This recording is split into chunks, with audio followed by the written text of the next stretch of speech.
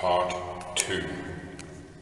The second part, treating of the methods by which witchcraft is inflicted and how it may be auspiciously removed, resolved in two only questions, but divided into many chapters. Question 1. Of those against whom the power of witches availeth not at all. The second main part of this work deals with the method of procedure adopted by witches for the performance of their witchcraft, and these are distinguished under 18 heads, proceeding from two chief difficulties.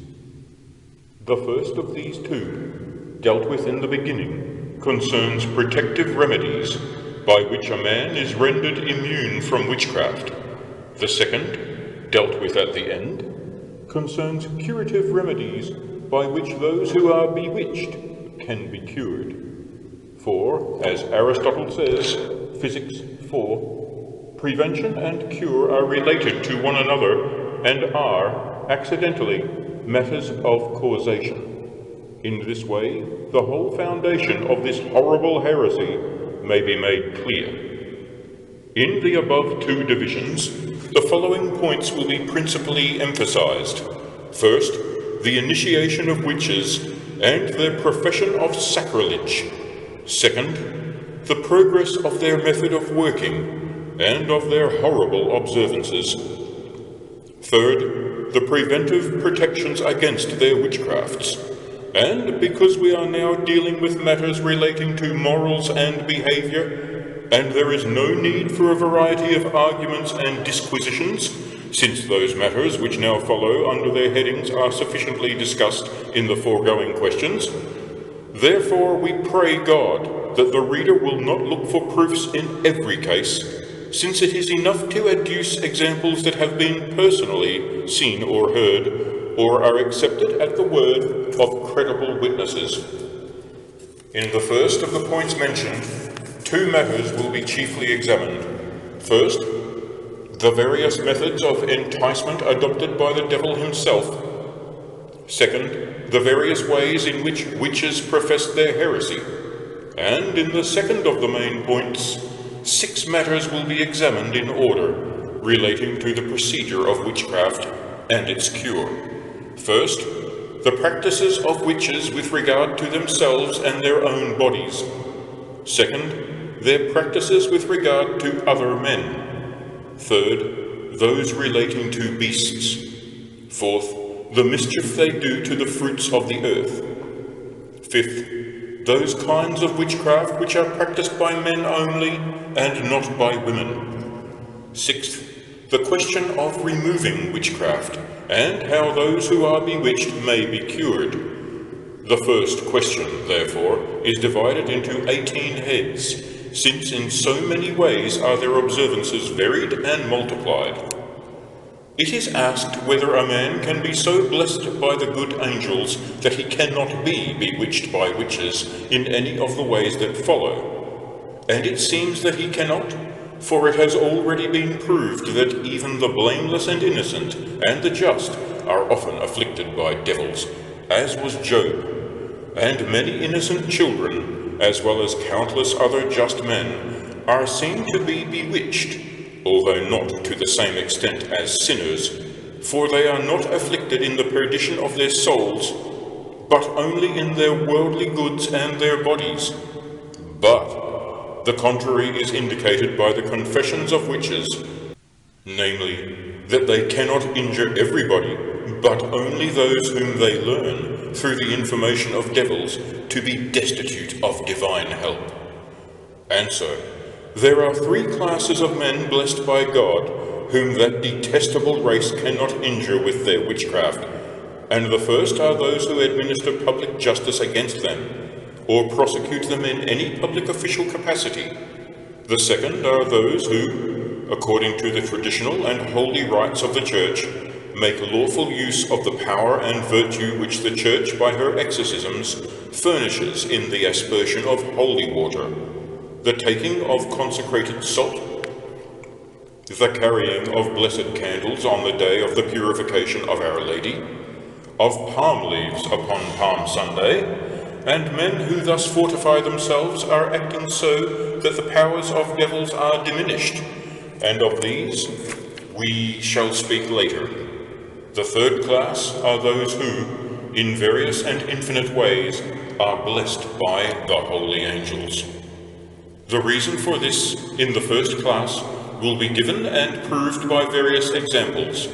For since, as St. Paul says, all power is from God, and a sword for the avenging of the wicked and the retribution of the good, it is no wonder that devils are kept at bay when justice is being done to avenge that horrible crime. To the same effect, the doctors noted that there are 5 ways in which the devil's power is hindered, either wholly or in part. First, by a limit fixed by God to his power, as is seen in Job 1 and 2. Another example is the case of the man we read of in the Formicarius of Nido, who had confessed to a judge that he had invoked the devil in order that he might kill an enemy of his, or do him bodily harm, or strike him dead with lightning. And he said, "When I had invoked the devil that I might commit such a deed with his help, he answered me that he was unable to do any of those things, because the man had good faith and diligently defended himself with the sign of the cross, and that therefore he could not harm him in his body. But the most he could do was to destroy an 11th part of the fruits of his lands." Secondly, it is hindered by the application of some exterior force, as in the case of Balaam's ass, Numbers 22. Thirdly, by some externally performed miracle of power. And there are some who are blessed with a unique privilege, as will be shown later in the case of the third class of men who cannot be bewitched. Fourthly, by the good providence of God, who disposes each thing severally, and causes a good angel to stand in the devil's way, as when Asmodeus killed the 7 husbands of the virgin Sarah, but did not kill Tobias. Fifthly, it is sometimes due to the caution of the devil himself, for at times he does not wish to do hurt, in order that worse may follow from it, as, for example, when he could molest the excommunicated, but does not do so, as in the case of the excommunicated Corinthian, 1 Corinthians 5, in order that he may weaken the faith of the Church in the power of such banishment. Therefore, we may similarly say that even if the administrators of public justice were not protected by divine power, yet the devils, often of their own accord, withdraw their support and guardianship from witches, either because they fear their conversation, or because they desire and hasten their damnation. This fact is proved also by actual experience, for the aforesaid doctor affirms that witches have borne witness that it is a fact of their own experience that, merely because they have been taken by officials of public justice, they have immediately lost all their power of witchcraft. For example, a judge named Peter, whom we have mentioned before, wished his officials to arrest a certain witch called Stadlin. But their hands were seized with so great a trembling, and such a nauseous stench came into their nostrils, that they gave up hope of daring to touch the witch. And the judge commanded them, saying, "You may safely arrest the wretch, for when he is touched by the hand of public justice, he will lose all the power of his iniquity." And so the event proved, for he was taken and burned for many witchcrafts perpetrated by him, which are mentioned here and there in this work in their appropriate places. And many more such experiences have happened to us inquisitors in the exercise of our inquisitorial office, which would turn the mind of the reader to wonder if it were expedient to relate them. But since self-praise is sordid and mean, it is better to pass them over in silence than to incur the stigma of boastfulness and conceit. But we must accept those which have become so well known that they cannot be concealed. Not long ago, in the town of Ratisbon, the magistrates had condemned a witch to be burned, and were asked why it was that we inquisitors were not afflicted like other men with witchcraft. They answered that witches had often tried to injure them, but could not, and, being asked the reason for this, they answered that they did not know, unless it was because the devils had warned them against doing so. For, they said, it would be impossible to tell how many times they have pestered us by day and by night, now in the form of apes, now of dogs or goats, disturbing us with their cries and insults, fetching us from our beds at their blasphemous prayers, so that we have stood outside the window of their prison, which was so high that no one could reach it without the longest of ladders, and then they have seemed to stick the pins with which their headcloth was fastened violently into their heads, and so they were found by us when we had risen, as if they had wished to stick them into our own heads. But praise be to Almighty God, who in his pity and for no merit of our own has preserved us as unworthy public servants of the justice of the faith. The reason in the case of the second class of men is self-evident, for the exorcisms of the Church are for this very purpose, and are entirely efficacious remedies for preserving oneself from the injuries of witches. But if it is asked in what manner a man ought to use such protections, we must speak first of those that are used without the uttering of sacred words, and then of the actual sacred invocations. For, in the first place, it is lawful in any decent habitation of men or beasts to sprinkle holy water for the safety and securing of men and beasts, with the invocation of the most holy Trinity and a paternoster. For it is said in the office of exorcism that wherever it is sprinkled, all uncleanliness is purified, all harm is repelled, and no pestilent spirit can abide there, etc. For the Lord saves both man and beast, according to the prophet, each in his degree. Secondly, just as the first must necessarily be sprinkled, so in the case of a blessed candle, although it is more appropriate to light it, the wax of it may with advantage be sprinkled about dwelling houses. And thirdly, it is expedient to place or to burn consecrated herbs in those rooms where they can best be consumed in some convenient place.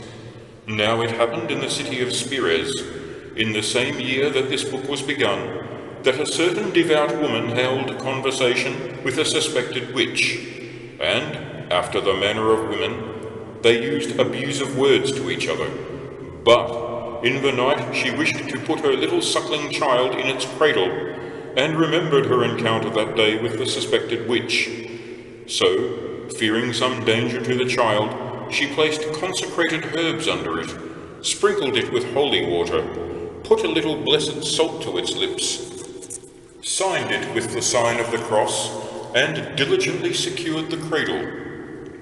About the middle of the night she heard the child crying, and, as women do, wished to embrace the child and lift the cradle onto her bed. She lifted the cradle, indeed, but could not embrace the child, because he was not there. The poor woman, in terror and bitterly weeping for the loss of her child, lit a light and found the child in a corner under a chair, crying but unhurt.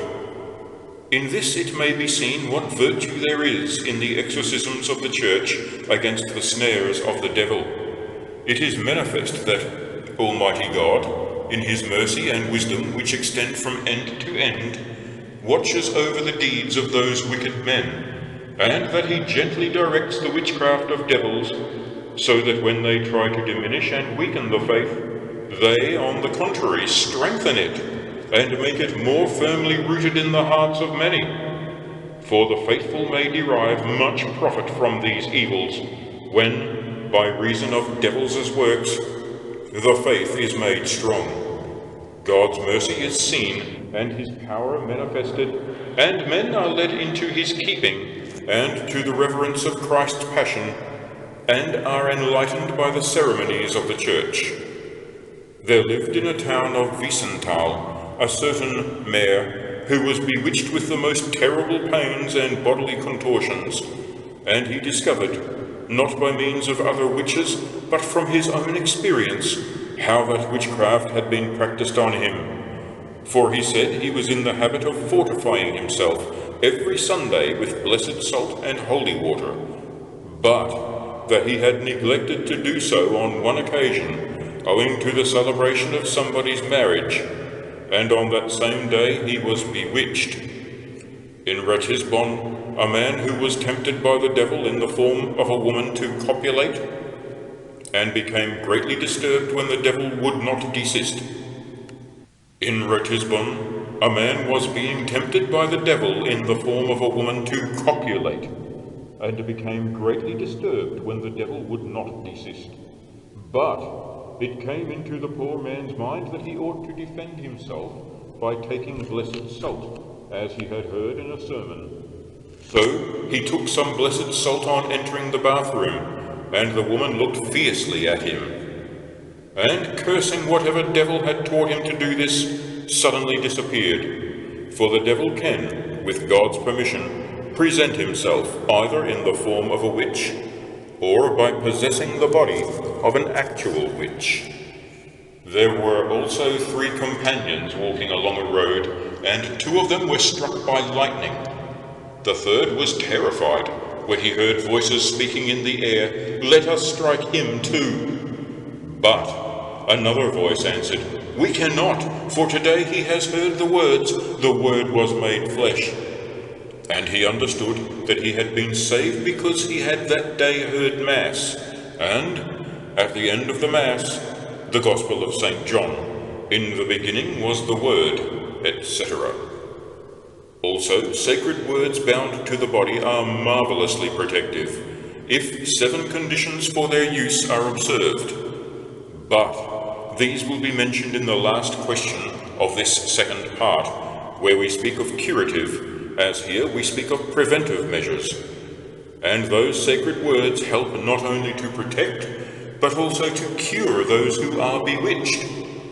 But the surest protection for places, men, or animals are in the words of the triumphal title of our Saviour, if they be written in 4 places in the form of a cross: Iesus Nazarenus, Rex Judaeorum. There may also be added the name of the Virgin Mary and of the evangelists, or the words of St. John, "The Word was made flesh."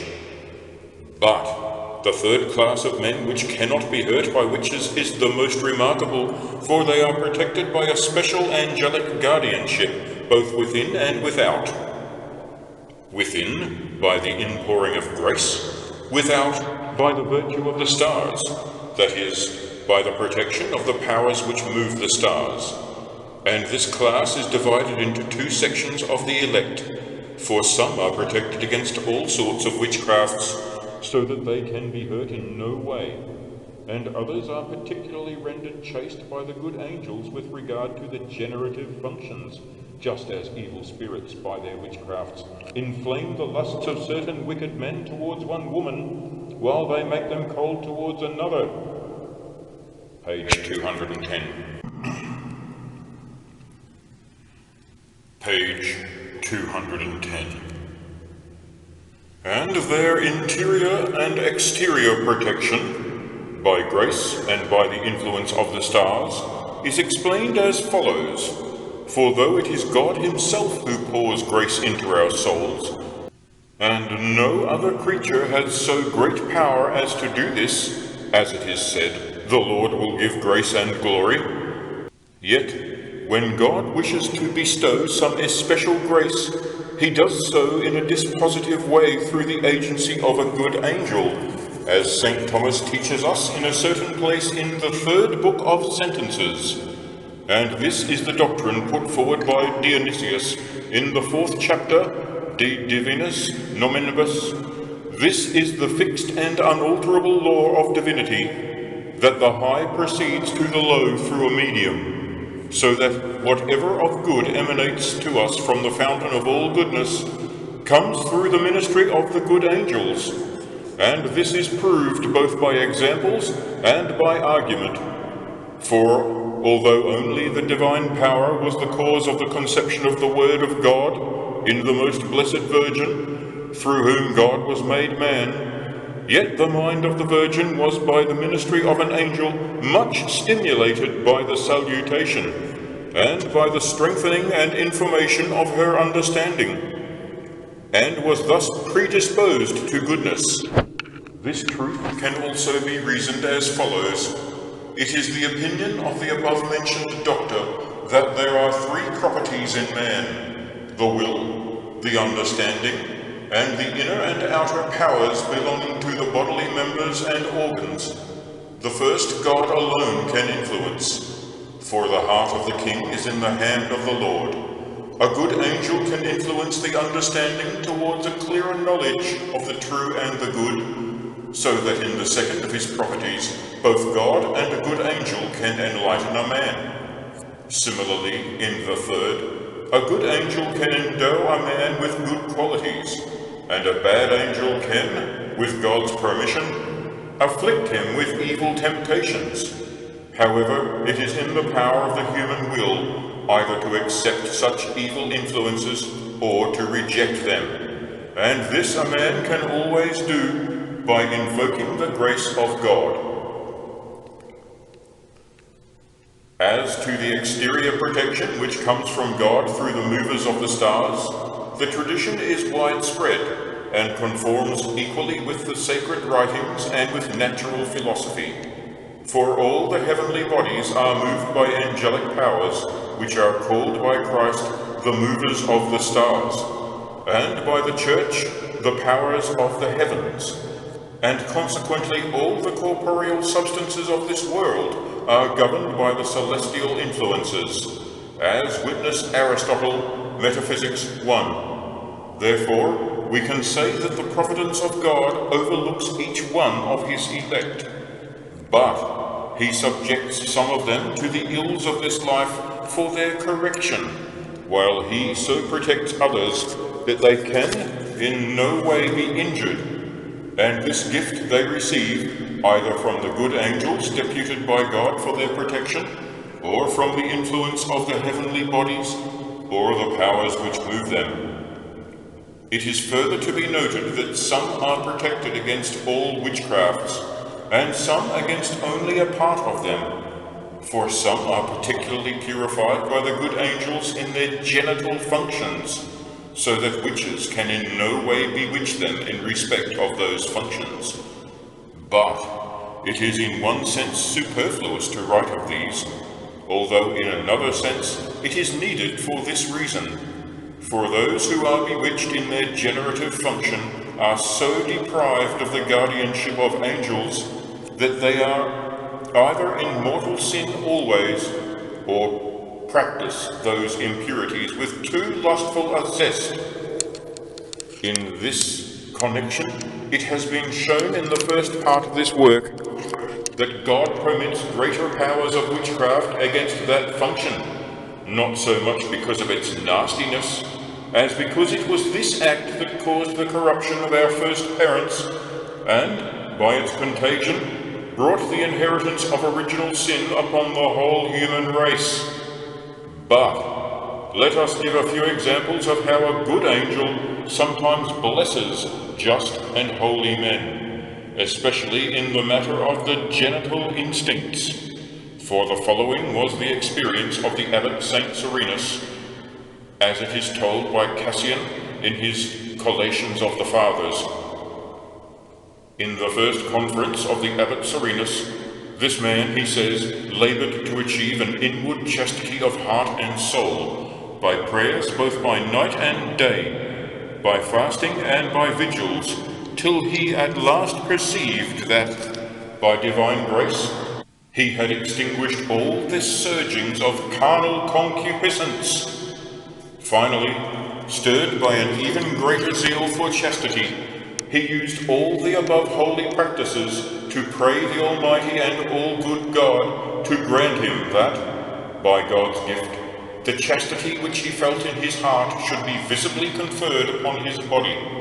Then an angel of the Lord came to him in a vision in the night, and seemed to open his belly, and take from his entrails a burning tumour of flesh, and then to replace all his intestines as they had been, and said, Lo, the provocation of your flesh is cut out, and know that this day you have obtained perpetual purity of your body, according to the prayer which you prayed, so that you will never again be pricked with that natural desire which is aroused even in babes and sucklings.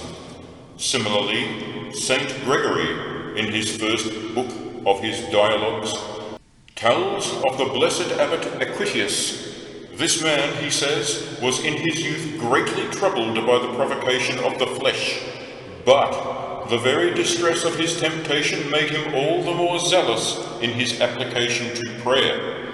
And when he continuously prayed Almighty God for a remedy against this affliction, an angel appeared to him one night, and seemed to make him a eunuch. And it seemed to him in his vision that all feeling was taken away from his genital organs, and from that time he was such a stranger to temptation as if he had no sex in his body. Behold, what benefit there was in that purification! For he was so filled with virtue that, with the help of Almighty God, just as he was before preeminent among men, so he afterwards became preeminent over women. Again, in the lives of the fathers collected by that very holy man, Saint Heraclides, in the book which he calls Paradise, he tells of a certain holy father, a monk named Helias. This man was moved to pity to collect 30 women in a monastery, and began to rule over them. But after 2 years, when he was 30 years old, he fled from the temptation of the flesh into a hermitage, and fasting there for 2 days, prayed to God, saying, O Lord God, either slay me or deliver me from this temptation. And in the evening a dream came to him, and he saw 3 angels approach him, and they asked him why he had fled from that monastery of virgins. But when he did not dare to answer, for shame, the angels said, If you are set free from temptation, will you return to your cure of those women? And he answered that he would, willingly. They then exacted an oath to the effect from him, and made him an eunuch. For one seemed to hold his hands, another his feet, and the third to cut out his testicles with a knife, though this was not really so, but only seemed to be. And when they asked if he felt himself remedied, he answered that he was entirely delivered. So, on the 5th day, he returned to the sorrowing women, and ruled over them for the 40 years that he continued to live, and never again felt a spark of that first temptation. No less a benefit do we read to have been conferred upon the blessed Thomas, a doctor of our order, whom his brothers imprisoned for entering that order, and, wishing to tempt him, they sent into him a seductive and sumptuously adorned harlot. But when the doctor had looked at her, he ran to the material fire, and snatching up a lighted torch, drove the engine of the fire of lust out of his prison, and, prostrating himself in a prayer for the gift of chastity, went to sleep.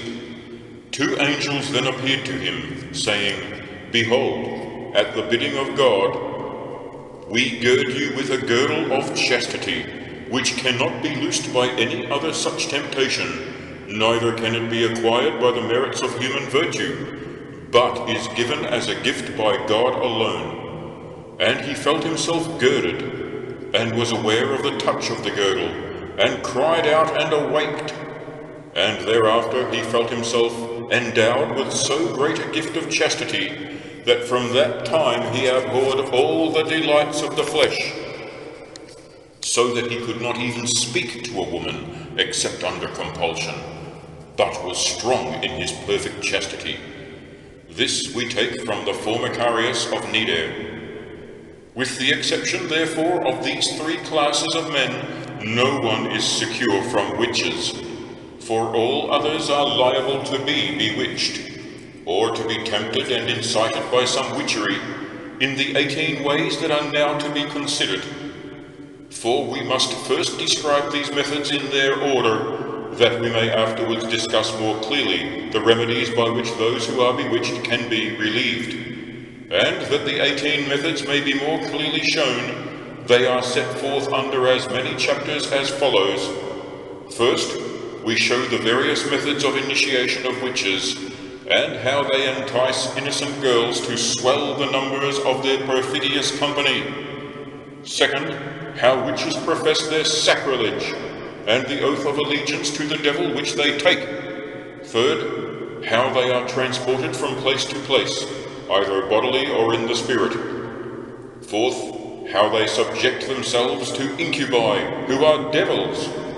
Fifth, their general method of practicing witchcraft through the sacraments of the Church, and in particular how, with the permission of God, they can afflict all creatures except the celestial bodies. Sixth, their method of obstructing the generative function. Seventh, how they can take off the virile member by some art of illusion. Eighth, how they change men into the shapes of beasts. Ninth, how devils can enter the mind without hurting it, when they work some glamour or illusion. 10th, how devils, through the operation of witches, sometimes substantially inhabit men. 11th, how they cause every sort of infirmity, and this in general. 12th, of certain infirmities in particular.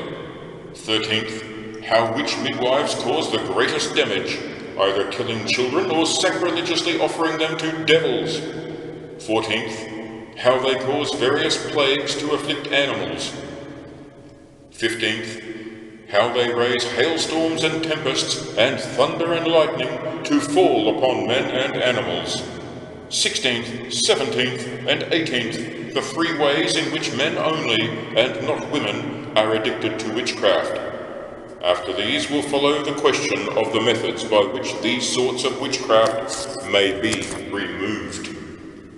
But let no one think that, because we have enumerated the various methods by which various forms of witchcraft are inflicted, he will arrive at a complete knowledge of these practices, for such knowledge would be of little use, and might even be harmful. Not even the forbidden books of necromancy contain such knowledge, for witchcraft is not taught in books, nor is it practiced by the learned, but by the altogether uneducated, having only one foundation, without the acknowledgement or practice of which it is impossible for anyone to work witchcraft as a witch. Moreover, the methods are enumerated here at the beginning, that their deeds may not seem incredible, as they have often been thought hitherto, to the great damage of the faith, and the increase of witches themselves. But if anyone maintains that, since, as has been proved above, some men are protected by the influence of the stars, so that they can be hurt by no witchcraft, it should also be attributed to the stars when anyone is bewitched, as if it were a matter of predestination, whether a man be immune from or subject to witchcraft. Such a man does not rightly understand the meaning of the doctors, and this in various respects. And first, because there are 3 human qualities which may be said to be ruled by 3 celestial causes, namely, the act of volition, the act of understanding, and bodily acts. And the first, as has been said, is governed directly and only by God, the second by an angel, and the third is governed, but not compelled, by a celestial body. Secondly, it is clear from what has been said that choice and volition are governed directly by God. As St. Paul says, it is God who causeth us to will and to perform, according to his good pleasure. And the understanding of the human intellect is ordered by God through the mediation of the angels. Accordingly also all things corporeal, whether they be interior, as are the powers and knowledge acquired through the inner bodily faculties, or exterior, as are sickness and health, are dispensed by the celestial bodies through the mediation of angels. And when Dionysius, in the 4th chapter, De Divinis Nominibus, says that the celestial bodies are the cause of that which happens in this world, this is to be understood as to natural health and sickness. But the sicknesses we are considering are supernatural, since they are inflicted by the power of the devil with God's permission. Therefore, we cannot say that it is due to the influence of the stars that a man is bewitched, although it can truly be said that it is due to the influence of the stars that some men cannot be bewitched. But if it is objected that these two opposite effects must spring from the same cause, and that the pendulum must swing both ways, it is answered that, when a man is preserved by the influence of the stars from these supernatural ills, this is not due directly to the influence of the stars, but to an angelic power, which can strengthen that influence, so that the enemy with his malice cannot prevail against it, and that angelic power can be passed on through the virtue of the stars. For a man may be at the point of death, having reached the natural term of life, and God in his power, which in such matters always works indirectly, may alter this by sending some power of preservation instead of the natural defect in the man and in his dominating influence. Accordingly, we may say of a man who is subject to witchcraft that he can, in just the same way, be preserved from witchcraft, or that this preservation comes of an angel deputed to guard him, and this is the chief of all means of protection.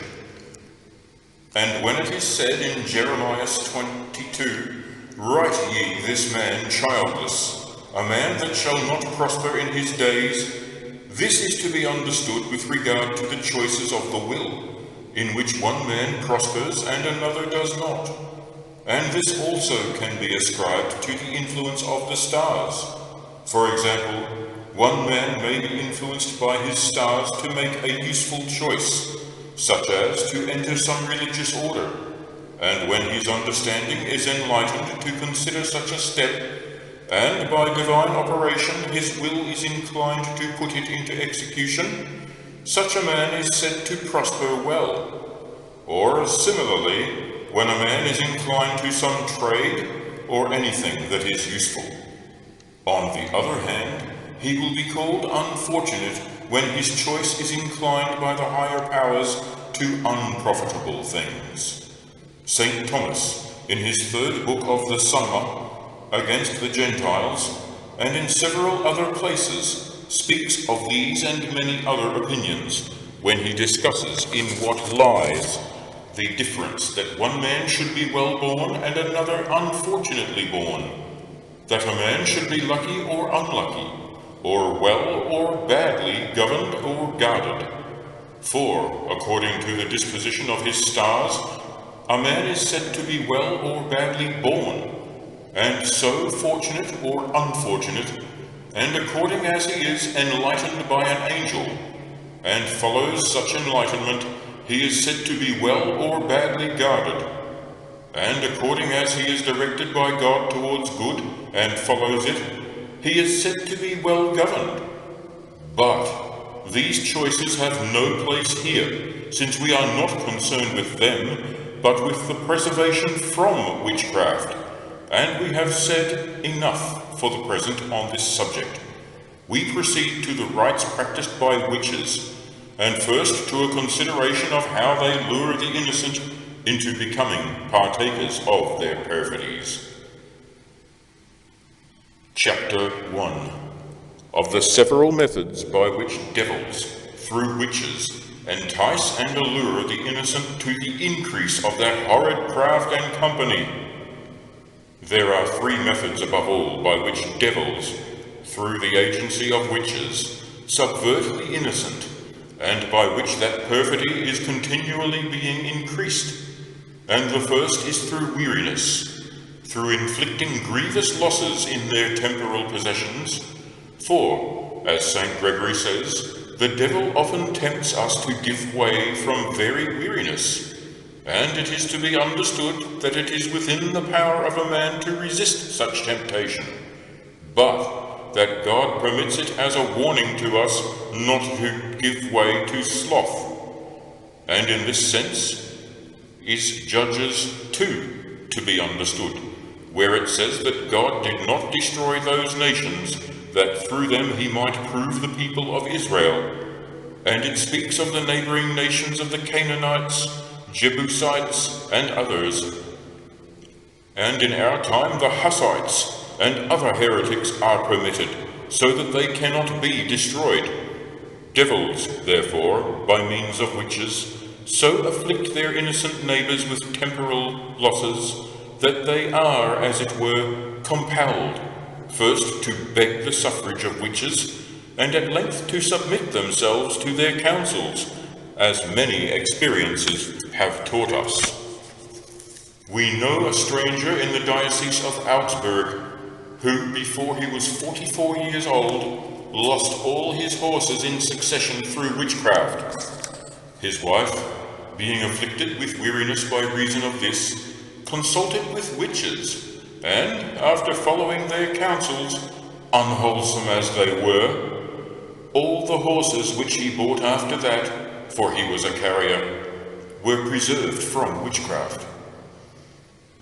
And how many women have complained to us in our capacity of inquisitors, that when their cows have been injured by being deprived of their milk, or in any other way, they have consulted with suspected witches, and even been given remedies by them, on condition that they would promise something to some spirit.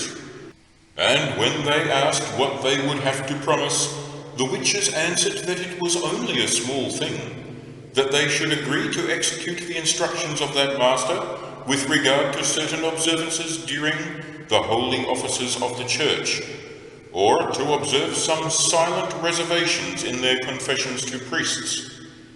Here it is to be noted that, as has already been hinted, this iniquity has small and scant beginnings, as that at the time of the elevation of the body of Christ they spit on the ground, or shut their eyes, or mutter some vain words.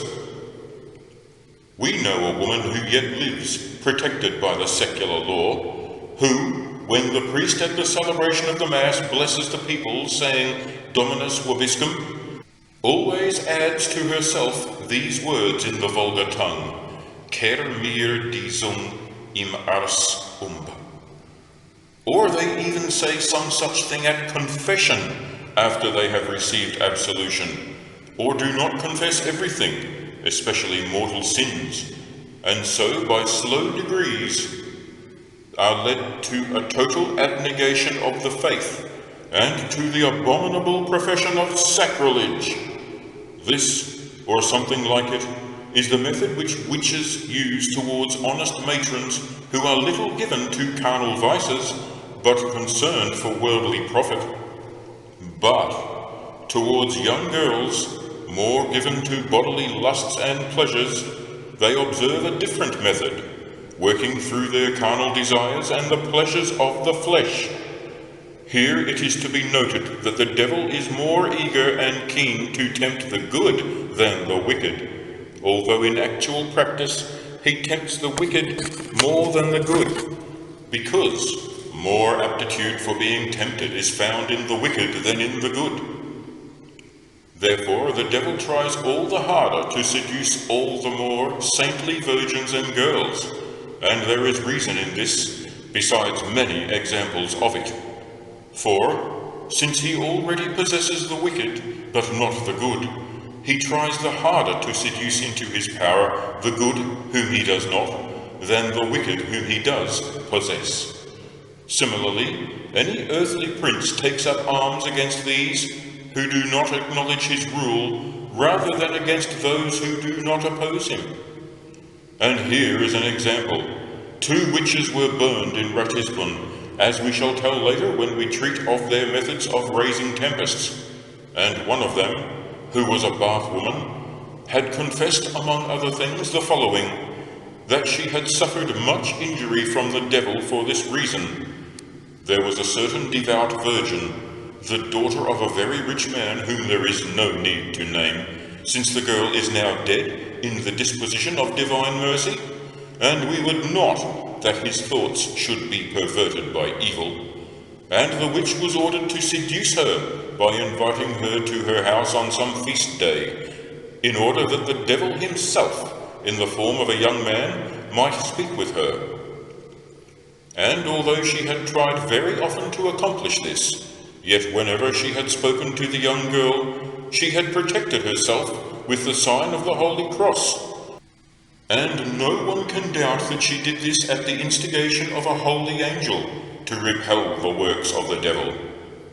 Another virgin, living in the diocese of Strasbourg, confessed to one of us that she was alone on a certain Sunday in her father's house, when an old woman of that town came to visit her, and, among other scurrilous words, made the following proposition, that, if she liked, she would take her to a place where there's some young men unknown to all the townsmen.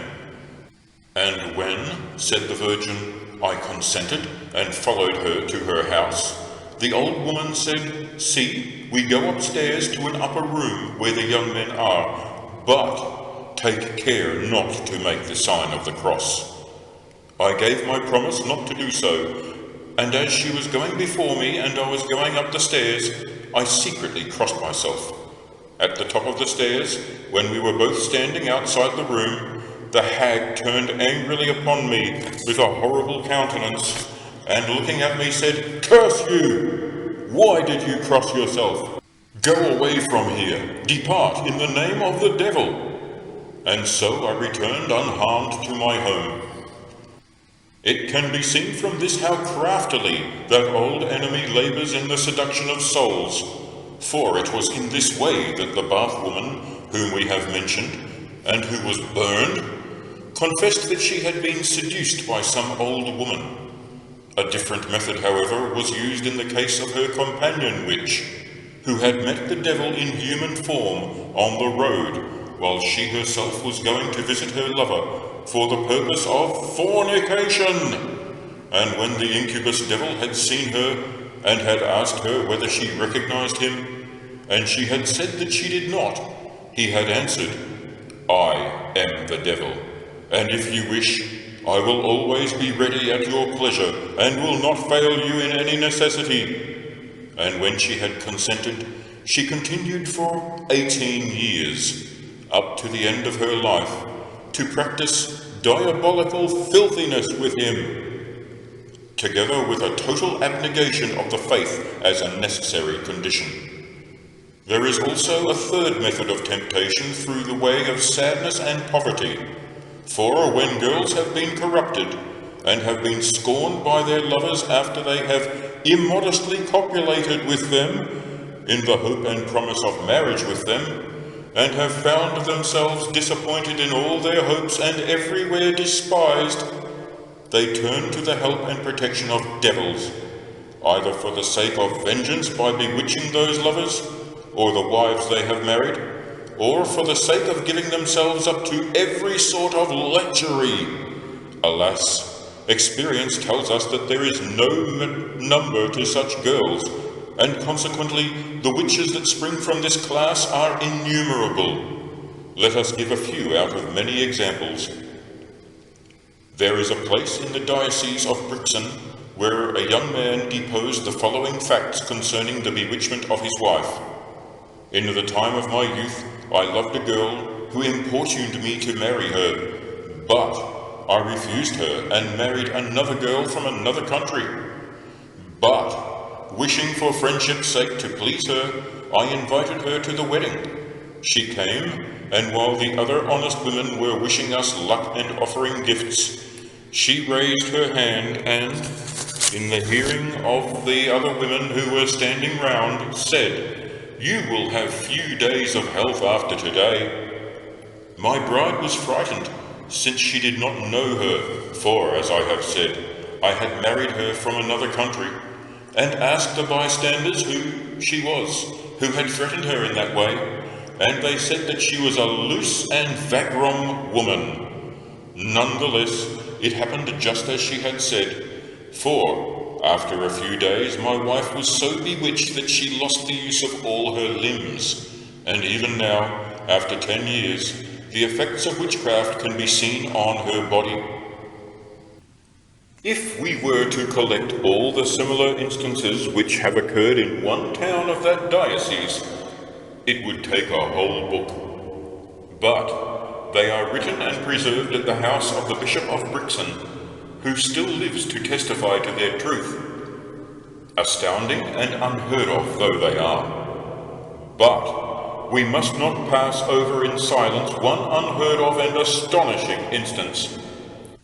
A certain high-born count in the ward of Westerich, in the diocese of Strasbourg, married a noble girl of equal birth, but after he had celebrated the wedding, he was for 3 years unable to know her carnally, on account, as the event proved, of a certain charm which prevented him.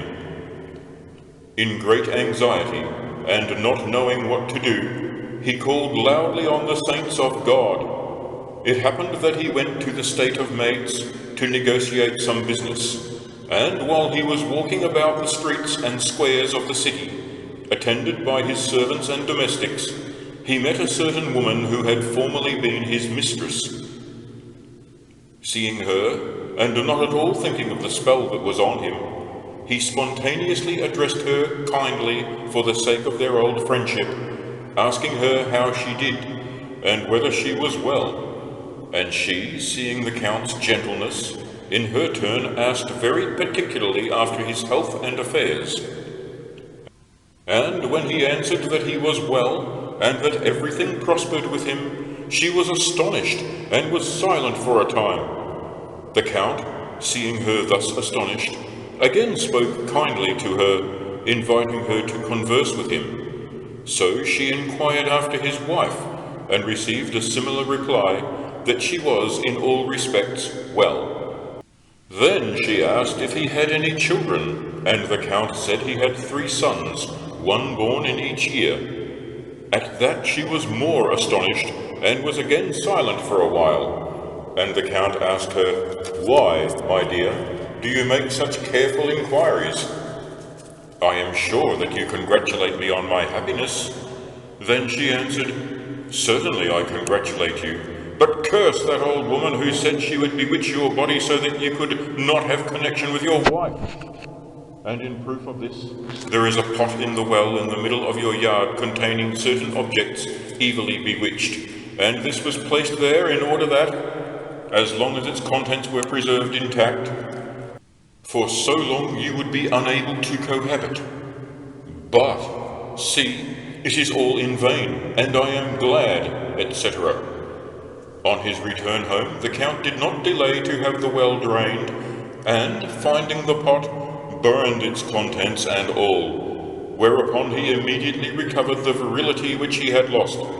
Wherefore the Countess again invited all the nobility to a fresh wedding celebration, saying that she was now the lady of that castle and estate, after having for so long remained a virgin. For the sake of the Count's reputation, it is not expedient to name that castle and estate, but we have related this story in order that the truth of the matter may be known, to bring so great a crime into open detestation.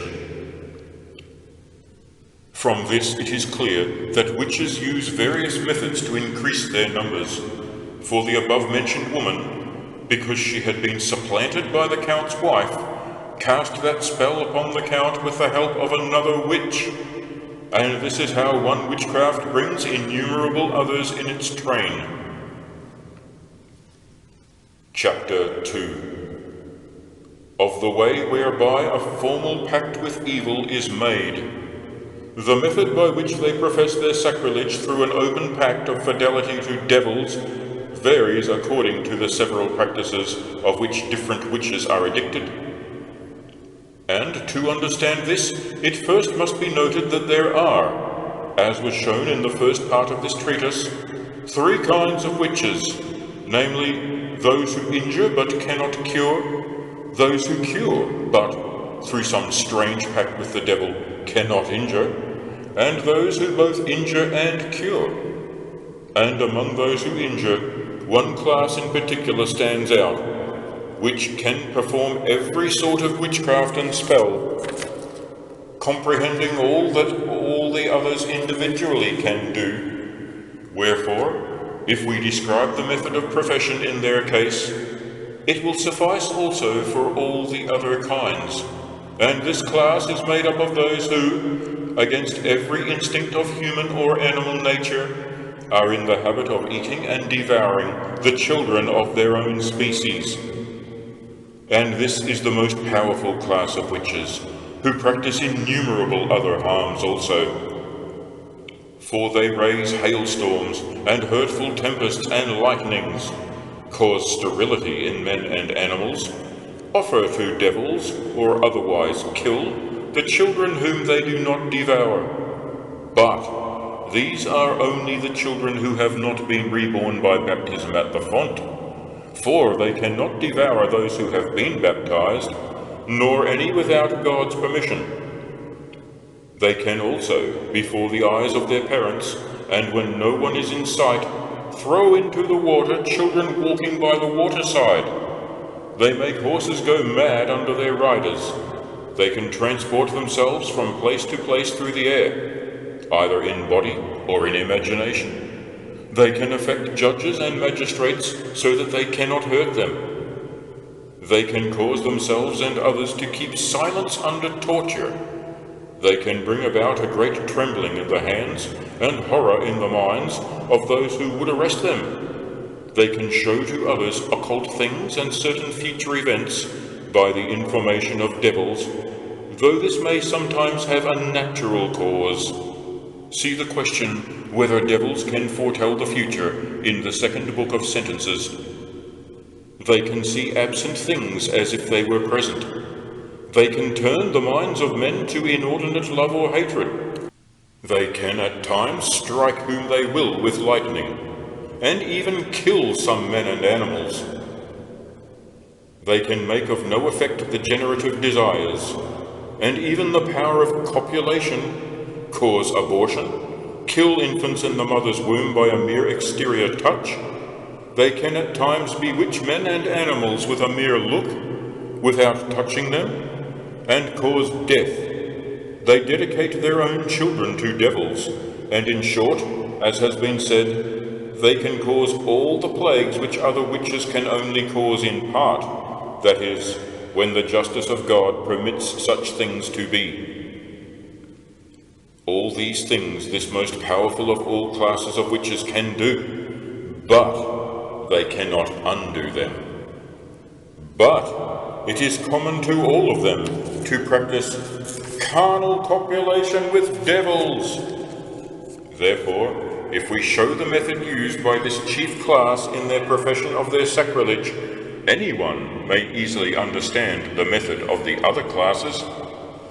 There were such witches lately, 30 years ago, in the district of Savoy, towards the state of Bern, as Nieder tells us in his Formicarius, and there are now some in the country of Lombardy, in the domains of the Duke of Austria, where the Inquisitor of Como, as we told in the former part, caused 41 witches to be burned in 1 year, and he was 55 years old, and still continues to labor in the Inquisition. Now the method of profession is twofold. One is a solemn ceremony, like a solemn vow. The other is private, and can be made to the devil at any hour alone. The first method is when witches meet together in conclave on a set day, and the devil appears to them in the assumed body of a man, and urges them to keep faith with him, promising them worldly prosperity and length of life, and they recommend a novice to his acceptance.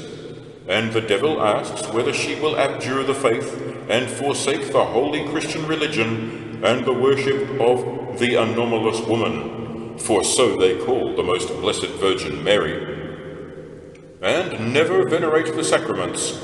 And if he finds the novice or disciple willing, then the devil stretches out his hand, and so does the novice, and she swears with upraised hand to keep that covenant. And when this is done, the devil at once adds that this is not enough.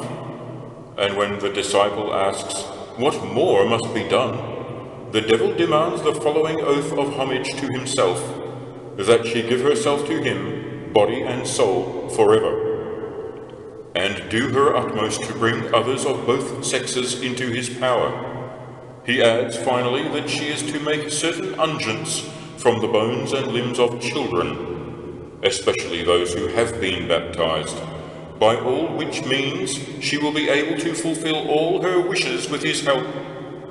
We inquisitors had credible experience of this method in the town of Breisach, in the diocese of Basel, receiving full information from a young girl witch who had been converted, whose aunt had also been burned in the diocese of Strasbourg, and she added that she had become a witch by the method in which her aunt, her first, tried to seduce her. For one day her aunt ordered her to go upstairs with her, and at her command to go into a room where she found 15 young men clothed in green garments after the manner of German knights. And her aunt said to her, choose whom you wish from these young men, and I will give him to you, and he will take you for his wife. And when she said she did not wish for any of them, she was sorely beaten, and at last consented, and was initiated according to the aforesaid ceremony. She said also that she was often transported by night with her aunt over vast distances, even from Strasbourg to Cologne. This is she who occasioned our inquiry in the first part into the question whether witches are truly and bodily transported by devils from place to place. And this was on account of the words of the Canon 6, question 5, Canon Episcopi, which seem to imply that there are only so carried in imagination, whereas they are at times actually and bodily transported. For when she was asked whether it was only in imagination and fantastically that they so rode through an illusion of devils, she answered that they did so in both ways, according to the truth which we shall declare later of the manner in which they are transferred from place to place. She said also that the greatest injuries were inflicted by midwives, because they were under an obligation to kill or offer to devils as many children as possible, and that she had been severely beaten by her aunt because she had opened a secret pot and found the heads of a great many children. And much more she told us, having first, as was proper, taken an oath to speak the truth.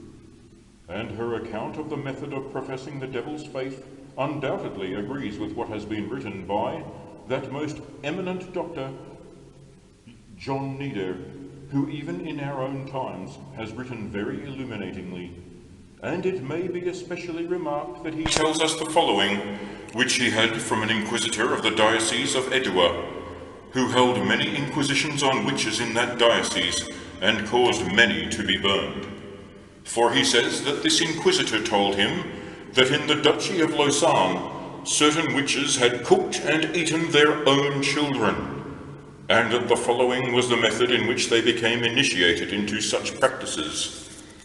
The witches met together and, by their art, summoned a devil in the form of a man, to whom the novice was compelled to swear to deny the Christian religion, never to adore the Eucharist, and to tread the cross underfoot whenever she could do so secretly. Here is another example from the same source. There was lately a general report brought to the notice of Peter the Judge in Boltingen that 13 infants had been devoured in the state of Bern, and public justice exacted full vengeance on the murderers. And when Peter asked one of the captive witches in what manner they ate children, she replied, "This is the manner of it. We set our snares chiefly for unbaptized children, and even for those that have been baptized, especially when they have not been protected by the sign of the cross and prayers." Reader, notice that, at the devil's command, they take the unbaptized chiefly, in order that they may not be baptized. And with our spells we kill them in their cradles, or even when they are sleeping by their parents' side, in such a way that they afterwards are thought to have been overlain, or to have died some other natural death. Then we secretly take them from their graves and cook them in a cauldron, until the whole flesh comes away from the bones, to make a soup which may easily be drunk. Of the more solid matter, we make an unguent which is of virtue to help us in our arts and pleasures and our transportations, and with the liquid we fill a flask or a skin, whoever drinks from which, with the addition of a few other ceremonies, immediately acquires much knowledge and becomes a leader in our sect. Here is another very clear and distinct example. A young man and his wife, both witches, were imprisoned in Bern, and the man, shut up by himself apart from her in a separate tower, said, "If I could obtain pardon for my sins, I would willingly declare all that I know about witchcraft, for I see that I ought to die." And when he was told by the learned clerks, who were there, that he could obtain complete pardon if he truly repented, he joyfully resigned himself to death, and laid bare the method by which he had first been infected with his heresy. "The following," he said, "is the manner in which I was seduced.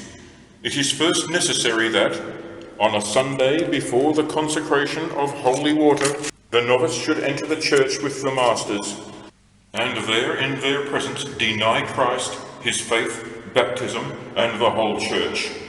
And then he must pay homage to the little master, for so and not otherwise do they call the devil." Here it is to be noted that this method agrees with those that have been recounted. For it is immaterial whether the devil is himself present or not, when homage is offered to him, for this he does in his cunning, perceiving the temperament of the novice, who might be frightened by his actual presence into retracting his vows, whereas he would be more easily persuaded to consent by those who are known to him. And therefore they call him the little master when he is absent, that through seeming disparagement of his master the novice may feel less fear.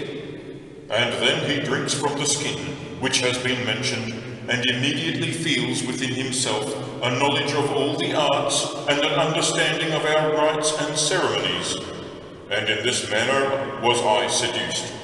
But I believe my wife to be so obstinate that she would rather go straight to the fire than confess the smallest part of the truth. But, alas, we are both guilty. And, as the young man said, so it happened in every respect. For the young man confessed, and was seen to die in the greatest contrition. But the wife, though convicted by witnesses, would not confess any of the truth, either under torture or in death itself. But when the fire had been prepared by the jailer, cursed him in the most terrible words, and so was burned. And from these examples their method of initiation in solemn conclave is made clear. The other private method is variously performed, for sometimes when men or women have been involved in some bodily or temporal affliction, the devil comes to them, at times in person, and at times speaking to them through the mouth of someone else, and he promises that, if they will agree to his counsels, he will do for them whatever they wish. But he starts from small things, as was said in the first chapter, and leads gradually to the bigger things.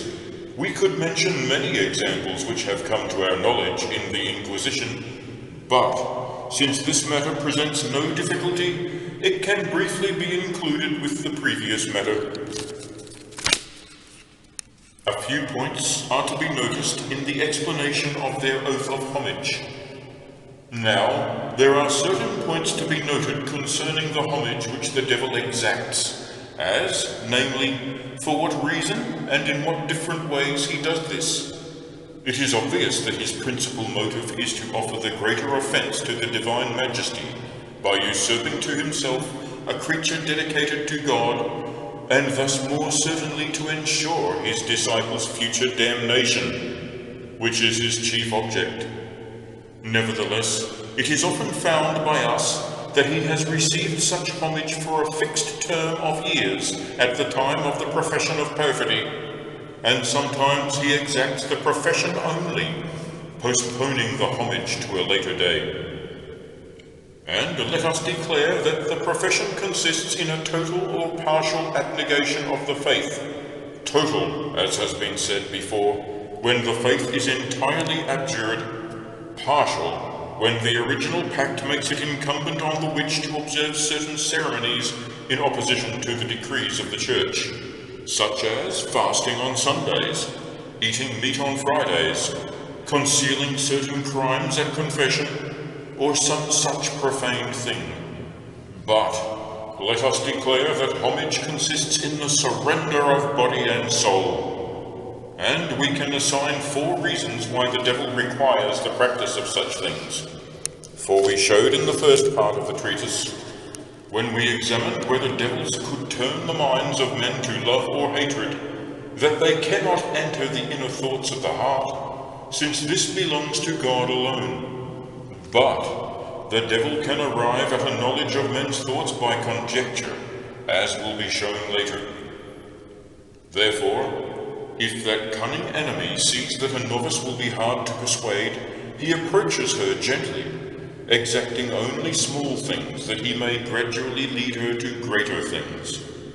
Secondly, it must be believed that there is some diversity among those who deny the faith, since some do so with their lips but not in their heart, and some both with their lips and in their heart. Therefore the devil, wishing to know whether their profession comes from the heart as well as from the lips, sets them a certain period, so that he may understand their minds from their works and behavior. Thirdly, if after the lapse of a set time he find that she is less willing to perform certain practices, and is bound to him only by word but not in her heart, he presumes that the divine mercy has given her the guardianship of a good angel, which he knows to be of great power. Then he casts her off, and tries to expose her to temporal afflictions, so that he gains some profit from her despair. The truth of this is clear, for if it is asked why some witches will not confess the truth under even the greatest tortures, while others readily confess their crimes when they are questioned, and some of them, after they have confessed, try to kill themselves by hanging, the reason is as follows. It may truly be said that, when it is not due to a divine impulse conveyed through a holy angel that a witch is made to confess the truth and abandon the spell of silence, then it is due to the devil whether she preserves silence or confesses her crimes.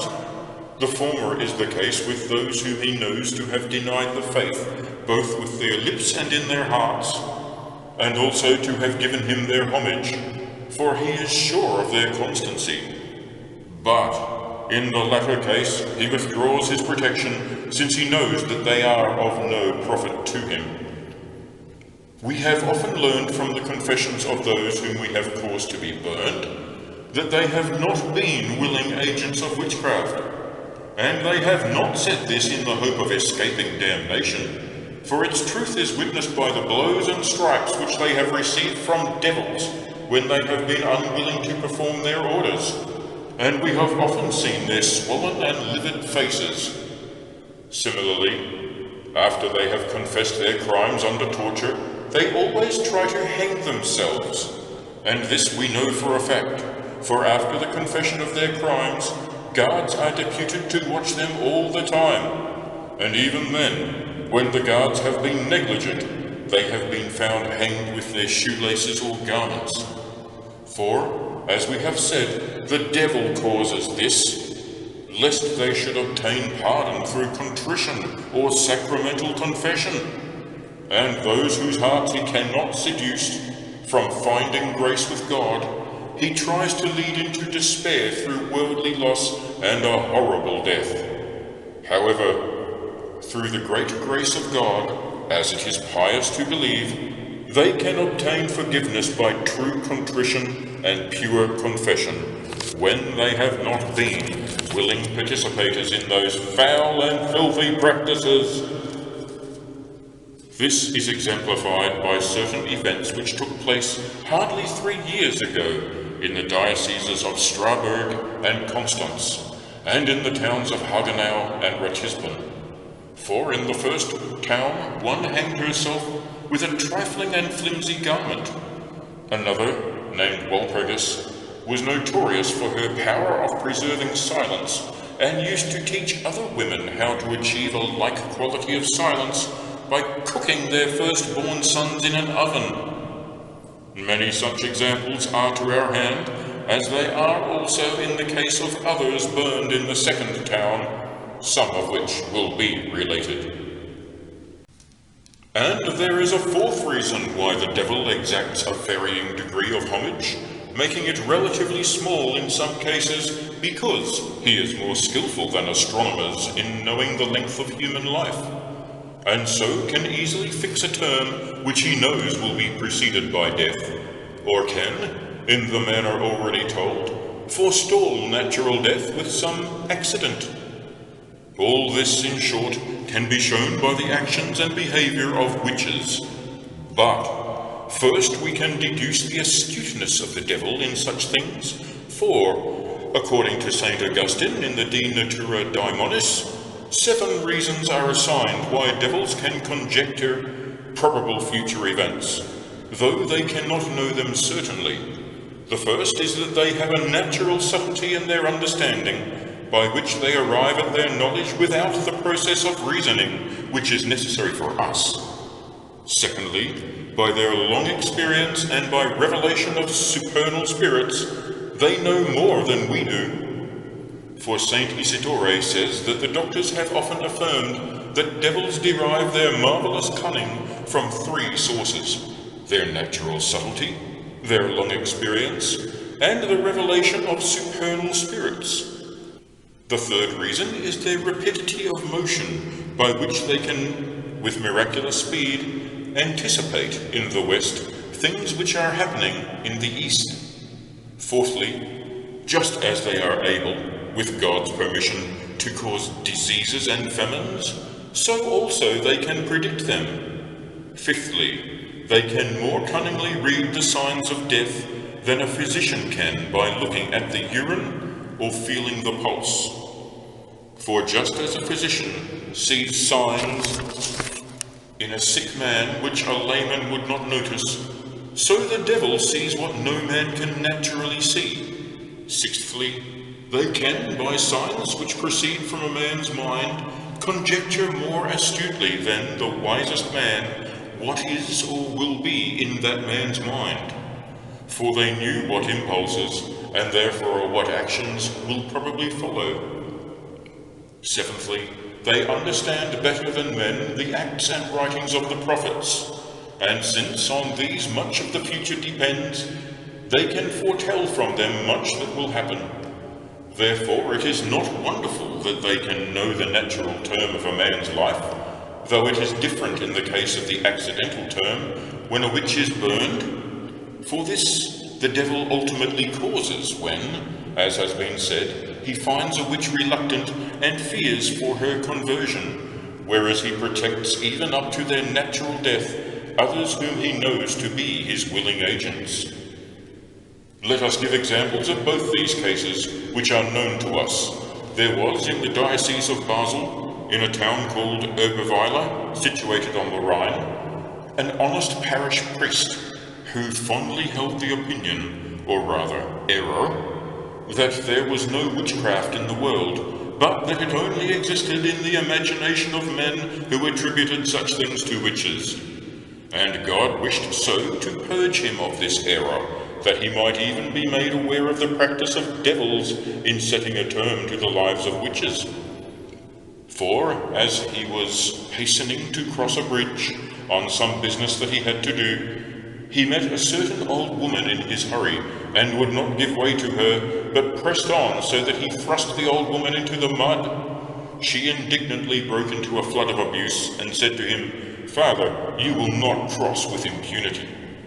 And though he took small notice of those words, in the night, when he wished to get out of his bed, he felt himself bewitched below the waist, so that he always had to be supported by the arms of other men when he wished to go to the church. And so he remained for 3 years under the care of his own mother. After that time the old woman fell sick, the hag whom he had always suspected as being the cause of his witchcraft, owing to the abusive words with which she had threatened him. And it happened that she sent to him to hear her confession.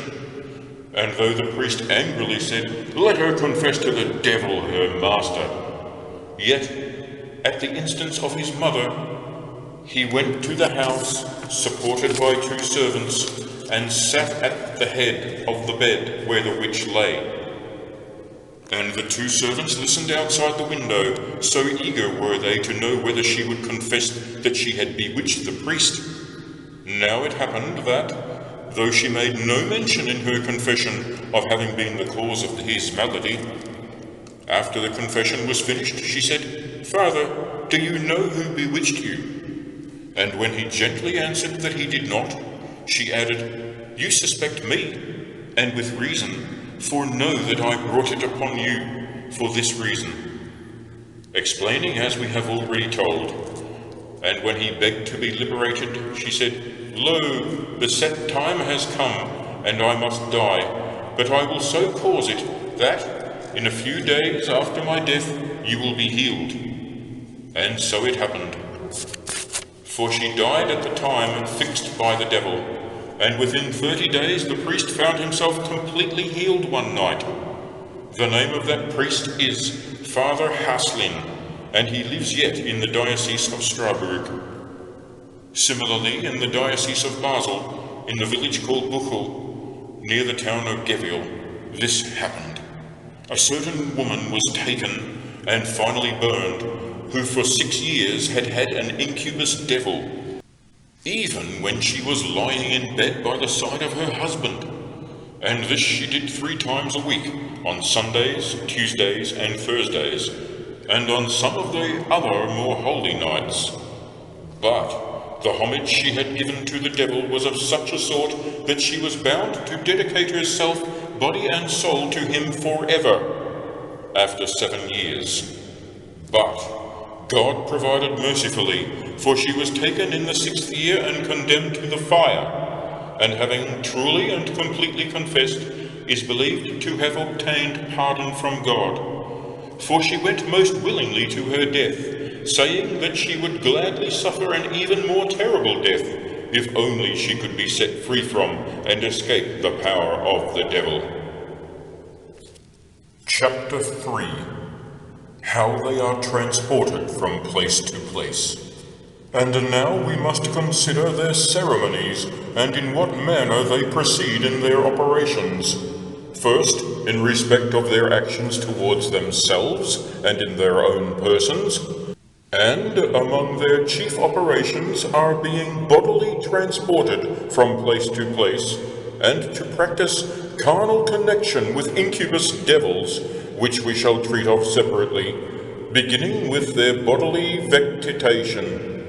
But here it must be noted that this transvection offers a difficulty, which has often been mentioned, arising from one single authority, where it is said, "It cannot be admitted as true that certain wicked women, perverted by Satan and seduced by the illusions and phantasms of devils, do actually, as they believe and profess, ride in the night time on certain beasts with Diana, a goddess of the pagans, or with Herodias and an innumerable multitude of women, and in the untimely silence of night pass over immense tracts of land, and have to obey her in all things as their mistress, etc.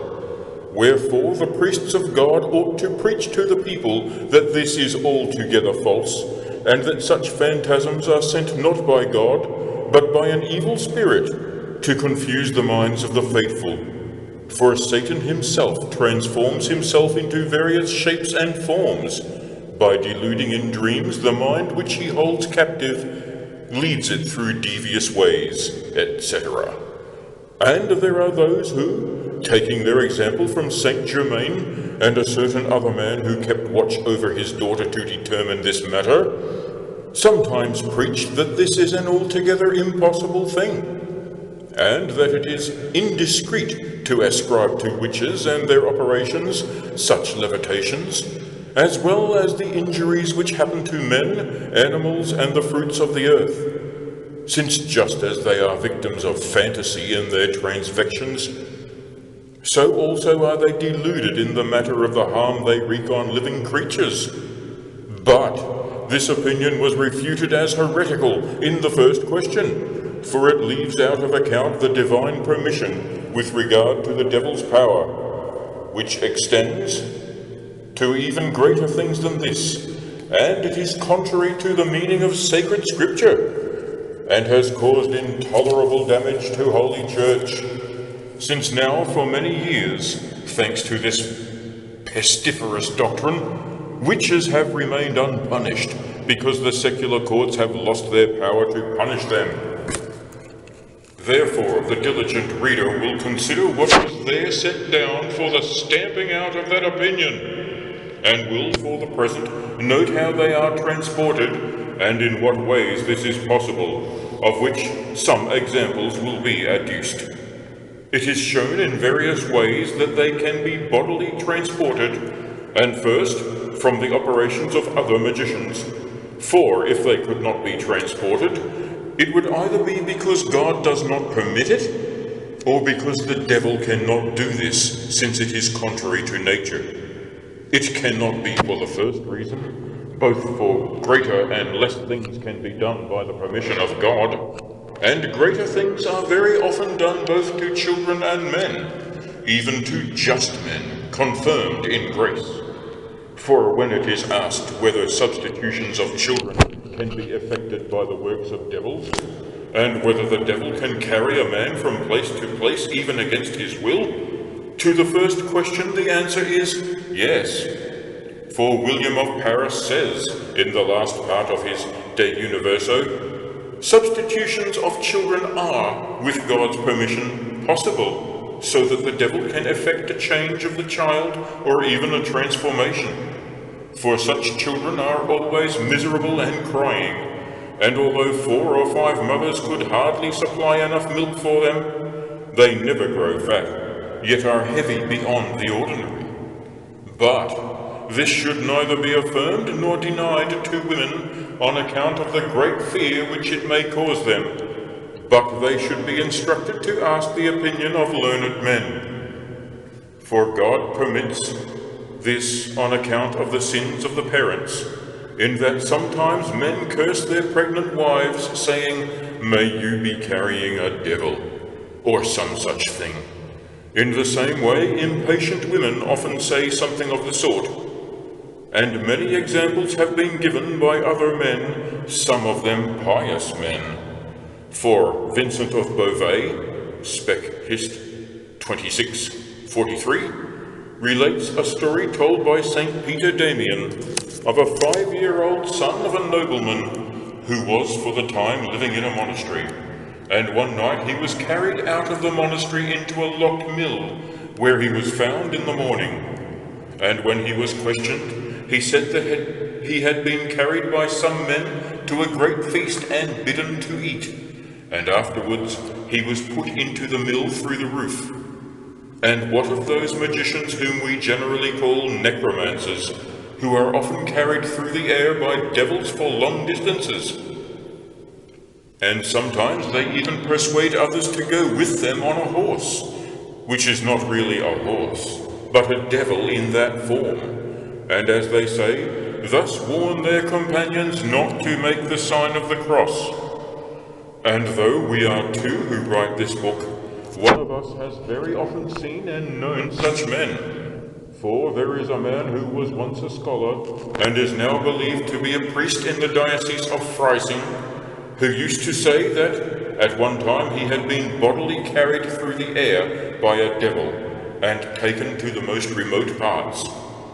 There lives another priest in Oberdorf, a town near Landshut, who was at that time a friend of that one of us, who saw with his own eyes such a transportation, and tells how the man was borne on high with arms stretched out, shouting but not whimpering. And the cause, as he tells it, was as follows. A number of scholars had met together to drink beer, and they all agreed that the one who fetched the beer should not have to pay anything. And so one of them was going to fetch the beer, and on opening the door saw a thick cloud before the groundsel, and returning in terror told his companions why he would not go for the drink. Then that one of them who was carried away said angrily, Even if the devil were there, I shall fetch the drink. And going out, he was carried through the air in the sight of all the others. And indeed it must be confessed that such things can happen not only to those who are awake, but also to men who are asleep. Namely, they can be bodily transported through the air while they are fast asleep. This is clear in the case of certain men who walk in their sleep on the roofs of houses and over the highest buildings, and no one can oppose their progress either on high or below. And if they are called by their own names, or the other bystanders, they immediately fall crashing to the ground. Many think, and not without reason, that this is devil's work. For devils are of many different kinds, and some who fell from the lower choir of angels are tortured as if for smaller sins with lighter punishments, as well as the punishments of damnation, which they must suffer eternally. And these cannot hurt anybody, at least not seriously, but for the most part carry out only practical jokes. And others are incubi or succubi, who punish men in the night, defiling them in the sin of lechery. It is not wonderful if they are given also to horseplay such as this.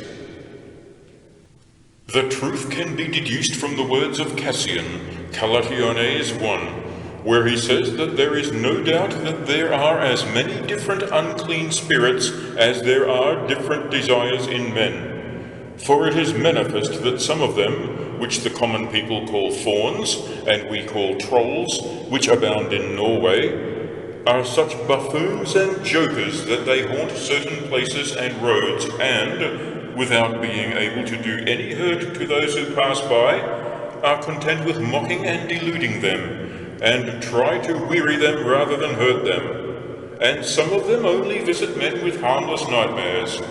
But others are so furious and truculent that they are not content to afflict with an atrocious dilation the bodies of those whom they inflate, but even come rushing from on high and hasten to strike them with the most savage blows. Our author means that they do not only possess men, but torture them horribly, as did those which are described in St. Matthew 8. From this we can conclude, first, that it must not be said that witches cannot be locally transported because God does not permit it. For if he permits it in the case of the just and innocent, and of other magicians, how should he not in the case of those who are totally dedicated to the devil? And we say with all reverence, did not the devil take up our Saviour and carry him to a high place, as the Gospel testifies? Neither can the second argument of our opponents be conceded, that the devil cannot do this thing, for it has already been shown that he has so great natural power, exceeding all corporeal power, that there is no earthly power that can be compared with him. As it is said, there is no power on earth that can be compared with him, etc. Indeed, the natural power or virtue which is in Lucifer is so great that there is none greater among the good angels in heaven.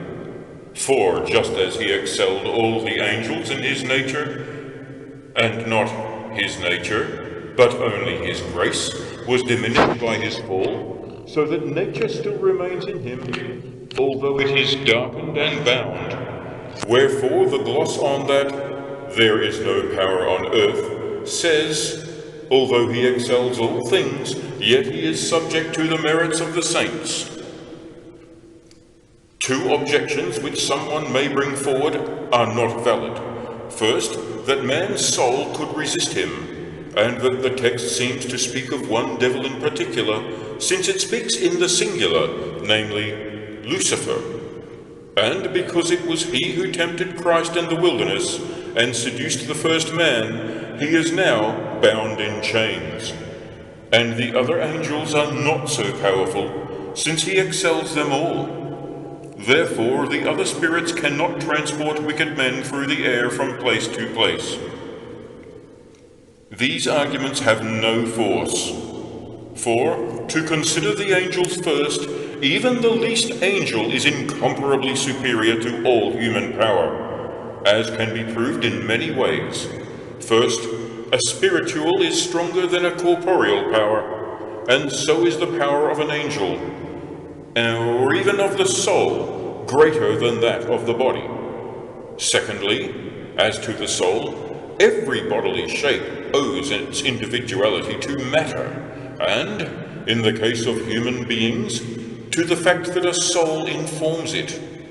But immaterial forms are absolute intelligences, and therefore have an absolute and more universal power. For this reason, the soul, when joined to the body, cannot in this way suddenly transfer its body locally, or raise it up in the air, although it could easily do so, with God's permission, if it were separate from its body. Much more, then, is this possible to an entirely immaterial spirit, such as a good or bad angel. For a good angel transported Habakkuk in a moment from Judea to Chaldea. And for this reason it is concluded that those who by night are carried in their sleep over high buildings are not carried by their own souls, nor by the influence of the stars, but by some mightier power, as was shown above. Thirdly, it is the nature of the body to be moved, as to place, directly by a spiritual nature, and as Aristotle says, Physics 8, local motion is the first of motions, being the most perfect of all bodily motions, and he proves this by saying that local motion is not intrinsically in the power of any body as such, but is due to some exterior force. Wherefore it is concluded, not so much from the holy doctors as from the philosophers, that the highest bodies, that is, the stars, are moved by spiritual essences and by separate intelligences, which are good both by nature and in intention. For we see that the soul is the prime and chief cause of local motion in the body. It must be said, therefore, that neither in its physical capacity, nor in that of its soul, can the human body resist being suddenly transported from place to place, with God's permission, by a spiritual essence good both in intention and by nature, when the good, who are confirmed in grace, are transported, or by an essence good by nature, but not good in intention, when the wicked are transported.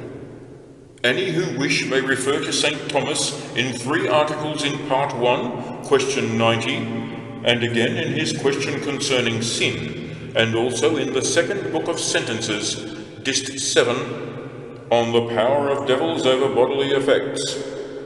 Now, the following is their method of being transported. They take the unguent, which, as we have said, they make at the devil's instruction from the limbs of children, particularly of those whom they have killed before baptism, and anoint with it a chair or a broomstick, whereupon they are immediately carried up into the air, either by day or by night, and either visibly or, if they wish, invisibly, for the devil can conceal a body by the interposition of some other substance, as was shown in the first part of the treatise, where we spoke of the glamours and illusions caused by the devil. And although the devil for the most part performs this by means of this unguent, to the end that children should be deprived of the grace of baptism and of salvation, yet he often seems to effect the same transvection without its use, which are not true animals but devils in that form, and sometimes even without any exterior help, they are visibly carried solely by the operation of the devil's power. Here is an instance of a visible transvection in the daytime. In the town of Waldshut on the Rhine, in the diocese of Constance, there was a certain witch who was so detested by the townsfolk that she was not invited to the celebration of a wedding, at which, however, nearly all the other townsfolk were present. Being indignant because of this, and wishing to be revenged, she summoned a devil, and, telling him the cause of her vexation, asked him to raise a hailstorm, and drive all the wedding guests from their dancing. And the devil agreed, and, raising her up, carried her through the air to a hill near the town, in the sight of some shepherds. And since, as she afterwards confessed, she had no water to pour into the trench, for this, as we shall show, is the method they use to raise hailstorms, she made a small trench and filled it with her urine instead of water, and stirred it with her finger, after their custom, with the devil standing by. Then the devil suddenly raised that liquid up and sent a violent storm of hailstones, which fell only on the dancers and townsfolk. And when they had dispersed and were discussing among themselves the cause of that storm, the witch shortly afterwards entered the town, and this greatly aroused their suspicions. But when the shepherds had told what they had seen, their suspicions became almost a certainty. So she was arrested, and confessed that they had done this thing because she had not been invited to the wedding. And for this, and for many other witchcrafts which she had perpetrated, she was burned. And since the public report of this sort of transvection is continually being spread even among the common people, it is unnecessary to add further proof of it here. But we hope that this will suffice to refute those who either deny altogether that there are such transvections, or try to maintain that they are only imaginary or fantastical. And indeed, it would be a matter of small importance if such men were left in their error, were it not that this error tends to the damage of the faith. For notice that, not content with that error, they do not fear to maintain and publish others also, to the increase of witches and the detriment of the faith. For they assert that all the witchcraft which is truly and actually ascribed to witches as instruments of the devil is only so ascribed in imagination and illusion, as if they were really harmless, just as their transvection is only fantastic. And for this reason many witches remain unpunished, to the great dispraise of the Creator, and to their own most heavy increase. The arguments on which they base their fallacy cannot be conceded. For first they advance the chapter of the canon, Episcopi 26, question 5, where it is said that witches are only transported in imagination. But who is so foolish as to conclude from this that they cannot also be bodily transported? Similarly, at the end of that chapter it is set down that whoever believes that a man can be changed for the better or the worse, or can be transformed into another shape, it is to be thought worse than an infidel or a pagan. But who could conclude from this that men cannot be transformed into beasts by a glamour, or that they cannot be changed from health to sickness and from better to worse? They who so scratch at the surface of the words of the canon hold an opinion which is contrary to that of all the holy doctors, and indeed against the teaching of Holy Scripture.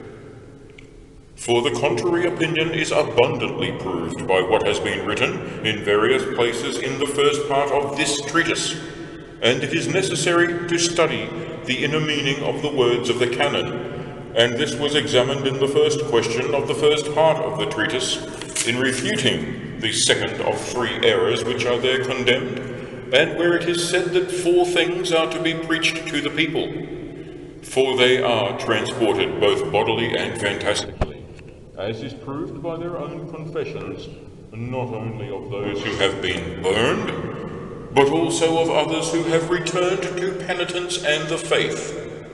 Among such there was the woman in the town of Breisach, whom we asked whether they could be transported only in imagination or actually in the body, and she answered that it was possible in both ways.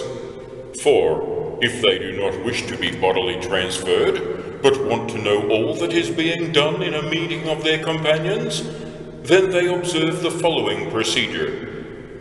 In the name of all the devils they lie down to sleep on their left side, and then a sort of bluish vapor comes from their mouth, through which they can clearly see what is happening.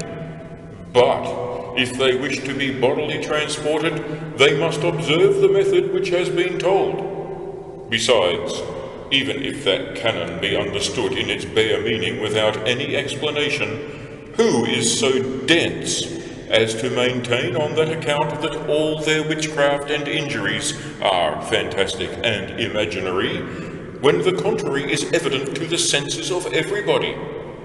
Especially since there are many species of superstition, namely 14, among which the species of witches holds the highest degree in spells and injuries, and the species of pythonesses, to which they can be reduced, which is only able to be transported in imagination, holds the lowest degree. And we do not concede that their error can be substantiated by the legends of Saint Germain and certain others, for it was possible for the devils to lie down themselves by the side of the sleeping husbands during the time when a watch was being kept on the wives, just as if they were sleeping with their husbands. And we do not say that this was done for any reverence felt for the saint, but the case is put that the opposite of what is set down in the legend may not be believed to be impossible. In the same way, all other objections can be answered, that it is found that some witches are transported only in imagination, but that it is also found in the writings of the doctors that many have been bodily transported. Whoever wishes may refer to Thomas of Brabant in his book about bees, and he will find many wonderful things concerning both the imaginary and the bodily transfection of men. Chapter 4. Here follows the way whereby witches copulate with those devils known as incubi. As to the method in which witches copulate with incubus devils, 6 points are to be noted. First, as to the devil and the body which he assumes, of what element it is formed. Second, as to the act, whether it is always accompanied with the injection of semen received from some other man. Third, as to the time and place, whether one time is more favorable than another for this practice. Fourth, whether the act is visible to the women, and whether only those who were begotten in this way are so visited by devils. Fifth, whether it applies only to those who were offered to the devil at birth by midwives. Sixth, whether the actual venereal pleasure is greater or less in this act. And we will speak first of the matter and quality of the body which the devil assumes. It must be said that he assumes an aerial body, and that it is in some respects terrestrial, insofar as it has an earthly property through condensation, and this is explained as follows. The air cannot of itself take definite shape, except the shape of some other body in which it is included, and in that case it is not bound by its own limits, but by those of something else. And one part of the air continues into the next part. Therefore he cannot simply assume an aerial body as such.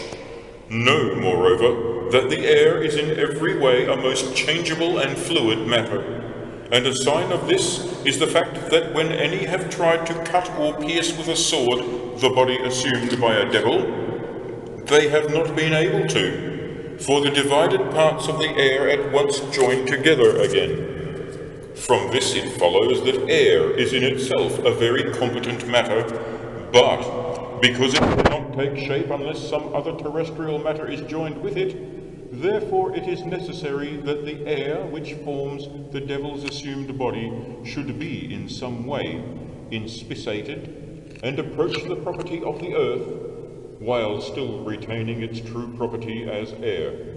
And devils and disembodied spirits can effect this condensation by means of gross vapours raised from the earth, and by collecting them together into shapes in which they abide, not as defilers of them, but only as their motive power, which gives to that body the formal appearance of life, in very much the same way as the soul informs the body to which it is joined.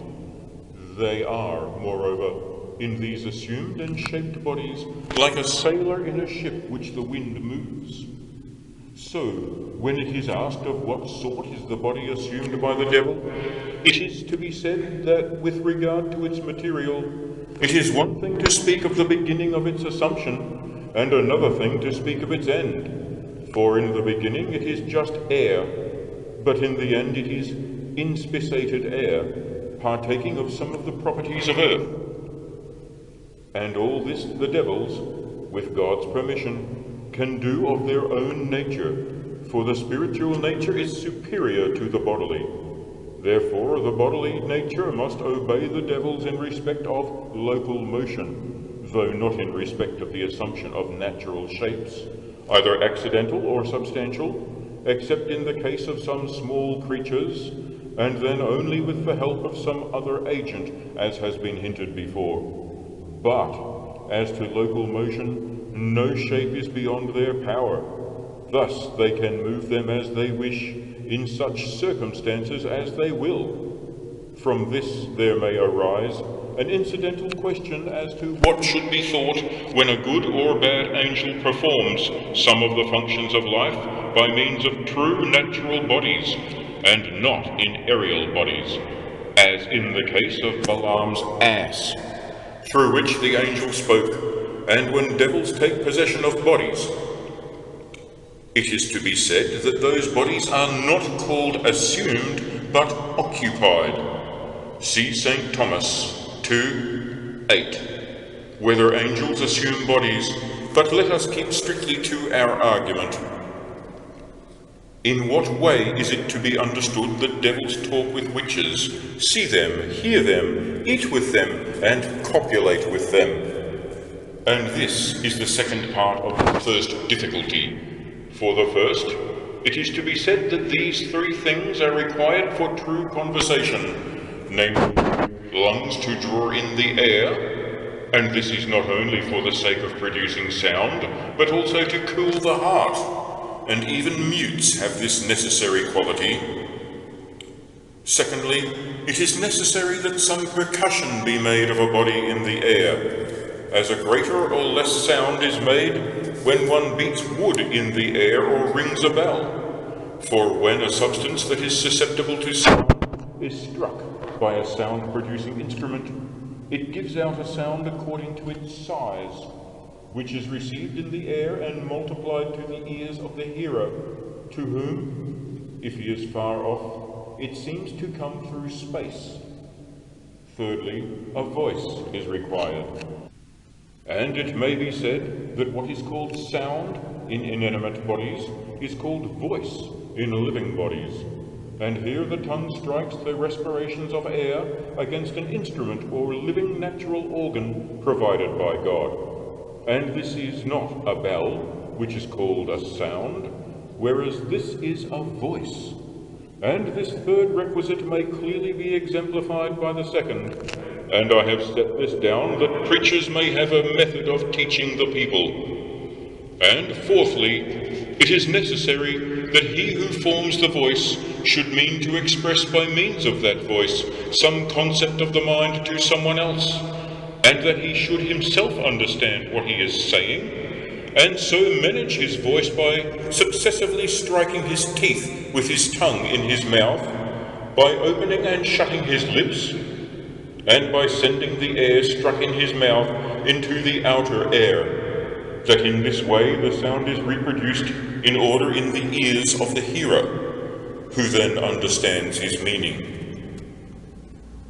To return to the point, devils have no lungs or tongue, though they can show the latter, as well as teeth and lips, artificially made according to the condition of their body.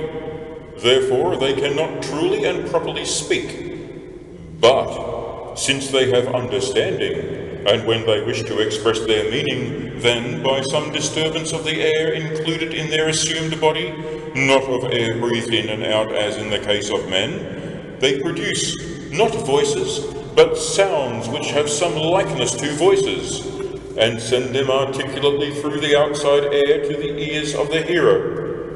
And that the likeness of a voice can be made without the respiration of air is clear from the case of other animals which do not breathe, but are said to make a sound, as do also certain other instruments, as Aristotle says in the De Anima. For certain fishes, when they are caught, suddenly utter a cry outside the water and die. All this is applicable to what follows, so far as the point where we treat of the generative function, but not as regards good angels. If anyone wishes to inquire further into the matter of devils speaking in possessed bodies, he may refer to St. Thomas in the second book of Sentences, Dist. 8, Article 5. For in that case they use the bodily organs of the possessed body, since they occupy those bodies in respect of the limits of their corporeal quantity, but not in respect of the limits of their essence, either of the body or of the soul. Observe a distinction between substance and quantity or accident.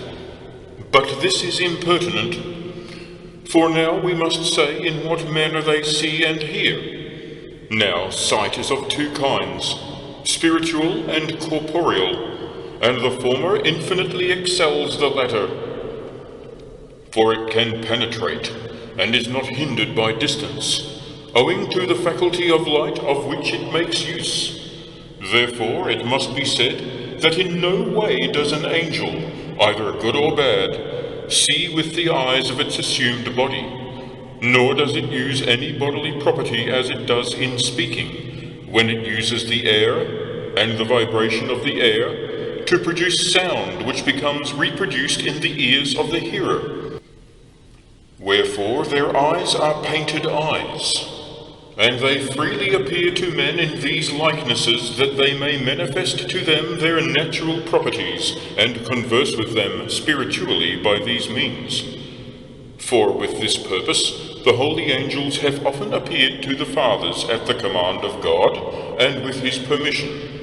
And the bad angels manifest themselves to wicked men, in order that men, recognizing their qualities, may associate themselves with them, here in sin, and elsewhere in punishment. Saint Dionysius, at the end of his celestial hierarchy, says, "In all parts of the human body, the angel teaches us to consider their properties, concluding that since corporeal vision is an operation of the living body through a bodily organ, which devils lack, therefore in their assumed bodies, just as they have the likeness of limbs, so they have the likeness of their functions. And we can speak in the same way of their hearing, which is far finer than that of the body, for it can know the concept of the mind and the conversation of the soul more subtly than can a man, by hearing the mental concept through the medium of spoken words. See St. Thomas, the second book of Sentences, Dist. 8. For if the secret wishes of a man are read in his face, and physicians can tell the thoughts of the heart from the heartbeats and the state of the pulse, all the more can such things be known by devils. And we may say as to eating, that in the complete act of eating there are 4 processes, mastication in the mouth, swallowing into the stomach, digestion in the stomach, and fourthly, metabolism of the necessary nutriment and ejection of what is superfluous. All angels can perform the first two processes of eating in their assumed bodies, but not the third and fourth. But instead of digesting and ejecting, they have another power by which the food is suddenly dissolved in the surrounding matter. In Christ, the process of eating was in all respects complete, since he had the nutritive and metabolistic powers, not, be it said, for the purpose of converting the food into his own body, for those powers were, like his body, glorified, so that the food was suddenly dissolved in his body, as when one throws water onto fire. How in modern times witches perform the carnal act with incubus devils, and how they are multiplied by this means.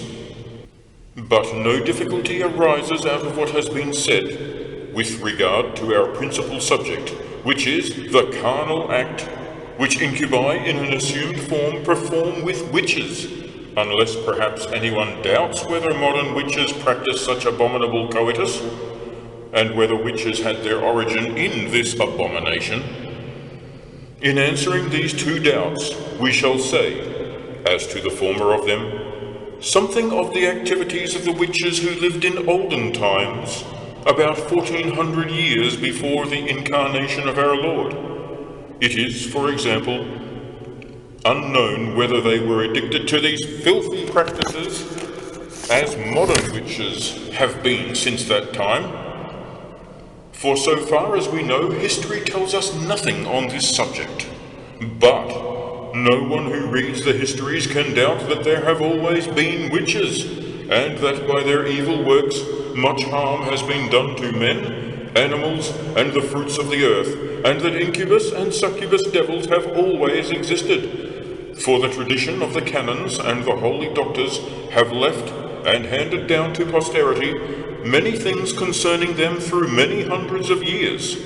Yet there is this difference, that in times long past the incubus devils used to infest women against their wills, as is often shown by Nieder in his Formicarius, and by Thomas of Brabant in his book on the Universal Good, or on bees. But the theory that modern witches are tainted with this sort of diabolic filthiness is not substantiated only in our opinion, since the expert testimony of the witches themselves has made all these things credible, and that they do not now, as in times past, subject themselves unwillingly, but willingly embrace this most foul and miserable servitude. For how many women have we left to be punished by secular law in various dioceses, especially in Constance and the town of Ratisbon, who have been for many years addicted to these abominations, some from their 20th, and some from their 12th or 13th year, and always with a total or partial abnegation of the faith. All the inhabitants of those places are witnesses of it, for without reckoning those who secretly repented, and those who returned to the faith, no less than 48 have been burned in 5 years. And there was no question of credulity in accepting their stories, because they turned to free repentance. For they all agreed in this, namely, that they were bound to indulge in these lewd practices in order that the ranks of their perfidy might be increased. But we shall treat of these individually in the second part of this work, where their particular deeds are described, omitting those which came under the notice of our colleague the Inquisitor of Como in the county of Burbia, who in the space of 1 year, which was the year of grace 1485, caused 41 witches to be burned, who all publicly affirmed, as it is said, that they had practiced these abominations with devils. Therefore, this matter is fully substantiated by eyewitnesses, by hearsay, and the testimony of credible witnesses. As for the second doubt, whether witches had their origin from these abominations, We may say with St. Augustine that it is true that all the superstitious arts had their origin in a pestilent association of men with devils, for he says so in his work On the Christian Doctrine.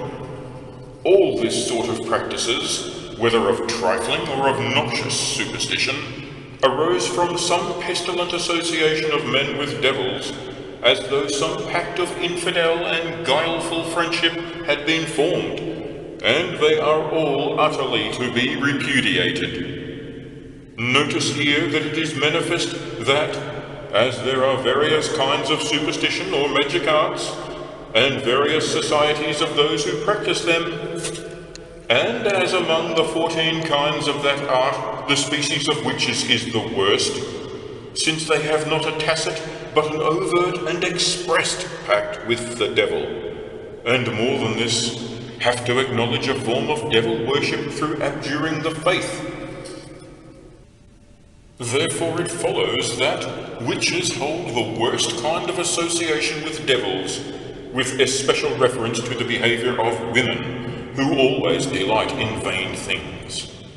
Notice also St. Thomas, the second book of Sentences, Dist 4, Article 4, in the solution of an argument where he asks whether those begotten in this way by devils are more powerful than other men, he answers that this is the truth, basing his belief not only on the text of Scripture in Genesis 6, and the same became the mighty men which were of old, but also on the following reason. Devils know how to ascertain the virtue in semen, first, by the temperament of him from whom the semen is obtained. Secondly, by knowing what woman is most fitted for the reception of that semen. Thirdly, by knowing what constellation is favourable to that corporeal effect. And we may add, fourthly, from their own words we learn that those whom they beget have the best sort of disposition for devils' work. When all these causes so concur, it is concluded that men born in this way are powerful and big in body. Therefore, to return to the question whether witches had their origin in these abominations, we shall say that they originated from some pestilent mutual association with devils, as is clear from our first knowledge of them. But no one can affirm with certainty that they did not increase and multiply by means of these foul practices, although devils commit this deed for the sake not of pleasure, but of corruption. And this appears to be the order of the process. A succubus devil draws the semen from a wicked man, and if he is that man's own particular devil, and does not wish to make himself an incubus to a witch, he passes that semen on to the devil deputed to a woman or witch, and this last, under some constellation that favours his purpose, that the man or woman so born should be strong in the practice of witchcraft, becomes the incubus to the witch. And it is no objection that those of whom the text speaks were not witches, but only giants, and famous and powerful men. For, as was said before, witchcraft was not perpetrated in the time of the law of nature, because of the recent memory of the creation of the world, which left no room for idolatry. But when the wickedness of man began to increase, the devil found more opportunity to disseminate this kind of perfidy. Nevertheless, it is not to be understood that those who were said to be famous men were necessarily so called by reason of their good virtues. Whether the relations of an incubus devil with a witch are always accompanied by the injection of semen. To this question it is answered that the devil has 1,000 ways and means of inflicting injury, and from the time of his first fall has tried to destroy the unity of the church, and in every way to subvert the human race. Therefore no infallible rule can be stated as to this matter, but there is this probable distinction, that a witch is either old and sterile, or she is not. And if she is, then he naturally associates with the witch without the injection of semen, since it would be of no use. and the devil avoids superfluity in his operations as far as he can. But if she is not sterile, he approaches her in the way of carnal delectation, which is procured for the witch. And should she be disposed to pregnancy, then if he can conveniently possess the semen extracted from some man, he does not delay to approach her with it for the sake of infecting her progeny. But if it is asked whether he is able to collect the semen emitted in some nocturnal pollution in sleep, just as he collects that which is spent in the carnal act, the answer is that it is probable that he cannot, though others hold a contrary opinion. For it must be noted that, as has been said, the devils pay attention to the generative virtue of the semen, and such virtue is more abundant and better preserved in semen obtained by the carnal act, being wasted in the semen that is due to nocturnal pollutions in sleep, which arises only from the superfluity of the humours and is not emitted with so great generative virtue. Therefore, it is believed that he does not make use of such semen for the generation of progeny, unless perhaps he knows that the necessary virtue is present in that semen. But this cannot altogether be denied, that even in the case of a married witch who has been impregnated by her husband, the devil can, by the commixture of another semen, infect that which has been conceived. Whether the incubus operates more at one time than another, and similarly of the place.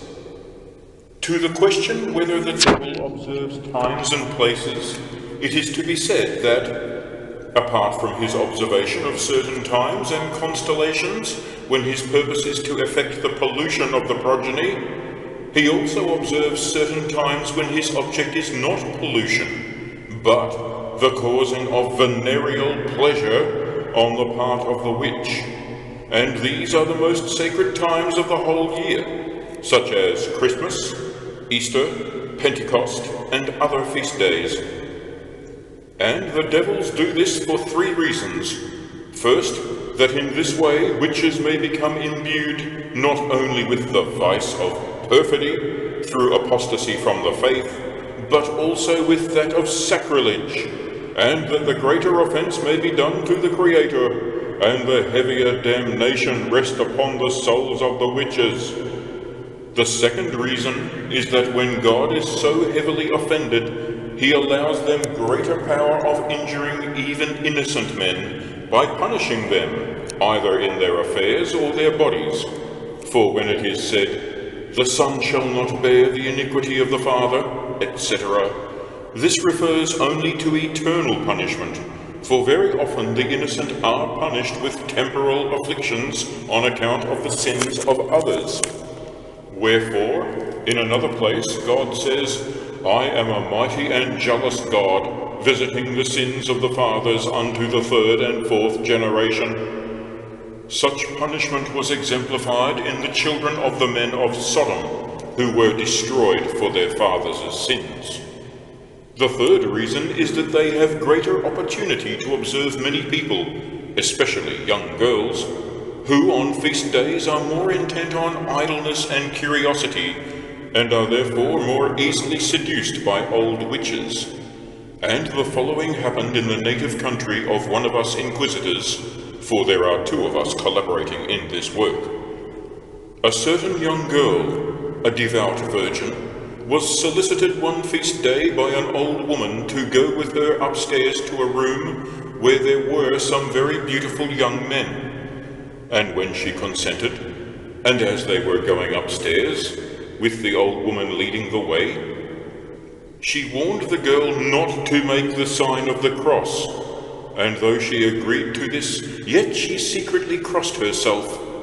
Consequently, it happened that, when they had gone up, the virgin saw no one, because the devils who were there were unable to show themselves in assumed bodies to that virgin. And the old woman cursed her, saying, "Depart in the name of all the devils, why did you cross yourself?" This I had from the frank relation of that good and honest maiden. A 4th reason can be added, namely, that they can in this way more easily seduce men by causing them to think that if God permits such things to be done at the most holy times, it cannot be such a heavy sin as if he did not permit them at such times.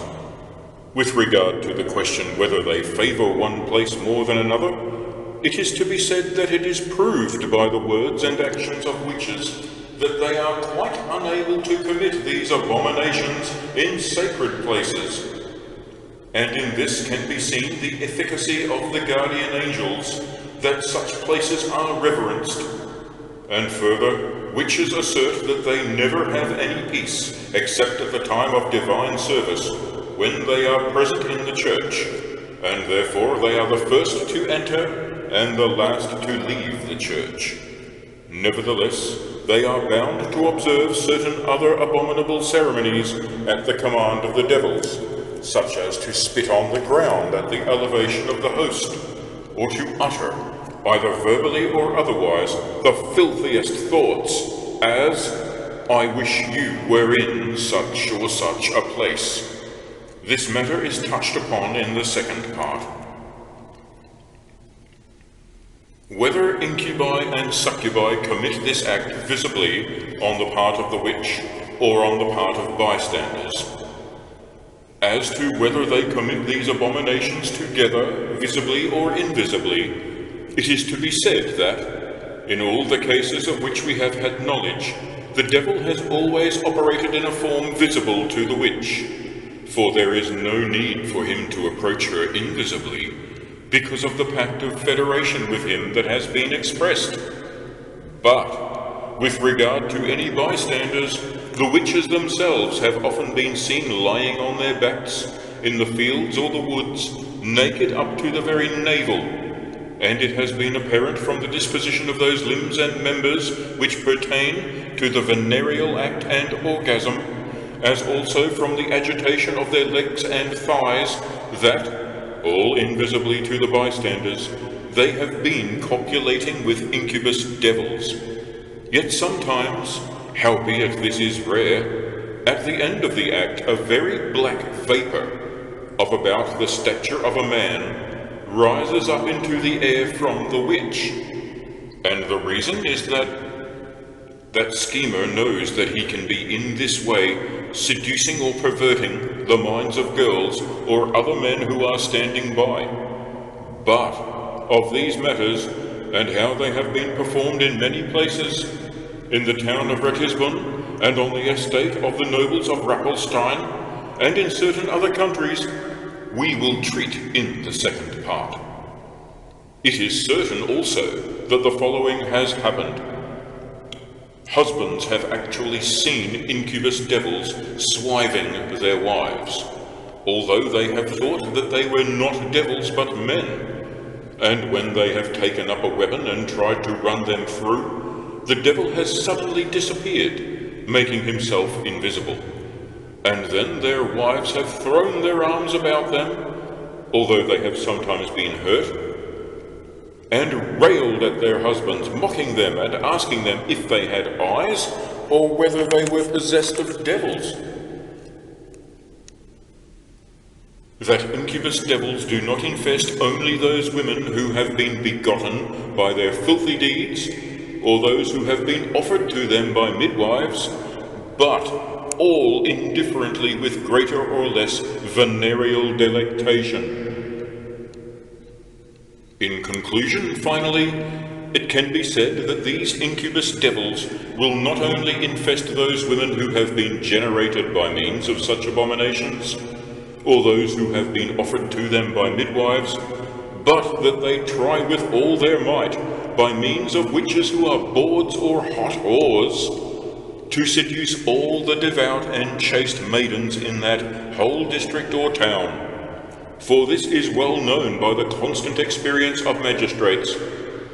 And in the town of Ratisbon, when certain witches were burned, these wretches affirmed before their final sentence that they had been commanded by their masters to use every endeavour to effect the subversion of pious maids and widows. If it be asked, whether the venereal delectation is greater or less with incubus devils in assumed bodies than it is in like circumstances with men in a true physical body, we may say this: it seems that, although the pleasure should naturally be greater when like disports with like, yet that cunning enemy can so bring together the active and passive elements, not indeed naturally, but in such qualities of warmth and temperament that he seems to excite no less degree of concupiscence. But this matter will be discussed more fully later with reference to the qualities of the feminine sex. Chapter 5. Witches commonly perform their spells through the sacraments of the Church, and how they impair the powers of generation, and how they may cause other ills to happen to God's creatures of all kinds. But herein we accept the question of the influence of the stars. But now there are several things to be noted concerning their methods of bringing injury upon other creatures of both sexes, and upon the fruits of the earth, first with regard to man, then with regard to beasts, and thirdly with regard to the fruits of the earth. And as to men, first, how they can cast an obstructive spell on the procreant forces, and even on the venereal act, so that a woman cannot conceive, or a man cannot perform the act. Secondly, how that act is obstructed, sometimes with regard to one woman but not another. Thirdly, how they take away the virile member as though it were altogether torn away from the body. Fourthly, if it is possible to distinguish whether any of the above injuries have been caused by a devil on his own account, or if it has been through the agency of a witch. Fifthly, how witches change men and women into beasts by some prestige or glamour. Sixthly, how witch midwives in various ways kill that which has been conceived in the mother's womb, and when they do not do this, offer the children to devils. And lest these things should seem incredible, they have been proved in the first part of this work by questions and answers to arguments, to which, if necessary, the doubtful reader may turn back for the purpose of investigating the truth. For the present, our object is only to adduce actual facts and examples which have been found by us, or have been written by others in detestation of so great a crime, to substantiate those former arguments in case they should be difficult for anyone to understand, and by those things that are related in this second part, to bring back to the faith and away from their error those who think there are no witches, and that no witchcraft can be done in the world. And with regard to the first class of injuries with which they afflict the human race, it is to be noted that, apart from the methods by which they injure other creatures, they have 6 ways of injuring humanity. And one is to induce an evil love in a man for a woman, or in a woman for a man. The second is to plant hatred or jealousy in anyone. The third is to bewitch them, so that a man cannot perform the genital act with a woman, or conversely, a woman with a man, or by various means to procure an abortion, as has been said before. The fourth is to cause some disease in any of the human organs. The fifth, to take away life. The sixth, to deprive them of reason. In this connection, it should be said that, saving the influence of the stars, the devils can by their natural power in every way cause real defects and infirmities, and this by their natural spiritual power, which is superior to any bodily power. For no one infirmity is quite like another, and this is equally true of natural defects in which there is no physical infirmity. Therefore, they proceed by different infirmity or defect, and of these we shall give instances in the body of this work as the necessity arises. But first, lest the reader's mind should be kept in any doubt as to why they have no power to alter the influences of the stars, we shall say that there is a threefold reason. First, the stars are above them even in the region of punishment, which is the region of the lower mists, and this by reason of the duty which is assigned to them. See the first part, question 2, where we dealt with incubus and succubus devils. The second reason is that the stars are governed by the good angels. See many places concerning the powers which move the stars, and especially St. Thomas, part 1, question 90. And in this matter the philosophers agree with the theologians. Thirdly, it is on account of the general order and common good of the universe, which would suffer general detriment if evil spirits were allowed to cause any alteration in the influence of the stars. Wherefore those changes which were miraculously caused in the Old or New Testament were done by God through the good angels, as, for example, when the sun stood still for Joshua, or when it went backward for Hezekiah, or when it was supernaturally darkened at the Passion of Christ. But in all other matters, with God's permission, they can work their spells, either the devils by themselves, or devils through the agency of witches, and in fact it is evident that they do so. Secondly, it is to be noted that in all their methods of working injury, they nearly always instruct witches to make their instruments of witchcraft by means of the sacraments or sacramental things of the Church, or some holy thing consecrated to God, as when they sometimes place a waxen image under the altar cloth, or draw a thread through the holy chrism, or use some other consecrated thing in such a way. And there are 3 reasons for this. For a similar reason, they are wont to practice their witchcraft at the more sacred times of the year, especially at the advent of our Lord, and at Christmas. First, that by such means they may make men guilty of not only perfidy, but also sacrilege, by contaminating whatever is divine in them, and that so they may the more deeply offend God their Creator, damn their own souls, and cause many more to rush into sin. Secondly, that God, being so heavily offended by men, may grant the devil greater power of tormenting men. For so says St. Gregory, that in his anger he sometimes grants the wicked their prayers and petitions, which he mercifully denies to others. And the third reason is that, by the seeming appearance of good, he may more easily deceive certain simple men, who think that they have performed some pious act and obtained grace from God, whereas they have only sinned the more heavily. A fourth reason can also be added, touching the more sacred seasons and the new year. For, according to St. Augustine, there are other mortal sins besides adultery by which the observance of the festivals may be infringed.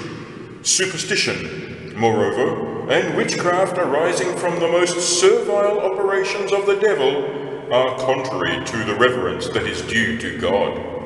Therefore, as has been said, he causes a man to fall more deeply, and the Creator is the more offended.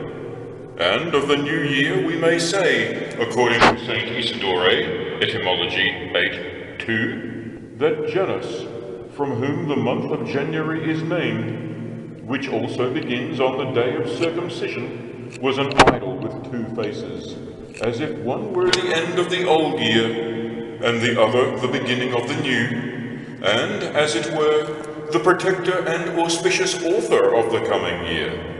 And in honor of him, or rather of the devil in the forms of that idol, the pagans made much boisterous revelry, and were very merry among themselves, holding various dances and feasts.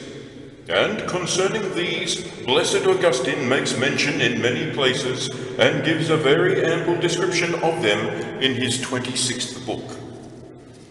And now bad Christians imitate these corruptions, turning them to lasciviousness, when they run about at the time of carnival with masks and jests and other superstitions. Similarly, witches use these revelries of the devil for their own advantage, and work their spells about the time of the new year in respect of the divine offices and worship, as on St. Andrew's Day and at Christmas.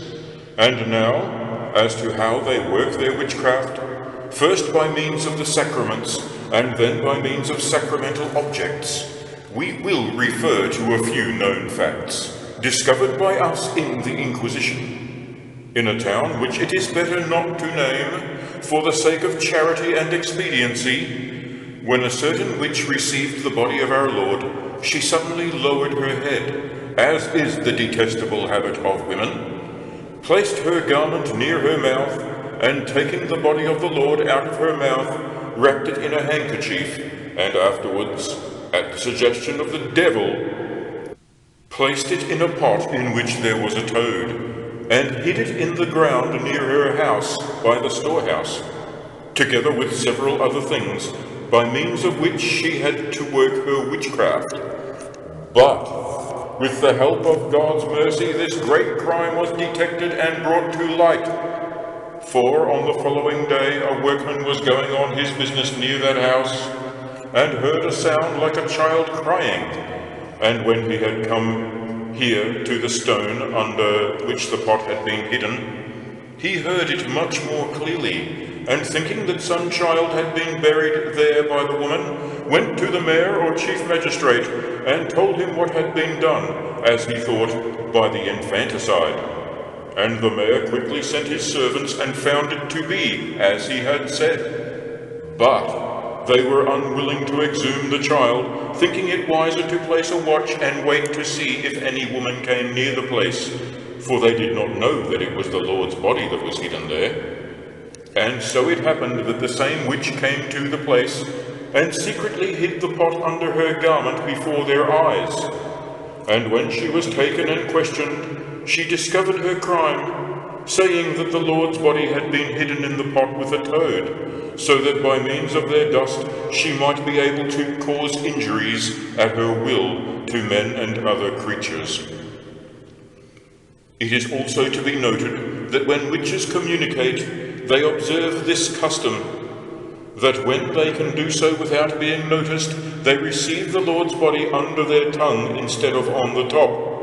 And as far as can be seen, the reason is that they never wish to receive any remedy that might counteract their abjuration of the faith, either by confession or by receiving the sacrament of the Eucharist. And secondly, because in this way it is easier for them to take the Lord's body out of their mouths, so that they can apply it, as has been said, to their own uses, to the greater offense of the Creator. For this reason, all rectors of the Church, and those who communicate the people, are enjoined to take the utmost care, when they communicate women, that the mouth shall be well open, and the tongue thrust well out, and their garments be kept quite clear. And the more care is taken in this respect, the more witches become known by this means.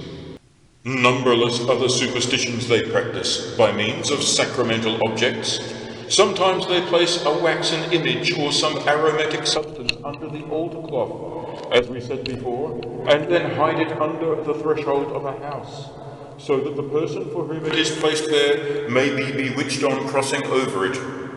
Countless instances could be brought forward, but these minor sorts of spells are proved by the greater.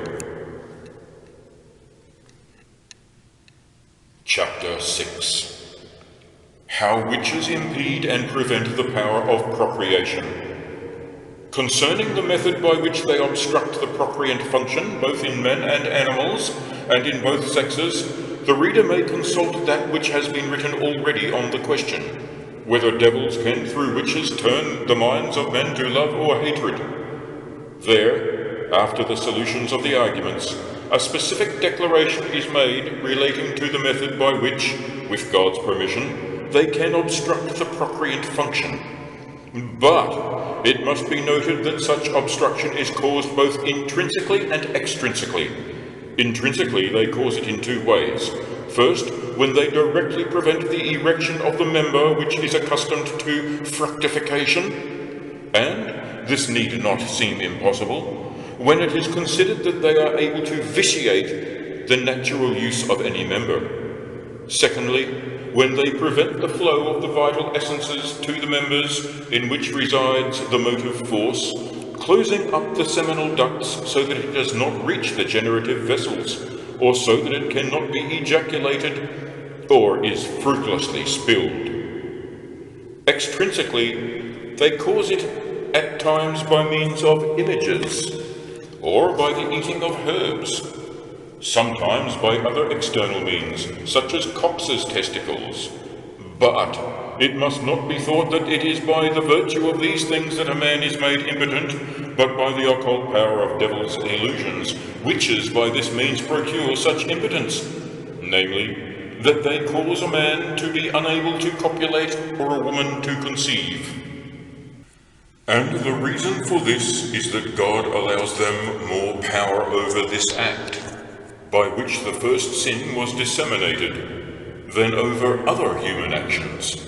Similarly, they have more power over serpents, which are the most subject to the influence of incantations, than over other animals. Wherefore it has often been found by us and other inquisitors that they have caused this obstruction by means of serpents or some such things. For a certain wizard who had been arrested confessed that for many years he had, by witchcraft, brought sterility upon all the men and animals which inhabited a certain house.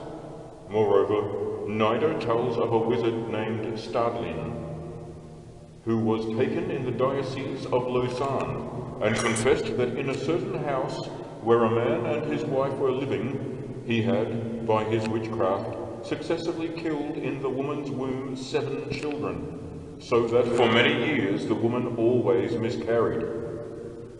And that, in the same way, he had caused that all the pregnant cattle and animals of the house were, during those years, unable to give birth to any live issue. And when he was questioned as to how he had done this, and what manner of charge should be preferred against him, he discovered his crime, saying, "I put a serpent under the threshold of the outer door of the house, and if this is removed, fecundity will be restored to the inhabitants." And it was as he said, for, though the serpent was not found, having been reduced to dust, the whole piece of ground was removed, and in the same year fecundity was restored to the wife and to all the animals. Another instance occurred hardly 4 years ago in Reichshofen.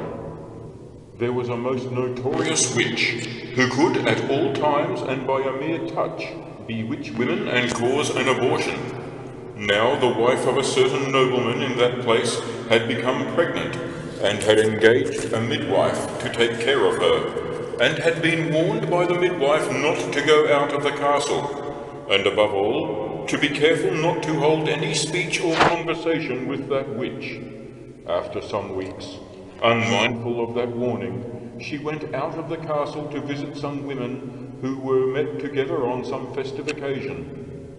And when she had sat down for a little, the witch came, and, as if for the purpose of saluting her, placed both her hands on her stomach, and suddenly she felt the child moving in pain. Frightened by this, she returned home and told the midwife what had happened. Then the midwife exclaimed, "Alas, you have already lost your child." And so it proved when her time came, for she gave birth not to an entire abortion, but little by little to separate fragments of its head and feet and hands. And this great affliction was permitted by God to punish her husband, whose duty it was to bring witches to justice and avenge their injuries to the Creator. And there was in the town of Meersburg, in the diocese of Constance, a certain young man who was bewitched in such a way that he could never perform the carnal act with any woman except one. And many have heard him tell that he had often wished to refuse that woman and take flight to other lands, but that hitherto he had been compelled to rise up in the night and to come very quickly back, sometimes over land and sometimes through the air as if he were flying. Chapter 7. How, as it were, they deprive man of his virile member. We have already shown that they can take away the male organ, not indeed by actually despoiling the human body of it, but by concealing it with some glamour, in the manner in which we have already declared. And of this we shall instance a few examples. In the town of Ratisbon, a certain young man who had an intrigue with a girl, wishing to leave her, lost his member. That is to say, some glamour was cast over it, so that he could see or touch nothing but his smooth body. In his worry over this, he went to a tavern to drink wine, and after he had sat there for a while, he got into conversation with another woman who was there, and told her the cause of his sadness, explaining everything, and demonstrating in his body that it was so. The woman was astute, and asked whether he suspected anyone, and when he named such a one, unfolding the whole matter, she said, "If persuasion is not enough, you must use some violence to induce her to restore to you your health." So, in the evening, the young man watched the way by which the witch was in the habit of going, and finding her, prayed her to restore to him the health of his body. And when she maintained that she was innocent and knew nothing about it, he fell upon her, and winding a towel tightly around her neck, choked her, saying, "Unless you give me back my health, you shall die at my hands." Then she, being unable to cry out, and with her face already swelling and growing black, said, "Let me go, and I will heal you." The young man then relaxed the pressure of the towel, and the witch touched him with her hand between the thighs, saying, "Now you have what you desire." And the young man, as he afterwards said, plainly felt, before he had verified it by looking or touching, that his member had been restored to him by the mere touch of the witch. A similar experience is narrated by a certain venerable father from the Dominican house of Spires, well known in the order for the honesty of his life and for his learning. "One day," he says, "while I was hearing confessions, a young man came to me, and, in the course of his confession, woefully said that he had lost his member. Being astonished at this, and not being willing to give it easy credence, since in the opinion of the wise it is a mark of light-heartedness to believe too easily, I obtained proof of it when I saw nothing on the young man's removing his clothes and showing the place. Then, using the wisest counsel I could, I asked whether he suspected anyone of having so bewitched him. And the young man said that he did suspect someone, but that she was absent and living in Worms. Then I said, I advise you to go to her as soon as possible and try your utmost to soften her with gentle words and promises. And he did so, for he came back after a few days and thanked me, saying that he was whole and had recovered everything. And I believed his words, but again proved them by the evidence of my eyes. But there are some points to be noted for the clearer understanding of what has already been written concerning this matter. First, it must in no way be believed that such members are really torn right away from the body, but that they are hidden by the devil through some prestidigitatory art, so that they can be as neither seen nor felt. And this is proved by the authorities and by argument, although it has been treated of before, where Alexander of Hales says that a prestige, properly understood, is an illusion of the devil, which is not caused by any material change, but exists only in the perceptions of him who is deluded, either in his interior or exterior senses.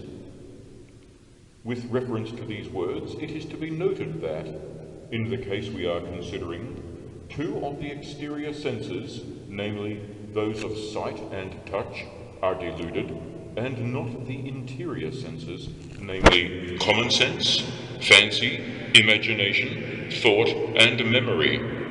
But St. Thomas says they are only 4, as has been told before, reckoning fancy and imagination as one, and with some reason, for there is little difference between imagining and fancying. See St. Thomas 1:79. And these senses, and not only the exterior senses, are affected when it is not a case of hiding something, but of causing something to appear to a man, either when he is awake or asleep. Page 264. Page 264. As when a man who is awake sees things otherwise than as they are, such as seeing someone devour a horse with its rider, or thinking he sees a man transformed into a beast, or thinking that he is himself a beast and must associate with beasts. For then the exterior senses are deluded and are employed by the interior senses. For by the power of devils, with God's permission, mental images long retained in the treasury of such images, which is the memory, are drawn out, not from the intellectual understanding in which such images are stored, but from the memory, which is the repository of mental images, and is situated at the back of the head, and are presented to the imaginative faculty. And so strongly are they impressed on that faculty that a man has an inevitable impulse to imagine a horse or a beast, when the devil draws from the memory an image of a horse or a beast. And so he is compelled to think that he sees, with his external eyes, such a beast when there is actually no such beast to see. But it seems to be so by reason of the impulsive force of the devil working by means of those images. And it need not seem wonderful that devils can do this, when even a natural defect is able to effect the same result, as is shown in the case of a frantic and melancholy man, and in maniacs, and some drunkards who are unable to discern truly. For frantic men think they see marvellous things, such as beasts and other horrors, when in actual fact they see nothing. See above in the question, whether witches can turn the minds of men to love and hatred, where many things are noted. And finally, the reason is self-evident, for since the devil has power over inferior things, except only the soul, therefore he is able to effect certain changes in those things, when God allows, so that things appear to be otherwise than they are. And this he does, as I have said, either by confusing and deluding the organ of sight, so that a clear thing appears cloudy, just as after weeping, owing to the collected humours, the light appears different from what it was before, or by operating on the imaginative faculty, by a transmutation of mental images, as has been said, or by some agitation of various humours, so that matters which are earthy and dry seem to be fire or water, as some people make everyone in the house strip themselves naked under the impression that they are swimming in water.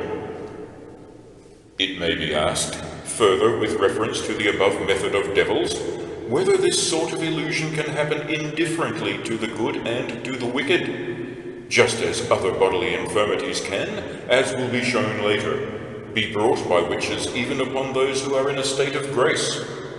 To this question, following the words of Cassian in his second collation of the Abbot Cyrinus, we must answer that they cannot. And from this it follows that all who are deluded in this way are presumed to be in deadly sin. For he says, as is clear from the words of St. Anthony, the devil can in no way enter the mind or body of any man, nor has the power to penetrate into the thoughts of anybody, unless such a person has first become destitute of all holy thoughts, and is quite bereft and denuded of spiritual contemplation. This agrees with Boethius, where he says in The Consolation of Philosophy, "We had given you such arms that, if you had not thrown them away, you would have been preserved from infirmity." Also, Cassian tells in the same place of 2 pagan witches, each in his own way malicious, who by their witchcraft sent a succession of devils into the cell of Saint Anthony for the purpose of driving him from there by their temptations, being infected with hatred for the holy man, because a great number of people visited him every day. And though these devils assailed him with the keenest of spurs to his thoughts, yet he drove them away, by crossing himself on the forehead and breast, and by prostrating himself in earnest prayer. Therefore we may say that all who are so deluded by devils, not reckoning any other bodily infirmities, are lacking in the gift of divine grace. And so it is said in Tobias 6, the devil has power against those who are subject to their lusts. This is also substantiated by what we told in the first part, in the question, whether witches can change men into the shapes of beasts. For we told of a girl who was turned into a filly, as she herself, and, except Saint Macarius, all who looked at her were persuaded. But the devil could not deceive the senses of the holy man, and when she was brought to him to be healed, he saw a true woman and not a horse, while on the other hand everyone else exclaimed that she seemed to be a horse. And the saint, by his prayers, freed her and the others from that illusion, saying that this had happened to her because she had not attended sufficiently to holy things, nor used as she should Holy Confession and the Eucharist. And for this reason, because in her honesty she would not consent to the shameful proposal of a young man, he had caused a Jew who was a witch to bewitch the girl, so that, by the power of the devil, he turned her into a filly. We may summarize our conclusions as follows. Devils can, for their profit and probation, injure the good in their fortunes. That is, in such exterior things as riches, fame, and bodily health. This is clear from the case of the blessed Job, who was afflicted by the devil in such matters. But such injuries are not of their own causing, so that they cannot be led or driven into any sin, although they can be tempted both inwardly and outwardly in the flesh. But the devils cannot afflict the good with this sort of illusions, either actively or passively. Not actively, by deluding their senses as they do those of others who are not in a state of grace, and not passively, by taking away their male organs by some glamour. For in these two respects they could never injure Job, especially the passive injury with regard to the venereal act, for he was of such continence that he was able to say, I have vowed a vow with my eyes that I shall never think about a virgin, and still less about another man's wife.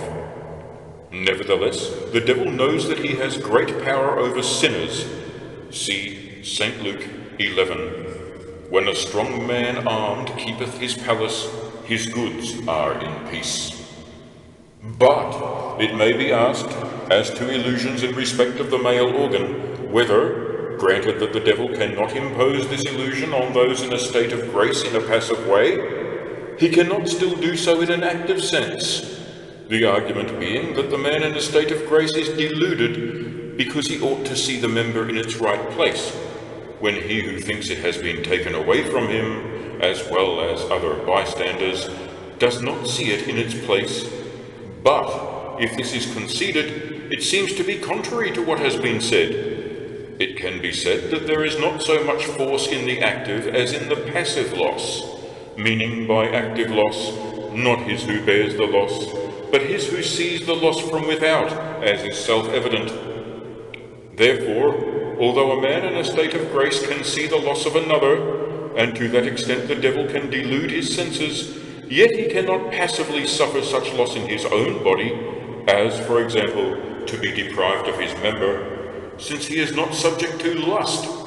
In the same way, the converse is true, as the angel said to Tobias, those who are given to lust, the devil has power over them.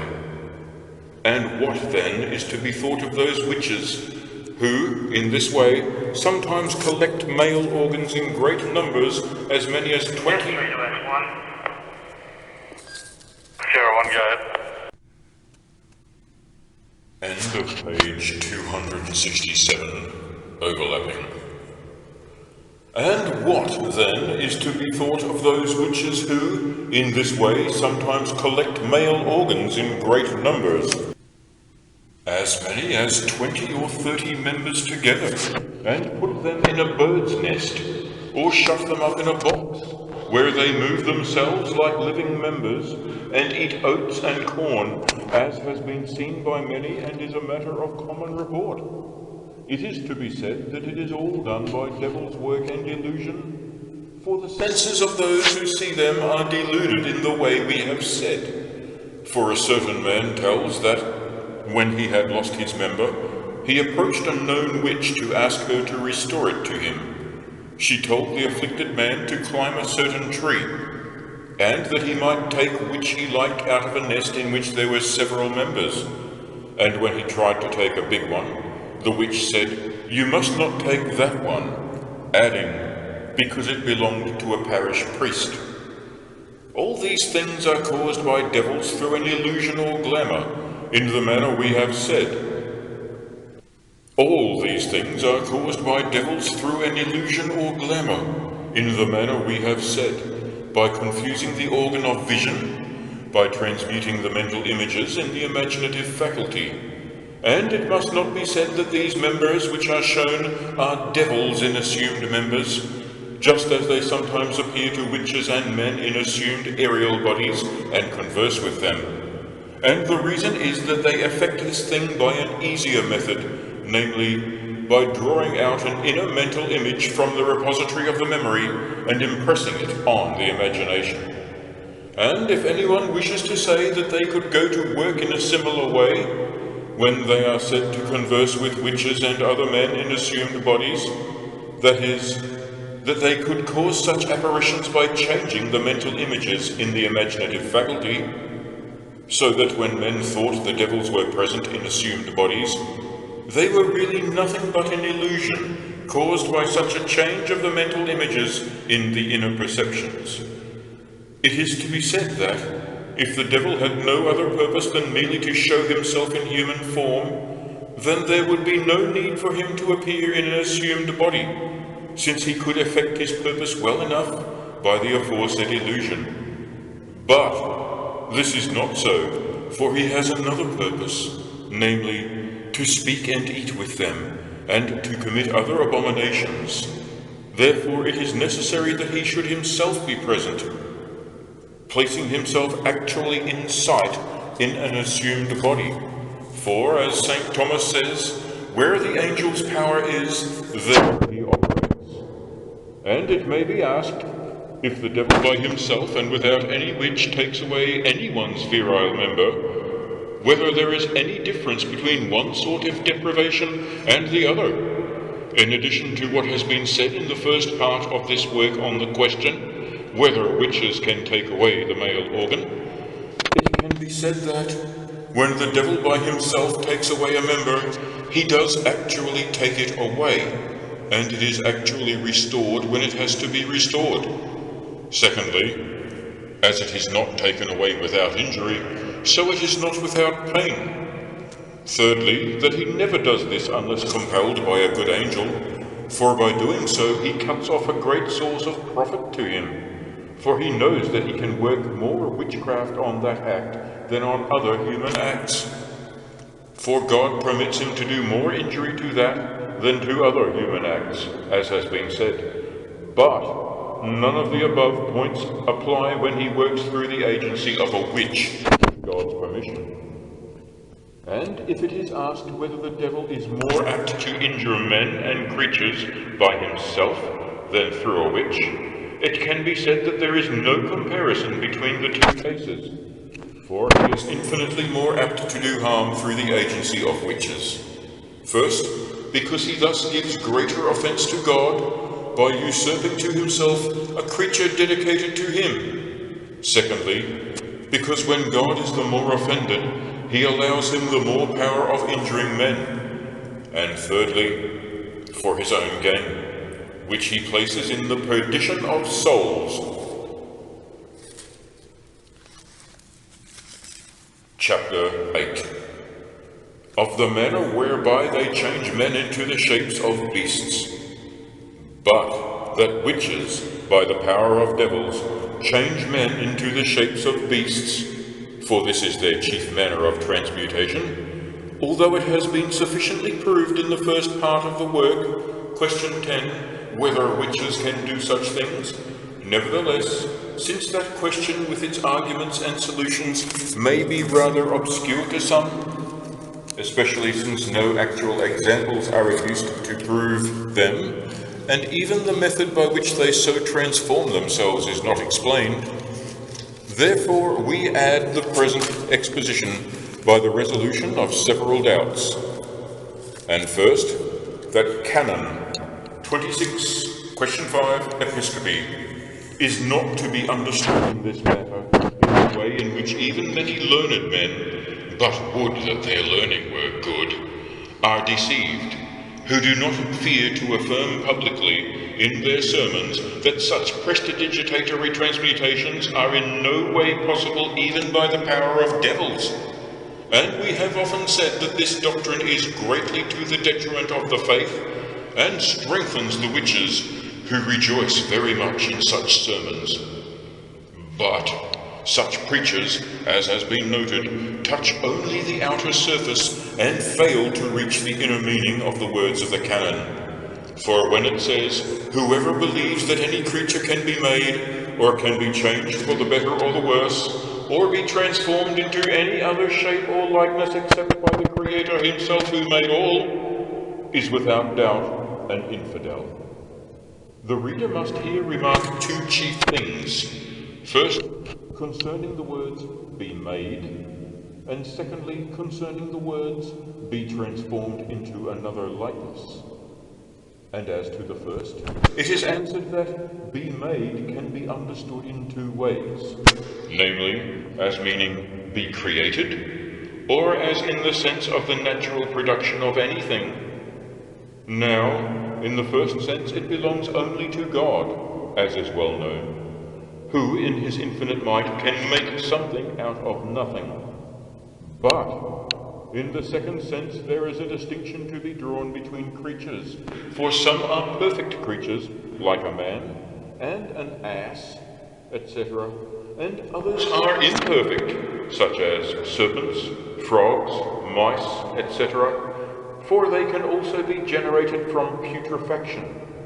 Now the canon obviously speaks only of the former sort, not of the second, for in the case of the second it can be proved from what Blessed Albert says in his book on animals, where he asks whether devils can make true animals, and he answers that they can, but only imperfect animals, and still with this difference, that they cannot do so in an instant, as God does, but by some motion, however sudden, as is shown in the case of the magicians in Exodus 7. The reader may, if he likes, refer to some of the remarks in the question we have quoted in the first part of the work, and in the solution of the first argument. Secondly, it is said that they cannot transmute any creature. You may say that transmutation is of two sorts, substantial and accidental, and this accidental is again of two kinds, consisting either in the natural form belonging to the thing which is seen, or in a form which does not belong to the thing which is seen, but exists only in the organs and perceptions of him who sees. The canon speaks of the former, and especially of formal and actual transmutation, in which one substance is transmuted into another, and this sort only God can effect, who is the creator of such actual substances. And it speaks also of the second, although the devil can effect that, insofar as, with God's permission, he causes certain diseases and induces some appearance on the accidental body, as when a face appears to be leprous, or some such thing.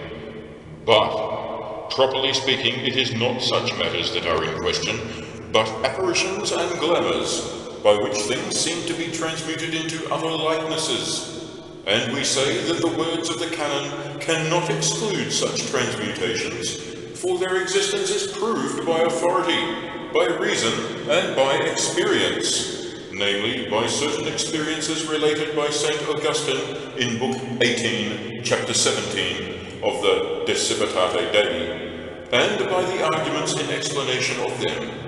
For among other prestidigitatory transformations, he mentions that the very famous sorceress Kirke changed the companions of Ulysses into beasts, and that certain innkeepers' wives had turned their guests into beasts of burden. He mentions also that the companions of Diomedes were changed into birds, and for a long time flew about the temple of Diomedes, and that Praestantius tells us, for a fact, that his father said that he had been a pack horse, and had carried corn with other animals. Now, when the companions of Ulysses were changed into beasts, it was only an appearance, or deception of the eyes, for the animal shapes were drawn out of the repository or memory of images and impressed on the imaginative faculty. And so imaginary vision was caused, and through the strong impression on the other senses and organs, the beholder thought that he saw animals in the manner of which we have already treated. But how these things can be done by the devil's power without any injury will be shown later. But when the guests were changed into beasts of burden by the innkeepers' wives, and when the father of Praestantius thought he was a pack horse and carried corn, it is to be noted that in these cases there were three deceptions. First, that those men were caused by a glamour to seem to be changed into beasts of burden, and this change was caused in the way we have said. Second, that devils invisibly bore those burdens up when they were too heavy to be carried. Third, that those who seemed to others to be changed into beasts, as it happened to Nabuchodonosor, who lived for 7 years eating straw like an ox. And as to the comrades of Diomedes being changed into birds and flying around his temple, it is to be said that this Diomedes was one of the Greeks who went to the siege of Troy, and when he wished to return home, he was drowned with his comrades in the sea, and then, at the suggestion of some idol, a temple was built to him that he might be numbered among the gods, and for a long time, to keep that error alive, devils in the shape of birds flew about in place of his companions. Therefore, that superstition was one of the glamours we have spoken of, for it was not caused by the impression of mental images on the imaginative faculty, but by their flying in the sight of men in the assumed bodies of birds. But if it is asked whether the devils could have deluded the onlookers by the above-mentioned method of working upon their mental images, and not by assuming aerial bodies like flying birds, the answer is that they could have done so. For it was the opinion of some, as St. Thomas tells in the second book of Sentences, Dist. 8, Article 2, that no angel, good or bad, ever assumed a body, but that all that we read in the scriptures about their appearances was caused by a glamour or by imaginary vision. And here the learned saint notes a difference between a glamour and imaginary vision. For in a glamour there may be an exterior object which is seen, but it seems other than it is. But imaginary vision does not necessarily require an exterior object, but can be caused without that, and only by those inner mental images impressed on the imagination. So, following their opinion, the comrades of Diomedes were not represented by devils in the assumed bodies and likeness of birds, but only by a fantastic and imaginary vision, caused by working upon those mental images, etc.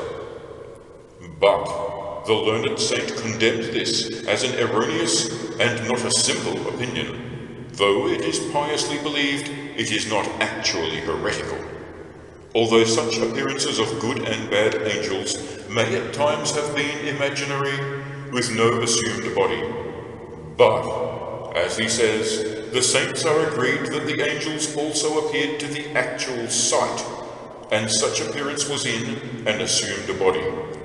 and the scriptural text reads more as if it speaks of bodily appearances than imaginary or prestidigitatory ones. Therefore, we can say for the present concerning any visions like that of the comrades of Diomedes, that although these comrades could, by the devil's work, have appeared in the imaginary vision of the beholders in the manner we have said, yet it is rather presumed that they were caused to be seen by devils in assumed aerial bodies like flying birds, or else that other natural birds were caused by devils to represent them. Chapter 9. How devils may enter the human body and the head without doing any hurt, when they cause such metamorphosis by means of prestidigitation. Concerning the method causing these illusory transmutations, it may further be asked whether the devils are then inside the bodies and heads of those who are deceived, and whether the latter are to be considered as possessed by devils. How it can happen without injury to the inner perceptions and faculties that a mental image is transferred from one inner faculty to another, and whether or not such work ought to be considered miraculous. First, we must again refer to a distinction between such illusory glamours, for sometimes the outer perceptions only are affected, and sometimes the inner perceptions are deluded, and so affect the outer perceptions.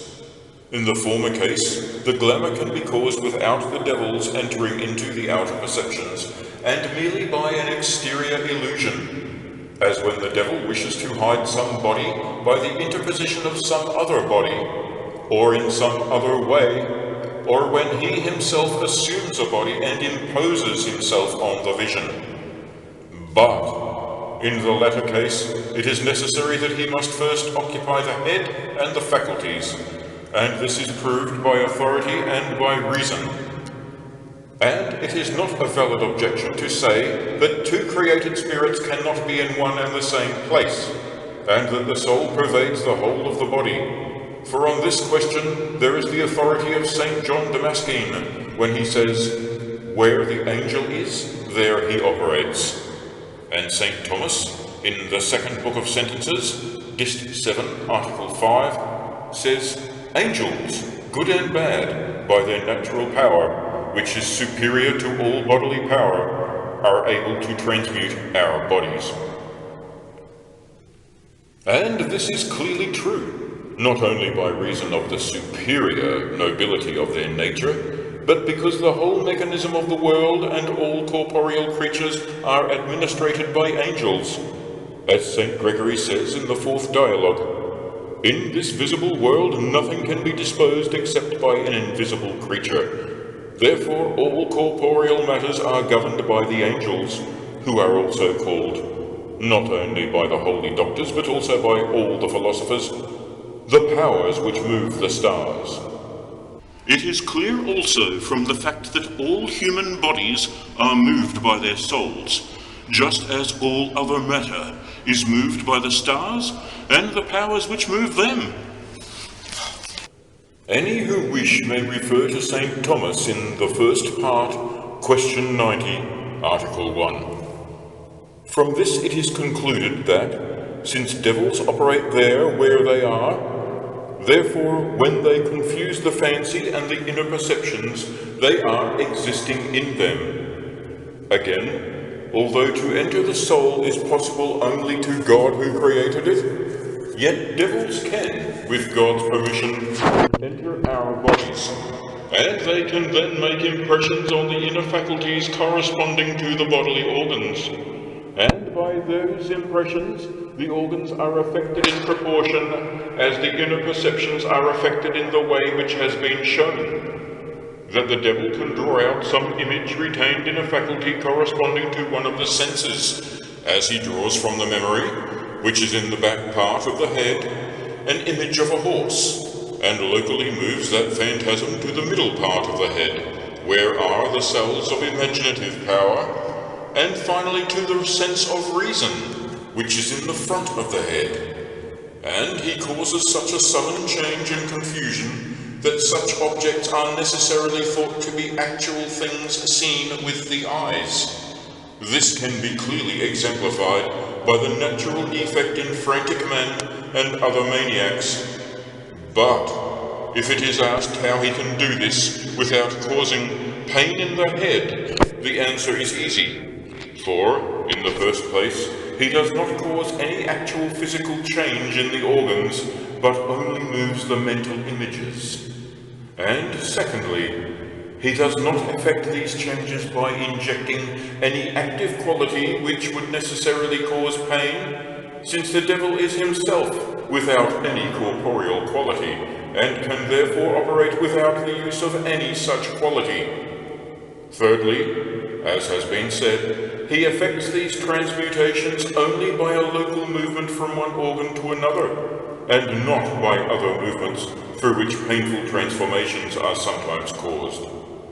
And as for the objection that two spirits cannot separately exist in the same place, and that, since the soul exists in the head, how can a devil be there also? It is to be said that the soul is thought to reside in the center of the heart, in which it communicates with all the members by an outpouring of life. An example can be taken from a spider, which feels in the middle of its web when any part of the web is touched. However, St. Augustine says in his book On the Spirit and the Soul that it is all in all, and all in every part of the body. Granting that the soul is in the head, still the devil can work there, for his work is different from the work of the soul. The work of the soul is in the body, to inform it and fill it with life, that it exists not merely locally, but in the whole matter. But the devil works in such a part and such a place of the body, effecting his changes in respect of the mental images. Therefore, since there is no confusion between their respective operations, they can both exist together in the same part of the body. There is also the question whether such men are to be considered obsessed or frenzied, that is, possessed of devils. But this is considered separately, namely, whether it is possible through the work of witches for a man to be obsessed with the devil, that is, that the devil should actually and bodily possess him. And this question is specially discussed in the following chapter, since it has this special difficulty, namely, whether this can be caused through the operations of witches. But as to the question whether the temporal works of witches and devils are to be considered as miracles or of a miraculous nature, it is to be said that they are so, insofar as they are beyond the order of created nature as known to us, and are done by creatures unknown to us. But they are not properly speaking miracles, as are those which are outside the whole of created nature, as are the miracles of God and the saints. See what was written in the first part of this work, in the fifth question, in the refutation of the third error. But as to the question whether the temporal works of witches and devils are to be considered as miracles or of a miraculous nature, it is to be said that they are so, insofar as they are beyond the order of created nature as known to us, and are done by creatures unknown to us. But they are not properly speaking miracles, as are those which are outside the whole of created nature, as are the miracles of God and the saints. See what was written in the first part of this work, in the fifth question, in the refutation of the third error. But there are those who object that this sort of works must not be considered miracles, but simply works of the devil, since the purpose of miracles is the strengthening of the faith, and they must not be conceded to the adversary of the faith. And also because the signs of Antichrist are called lying signs by the apostle. First, it is to be said that to work miracles is the gift of freely given grace, and they can be done by bad men and bad spirits, up to the limits of the power which is in them. Wherefore the miracles wrought by the good can be distinguished from those wrought by the wicked in at least three ways.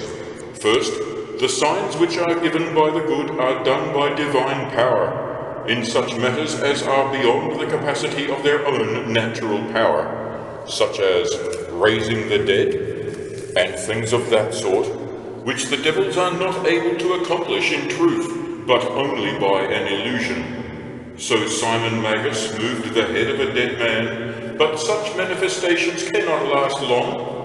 Secondly, they can be distinguished by their utility, for the miracles of the good are of a useful nature, as the healing of sickness and such things. But the miracles done by witches are concerned with harmful and idle things, as when they fly in the air, or benumb the limbs of men, or such things. And St. Peter assigns this difference in the Itinerarium of Clement.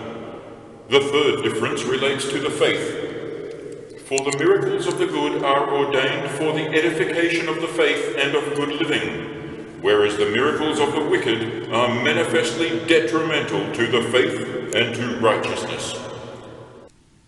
They are distinguished also by the way in which they are done. For the good do miracles by a pious and reverent invocation of the divine name. But witches and wicked men work them by certain ravings and invocations of devils. And there is no difficulty in the fact that the apostle calls the works of the devil and Antichrist lying wonders. For the marvels so done by divine permission are true in some respects and false in others. They are true in so far as they are within the limits of the devil's power, but they are false when he appears to do things which are beyond his power, such as raising the dead, or making the blind to see. For when he appears to do the former, he either enters into the dead body, or else removes it, and himself takes its place in an assumed aerial body. And in the latter case, he takes away the sight by a glamour, and then suddenly restores it by taking away the disability he has caused, not by bringing light to the inner perceptions, as is told in the legend of Bartholomew. Indeed, all the marvelous works of Antichrist and of witches can be said to be lying signs, inasmuch as their only purpose is to deceive. See St. Thomas, Dist. 8, De Virtute Daemonum. We may also quote here the distinction which is drawn in the Compendium of Theological Truth between a wonder and a miracle.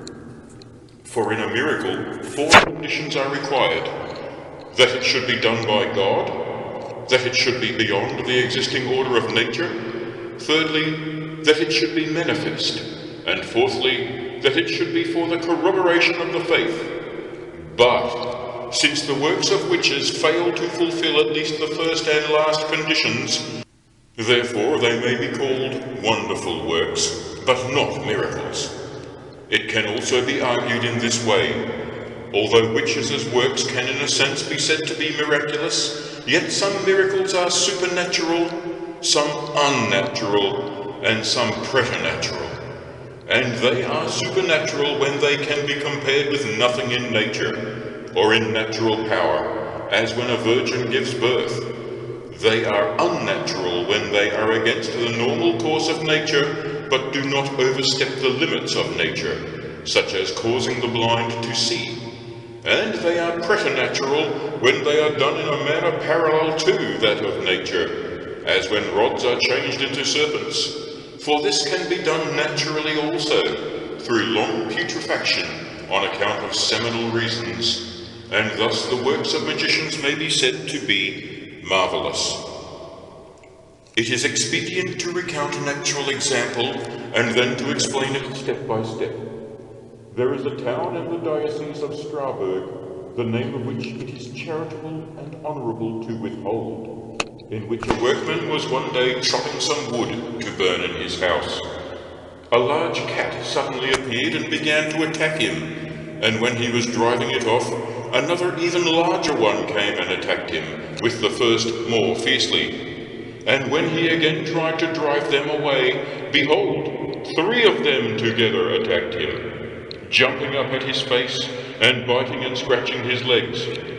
In great fright, and, as he said, more panic-stricken than he had ever been, he crossed himself and, leaving his work, fell upon the cats, which were swarming over the wood, and again leaping at his face and throat, and with difficulty drove them away by beating one on the head, another on the legs, and another on the back. After the space of an hour, while he was engaged again upon his task, 2 servants of the town magistrates came and took him as a malefactor, and led him into the presence of the bailiff or judge. And the judge, looking at him from a distance, and refusing to hear him, ordered him to be thrown into the deepest dungeon of a certain tower or prison, where those who were under sentence of death were placed. The man cried out, and for 3 days bitterly complained to the prison guards that he should suffer in that way, when he was conscious of no crime. But the more the guards tried to procure him a hearing, the more furious the judge became, expressing in the strongest terms his indignation that so great a malefactor had not yet acknowledged his crime, but dared to proclaim his innocence when the evidence of the facts proved his horrible crime. But, although these could not prevail upon him, yet the judge was induced by the advice of the other magistrates to grant the man a hearing. So, when he was brought out of prison into the presence of the judge, and the judge refused to look at him, the poor man threw himself before the knees of the other magistrates, pleading that he might know the reason for his misfortune. And the judge broke into these words, "You most wicked of men, how can you not acknowledge your crime? At such a time, on such a day, you beat 3 respected matrons of this town, so that they lie in their beds unable to rise or to move." The poor man cast his mind back to the events of that day and that hour, and said, "Never in all my life have I struck or beaten a woman, and I can prove by credible witnesses that at that time, on that day, I was busy chopping wood. And an hour afterwards, your servants found me still engaged on that task." Then the judge again exclaimed in a fury, "See how he tries to conceal his crime? The women are bewailing their blows, they exhibit the marks, and publicly testify that he struck them."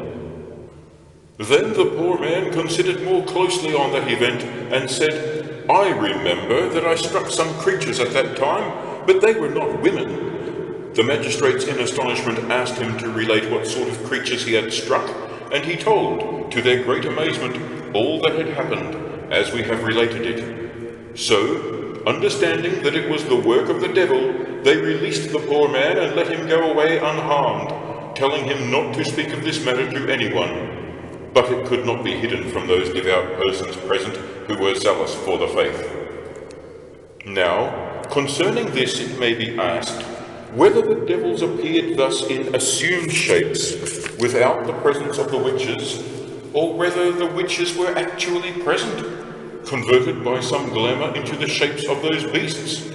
And in answering this, it should be said that, although it was equally possible for the devils to act in either way, it is rather presumed that it was done in the second manner.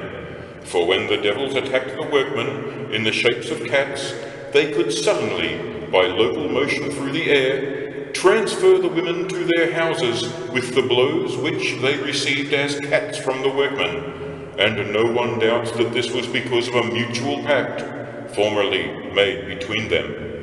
For in the same way they can cause an injury or wound in a person whom they wish to bewitch, by means of puncturing a painted or molten image which represents the person whom they wish to injure. Many examples of this could be adduced. And it cannot be validly objected that perhaps those women who were so injured were innocent, because, according to previously quoted examples, it is shown that injuries may happen even to the innocent, when someone is unknowingly hurt by a witch by means of an artificial image.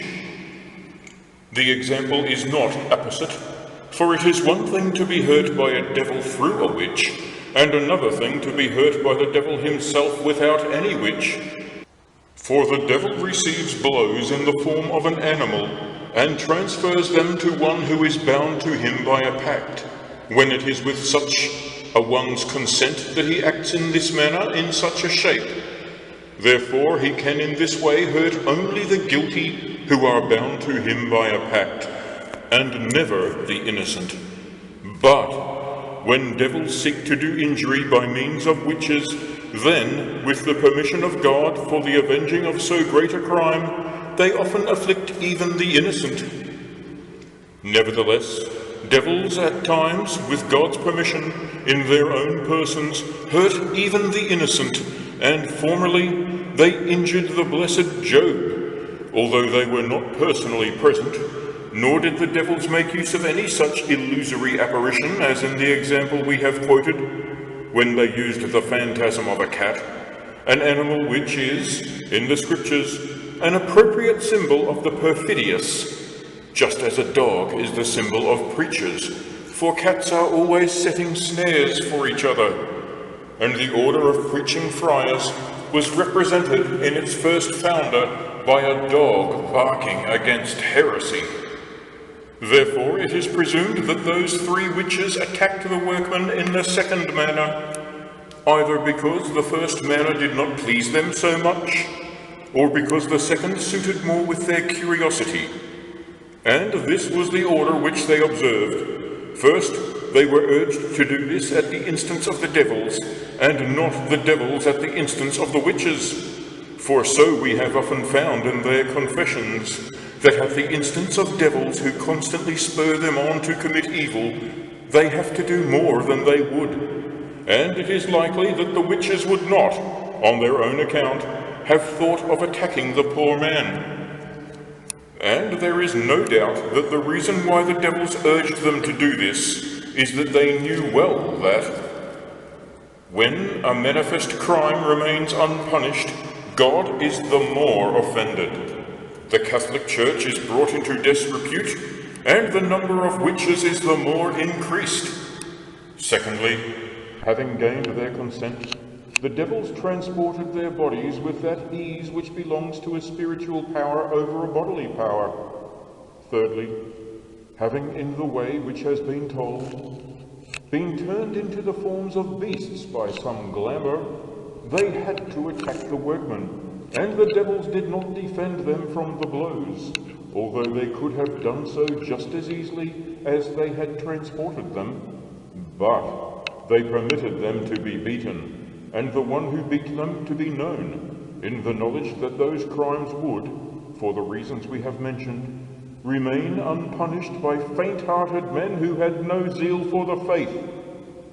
We read also of a certain holy man, who once found the devil in the form of a devout priest, preaching in a church, and knowing in his spirit that it was the devil, observed his words, whether he was teaching the people well or ill. And, finding him irreproachable and inveighing against sin, he went up to him at the end of the sermon, and asked him the reason for this. And the devil answered, I preach the truth, knowing that, because they are hearers of the word only and not doers, God is the more offended, and my gain is increased. Chapter 10. Of the method by which devils, through the operations of witches, sometimes actually possess men. It has been shown in the previous chapter how devils can enter the heads and other parts of the body of men, and can move the inner mental images from place to place. But someone may doubt whether they are able, at the instance of witches, to obsess men entirely, or feel some uncertainty about their various methods of causing such obsession without the instance of witches. And to clear up these doubts, we must undertake three explanations. First, as to the various methods of possession. Secondly, how, at the instance of witches and with God's permission, devils at times possess men in all those ways. Thirdly, we must substantiate our arguments with facts and examples. With reference to the first, we must make an exception of that general method by which the devil inhabits a man in any mortal sin. St. Thomas, in Book 3, Question 3, speaks of this method where he considers the doubt whether the devil always substantially possesses a man when he commits mortal sin. And the reason for the doubt is that the indwelling Holy Ghost always forms a man with grace, according to 1 Corinthians 3. Ye are the temple of God, and the Spirit of God dwelleth in you. And, since guilt is opposed to grace, it would seem that there were opposing forces in the same place. And there he proves that to possess a man can be understood in two ways, either with regard to the soul or with regard to the body. And in the first way, it is not possible for the devil to possess the soul, since God alone can enter that.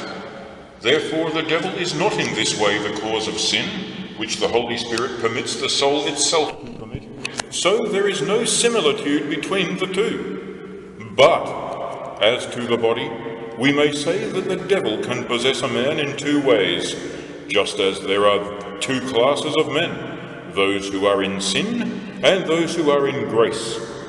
In the first way, we may say that, since a man is by any mortal sin brought into the devil's service, insofar as the devil provides the outer suggestion of sin, either to the senses or to the imagination, to that extent he is said to inhabit the character of a man when he is moved by every stirring of temptation, like a ship in the sea without a rudder. The devil can also essentially possess a man, as is clear in the case of frantic men. But this rather belongs to the question of punishment than that of sin, as will be shown. And bodily punishments are not always the consequences of sin, but are inflicted now upon sinners and now upon the innocent. Therefore, both those who are and those who are not in a state of grace can, in the depth of the incomprehensible judgment of God, be essentially possessed by devils. And though this method of possession is not quite pertinent to our inquiry, we have set it down lest it should seem impossible to anyone that, with God's permission, men should at times be substantially inhabited by devils at the instance of witches. We may say, therefore, that just as there are 5 ways in which devils, by themselves, without witches, can injure and possess men, so they can also do so in all those ways at the instance of witches, since then God is the more offended, and greater power of molesting men is allowed to the devil through witches. And the methods are briefly the following, excepting the fact that they sometimes plague a man through his external possessions. Sometimes they injure men only in their own bodies, sometimes in their bodies and in their inner faculties. Sometimes they only tempt them inwardly and outwardly. Others they at times deprive of the use of their reason. Others they change into the appearance of irrational beasts. We shall speak of these methods singly. But first we shall rehearse 5 reasons why God allows men to be possessed, for the sake of preserving a due order in our matter. For sometimes a man is possessed for his own greater advantage, sometimes for a slight sin of another, sometimes for his own venial sin, sometimes for another's heavy sin, and sometimes for his own heavy sin. For all these reasons, let no one doubt that God allows such things to be done by devils at the instance of witches, and it is better to prove each of them by the Scriptures rather than by recent examples, since new things are always strengthened by old examples. For an example of the first is clearly shown in the dialogue of Severus, a very dear disciple of St. Martin, where he tells that a certain father of very holy life was so gifted by grace with the power of expelling devils that they were put to flight not only by his words, but even by his letters or his hair shirt. And since the father became very famous in the world, and felt himself tempted with vainglory, although he manfully resisted that vice, yet, that he might be the more humiliated, he prayed with his whole heart to God that he might be, for 5 months, possessed by a devil, and this was done. For he was at once possessed, and had to be put in chains. and everything had to be applied to him which is customary in the case of demoniacs. But at the end of the 5th month he was immediately delivered both from all vainglory and from the devil. But we do not read, nor is it for the present maintained, that for this reason a man can be possessed by a devil through the witchcraft of another man, although, as we have said, the judgments of God are incomprehensible. For the second reason, when someone is possessed because of the light sin of another, Saint Gregory gives an example. The blessed abbot Eleutherius, a most devout man, was spending the night near a convent of virgins, who, unknown to him, ordered to be put by his cell a young boy who used to be tormented all night by the devil. But on that same night the boy was delivered from the devil by the presence of the Father. When the abbot learned of this, and the boy now being placed in the holy man's monastery, after many days he began to exult rather immoderately over the boy's liberation, and said to his brother monks, the devil was playing his pranks with those sisters, but he has not presumed to approach this boy since he came to the servants of God. And behold, the devil at once began to torment the boy, and by the tears and fasting of the holy man and his brethren, he was, with difficulty, delivered, but on the same day. And indeed, that an innocent person should be possessed for the slight fault of another is not surprising, when men are possessed by devils for their own light fault, or for another's heavy sin, or for their own heavy sin, and some also at the instance of witches.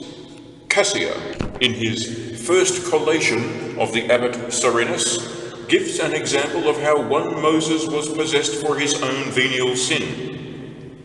This Moses, he says, was a hermit of upright and pious life, but because on one occasion he engaged in a dispute with the abbot Macarius, and went a little too far in the expression of a certain opinion, he was immediately delivered up to a terrible devil, who caused him to void his natural excrements through his mouth.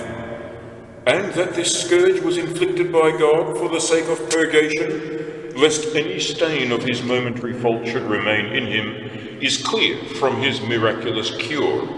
For, by continual prayers and submission to the abbot Macarius, the vile spirit was quickly driven away and departed from him. A similar case is that related by Saint Gregory in his first dialogue of the nun who ate a lettuce without having first made the sign of the cross, and was set free by the blessed Father Equitius. In the same dialogue, Saint Gregory tells an example of the fourth case, where someone is possessed because of the heavy sin of another. The blessed Bishop Fortunatus had driven the devil from a possessed man, and the devil began to walk about the streets of the city in the guise of a pilgrim, crying out, "O the holy man Bishop Fortunatus, see, he has cast me, a pilgrim, out of my lodging, and I can find no rest anywhere." Then a certain man, sitting with his wife and son, invited the pilgrim to lodge with him, and, asking why he had been turned out, was delighted with the derogatory story of the holy man, which the pilgrim had invented. And thereupon the devil entered his son, and cast him upon the fire, and killed him. And then, for the first time, did the unhappy father understand whom he had received as a guest.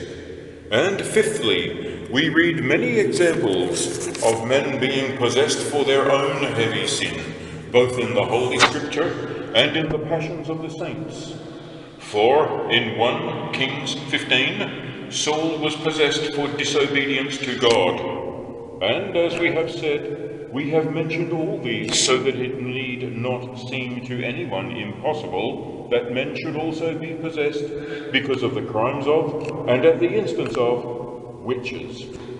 And we shall be able to understand the various methods of such possession by quoting actual examples. In the time of Pope Pius II, the following was the experience of one of us two inquisitors before he entered upon his office in the Inquisition. A certain Bohemian from the town of Jakob brought his only son, a secular priest, to Rome to be delivered, because he was possessed.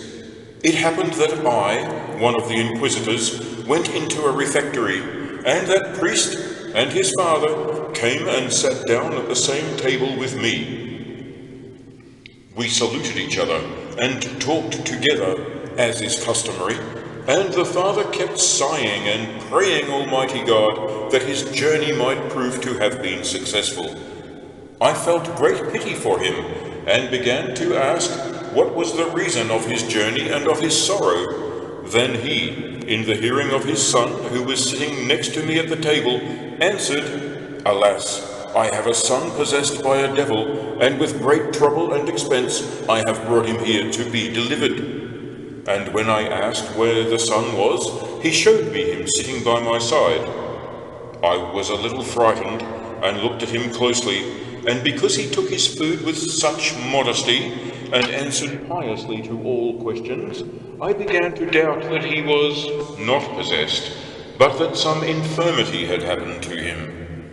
Then the son himself told what had happened, showing how and for how long he had been possessed, and saying, "A certain witch brought this evil upon me, for I was rebuking her on some matter concerned with the discipline of the church, upbraiding her rather strongly since she was of an obstinate disposition, when she said that after a few days that would happen to me which has happened, and the devil which possesses me has told me that a charm was placed by the witch under a certain tree, and that until it was removed I could not be delivered, but would not tell me which was the tree.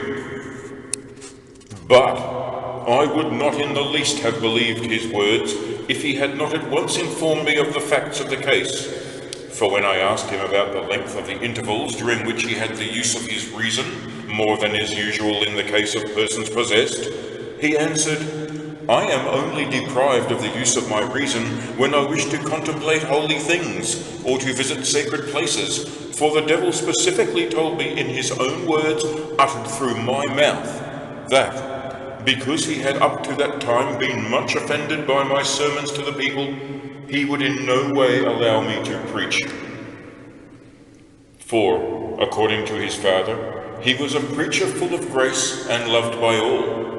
But I, the inquisitor, wishing for proofs, had him taken for a fortnight and more to various holy places, and especially to the church of Saint Praxedes the Virgin, where there is part of the marble pillar to which our Saviour was bound when he was scourged, and to the place where Saint Peter the Apostle was crucified.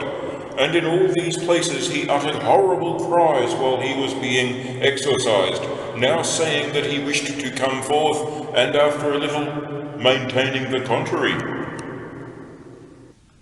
And as we have said before, in all his behaviour he remained a sober priest without any eccentricity, except during the process of any exorcisms, and when these were finished and the stole was taken from his neck, he showed no sign of madness or any immoderate action. But when he passed any church and genuflected in honour of the glorious Virgin, the devil made him thrust his tongue far out of his mouth. And when he was asked whether he could not restrain himself from doing this, he answered, "I cannot help myself at all, for he so uses all my limbs and organs, my neck, my tongue, and my lungs, whenever he pleases, causing me to speak or to cry out, and I hear the words as if they were spoken by myself, but I am altogether unable to restrain them. And when I try to engage in prayer, he attacks me more violently, thrusting out my tongue." And there was in the church of St. Peter a column brought from Solomon's temple, by virtue of which many who are obsessed with devils are liberated, because Christ had stood near it when he preached in the temple. But even here he could not be delivered, owing to the hidden purpose of God, which reserved another method for his liberation. For though he remained shut in by the column for a whole day and night, yet on the following day after various exorcisms had been performed upon him, with a great concourse of people standing round, he was asked by which part of the column Christ had stood, and he bit the column with his teeth, and, crying out, showed the place, saying, Here he stood, here he stood. And at last he said, I will not go forth. And when he was asked why, he answered, Because of the Lombards. And being asked why he would not go forth because of the Lombards, he answered in the Italian tongue, although the poor priest did not understand that language, They all practice such and such things, naming the worst vice of lustfulness. And afterwards the priest asked me, saying, Father, what did those Italian words mean which came from my mouth? And when I told him, he answered, I heard the words, but I could not understand them. Eventually it proved that this demoniac was of that sort of which the Saviour spoke in the Gospel, saying, This sort goeth not out save by prayer and fasting. For a venerable bishop, who had been driven from his see by the Turks, piously took compassion on him, and by fasting on bread and water for 40 days, and by prayers and exorcisms, at last, through the grace of God, delivered him, and sent him back to his home, rejoicing.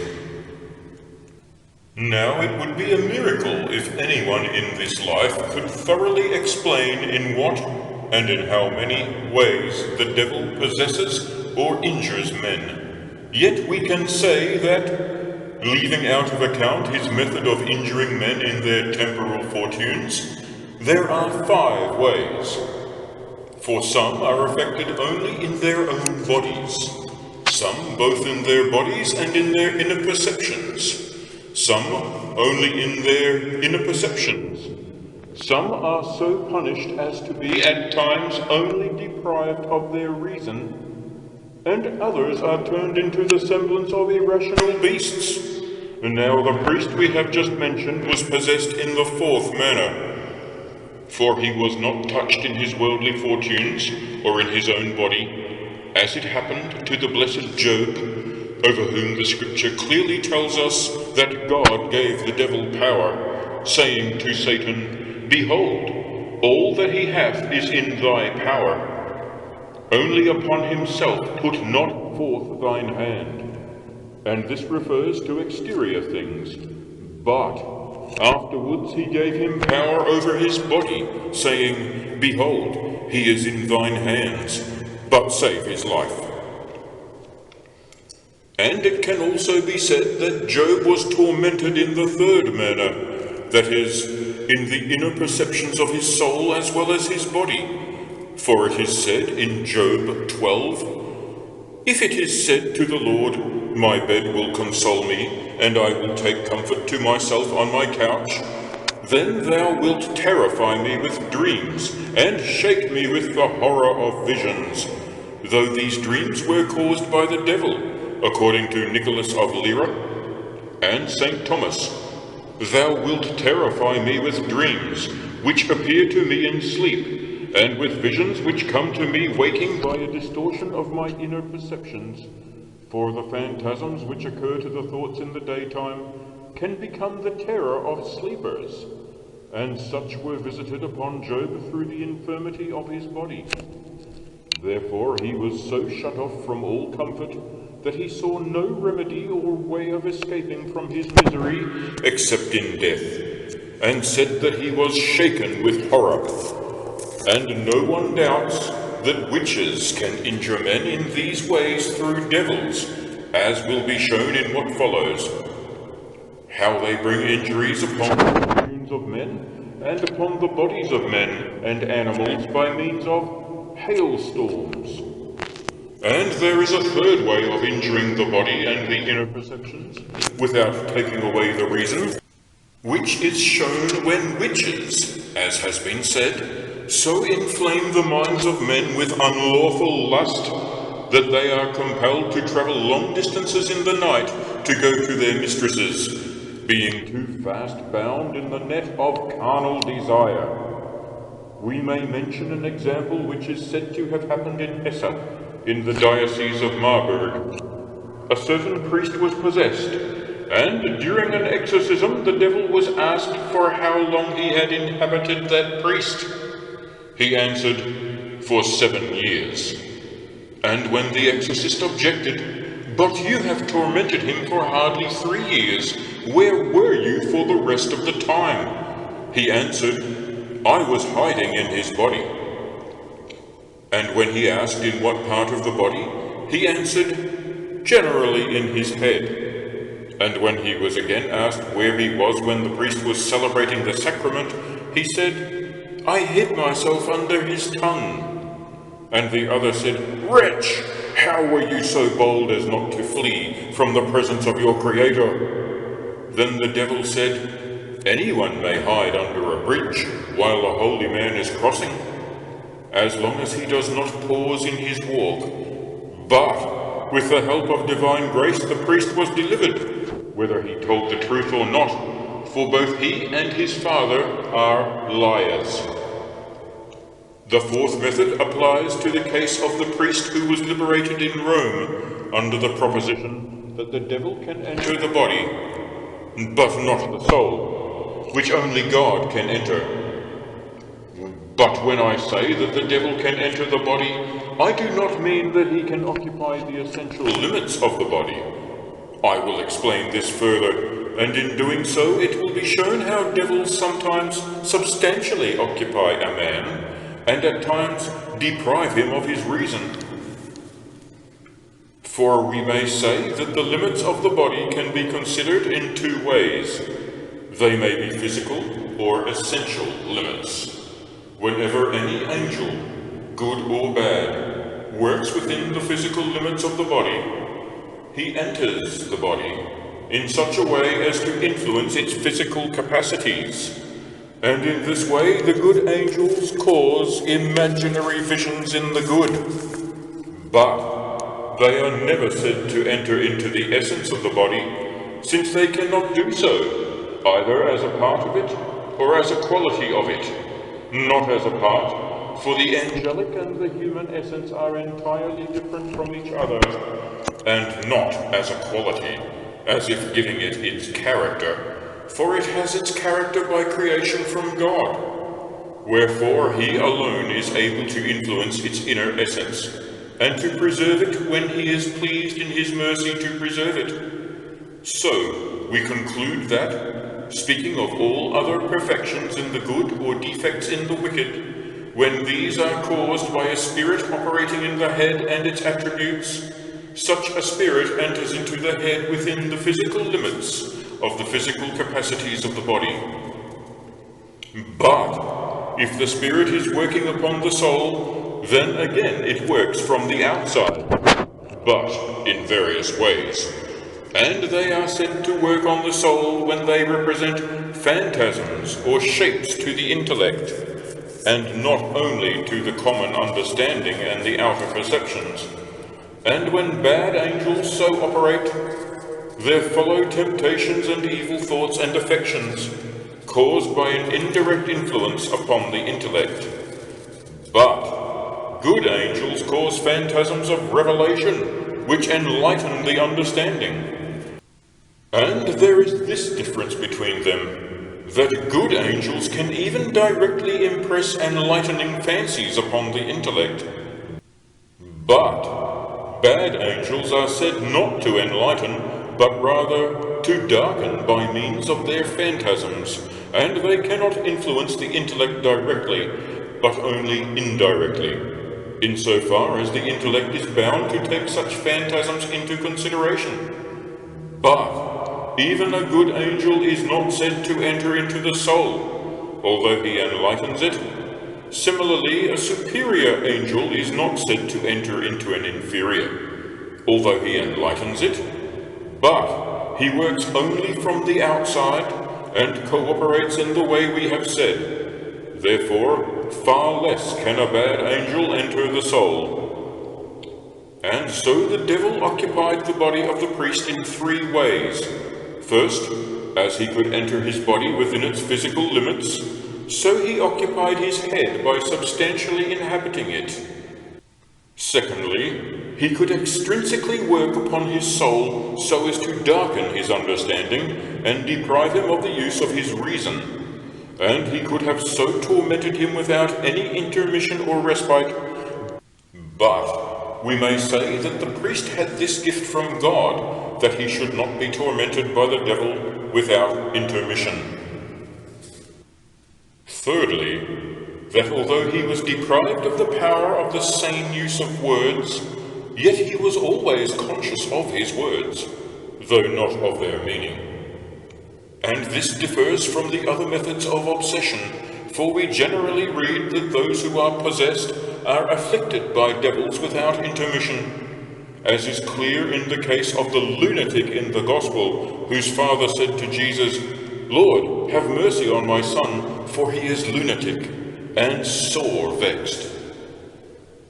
St. Matthew 17. And of the woman whom Satan had crippled for 18 years, who was bowed together and could in no wise lift herself up. St. Luke 13.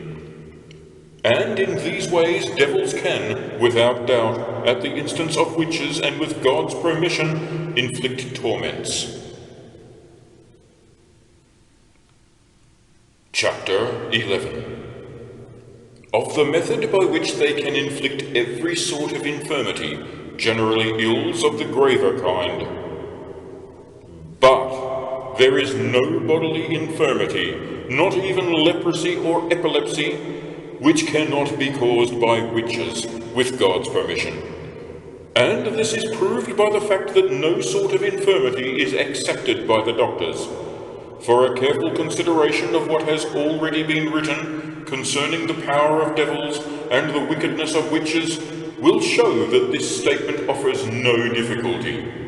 Nieder also deals with this subject both in his Book of Precepts and in his Formicarius, where he asks whether witches can actually injure men by their witchcraft. And the question makes no exception of any infirmity, however incurable. And he there answers that they can do so, and proceeds to ask in what way and by what means. And as to the first, he answers, as has been shown in the first question of the first part of this treatise, and it is proved also by Saint Isidore, where he describes the operations of witches, Etymology 8, Caption 9, and says that they are called witches on account of the magnitude of their crimes. For they disturb the elements by raising up storms with the help of devils. They confuse the minds of men in the ways already mentioned, by either entirely obstructing or gravely impeding the use of their reason. He adds also that without the use of any poison, but by the mere virulence of their incantations, they can deprive men of their lives. It is proved also by St. Thomas in the second book of Sentences, Dist 7 and 8, and in book 4, Dist 34, and in general all the theologians write that witches can, with the help of the devil, bring harm upon men and their affairs in all the ways in which the devil alone can injure or deceive, namely, in their affairs, their reputation, their body, their reason, and their life, which means that those injuries which are caused by the devil without any witch can also be caused by a witch, and even more readily so, on account of the greater offence which is given to the divine majesty, as has been shown above. In Job 1 and 2 is found a clear case of the injury in temporal affairs. The injury to reputation is shown in the history of the blessed Jerome, that the devil transformed himself into the appearance of Saint Silvanus, Bishop of Nazareth, a friend of Saint Jerome. And this devil approached a noble woman by night in her bed, and began first to provoke and entice her with lewd words, and then invited her to perform the sinful act. And when she called out, the devil, in the form of the saintly bishop, hid under the woman's bed, and being sought for and found there, he in liquorish language declared lyingly that he was the Bishop Silvanus. On the morrow, therefore, when the devil had disappeared, the holy man was scandalously defamed. But his good name was cleared when the devil confessed at the tomb of St. Jerome that he had done this in an assumed body. The injury to the body is shown in the case of the blessed Job, who was stricken by the devil with terrible sores, which are explained as a form of leprosy. And Sigisbert and Vincent of Beauvais, Spech History 2537, both tell that in the time of the Emperor Louis II, in the Diocese of Mainz, a certain devil began to throw stones and to beat at the houses as if with a hammer. And then, by public statements and secret insinuations, he spread discord and troubled the minds of many.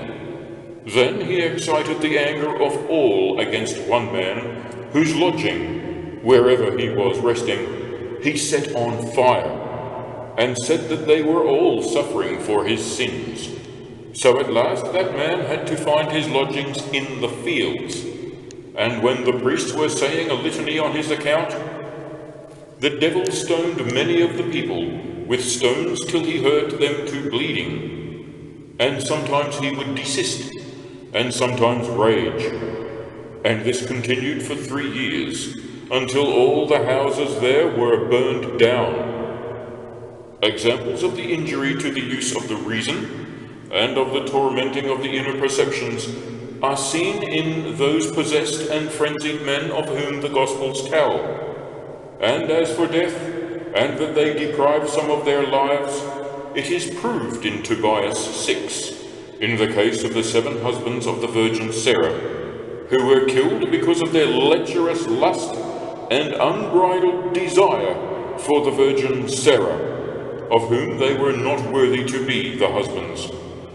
Therefore it is concluded that both by themselves, and all the more with the help of witches, devils can injure men in every way without exception.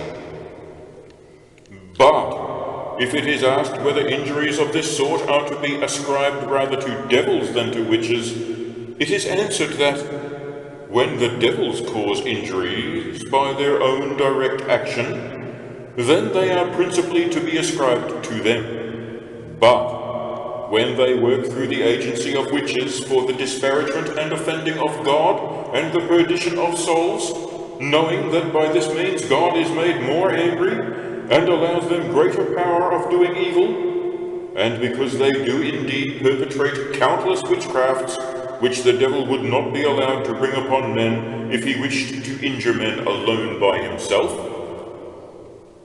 but are permitted, in the just and hidden purpose of God, through the agency of witches, on account of their perfidy and abjuration of the Catholic faith. Therefore, such injuries are justly ascribed to witches secondarily, however much the devil may be the principal actor. Therefore, when a woman dips a twig in water and sprinkles the water in the air to make it rain, although she does not herself cause the rain, and could not be blamed on that account, yet because she has entered into a pact with the devil, by which she can do this as a witch, although it is the devil who causes the rain, she herself nevertheless deservedly bears the blame, because she is an infidel and does the devil's work, surrendering herself to his service.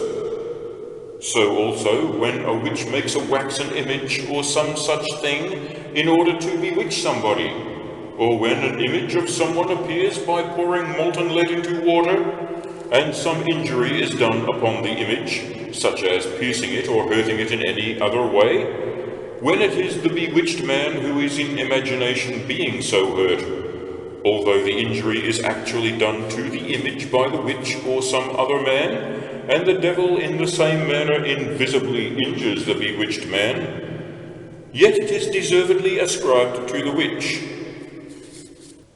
For without her, God would never allow the devil to inflict the injury, nor would the devil on his own account try to injure the man. But because it has been said that in the matter of their good name the devils can injure men on their own account and without the cooperation of witches, there may arise a doubt whether the devils cannot also defame honest women so that they are reputed to be witches, when they appear in their likeness to bewitch someone, from which it would happen that such a woman would be defamed without cause. In answering this, we must premise a few remarks. First, it has been said that the devil can do nothing without the divine permission, as is shown in the first part of this work, in the last question. It has also been shown that God does not allow so great power of evil against the just and those who live in grace, as against sinners. And as the devils have more power against sinners, see the text, when a strong man, armed, etc., so they are permitted by God to afflict them more than the just. Finally, although they can, with God's permission, injure the just in their affairs, their reputation and their bodily health, yet because they know that this power is granted them chiefly for the increase of the merits of the just, they are the less eager to injure them. Therefore it can be said that in this difficulty there are several points to be considered. First, the divine permission. Secondly, the man who is thought to be righteous, for they who are so reputed are not always actually in a state of grace. Thirdly, the crime of which an innocent man would be suspected, for that crime in its very origin exceeds all the crimes of the world. Therefore, it is to be said that it is granted that, with God's permission, an innocent person, whether or not he is in a state of grace, may be injured in his affairs or reputation. But, having respect to this particular crime and the gravity of the accusation, for we have often quoted St. Isidore's saying that they are called witches from the magnitude of their crimes, it can be said that for an innocent person to be defamed by the devil in the way that has been suggested does not seem at all possible for many reasons. In the first place, it is one thing to be defamed in respect of vices which are committed without any expressed or tacit contract with the devil, such as theft, robbery, or fornication. But quite another matter to be defamed in respect of vices which it is impossible to accuse a man of having perpetrated unless he has entered upon an express contract with the devil. And such are the works of witches, which cannot be laid at their door unless it is by the power of devils that they bewitch men, animals, and the fruits of the earth. Therefore, although the devil can blacken man's reputations in respect of other vices, yet it does not seem possible for him to do so in respect of this vice, which cannot be perpetrated with his cooperation. Besides, it has never hitherto been known to have happened that an innocent person has been defamed by the devil to such an extent that he was condemned to death for this particular crime. Furthermore, when a person is only under suspicion, he suffers no punishment except that which the canon prescribes for his purgation, as will be shown in the third part of this work, in the second method of sentencing witches. And it is set down there that if such a man fails in his purgation, he is to be considered guilty, but that he should be solemnly adjured before the punishment due to his sin is proceeded with and enforced. But here we are dealing with actual events, and it has never yet been known that an innocent person has been punished on suspicion of witchcraft. And there is no doubt that God will never permit such a thing to happen. Besides, he does not suffer the innocent who are under angelic protection to be suspected of smaller crimes, such as robbery and such things, then all the more will he preserve those who are under that protection from suspicion of the crime of witchcraft. And it is no valid objection to quote the legend of Saint Germanus, when devils assumed the bodies of other women and sat down at table and slept with the husbands, deluding the latter into the belief that those women were in their own bodies, eating and drinking with them, as we have mentioned before. For the women in this case are not to be held guiltless, for in the canon, Episcopi 26, question 2, such women are condemned for thinking that they are really and actually transported, when they are so only in imagination, although, as we have shown above, they are at times bodily transported by devils. But our present proposition is that they can, with God's permission, cause all other infirmities, with no exception. And it is to be concluded from what we have said that this is so, for no exception is made by the doctors, and there is no reason why there should be any, since, as we have often said, the natural power of devils is superior to all corporeal power. And we have found in our experience that this is true. For, although greater difficulty may be felt in believing that witches are able to cause leprosy or epilepsy, since these diseases generally arise from some long-standing physical predisposition or defect, nonetheless, it has sometimes been found that even these have been caused by witchcraft. For, in the Diocese of Basel, in the district of Alsace and Lorraine, a certain honest labourer spoke roughly to a certain quarrelsome woman, and she angrily threatened him that she would soon avenge herself on him. He took little notice of her, but on the same night he felt a pustule grow upon his neck, and he rubbed it a little, and found his whole face and neck puffed up and swollen, and a horrible form of leprosy appeared all over his body.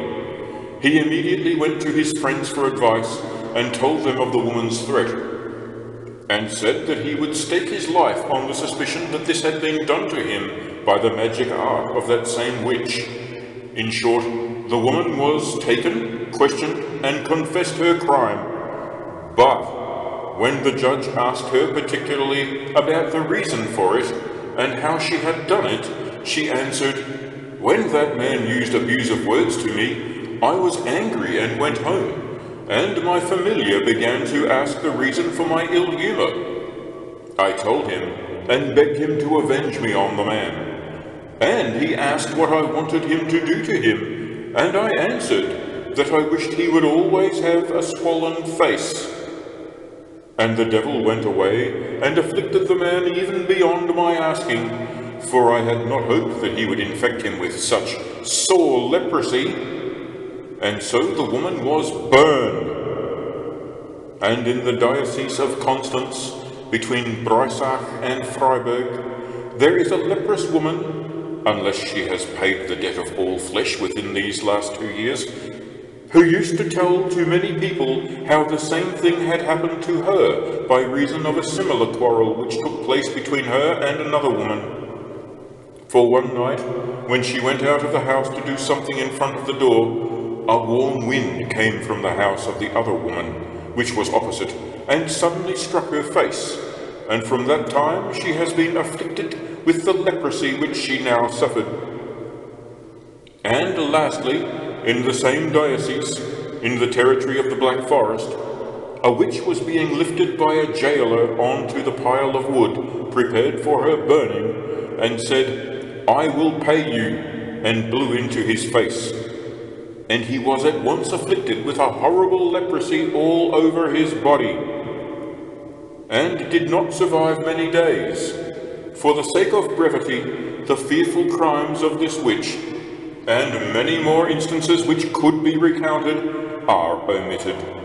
For we have often found that certain people have been visited with epilepsy or the falling sickness by means of eggs, which have been buried with dead bodies, especially the dead bodies of witches, together with other ceremonies of which we cannot speak, particularly when these eggs have been given to a person either in food or drink.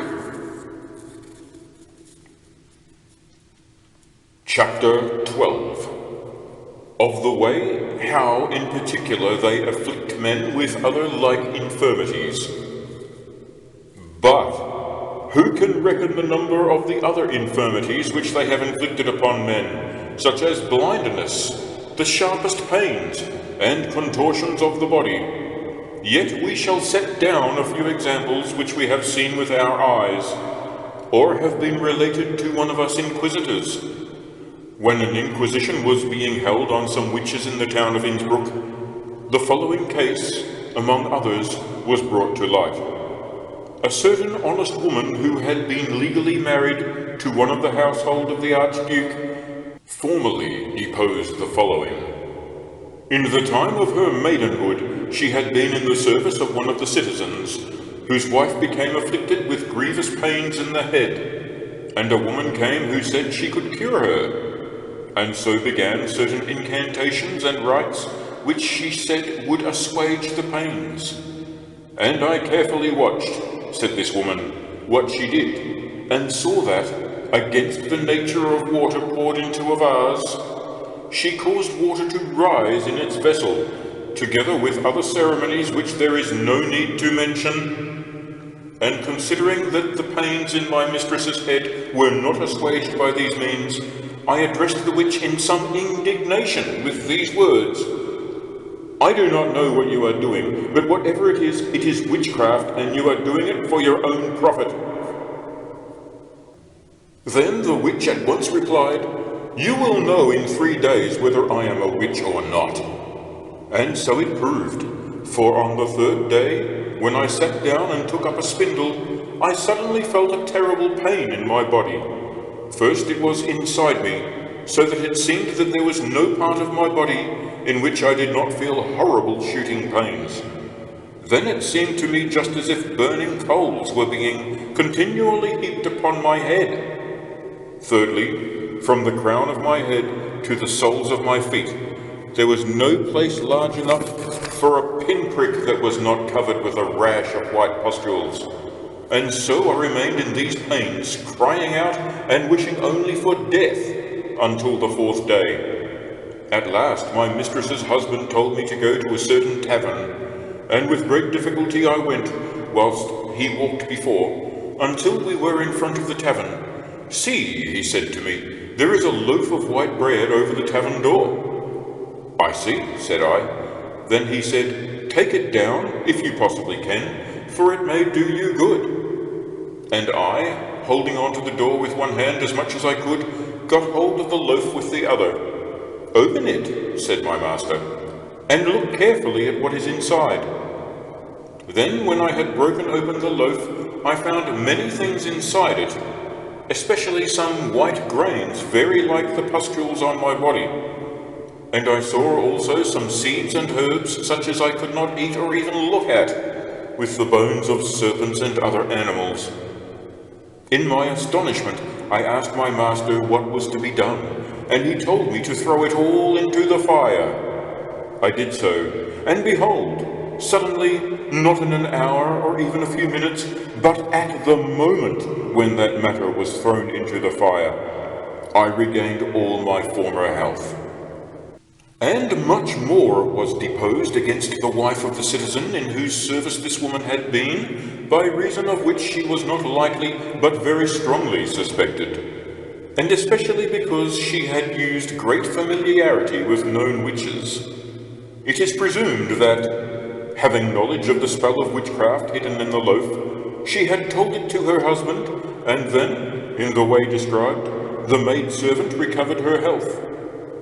To bring so great a crime into detestation, it is well that we should tell how another person, also a woman, was bewitched in the same town.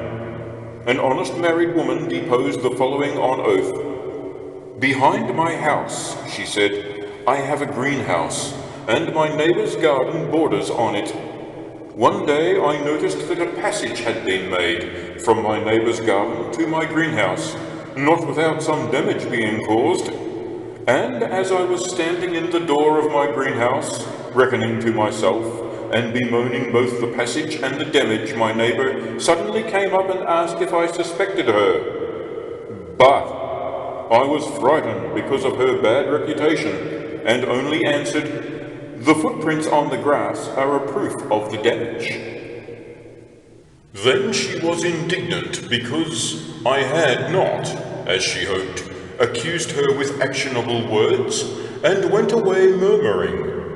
And though I could hear her words, I could not understand them. After a few days I became very ill with pains in the stomach, and the sharpest twinges shooting from my left side to my right, and conversely, as if two swords or knives were thrust through my breast, whence day and night I disturbed all the neighbours with my cries.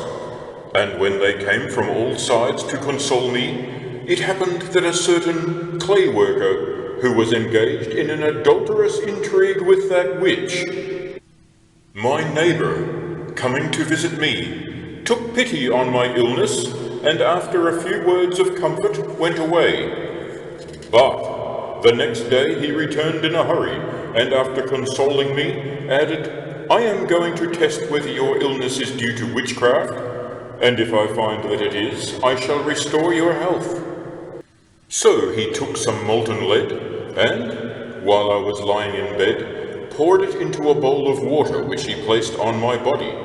And when the lead solidified into a certain image and various shapes, he said, "See, your illness has been caused by witchcraft, and one of the instruments of that witchcraft is hidden under the threshold of your house door. Let us go then and remove it, and you will feel better." So my husband and he went to remove the charm, and the clay worker, taking up the threshold, told my husband to put his hand into the hole which then appeared, and take out whatever he found, and he did so. And first he brought out a waxen image about a palm long, perforated all over, and pierced through the sides with 2 needles, just in the same way that I felt the stabbing pains from side to side. And then little bags containing all sorts of things, such as grains and seeds and bones. And when all these things were burned, I became better, but not entirely well. For, although the shootings and twinges stopped, and I quite regained my appetite for food, yet even now I am by no means fully restored to health.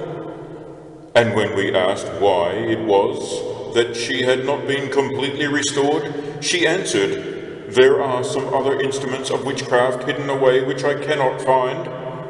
And when I asked the man how he knew where the first instruments were hidden, he answered, "I knew this through the love which prompts a friend to tell things to a friend. For your neighbour revealed this to me when she was coaxing me to commit adultery with her." This is the story of the sick woman. But if I were to tell all the instances that were found in that one town, I should need to make a book of them. For countless men and women who were blind, or lame, or withered, or plagued with various infirmities, severally took their oath that they had strong suspicions that their illnesses, both in general and in particular, were caused by witches, and that they were bound to endure those ills either for a period or right up to their deaths. And all that they said and testified was true, either as regards a specified illness or as regards the death of others. For that country abounds in henchmen and knights who have leisure for vice, and seduce women, and then wish to cast them off when they desire to marry an honest woman. But they can rarely do this without incurring the vengeance of some witchcraft upon themselves or their wives. For when those women see themselves despised, they persist in tormenting not so much the husband as the wife, in the fond hope that, if the wife should die, the husband would return to his former mistress.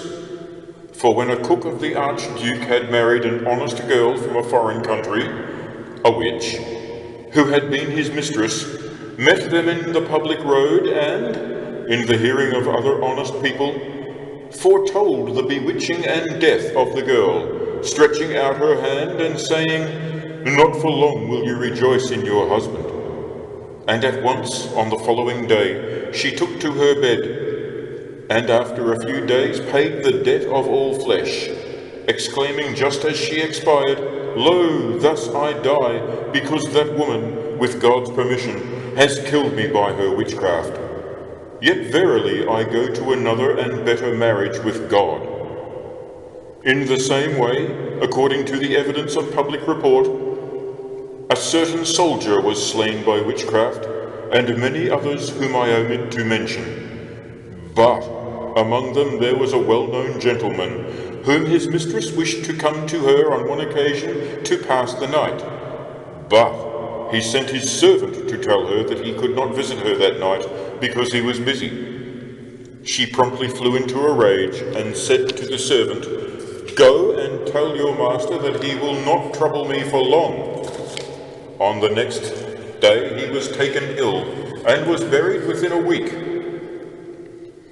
And there are witches who can bewitch their judges by a mere look or glance from their eyes, and publicly boast that they cannot be punished.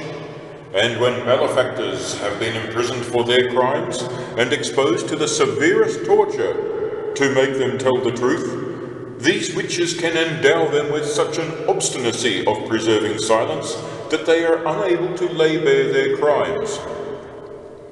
And there are some who, in order to accomplish their evil charms and spells, beat and stab the crucifix, and utter the filthiest words against the purity of the most glorious Virgin Mary, casting the foulest aspersions on the nativity of our Saviour from her inviolate womb. It is not expedient to repeat those vile words, nor yet to describe their detestable crimes, as the narrative would give too great offence to the ears of the pious, but they are all kept and preserved in writing, detailing the manner in which a certain baptized Jewess had instructed other young girls, and one of them, named Walpurgis, being in the same year at the point of death, and being urged by those who stood round her to confess her sins, exclaimed, I have given myself body and soul to the devil.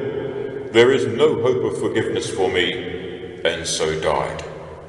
These particulars have not been written to the shame, but rather to the praise and glory of the most illustrious Archduke, for he was truly a Catholic prince, and laboured very zealously with the church at Brixen to exterminate witches, but they are written rather in hate and loathing of so great a crime, and that men may not cease to avenge their wrongs, and the insults and offences these wretches offer to the Creator and our holy faith, to say nothing of the temporal losses which they cause. For this is their greatest and gravest crime, namely, that they abjure the faith. Chapter 13. How witch midwives commit most horrid crimes when they either kill children or offer them to devils in most accursed wise.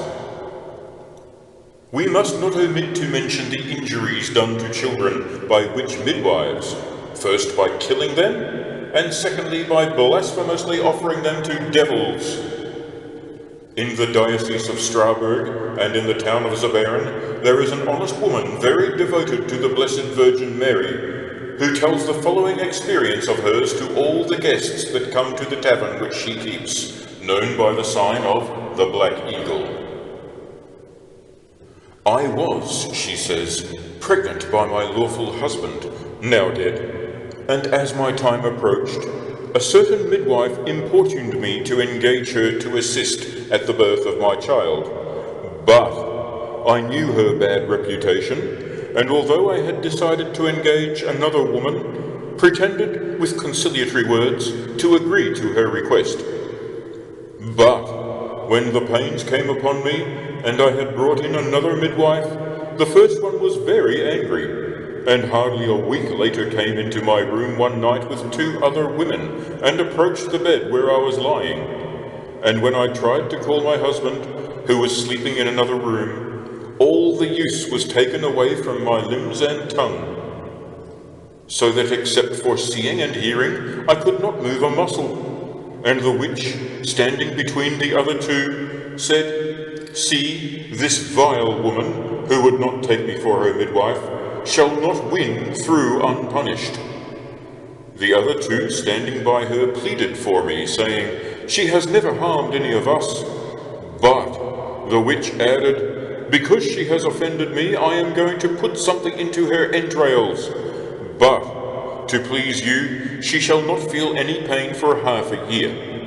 But, after that time, she shall be tortured enough. So she came up and touched my belly with her hands, and it seemed to me that she took out my entrails and put in something which, however, I could not see. And when they had gone away, and I had recovered my power of speech, I called my husband as soon as possible and told him what had happened. But he put it down to pregnancy and said, You pregnant women are always suffering from fancies and delusions. And when he would by no means believe me, I replied, I have been given 6 months' grace, and if, after that time, no torment comes to me, I shall believe you. She related this to her son, a cleric who was then archdeacon of the district, and who came to visit her on the same day. And what happened? When exactly 6 months had passed, such a terrible pain came into her belly that she could not help disturbing everybody with her cries day and night. And because, as has been said, she was most devout to the Virgin, the Queen of Mercy, she fasted with bread and water every Saturday, so that she believed that she was delivered by her intercession.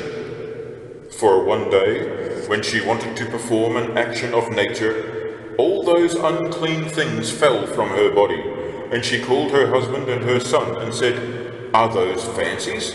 Did I not say that after half a year the truth would be known? Or who ever saw me eat thorns, bones, and even bits of wood? For there were brambles as long as a palm, as well as a quantity of other things. Moreover, as was said in the first part of the work, it was shown by the confession of the servant who was brought to judgment at Brysac that the greatest injuries to the faith as regards the heresy of witches are done by midwives. And this is made clearer than daylight itself by the confessions of some who were afterwards burned. For in the diocese of Basel at the town of Daun, a witch who was burned confessed that she had killed more than 40 children by sticking a needle through the crowns of their heads into their brains as they came out from the womb. Finally, another woman in the diocese of Strasbourg confessed that she had killed more children than she could count, and she was caught in this way. She had been called from one town to another to act as midwife to a certain woman, and having performed her office, she was going back home. But as she went out of the town gate, the arm of a newly born child fell out of the cloak she had wrapped round her, in whose folds the arm had been concealed. This was seen by those who were sitting in the gateway, and when she had gone on, they picked up from the ground what they took to be a piece of meat. But when they looked more closely and saw that it was not a piece of meat, but recognized it by its fingers as a child's arm, they reported it to the magistrates, and it was found that a child had died before baptism, lacking an arm. So the witch was taken and questioned, and confessed the crime, and that she had, as has been said, killed more children than she could count. Now the reason for such practices is as follows. It is to be presumed that witches are compelled to do such things at the command of evil spirits, and sometimes against their own wills, for the devil knows that, because of the pain of loss or original sin, such children are debarred from entering the kingdom of heaven, and by this means the last judgment is delayed, when the devils will be condemned to eternal torture, since the number of the elect is more slowly completed, on the fulfillment of which the world will be consumed. And also, as has already been shown, witches are taught by the devil to confect from the limbs of such children an unguent which is very useful for their spells, But in order to bring so great a sin into utter detestation, we must not pass over in silence the following horrible crime. For when they do not kill the child, they blasphemously offer it to the devil in this manner. As soon as the child is born, the midwife, if the mother herself is not a witch, carries it out of the room on the pretext of warming it, raises it up, and offers it to the prince of devils, that is, Lucifer, and to all the devils. And this is done by the kitchen fire. A certain man relates that he noticed that his wife, when her turn came to give birth, against the usual custom of women in childbirth, did not allow any woman to approach the bed except her own daughter, who acted as midwife. Wishing to know the reason for this, he hid himself in the house and saw the whole order of the sacrilege and dedication to the devil as it has been described. He saw also, as it seemed to him, that without any human support, but by the power of the devil, the child was climbing up the chain by which the cooking pots were suspended. In great consternation, both at the terrible words of the invocation of the devils and at the other iniquitous ceremonies, he strongly insisted that the child should be baptized immediately. When it was being carried to the next village where there was a church, and when they had to cross a bridge over a certain river, he drew his sword and ran at his daughter, who was carrying the child, saying in the hearing of two others who were with him, "You shall not carry the child over the bridge, for either it must cross the bridge by itself, or you shall be drowned in the river." The daughter was terrified, and, together with the other women in company, asked him if he were in his right mind, for he had hidden what had happened from all the others except the two men who were with him. Then he answered, "You vile drab, by your magic arts you made the child climb the chain in the kitchen. Now make it cross the bridge with no one carrying it, or I shall drown you in the river." And so, being compelled, she put the child down on the bridge, and invoked the devil by her art, and suddenly the child was seen on the other side of the bridge. And so, being compelled, she put the child down on the bridge, and invoked the devil by her art, and suddenly the child was seen on the other side of the bridge. And when the child had been baptized, and had returned home, since he now had witnesses to convict his daughter of witchcraft, for he could not prove the former crime of the oblation to the devil, inasmuch as he had been the only witness of that sacrilegious ritual, he accused both daughter and mother before the judge after their period of purgation, and they were both burned. And the crime of midwives of making that sacrilegious offering was discovered. But here the doubt arises, to what end or purpose is this sacrilegious offering of children, and how does it benefit the devils? To this it can be said that the devils do this for three reasons, which serve three most wicked purposes. The first reason arises from their pride, which always increases, as it is said, that they that hate thee have lifted up the head. For they try as far as possible to conform with divine rites and ceremonies. Secondly, they can more easily deceive men from under the mask of an outwardly seeming pious action. For in the same way they entice young virgins and boys into their power. For though they might solicit such by means of evil and corrupt men, yet they rather deceive them by magic mirrors and the reflections seen in witches' fingernails, and lure them on in the belief that they love chastity, whereas they hate it. For the devil hates above all the Blessed Virgin, because she bruised his head. Genesis 3:15. Just so in this oblation of children they deceive the minds of witches into the vice of infidelity under the appearance of a virtuous act. And the third reason is that the perfidy of witches may grow to the devil's own gain, when they have witches dedicated to them from their very cradles. And this sacrilege affects the child in three ways. In the first place, visible offerings to God are made of visible things, such as wine or bread or the fruits of the earth, as a sign of honor and subjection to him. As a sign of honor and subjection to him, as it is said in Ecclesiasticus 25, "Thou shalt not appear empty before the Lord." And such offerings cannot and must not afterwards be put to profane uses. Therefore the Holy Father, St. John Damascene, says, "The oblations which are offered in church belong only to the priests, but not that they should divert them to their own uses, but that they should faithfully distribute them, partly in the observance of divine worship, and partly for the use of the poor.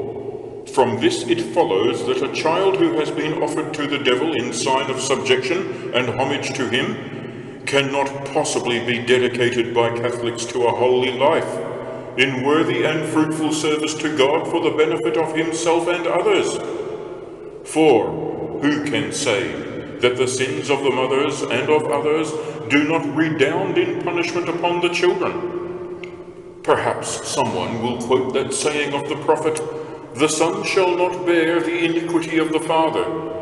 But there is that other passage in Exodus 20, 'I am a jealous God, visiting the sins of the fathers upon the children unto the third and fourth generation.' Now the meaning of these two sayings is as follows. The first speaks of spiritual punishment in the judgment of heaven or God, and not in the judgment of men. And this is the punishment of the soul, such as loss or the forfeiture of glory, or the punishment of pain, that is, of the torment of eternal fire. And with such punishments no one is punished except for his own sin, either inherited as original sin or committed as actual sin. The second text speaks of those who imitate the sins of their fathers, as Gratian has explained 1, question 4, etc. And there he gives other explanations as to how the judgment of God inflicts other punishments on a man, not only for his own sins which he has committed, or which he might commit, but is prevented by punishment from committing, but also for the sins of others. And it cannot be argued that then a man is punished without cause, and without sin, which should be the cause of punishment. For according to the rule of the law, no one must be punished without sin, unless there is some cause for it. And we can say that there is always a most just cause, though it may not be known to us. See St. Augustine 24:4. And if we cannot in the result penetrate the depth of God's judgment, yet we know that what he has said is true, and what he has done is just. But there is this distinction to be observed in innocent children who are offered to devils, not by their mothers when they are witches, but by midwives, who, as we have said, secretly take from the embrace and the womb of an honest mother. Such children are not so cut off from grace that they must necessarily become prone to such crimes, but it is piously to be believed that they may rather cultivate their mothers' virtues. The second result to the children of this sacrilege is as follows. When a man offers himself as a sacrifice to God, he recognizes God as his beginning and his end. And this sacrifice is more worthy than all the external sacrifices which he makes, having its beginning in his creation and its end in his glorification. As it is said, a sacrifice to God is an afflicted spirit, etc. In the same way, when a witch offers a child to the devil, she commends it, body and soul, to him as its beginning and its end in eternal damnation. Wherefore, not without some miracle can the child be set free from the payment of so great a debt. And we read often in history of children whom their mothers, in some passion or mental disturbance, have unthinkingly offered to the devil from the very womb, and how it is only with the very greatest difficulty that they can, when they have grown to adult age, be delivered from that bondage which the devil has, with God's permission, usurped to himself. And of this, the Book of Examples, Most Blessed Virgin Mary, affords many illustrations. A notable instance being that of the man whom the Supreme Pontiff was unable to deliver from the torments of the devil, but at last he was sent to a holy man living in the East, and finally, with great difficulty, was delivered from his bondage through the intercession of the most glorious Virgin herself. And if God so severely punishes even such a thoughtless, I will not say sacrifice, but commendation used angrily by a mother when her husband, after copulating with her, says, "I hope a child will come of it," and she answers, "May the child go to the devil," how much greater must be the punishment when the Divine Majesty is offended in the way we have described. The third effect of this sacrilegious oblation is to inculcate an habitual inclination to cast spells upon men, animals, and the fruits of the earth. This is shown by St. Thomas in the second book, question 108, where he speaks of temporal punishment, how some are punished for the sins of others, for he says that, bodily speaking, sons are part of their fathers' possessions, and servant and animals belong to their masters. Therefore, when a man is punished in all his possessions, it follows that often the sons suffer for the fathers. And this is quite a different matter from what has been said about God visiting the sins of the fathers upon the children unto the third and fourth generation, for there it is a question of those who imitate their fathers' sins. But here we speak of those who suffer instead of their fathers, when they do not imitate their sins by committing them in fact, but only inherit the results of their sins. For in this way the son born to David in adultery died very soon, and the animals of the Amalekites were ordered to be killed. Nevertheless, there is much mystery in all of this. Taking into consideration all that we have said, we may well conclude that such children are always, up to the end of their lives, predisposed to the perpetration of witchcraft. For just as God sanctifies that which is dedicated to him, as is proved by the deeds of the saints, when parents offer to God the fruit which they have generated, so also the devil does not cease to infect with evil that which is offered to him. Many examples can be found in the Old and New Testaments, for so were many of the patriarchs and prophets, such as Isaac, Samuel, and Samson, and so were Alexis and Nicholas, and many more, guided by much grace to a holy life. Finally, we know from experience that the daughters of witches are always suspected of similar practices, as imitators of their mothers' crimes, and that indeed the whole of a witch's progeny is infected.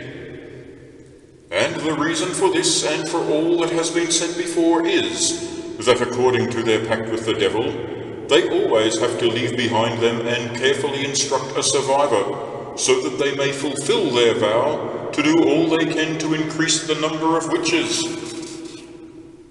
For how else could it happen, as it has very often been found, that tender girls of 8 or 10 years have raised up tempests and hailstorms, unless they had been dedicated to the devil under such a pact by their mothers?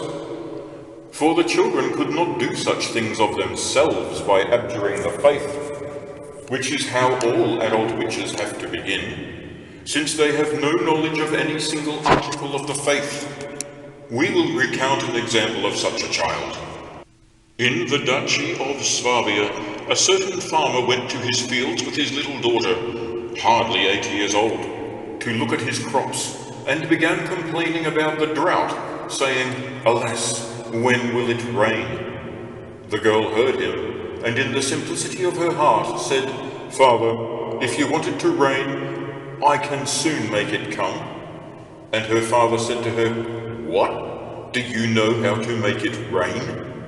And the girl answered, "I can make it rain, and I can make hailstorms and tempests too." And the father asked, "Who taught you?" And she answered, "My mother did, but she told me not to tell anybody." Then the father asked, "How did she teach you?" And she answered, "She sent me to a master who will do anything I ask at any time." But her father said, "Have you ever seen him?" And she said, "I have sometimes seen men coming in and out to my mother, and when I asked her who they were, she told me that they were our masters, to whom she had given me, and that they were powerful and rich patrons." The father was terrified, and asked her if she could raise a hailstorm then. And the girl said, "Yes, if I had a little water." Then he led the girl by the hand to a stream, and said, "Do it, but only on our land." Then the girl put her hand in the water and stirred it in the name of her master, as her mother had taught her, and behold, the rain fell only on that land. Seeing this, the father said, "Make it hail now, but only on one of our fields." And when the girl had done this, the father was convinced by the evidence, and accused his wife before the judge. And the wife was taken, and convicted, and burned. But the daughter was reconciled, and solemnly dedicated to God, since which hour she could no more work these spells and charms.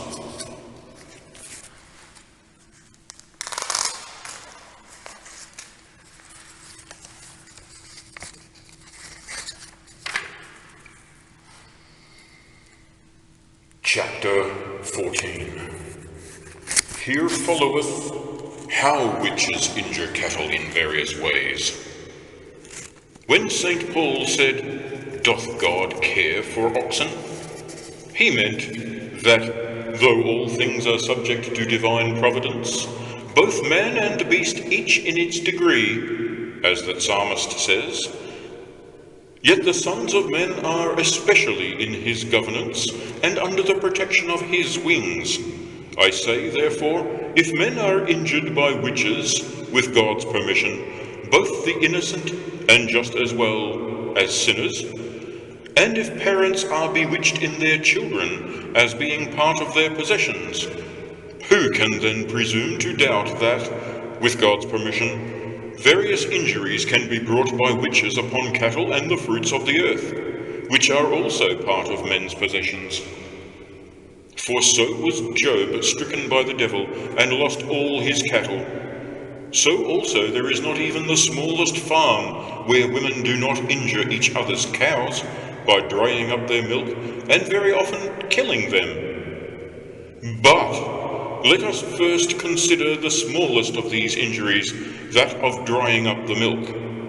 If it is asked how they can do this, it can be answered that, according to Blessed Albert in his book on animals, milk is naturally menstrual in any animal, and like another flux in women, when it is not stopped by some natural infirmity, it is due to witchcraft that it is stopped. Now the flow of milk is naturally stopped when the animal becomes pregnant, and it is stopped by an accidental infirmity when the animal eats some herb, the nature of which is to dry up the milk and make the cow ill. But they can cause this in various ways by witchcraft. For on the more holy nights, according to the instructions of the devil, and for the greater offence to the divine majesty of God, a witch will sit down in the corner of her house with a pail between her legs, stick a knife or some instrument in the wall or a post, and make as if to milk it with her hands. Then she summons her familiar, who always works with her in everything, and tells him that she wishes to milk a certain cow from a certain house, which is healthy and abounding in milk. And suddenly the devil takes the milk from the udder of that cow, and brings it to where the witch is sitting, as if it were flowing from the knife. But when this is publicly preached to the people, they get no bad information by it. For however much anyone may invoke the devil, and think that by this means alone he can do this thing, he deceives himself, because he is without the foundation of that perfidy, not having rendered homage to the devil, or abjured the faith. I have set this down because some have thought that several of the matters of which I have written ought not to be preached to the people, on account of the danger of giving them evil knowledge, whereas it is impossible for anyone to learn from a preacher how to perform any of the things that have been mentioned. But they have been written rather to bring so great a crime into detestation, and should be preached from the pulpit, so that judges may be more eager to punish the horrible crime of the abnegation of the faith. Yet they should not always be preached in this way, for the secular mind pays more attention to temporal losses, being more concerned with earthly than spiritual matters. Therefore, when witches can be accused of inflicting temporal loss, judges are more zealous to punish them. But who can fathom the cunning of the devil? I know of some men in a certain city who wished to eat some May butter one May time, and as they were walking along, they came to a meadow and sat down by a stream, and one of them, who had formed some open or tacit pact with the devil, said, "I will get you the best May butter." And at once he took off his clothes and went into the stream, not standing up, but sitting with his back against the current. And while the others looked on, he uttered certain words, and moved the water with his hands behind his back. And in a short time he brought out a great quantity of butter, of the sort that the countrywomen sell in the market in May. And the others tasted it, and declared it was the very best butter. From this we can deduce first the following fact concerning their practices. They are either true witches, by reason of an expressed pact formed with the devil, or they know by some tacit understanding that the devil will do what they ask. In the first case, there is no need for any discussion, for such are true witches. But in the second case, they then owe the devil's help to the fact that they were blasphemously offered to the devil by a midwife or by their own mothers. But it may be objected that the devil perhaps brought the butter without any compact, expressed or tacit, and without any previous dedication to himself. It is answered that no one can ever use the devil's help in such matters without invoking him, and that by that very act of seeking help from the devil, he is an apostate from the faith. This is the decision of St. Thomas in his second book of sentences, Dist. 8, on the question, whether it is apostasy from the faith to use the devil's help. And although Blessed Albert the Great agrees with the other doctors, yet he says more expressly that in such matters there is always apostasy, either in word or in deed.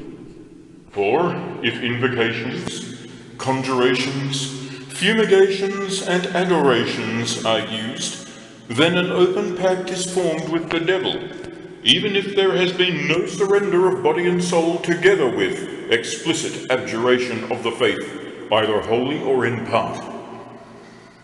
For by the mere invocation of the devil, a man commits open verbal apostasy.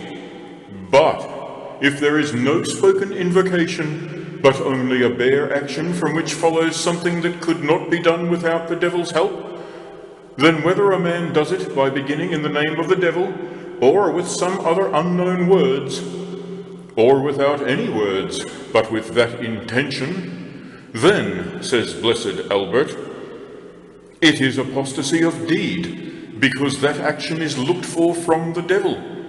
But since to expect or receive anything from the devil is always a disparagement of the faith, it is also apostasy. So, it is concluded that, by whatever means the sorcerer procured the butter, it was done with either a tacit or an expressed pact with the devil. And since, if it had been with an express pact, he would have behaved after the usual manner of witches.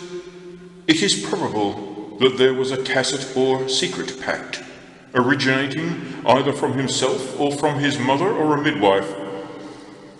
And I say that it arose from himself, since he only went through certain motions and expected the devil to produce the effect. The second conclusion we can draw from this and similar practices is this: the devil cannot create a new species of things. Therefore, when natural butter suddenly came out of the water, the devil did not do this by changing the water into milk, but by taking butter from some place where it was kept and bringing it to the man's hand. Or else he took natural milk from a natural cow and suddenly churned it into natural butter. For while the art of women takes a little time to make butter, the devil could do it in the shortest space of time and bring it to the man.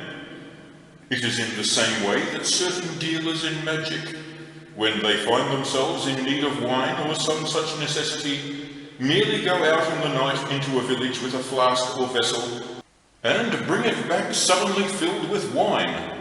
For then the devil takes natural wine from some vessel and fills their flasks for them. And with regard to the manner whereby witches kill animals and cattle, it should be said that they act very much as they do in the case of men. They can bewitch them by a touch and a look, or by a look only, or by placing under the threshold of the stable door, or near the place where they go to water, some charm or periact of witchcraft. For in this way those witches who were burned at Ratisbon, of whom we shall say more later on, were always incited by the devil to bewitch the best horses and the fattest cattle. And when they were asked how they did so, one of them, named Agnes, said that they hid certain things under the threshold of the stable door. And asked what sort of things, she said, the bones of different kinds of animals. She was further asked in whose name they did this, and answered, in the name of the devil and all the other devils. And there was another of them, named Anna, who had killed 23 horses in succession, belonging to one of the citizens who was a carrier. This man at last, when he had bought his 24th horse, and was reduced to extreme poverty, stood in his stable and said to the witch, who was standing in the door of her house, see, I have bought a horse, and I swear to God and his holy mother that if this horse dies, I shall kill you with my own hands. At that the witch was frightened, and left the horse alone. But when she was taken and asked how she had done these things, she answered that she had done nothing but dig a little hole, after which the devil had put in it certain things unknown to her. From this it is concluded that the witch cooperates sufficiently if it is only by a touch or a look. For the devil is permitted no power of injuring creatures without some cooperation on the part of the witch, as has been shown before. And this is for the great offence to the divine majesty. For shepherds have often seen animals in the fields give 3 or 4 jumps into the air, and then suddenly fall to the ground and die. And this is caused by the power of witches at the instance of the devil.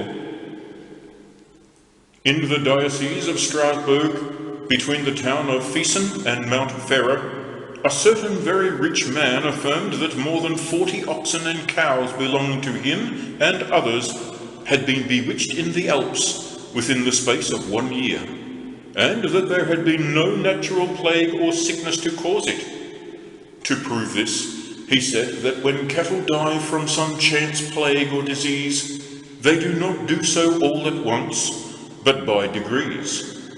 But that this witchcraft had suddenly taken all the strength from them, and therefore everyone judged that they had been killed by witchcraft. I have said 40 head of cattle, but I believe he put the number higher than that. However, it is very true that many cattle are said to have been bewitched in some districts, especially in the Alps, and it is known that this form of witchcraft is, unhappily, most widespread. We shall consider some similar cases later, in the chapter where we discuss the remedies for cattle that have been bewitched. Chapter 15. How they raise and stir up hailstorms and tempests, and cause lightning to blast both men and beasts. That devils and their disciples can, by witchcraft, cause lightnings and hailstorms and tempests, and that the devils have power from God to do this, and their disciples do so with God's permission, is proved by Holy Scripture in Job 1 and 2. For the devil received power from God, and immediately caused it to happen that the Sabaeans took away from Job 50 yoke of oxen and 500 asses. And then fire came from heaven and consumed 7,000 camels. And a great wind came and smote down the house, killing his 7 sons and his 3 daughters, and all the young men, that is to say, the servants, except him who brought the news, were killed. And finally the devil smote the body of the holy man with the most terrible sores, and caused his wife and his 3 friends to vex him grievously. St. Thomas, in his commentary on Job, says as follows: "It must be confessed that, with God's permission, the devils can disturb the air, raise up winds, and make the fire fall from heaven.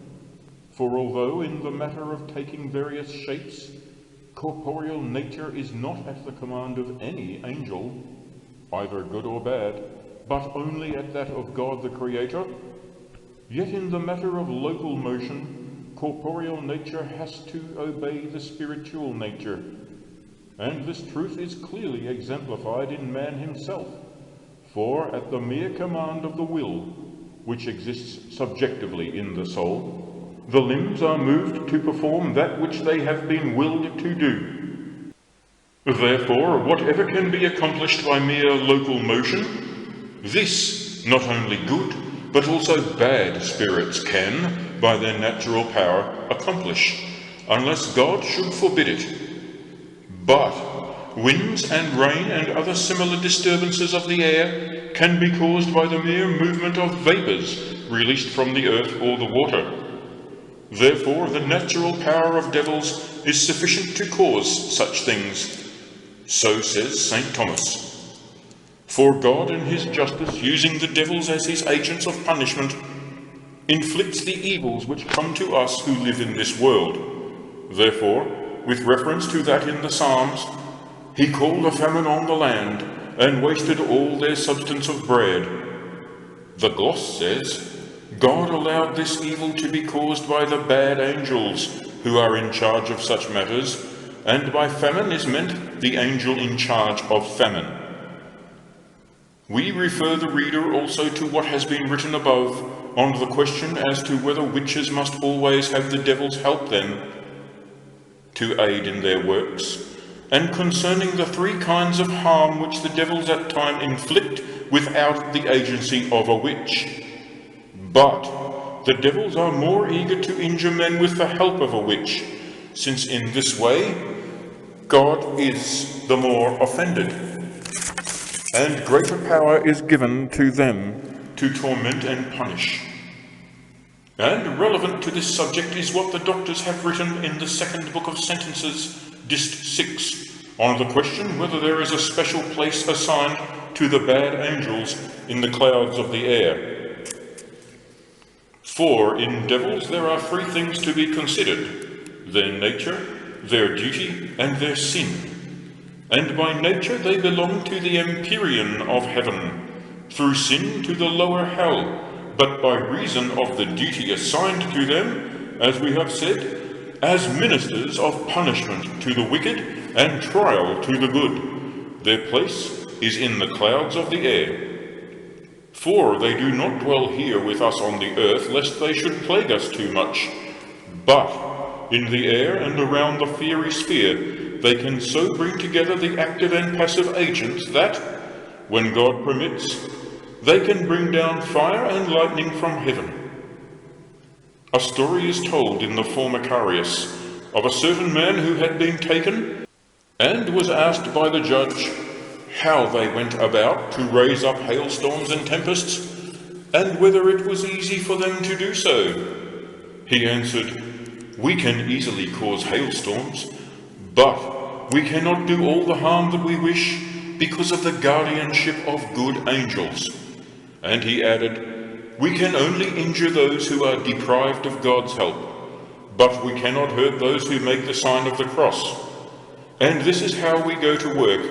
First we use certain words in the fields to implore the chief of the devils to send one of his servants to strike the man whom we name. Then, when the devil has come, we sacrifice to him a black cock at 2 crossroads, throwing it up into the air. And when the devil has received this, he performs our wish and stirs up the air, but not always in the places which we have named, and according to the permission of the living God, sends down hailstorms and lightnings. In the same work we hear of a certain leader or hierarch of witches named Stauffer, who lived in Bern and the adjacent country, and used publicly to boast that, whenever he liked, he could change himself into a mouse in the sight of his rivals and slip through the hands of his deadly enemies, and that he had often escaped from the hands of his mortal foes in this manner. But when the divine justice wished to put an end to his wickedness, some of his enemies lay in wait for him cautiously, and saw him sitting in a basket near a window, and suddenly pierced him through with swords and spears, so that he miserably died for his crimes. Yet he left behind him a disciple named Hoppo, who had also for his master that Stadlin whom we have mentioned before in the 6th chapter. These two could, whenever they pleased, cause the third part of the manure, or straw, or corn, to pass invisibly from a neighbour's field to their own. They could raise the most violent hailstorms, and destructive winds and lightning, could cast into the water in the sight of their parents children walking by the waterside, when there was no one else in sight, could cause barrenness in men and animals, could reveal hidden things to others, could in many ways injure men in their affairs or their bodies, could at times kill whom they would by lightning, and could cause many other plagues when and where the justice of God permitted such things to be done. It is better to add an instance which came within our own experience. For in the diocese of Constance, 28 German miles from the town of Ratisbon, in the direction of Salzburg, a violent hailstorm destroyed all the fruit, crops and vineyards in a belt 1 mile wide, so that the vines hardly bore fruit for 3 years. This was brought to the notice of the Inquisition, since the people clamoured for an inquiry to be held, many beside all the townsmen being of the opinion that it was caused by witchcraft. Accordingly, it was agreed after 15 days' formal deliberation that it was a case of witchcraft for us to consider, and among a large number of suspects we particularly examined 2 women, one named Agnes, a bathwoman, and the other Anna von Mindelheim. These 2 were taken and shut up separately in different prisons, neither of them knowing in the least what had happened to the other.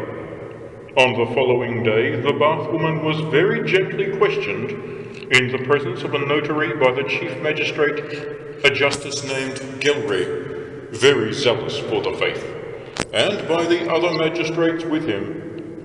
And although she was undoubtedly well provided with that evil gift of silence, which is the constant bane of judges, and at the first trial affirmed that she was innocent of any crime against man or woman, yet, in the divine mercy that so great a crime should not pass unpunished, suddenly, when she had been freed from her chains, although it was in the torture chamber, she fully laid bare all the crimes which she had committed. For when she was questioned by the notary of the Inquisition upon the accusations which had been brought against her of harm done to men and cattle, by reason of which she had been gravely suspected of being a witch, although there had been no witness to prove that she had abjured the faith or performed coitus with an incubus devil, for she had been most secret.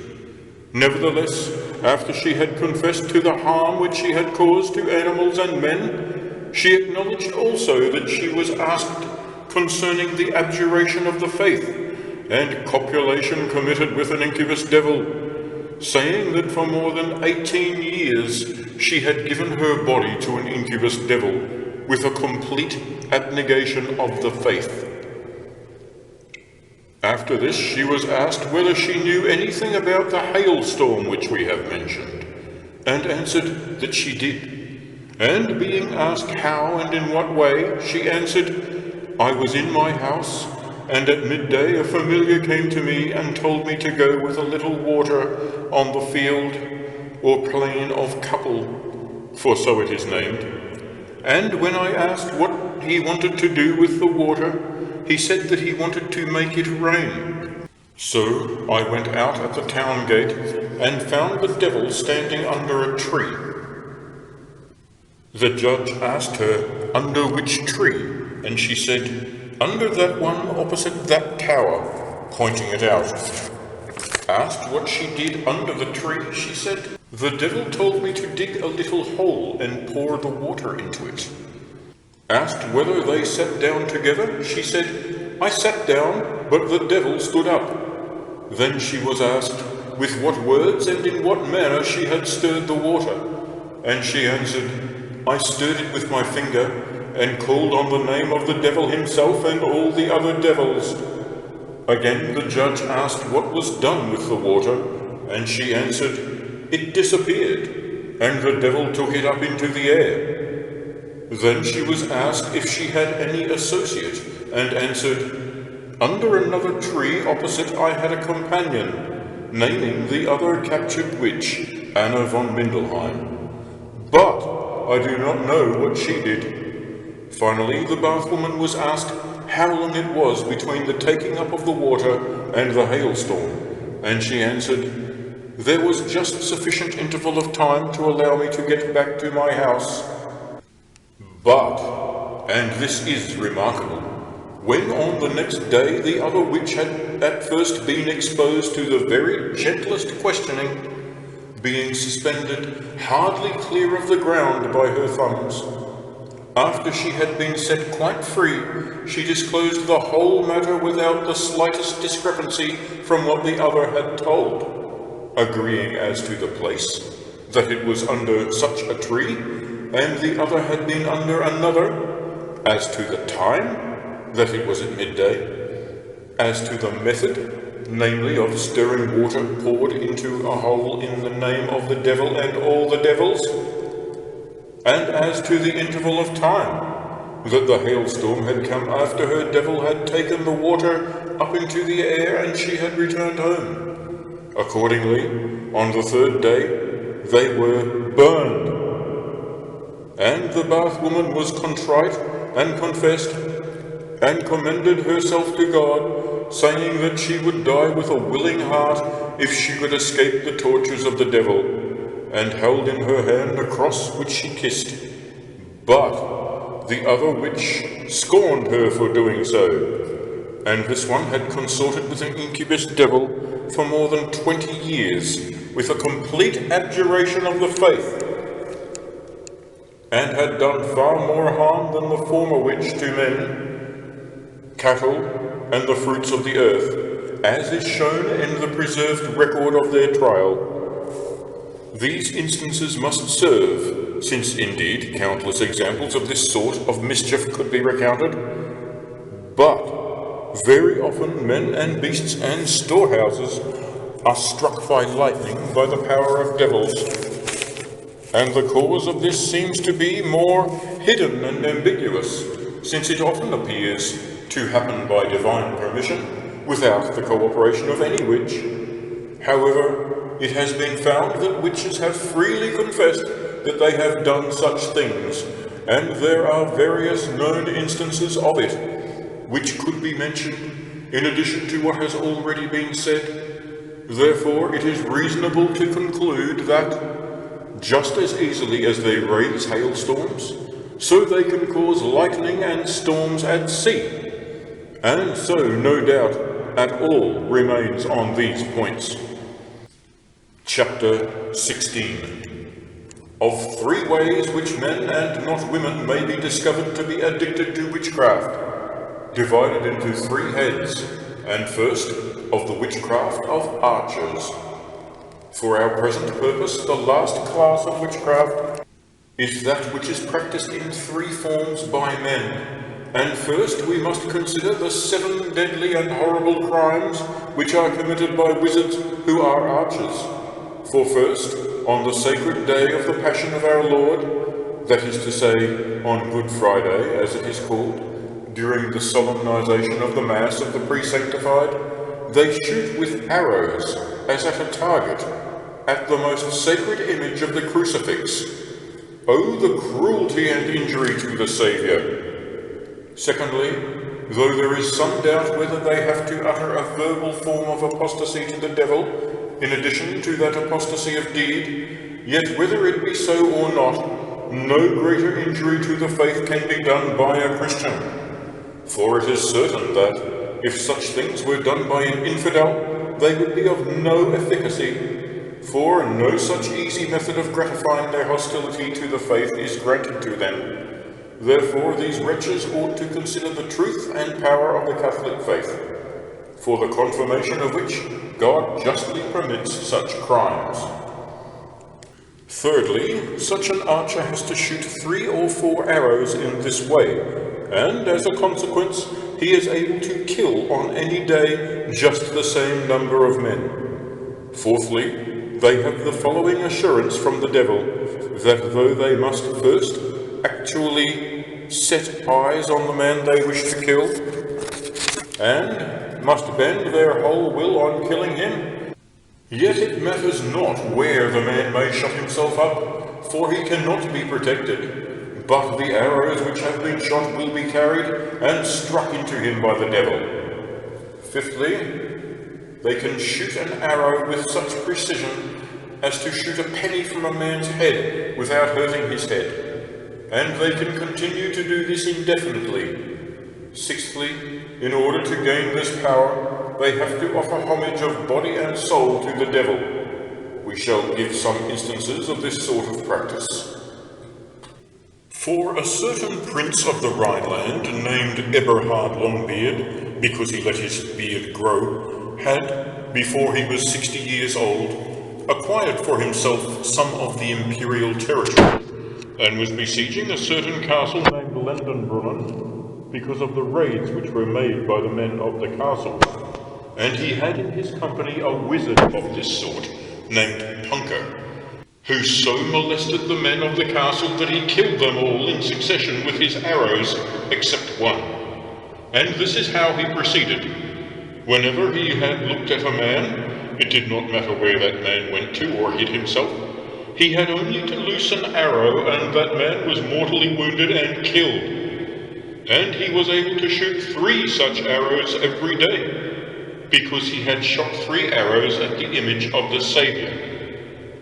It is probable that the devil favours the number 3 more than any other, because it represents an effective denial of the Holy Trinity. But after he had shot these 3 arrows, he could only shoot with the same uncertainty as other men. At last, one of the men of the castle called out to him mockingly, "Punker, will you not at least spare the ring which hangs in the gate?" And he answered from outside in the night, "No, I shall take it away on the day that the castle is captured." And he fulfilled his promise, for when, as has been said, all were killed except one, and the castle had been taken, he took that ring and hung it in his own house at Rohrbach in the diocese of Worms, where it can be seen hanging to this day. But afterwards he was one night killed with their spades by some peasants whom he had injured, and he perished in his sins.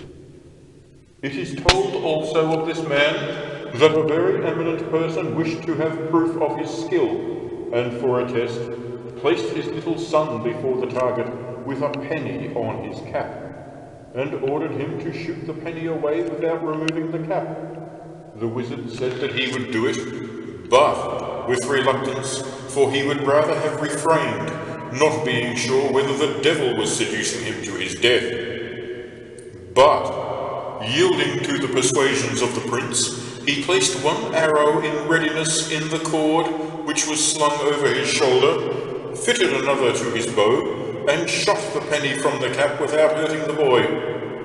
Seeing this, the prince asked him why he had placed the arrow in that cord, and he answered, "If I had been deceived by the devil and had killed my own son, since I should have had to die, I would quickly have shot you with the other arrow to avenge my death. And though such wickedness is permitted by God for the proving and chastisement of the faithful, nevertheless, more powerful miracles are performed by the Saviour's mercy for the strengthening and glory of the faith. For, in the diocese of Constance, near the castle of Hohenzollern and a convent of nuns, there is a newly built church where may be seen an image of our Saviour, pierced with an arrow and bleeding. And the truth of this miracle is shown as follows. A miserable wretch, who wished to be assured by the devil of having 3 or 4 arrows, with which he could, in the manner we have told, kill whom he pleased, shot and pierced with an arrow, just as it is still seen, a certain crucifix at a crossroad, and when it miraculously began to bleed, the wretch was struck motionless in his steps by divine power. And when he was asked by a passer-by why he stood fixed there, he shook his head, and, trembling in his arms and his hands, in which he held the bow, and all over his body, could answer nothing. So the other looked about him and saw the crucifix with the arrow and the blood, and said, "You villain, you have pierced the image of our Lord." And, calling some others, he told them to see that he did not escape, although, as has been said, he could not move, and ran to the castle and told what had happened. And they came down and found the wretched man in the same place, and when they had questioned him, and he had confessed his crime, he was removed from that district by public justice, and suffered a miserable death in merited expiation of his deeds. But, alas, how horrible it is to think that human perversity is not afraid to countenance such crimes. For it is said that in the halls of the great such men are maintained to glory in their crimes in open contempt of the faith, to the heavy offence of the divine majesty, and in scorn of our Redeemer, and are permitted to boast of their deeds. Wherefore such protectors, defenders, and patrons are to be judged not only heretics, but even apostates from the faith, and are to be punished in the manner that will be told. And this is the 7th deadly sin of these wizards. For first they are by very law excommunicated, and if the patrons are clerics, they are degraded and deprived of all office and benefit, nor can they be restored except by a special indulgence from the Apostolic See. Also, if after their prescription such protectors remain obstinate in their excommunication for a period of a year, they are to be condemned as heretics. This is in accordance with the canon law, for, in Book 6, it touches on the question of direct or indirect interference with the proceedings of diocesans and inquisitors in the cause of the faith, and mentions the aforesaid punishment to be inflicted after a year. For it says, "We forbid any interference from potentates, temporal lords, and rulers, and their officials," etc. Anyone may refer to the chapter. And further, that witches and their protectors are by very law to be excommunicated, is shown in the canon of the suppression of the heresy of witchcraft, especially where it says, "We excommunicate and anathematize all heretics, Catharists, sectaries, and others, by whatever names they are known, etc. And with these it includes all their sympathizers and protectors, and others, saying later on, also we excommunicate all followers, protectors, defenders, and patrons of such heretics. The canon law prescribes various penalties which are incurred within the space of a year by such heretics, whether laymen or clerics, where it says, we place under the ban of excommunication all their protectors, patrons, and defenders, so that when any such has been so sentenced, and has scorned to recant his heresy, within a year from that time he shall be considered an outlaw, and shall not be admitted to any office or council, nor be able to vote in the election of such officers, nor be allowed to give evidence. He is not to be called as a witness, or to be allowed free opportunity of giving evidence. He shall not succeed to any inheritance, and no one shall be held responsible for any business transaction with him. If he be a judge, his judgment shall not stand, nor shall any case be brought to his hearing. If he be an advocate, he shall not be allowed to plead. If he be a notary, no instrument drawn up by him shall have any weight, but it is to be condemned together with its condemned author, and similar penalties are decreed for the holders of other offices. But if he be a cleric, he is to be degraded from all office and benefice, for, his guilt being the greater, it is more heavily avenged. And if any such, after they have been marked down by the church, contemptuously try to ignore their punishment, the sentence of excommunication is to be rigorously applied to them, to the extreme limits of vengeance. And the clergy shall not administer the sacraments of the church to such heretics, nor presume to give them Christian burial, nor accept their alms and oblations on pain of being deprived of their office, to which they can in no way be restored without a special indulgence from the Apostolic See. There are, finally, many other penalties incurred by such heretics, even when they do not persist in their obstinacy for a year, and also by their children and grandchildren, for they can be degraded by a bishop or by an inquisitor, declared deprived of all titles, possessions, honours, and ecclesiastical benefits, in fine of all public offices whatsoever. But this is only when they are persistently and obstinately impenitent. Also, their sons to the second generation may be disqualified and unable to obtain either ecclesiastical preferment or public office. But this is to be understood only of the descendants on the father's side, and not on the mother's, and only of those who are impenitent. And all their followers, protectors, fortors, and patrons shall be denied all right of petition or appeal. And this is explained as meaning that, after a verdict has been returned that they are such heretics, then can they make no appeal before their sentence, however much they may have been in any respect ill-used or treated with undue severity. Much more could be adduced in support of our standpoint, but this is sufficient.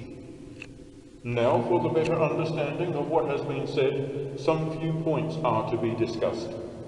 And first, if a prince or secular potentate employs such a wizard as we have described, for the destruction of some castle in a just war, and with his help crushes the tyranny of wicked men, is his whole army to be considered as protectors and patrons of that wizard, and to be subjected to the penalties we have mentioned? The answer seems to be that the rigor of justice must be tempered on account of their numbers. For the leader, with his counsellors and advisers, must be considered to have aided and abetted such witchcraft, and they are by law implicated in the aforesaid penalties when, after being warned by their spiritual advisors, they have persisted in their bad course. And then they are to be judged protectors and patrons, and are to be punished. But the rest of the army, since they have no part in their leaders' council, but are simply prepared to risk their lives in defense of their country, although they may view with approval the feats of the wizard, nevertheless escape the sentence of excommunication. But they must in their confession acknowledge the guilt of the wizard, and in their absolution by the confessor must receive a solemn warning to hold all such practices forever in detestation, and as far as they are able, drive from their land all such wizards. It may be asked by whom such princes are to be absolved when they come to their senses, whether by their own spiritual advisors or by the inquisitors. We answer that, if they repent, they may be absolved either by their spiritual advisors or by the inquisitors.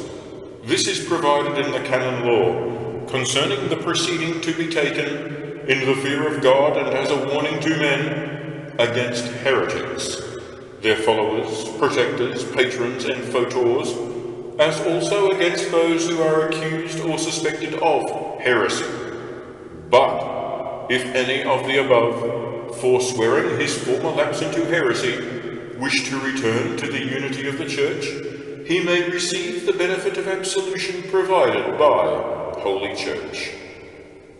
A prince, or any other, may be said to have returned to his senses when he has delivered up the wizard to be punished for his offences against the Creator, when he has banished from his dominions all who have been found guilty of witchcraft or heresy, when he is truly penitent for the past, and when, as becomes a Catholic prince, he is firmly determined in his mind not to show any favour to any other such wizard. But it may be asked to whom should such a man be surrendered, in what court he should be tried, and whether he is to be judged as one openly apprehended in heresy. The first difficulty is specially dealt with at the beginning of the third part, namely, whether it is the business of a secular or of an ecclesiastical judge to punish such men.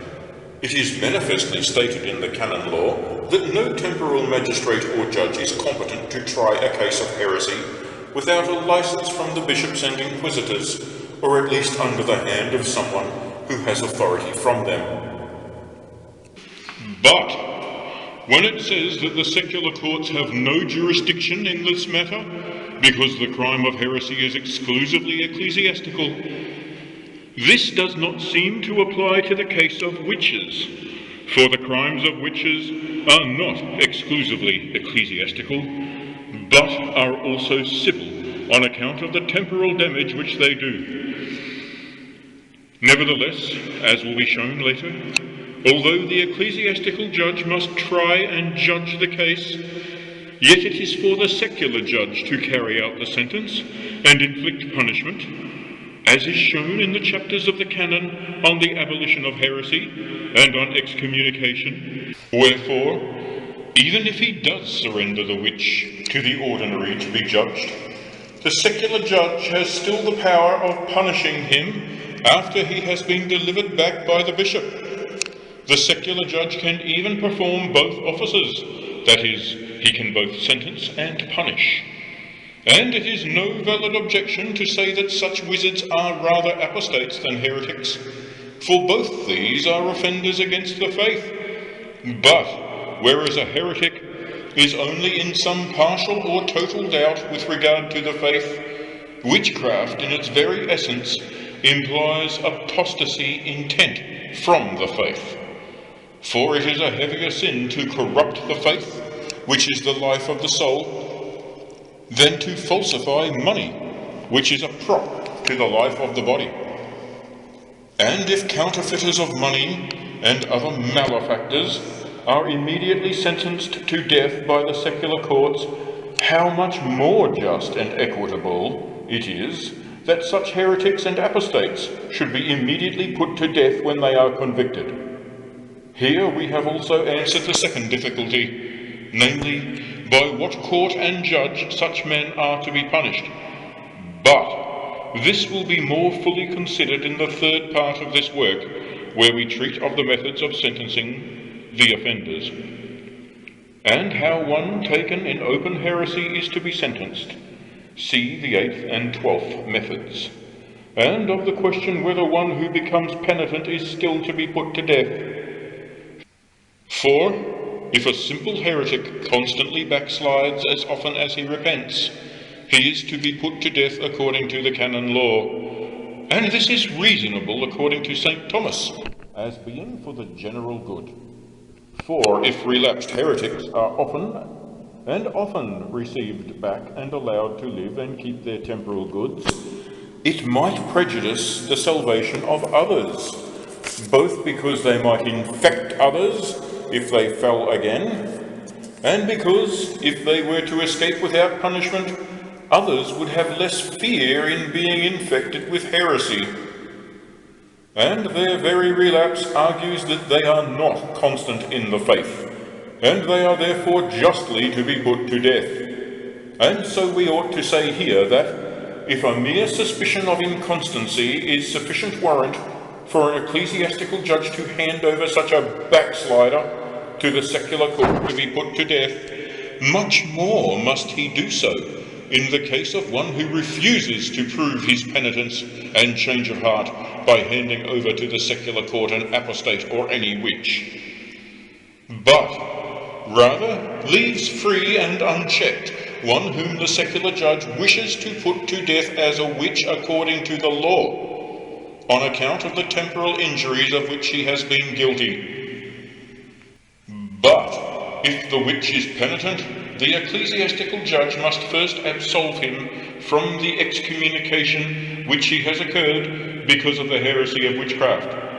Also, when a heretic is penitent, he can be received back into the bosom of the Church for the salvation of his soul. This matter is further discussed in the first question of the third part, and this is ample for the present. Only let all rulers consider how strictly and minutely they will be called to account by that terrible judge, for indeed there will be a very severe judgment on those in authority who allow such wizards to live and work their injuries against the Creator. The other two classes of wizards belong to the general category of those who can use incantations and sacrilegious charms so as to render certain weapons incapable of harming or wounding them. And these are divided into two kinds. For the first class resemble the archer wizards of whom we have just spoken, in that they also mutilate the image of Christ crucified. For example, if they wish their head to be immune from any wound from a weapon or from any blow, they take off the head of the crucifix. If they wish their neck to be invulnerable, they take off its neck. If their arm, they take off, or at least shorten, the arm, and so on. And sometimes they take away all above the waist or below it. And in proof of this, hardly 1 in 10 of the crucifixes set up at crossroads or in the fields can be found whole and intact. And some carry the limbs thus broken off about with them, and others procure their invulnerability by means of sacred or unknown words. Therefore, there is this difference between them.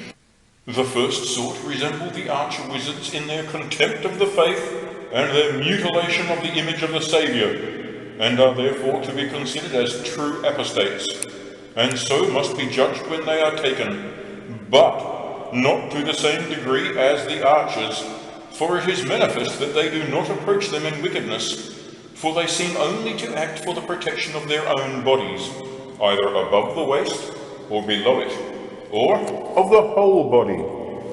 Therefore they are to be judged as penitent heretics and not relapsed, when they have been convicted as wizards and have repented, and they are to be imposed a penance according to the 8th manner, with solemn abjuration and incarceration, as is shown in the third part of this work.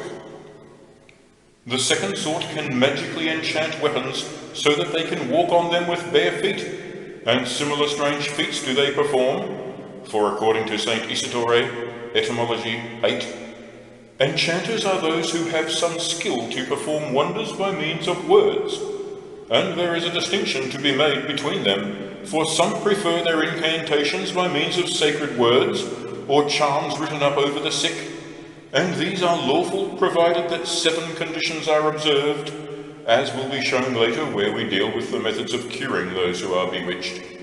But incantations made over weapons by certain secret words, or cases where the charms written for the sick have been taken down, are matters for the judge's attention. For when they use words of which they do not themselves know the meaning, or characters and signs which are not the sign of the cross, such practices are altogether to be repudiated, and good men should beware of the cruel arts of these warlocks, and if they will not desist from such deeds, they must be judged as suspects, although lightly, and the manner of sentencing such after the second method will be shown later, for they are not untainted with the sin of heresy, for deeds of this kind can only be done with the help of the devil. And, as we have shown, he who uses such help is judged to be an apostate from the faith, yet on the plea of ignorance, or of mending their ways, they may be dealt with more leniently than the arch-wizards. It is most commonly found that traders and merchants are in the habit of carrying about them such charms and runes, and since they partake of the nature of incantations, a complete riddance must be made of them, either by the father confessor in the box, or in open court by the ecclesiastical judge, for these unknown words and characters imply a tacit compact with the devil, who secretly uses such things for his own purpose, granting their wearers their wishes, that he may lure them on to worse things. Therefore, in the court of law, such men must be warned and sentenced after the second method. In the box, the confessor must examine the charm, and if he is unwilling to throw it away altogether, he must delete the unknown words and signs, but may keep any gospel words or the sign of the cross. Now, with regard to all these classes of wizards, and especially the archers, it must be noted, as has been declared above, whether they are to be judged as heretics openly taken in that sin, and we have touched on this matter even before, in the first question of the first part. And there it is shown that St. Bernard says that there are 3 ways by which a man can be convicted of heresy, either by the evidence of the fact, when in simple heresy he publicly preaches his errors, or by the credible evidence of witnesses, or by a man's own confession. St. Bernard also explains the meaning of some of the words of the canon law in this connection, as was shown in the first question of the first part of this work. It is clear, therefore, that archer-wizards, and those mages who enchant other weapons, are to be considered as manifestly guilty of flagrant heresy, through some expressed pact with the devil, since it is obvious that their feats would not be possible without the devil's help. Secondly, it is equally clear that the patrons, protectors, and defenders of such men are manifestly to be judged in the same way, and subject to the prescribed punishments, for there is not in their case, as there may be in that of several others, any doubt as to whether they are to be regarded as lightly or strongly or gravely suspected. But they are always very grave sinners against the faith, and are always visited by God with a miserable death. For it is told that a certain prince used to keep such wizards in his favour, and by their help unduly oppressed a certain city in matters of commerce. And when one of his retainers remonstrated with him over this, he threw away all fear of God and exclaimed, "God grant that I may die in this place, if I am oppressing them unjustly." Divine vengeance quickly followed these words, and he was stricken down with sudden death. and this vengeance was not so much on account of his unjust oppression as because of his patronage of heresy. Thirdly, it is clear that all bishops and rulers who do not essay their utmost to suppress crimes of this sort, with their authors and patrons, are themselves to be judged as evident abettors of the crime, and are manifestly to be punished in the prescribed manner. Question 2. The methods of destroying and curing witchcraft. Introduction, wherein is set forth the difficulty of this question. Is it lawful to remove witchcraft by means of further witchcraft, or by any other forbidden means? It is argued that it is not, for it has already been shown that in the second book of sentences and the 8th distinction, all the doctors agree that it is unlawful to use the help of devils, since to do so involves apostasy from the faith. And it is argued no witchcraft can be removed without the help of devils, for it is submitted that it must be cured either by human power, or by diabolic, or by divine power. It cannot be by the first, for the lower power cannot counteract the higher, having no control over that which is outside its own natural capacity. Neither can it be by divine power, for this would be a miracle, which God performs only at his own will, and not at the instance of men. For when his mother besought Christ to perform a miracle, to supply the need for wine, he answered, "Woman, what have I to do with thee?" And the doctors explained this as meaning, what association is there between you and me in the working of a miracle? Also, it appears that it is very rarely that men are delivered from a bewitchment by calling on God's help or the prayers of the saints. Therefore it follows that they can only be delivered by the help of devils, and it is unlawful to seek such help. Again, it is pointed out that the common method in practice of taking off a bewitchment, although it is quite unlawful, is for the bewitched persons to resort to wise women, by whom they are very frequently cured, and not by priests or exorcists. So, experience shows that such cures are effected by the help of devils, which it is unlawful to seek. Therefore it cannot be lawful thus to cure a bewitchment, but it must patiently be borne. It is further argued that St. Thomas and St. Bonaventura in Book 4, Dist 34, have said that a bewitchment must be permanent because it can have no human remedy. For if there is a remedy, it is either unknown to men or unlawful. And these words are taken to mean that this infirmity is incurable. And they add that even if God should provide a remedy by coercing the devil, and the devil should remove his plague from a man, and the man should be cured, that cure would not be a human one. Therefore, unless God should cure it, it is not lawful for a man himself to try in any way to look for a cure.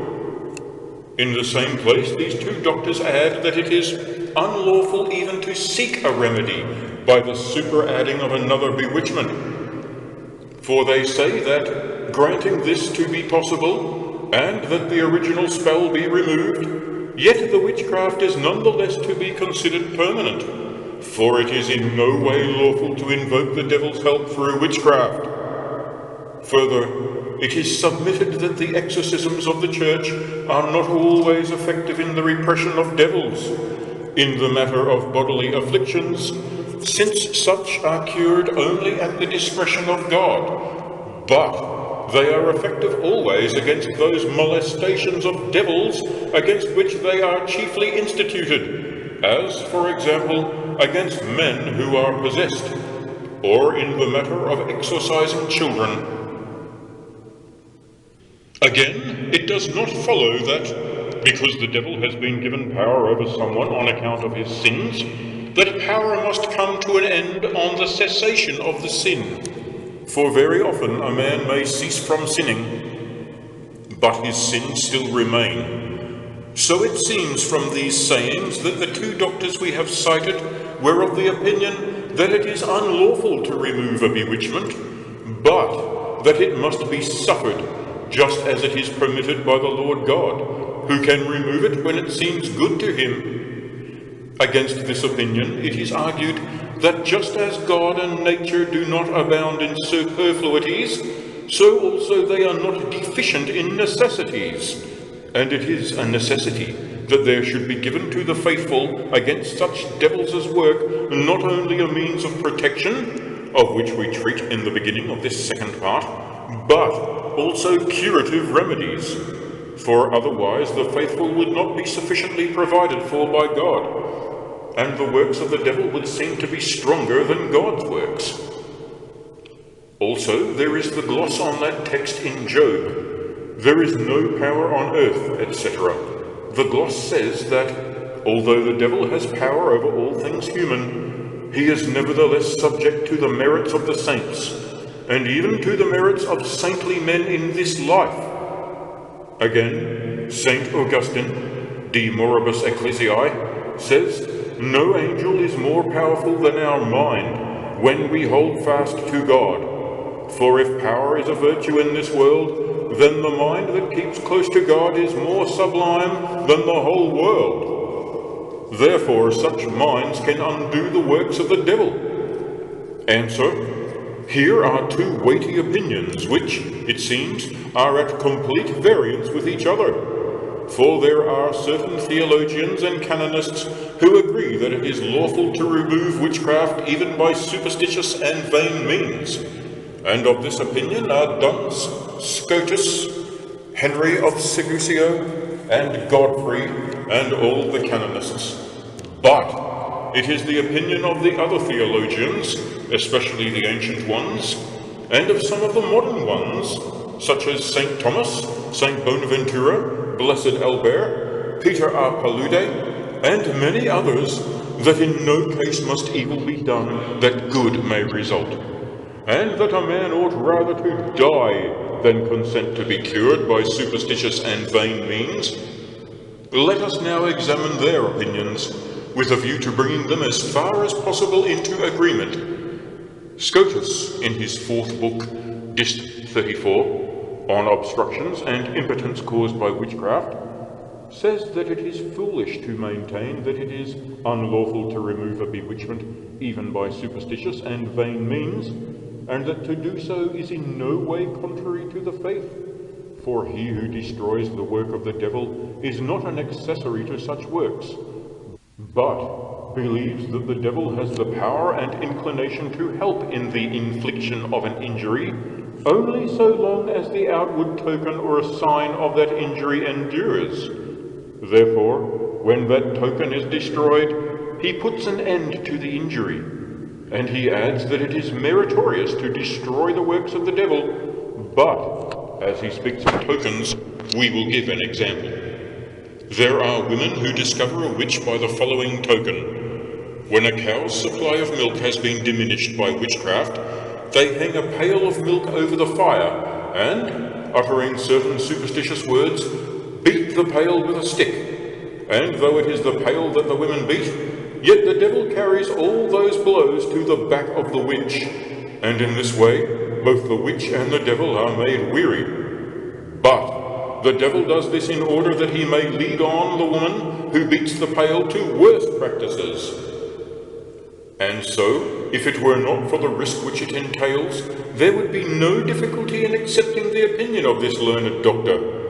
Many other examples could be given. Henry of Segusio, in his eloquent Summa on Genital Impotence Caused by Witchcraft, says that in such cases recourse must be had to the remedies of physicians.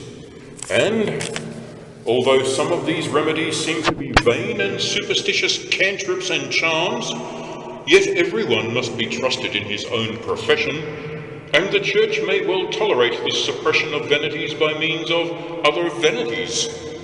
Hubertinus, also, in his fourth book, uses these words: "A bewitchment can be removed either by prayer or by the same art by which it was inflicted." Godfrey says in his Summa, "A bewitchment cannot always be removed by him who caused it, either because he is dead, or because he does not know how to cure it, or because the necessary charm is lost. But if he knows how to effect relief, it is lawful for him to cure it." Our author is speaking against those who said that an obstruction of the carnal act could not be caused by witchcraft, and that it could never be permanent, and therefore did not annul a marriage already contracted. Besides, those who maintained that no spell is permanent were moved by the following reasons. They thought that every bewitchment could be removed either by another magic spell or by the exorcisms of the Church, which are ordained for the suppression of the devil's power, or by true penitence, since the devil has power only over sinners. So in the first respect, they agree with the opinion of the others, namely, that a spell can be removed by superstitious means. But St. Thomas is of the contrary opinion when he says, "If a spell cannot be revoked except by some unlawful means, such as the devil's help, or anything of that sort, even if it is known that it can be revoked in that way, it is nevertheless to be considered permanent, for the remedy is not lawful." Of the same opinion are Saint Bonaventura, Peter R. Palude, Blessed Albert, and all the theologians. For, touching briefly on the question of invoking the help of the devil, either tacitly or expressly, they seem to hold that such spells may only be removed by lawful exorcism or true penitence, as is set down in the canon law concerning sortilege, being moved, as it seems, by the considerations mentioned in the beginning of this question. But it is expedient to bring these various opinions of the learned doctors as far as possible into agreement, and this can be done in one respect. For this purpose it is to be noted that the methods by which a spell of witchcraft can be removed are as follows: either by the agency of another witch and another spell, or without the agency of a witch, but by means of magic and unlawful ceremonies. And this last method may be divided into two, namely, the use of ceremonies which are both unlawful and vain, or the use of ceremonies which are vain but not unlawful. The first remedy is altogether unlawful, in respect both of the agent and of the remedy itself. But it may be accomplished in two ways, either with some injury to him who worked the spell, or without any injury, but with magic and unlawful ceremonies. In the latter case it can be included with the second method, namely, that by which the spell is removed, not by the agency of a witch, but by magic and unlawful ceremonies, and in this case it is still to be judged unlawful, though not to the same extent as the first method. We may summarize the position as follows. There are three conditions by which a remedy is rendered unlawful. First, when the spell is removed through the agency of another witch, and by further witchcraft, that is, by the power of some devil. Secondly, when it is not removed by a witch, but by some honest person, in such a way, however, that the spell is by some magical remedy transferred from one person to another, and this, again, is unlawful. Thirdly, when the spell is removed without imposing it on another person, but some open or tacit invocation of devils is used, then, again, it is unlawful. And it is with reference to these methods that the theologians say that it is better to die than to consent to them. But there are two other methods by which, according to the canonists, it is lawful, or not idle and vain, to remove a spell, and that such methods may be used when all the remedies of the Church, such as exorcisms and the prayers of the saints, and true penitents have been tried and have failed. But for a clearer understanding of these remedies, we will recount some examples known to our experience.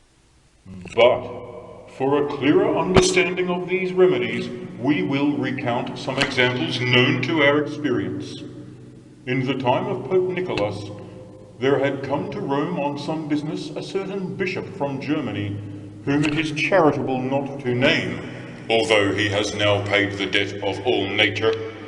There he fell in love with a girl, and sent her to his diocese in charge of 2 servants and certain other of his possessions, including some rich jewels. While this girl was on her way, with the usual greed of women, she grew covetous of these jewels, which were indeed very valuable, and began to think in her heart that, if only the bishop were to die through some witchcraft, she would be able to take possession of the rings, the pendants, and carcanes. The next night the bishop suddenly fell ill, and the physicians and his servants gravely suspected that he had been poisoned, for there was such a fire in his breast that he had to take continual draughts of cold water to assuage it. On the 3rd day, when there seemed no hope of his life, an old woman came and begged that she might see him, saying that she had come to heal him. So they let her in, and she promised the bishop that she could heal him if he would agree to her proposals. When the bishop asked what it was to which he had to agree in order to regain his health, as he so greatly desired, the old woman answered, "Your illness has been caused by a spell of witchcraft, and you can only be healed by another spell, which will transfer the illness from you to the witch who caused it, so that she will die." The bishop was astounded, and seeing that he could be healed in no other way, and not wishing to come to a rash decision, decided to ask the advice of the Pope. Now the Holy Father loved him very dearly, and when he learned that he could only be healed by the death of the witch, he agreed to permit the lesser of 2 evils, and signed this permission with his seal. So the old woman was again approached and told that both he and the Pope had agreed to the death of the witch, on condition that he was restored to his former health. And the old woman went away, promising him that he would be healed on the following night. And behold, when about the middle of the night he felt himself cured and free from all illness, he sent a messenger to learn what had happened to the girl. And he came back and reported that she had suddenly been taken ill in the middle of the night, while sleeping by her mother's side. It is to be understood that at the very same hour and moment, the illness left the bishop and afflicted the girl witch, through the agency of the old witch, and so the evil spirit, by ceasing to plague the bishop, appeared to restore him to health by chance, whereas it was not he, but God, who permitted him to afflict him. And it was God who, properly speaking, restored him. And the devil, by reason of his compact with the second witch, who envied the fortune of this girl, had to afflict the bishop's mistress. And it must be thought that those 2 evil spells were not worked by one devil serving 2 persons, but by 2 devils serving 2 separate witches. For the devils do not work against themselves, but work as much as possible in agreement for the perdition of souls. Finally, the bishop went, out of compassion, to visit the girl. But when he entered the room, she received him with horrible execrations, crying out, "May you and she who wrought your cure be damned forever." And the bishop tried to soften her mind to penitence, and told her that he forgave her all her wrongs. But she turned her face away and said, "I have no hope of pardon, but commend my soul to all the devils in hell," and died miserably. But the bishop returned home with joy and thankfulness. Here it is to be noted that a privilege granted to one does not constitute a precedent for all. and the dispensation of the Pope in this case does not argue that it is lawful in all cases. Neither, in his Formicarius, refers to the same matter, for he says, "The following method is sometimes employed for removing or taking vengeance for a spell of witchcraft. Someone who has been bewitched, either in himself or in his possessions, comes to a witch desiring to know who has injured him. Then the witch pours molten lead into water until, by the work of the devil, some image is formed by the solidified lead. On this, the witch asks in what part of the body he wishes his enemy to be hurt, so that he may recognize him by that hurt. And when he has chosen, the witch immediately pierces or wounds with a knife the leaden image in the same part, and shows him the place by which he can recognize the guilty person. And it is found by experience that, just in the same way as the leaden image is hurt, so is the witch hurt who cast the spell. But of this sort of remedy I say, and of others like it, that generally they are unlawful, although human weakness, in the hope of obtaining pardon from God, is very often ensnared in such practices, being more careful for the health of the body than for that of the soul.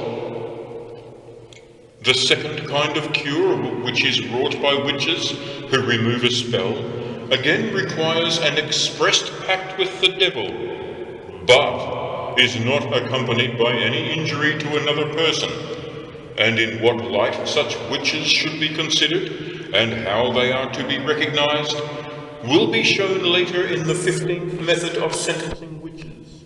There are very many such witches, for they are always to be found at intervals of 1 or 2 German miles, and these seem to be able to cure any who have been bewitched by another witch in their own district. Some of them claim to be able to effect such cures at all times. Some that they can only cure those bewitched in the neighboring signory.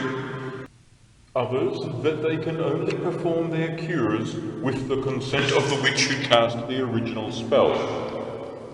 And it is known that these women have entered into an open pact with the devil, because they reveal secret matters to those who come to them to be cured. For they suddenly disclose to such a person the cause of his calamity, telling him that he has been bewitched, either in his own person or in his possessions, because of some quarrel he has had with a neighbor, or with some other woman or man. And at times, in order to keep their criminal practices secret, they enjoin upon their clients some pilgrimage or other pious work. But to approach such women in order to be cured is all the more pernicious, because they seem to bring greater contempt upon the faith than others who effect their cures by means of a merely tacit compact with the devil.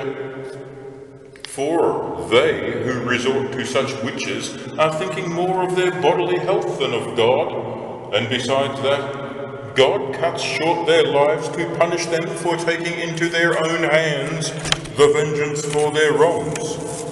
For so the divine vengeance overtook Saul, because he first cast out of the land all magicians and wizards, and afterwards consulted a witch, wherefore he was slain in battle with his sons. 1 Samuel 28 and 1 Paralicomenon 10. And for the same reason the sick Ochozias had to die. 4 Kings 1, Ahaziah 2, Kings 1, AV. Also they who consult such witches are regarded as defamed, and cannot be allowed to bring an accusation, as will be shown in the 3rd part, and they are by law to be sentenced to capital punishment, as was said in the first question of this work. But alas, O Lord God, who art just in all thy judgments, who shall deliver the poor who are bewitched and cry out in their ceaseless pains? For our sins are so great, and the enemy is so strong, and where are they who can undo the works of the devil by lawful exorcisms? This one remedy appears to be left, that judges should, by various penalties, keep such wickedness as far as possible in check by punishing the witches who are the cause of it, that so they may deprive the sick of the opportunity of consulting witches. But alas, no one understands this in his heart, but they all seek for their own gain instead of that of Jesus Christ.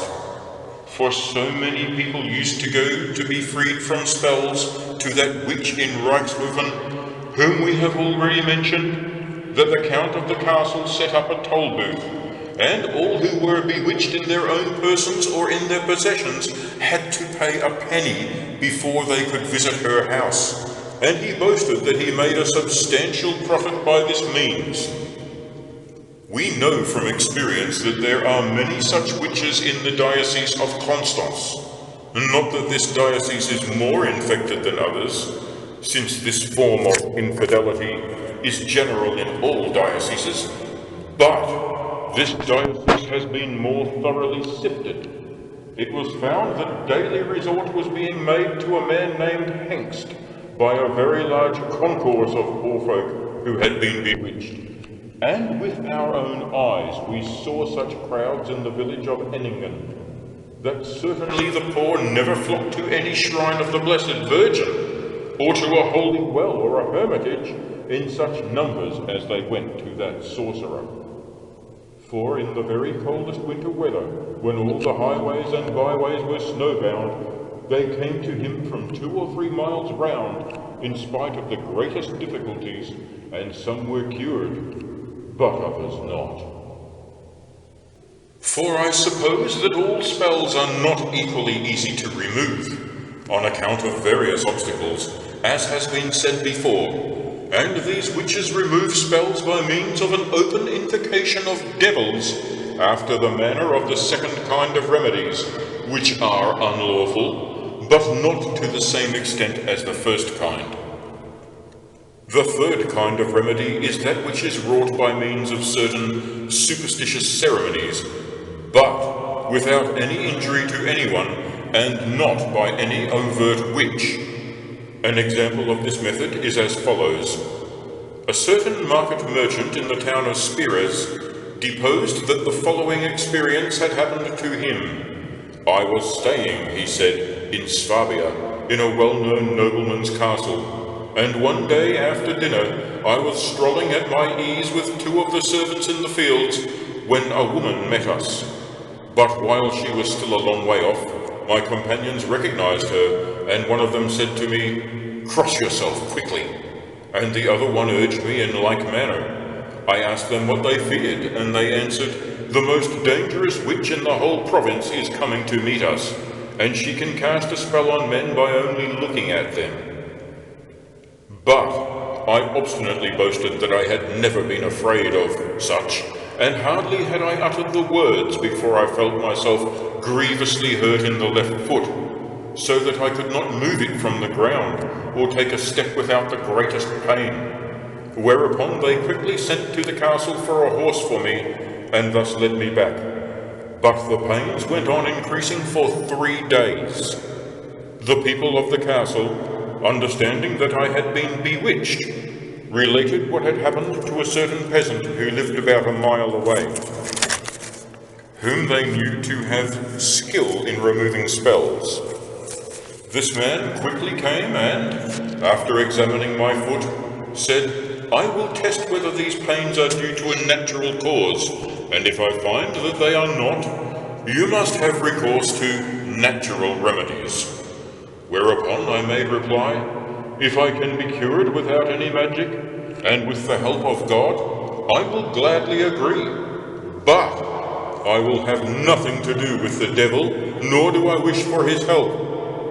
And the peasant promised that he would use none except lawful means, and that he would cure me by the help of God, provided that he could make certain that my pains were due to witchcraft. So I consented to his proposals.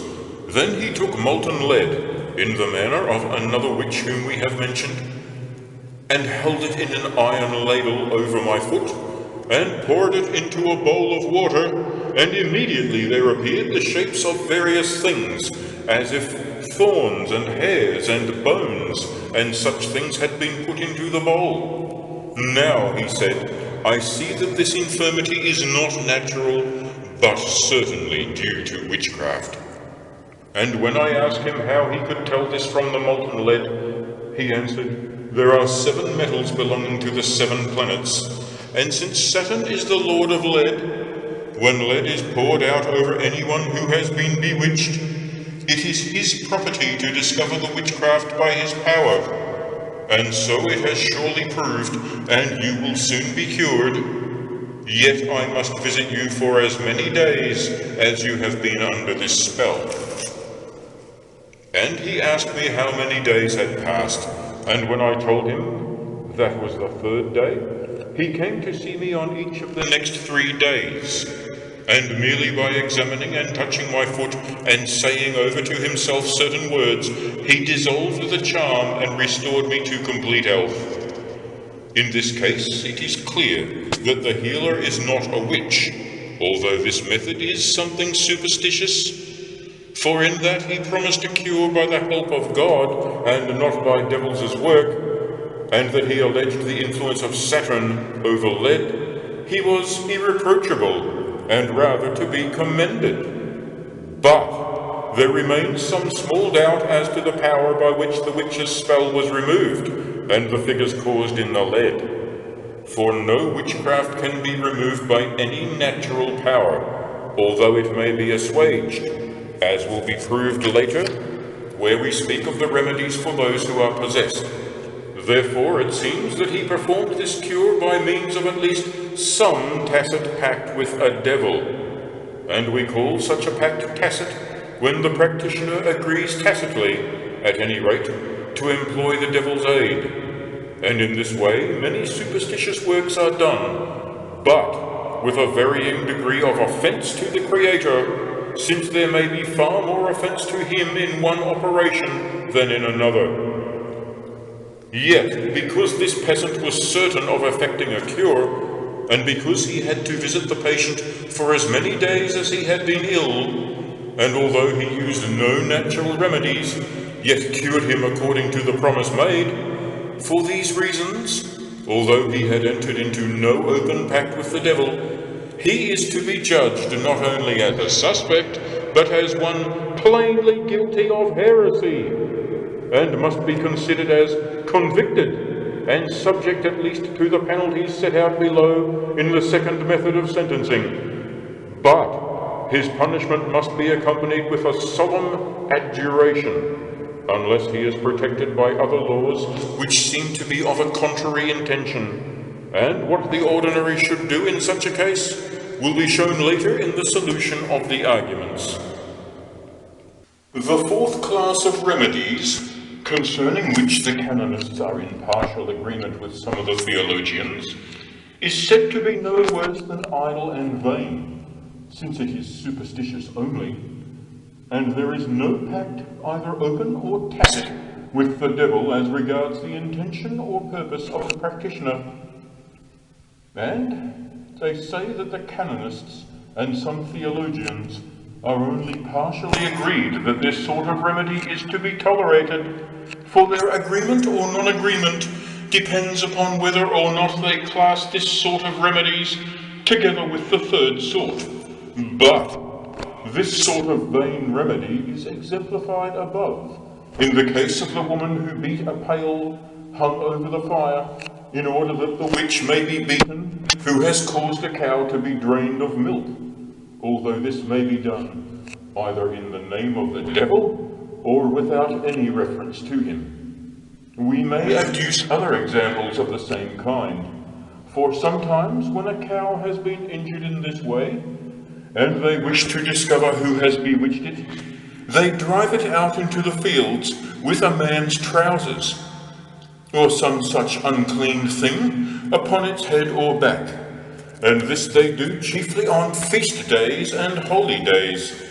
and possibly with some sort of invocation of the devil. And they beat the cow with a stick and drive it away. Then the cow runs straight to the house of the witch and beats vehemently upon the door with its horns, lowing loudly all the while. And the devil causes the cow to go on doing this until it is pacified by some other witchcraft. Actually, and according to the aforesaid doctors, such remedies can be tolerated, but they are not meritorious, as some try to maintain. For St. Paul says that everything which we do, in word or deed, must be done in the name of our Lord Jesus Christ.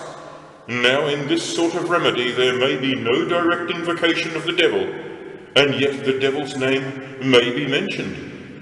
And again, there may be no intention to do such things by means of any open or tacit pact with the devil, yet a man may say, I wish to do this, whether the devil has any part in it or not. And that very temerity, by putting aside the fear of God, offends God, who therefore grants the devil power to accomplish such cures. Therefore, they who use such practices must be led into the way of penitence, and urged to leave such things and turn rather to the remedies of which we shall speak later, though we have touched upon them before, namely, the use of holy water and blessed salt and exorcisms, etc. In the same light should be regarded those who use the following method. When an animal has been killed by witchcraft, and they wish to find out the witch, or to make certain whether its death was natural or due to witchcraft, they go to the place where dead animals are skinned, and drag its intestines along the ground up to their house, not into the house through the main door, but over the threshold of the back entrance into the kitchen. And then they make a fire and put the intestines over it on a hurdle. Then, according to what we have very often been told, just as the intestines get hot and burn, so are the intestines of the witch afflicted with burning pains.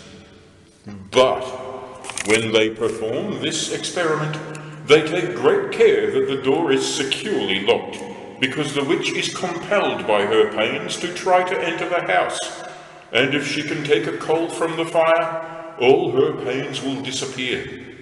And we have often been told that, when she is unable to enter the house, she surrounds it inside and out with the densest fog, with such horrible shrieks and commotions that at last all those in the house think the roof is verily going to fall down and crush them unless they open the door.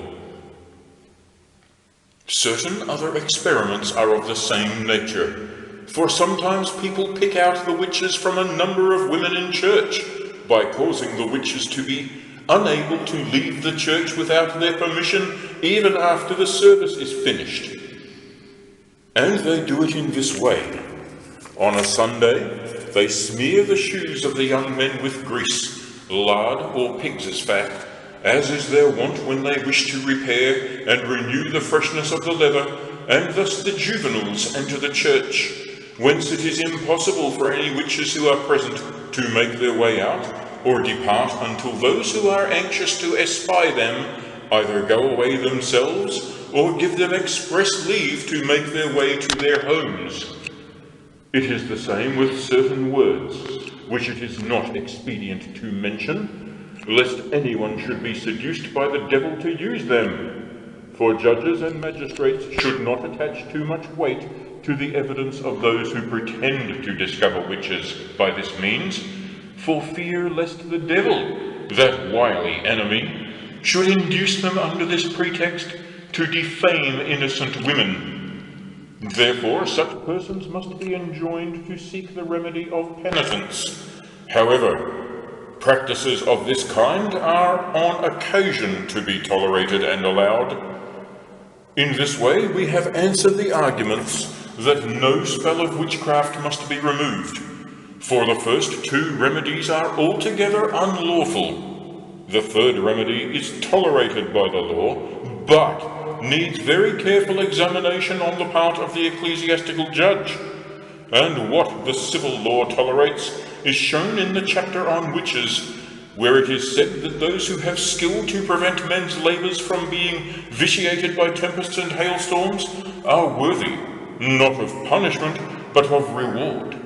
Saint Antoninus also, in his Summa, points out this discrepancy between the canon law and civil law. Therefore it seems that the civil law concedes the legality of such practices for the preservation of crops and cattle, and that in any event certain men who use such arts are not only to be tolerated, but even rewarded. Wherefore the ecclesiastical judge must take particular note whether the methods used in counteraction of hailstorms and tempests are within the spirit of the law, or whether they are in any way superstitious, and then, if no scandal to the faith is involved, they can be tolerated. But actually this does not belong to the third method, but to the fourth and also to the fifth, of which we shall speak later in the following chapters, where we deal with the ecclesiastical and lawful remedies, with which are sometimes included certain superstitious practices belonging to the fourth method. Chapter 1. The remedies prescribed by Holy Church against incubus and succubus devils. In the foregoing chapters on the first question, we have treated of the methods of bewitching men, animals, and the fruits of the earth, and especially of the behavior of witches in their own persons, how they seduce young girls in order to increase their evil numbers, what is their method of profession and of offering homage, how they offer to devils their own children and the children of others, and how they are transported from place to place. Now, I say that there is no remedy for such practices unless witches be entirely eradicated by the judges, or at least punished as an example to all who may wish to imitate them. But we are not immediately treating of this point, which will be dealt with in the part last of this work, where we set forth the 20 ways of proceeding against and sentencing witches. For the present,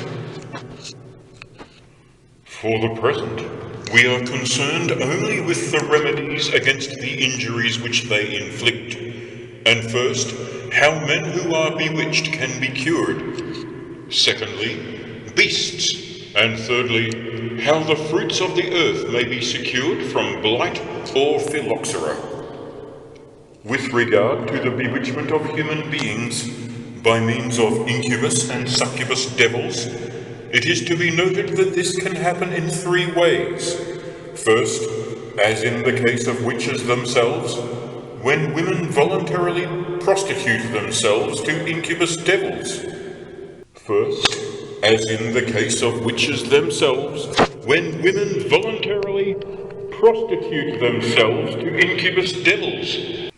Secondly, when men have connection with succubus devils, yet it does not appear that men thus devilishly fornicate with the same full degree of culpability, for men, being by nature intellectually stronger than women, are more apt to abhor such practices. Thirdly, it may happen that men or women are by witchcraft entangled with incubi or succubi against their will. This chiefly happens in the case of certain virgins who are molested by incubus devils wholly against their will, and it would seem that such are bewitched by witches, who, just as they very often cause other infirmities, cause devils to molest such virgins in the form of incubi, for the purpose of seducing them into joining their vile company. Let us give an example. There is in the town of Koblenz a poor man who is bewitched in this way. In the presence of his wife, he is in the habit of acting after the manner of men with women, that is to say, of practicing coition, as it were, and he continues to do this repeatedly, nor have the cries and urgent appeals of his wife any effect in making him desist. And, after he has fornicated thus 2 or 3 times, he bawls out, "We are going to start all over again," when actually there is no person visible to mortal sight lying with him. And after an incredible number of such bouts, the poor man at last sinks to the floor utterly exhausted, when he has recovered his strength a little and is asked how this has happened to him, and whether he has had any woman with him. He answers that he saw nothing, but that his mind is in some way possessed, so that he can by no means refrain from such priapism. And indeed, he harbours a great suspicion that a certain woman bewitched him in this way, because he had offended her, and she had cursed him with threatening words, telling him what she would like to happen to him. But there are no laws or ministers of justice which can proceed to the avenging of so great a crime with no other warrant than a vague charge or a grave suspicion. For it is held that no one ought to be condemned unless he has been convicted by his own confession, or by the evidence of 3 trustworthy witnesses, since the mere fact of the crime, coupled with even the gravest suspicions against some person, is not sufficient to warrant the punishment of that person. But this matter will be dealt with later. As for instances where young maidens are molested by incubus devils in this way, it would take too long to mention even those that have been known to happen in our own time, for there are very many well-attested stories of such bewitchments. But the great difficulty of finding a remedy for such afflictions can be illustrated from a story told by Thomas of Brabant in his book On Bees. "I saw," he writes, "and heard the confession of a virgin in a religious habit, who said at first that she had never been a consenting party to fornication, but at the same time gave me to understand that she had been known in this way. This I could not believe, but narrowly charged and exhorted her with the most solemn adjurations to speak the truth on peril of her very soul. At last, weeping bitterly, she acknowledged that she had been corrupted rather in mind than in body, and that though she had afterwards grieved almost to death, and had daily confessed with tears, yet by no device or study or art could she be delivered from an incubus devil, nor yet by the sign of the cross, nor by holy water, which are specially ordained for the expulsion of devils, not even by the sacrament of the body of our Lord, which even the angels fear. But at last, after many years of prayer and fastings, she was delivered. It may be believed, saving a better judgment, that after she repented and confessed her sin, the incubus devil should be regarded rather in the light of a punishment for sin than as a sin in itself. A devout nun named Christina, in the Low Country of the Duchy of Brabant, told me the following concerning this same woman. On the vigil of one Pentecost, the woman came to her complaining that she dared not take the sacrament because of the importunate molestation of a devil. Christina, pitying her, said, "Go and rest assured that you will receive the body of our Lord tomorrow, for I will take your punishment upon myself." So she went away joyfully, and after praying that night, slept in peace, and rose up in the morning, and communicated in all tranquillity of soul. But Christina, not thinking of the punishment she had taken upon herself, went to her rest in the evening, and as she lay in bed heard, as it were, a violent attack being made upon her, and seizing whatever it was by the throat, tried to throw it off. She lay down again, but was again molested, and rose up in terror, and this happened many times, whilst all the straw of her bed was turned over and thrown about everywhere. So at length she perceived that she was being persecuted by the malice of a devil. Thereupon she left her pallet and passed a sleepless night, and when she wished to pray, she was so tormented by the devil that she said she had never suffered so much before. In the morning, therefore, saying to the other woman, "I renounce your punishment, and I am hardly alive to renounce it," she escaped from the violence of that wicked tempter. From this it can be seen how difficult it is to cure this sort of evil, whether or not it is due to witchcraft. However, there are still some means by which these devils may be driven away, of which Nieder writes in his Formicarius. He says that there are 5 ways by which girls or men can be delivered. First, by sacramental confession. Second, by the sacred sign of the cross, or by the recital of the angelic salutation. Third, by the use of exorcisms. Fourth, by moving to another place. And fifth, by means of excommunication, prudently employed by holy men. It is evident from what has been said that the first 2 methods did not avail the nun, but they are not on that account to be neglected, for that which cures one person does not necessarily cure another, and conversely. And it is a recorded fact that incubus devils have often been driven away by the Lord's Prayer, or by the sprinkling of holy water, and also especially by the angelic salutation. For Saint Caesarius tells us in his dialogue that, after a certain priest had hanged himself, his concubine entered a convent, where she was carnally solicited by an incubus. She drove him away by crossing herself and using holy water, yet he immediately returned. And when she recited the angelic salutation, he vanished like an arrow shot from a bow. Still he came back, although he did not dare to come near her because of that Ave Maria.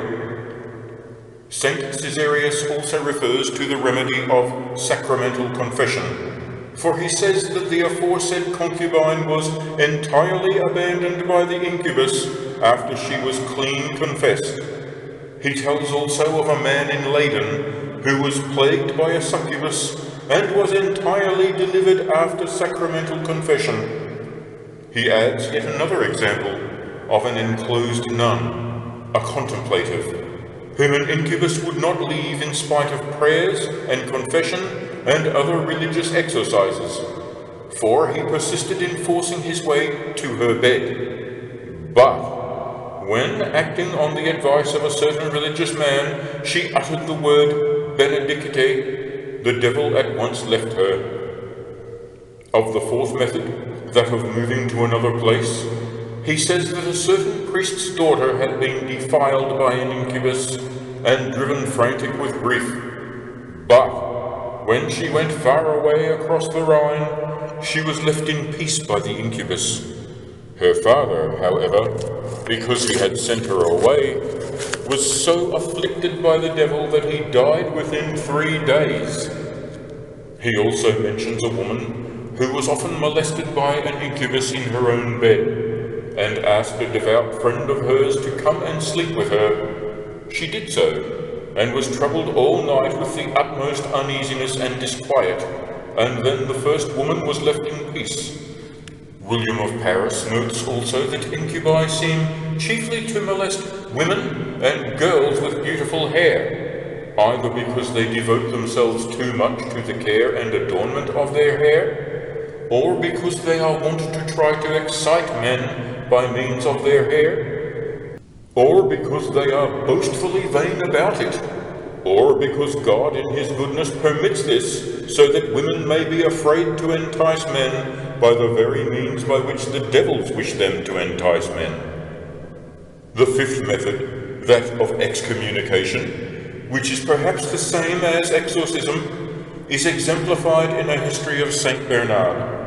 In Aquitaine, a woman had for 6 years been molested by an incubus with incredible carnal abuse and lechery. And she heard the incubus threaten her that she must not go near the holy man who was coming that way, saying, "It will avail you nothing, for when he has gone away, I, who have till now been your lover, will become the cruelest of tyrants to you." Nonetheless, she went to Saint Bernard, and he said to her, "Take my staff and set it in your bed, and may the devil do what he can." When she had done this, the devil did not dare to enter the woman's room, but threatened her terribly from outside, saying that he would persecute her when Saint Bernard had gone away. When Saint Bernard heard this from the woman, he called the people together, bidding them carry lighted candles in their hands, and, with the whole assembly which was gathered, excommunicated the devil, forbidding him evermore to approach that woman or any other, and so she was delivered from that punishment.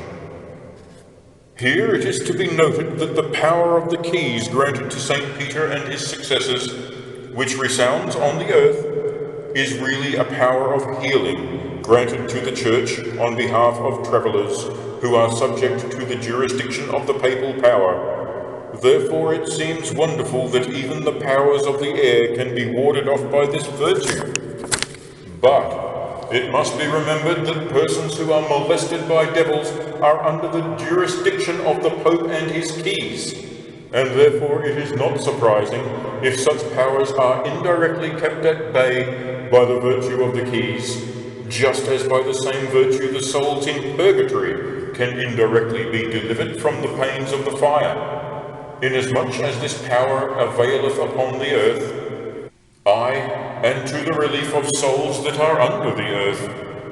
But it is not seemly to discuss the power of the keys granted to the head of the Church as Christ's vicar, since it is known that, for the use of the Church, Christ granted to the Church and his vicar as much power as it is possible for God to grant to mere man. And it is piously to be believed that when infirmities inflicted by witches through the power of devils, together with the witches and devils themselves, are excommunicated, those who were afflicted will no longer be tormented, and that they will be delivered all the sooner by the use of other lawful exorcisms in addition. There is a common report, current in the districts of the river Etch, as also in other places, that by the permission of God a swarm of locusts came and devoured all the vines, green leaves and crops, and that they were suddenly put to flight and dispersed by means of this kind of excommunication and cursing. Now, if any wish that this should be ascribed to some holy man, and not to the virtue of the keys, let it be so, in the name of the Lord. But of one thing we are certain, that both the power to perform miracles and the power of the keys necessarily presuppose a condition of grace in him who performs that act of grace, since both these powers proceed from grace granted to men who are in a state of grace. Again, it is to be noted that, if none of the aforesaid remedies are of any avail, then recourse must be had to the usual exorcisms, of which we shall treat later. And if even these are not sufficient to banish the iniquity of the devil, then that affliction must be considered to be an expiatory punishment for sin, which should be borne in all meekness, as are other ills of this sort which oppress us, that they may, as it were, drive us to seek God. But it must also be remarked that sometimes persons only think that they are molested by an incubus, when they are not so actually, and this is more apt to be the case with women than with men, for they are more timid and liable to imagine extraordinary things. In this connection, William of Paris is often quoted. He says, "Many fantastical apparitions occur to persons suffering from a melancholy disease, especially to women, as is shown by their dreams and visions. And the reason for this, as physicians know, is that women's souls are by nature far more easily and lightly impressionable than men's souls. And the reason for this, as physicians know, is that women's souls are by nature far more easily and lightly impressionable than men's souls. And he adds, I know that I have seen a woman who thought that a devil copulated with her from inside, and said she was physically conscious of such incredible things. At times also, women think they have been made pregnant by an incubus, and their bellies grow to an enormous size. But when the time of parturition comes, their swelling is relieved by no more than the expulsion of a great quantity of wind. For by taking ants' eggs in drink, or the seeds of spurge, or of the black pine, an incredible amount of wind and flatulence is generated in the human stomach, and it is very easy for the devil to cause these and even greater disorders in the stomach.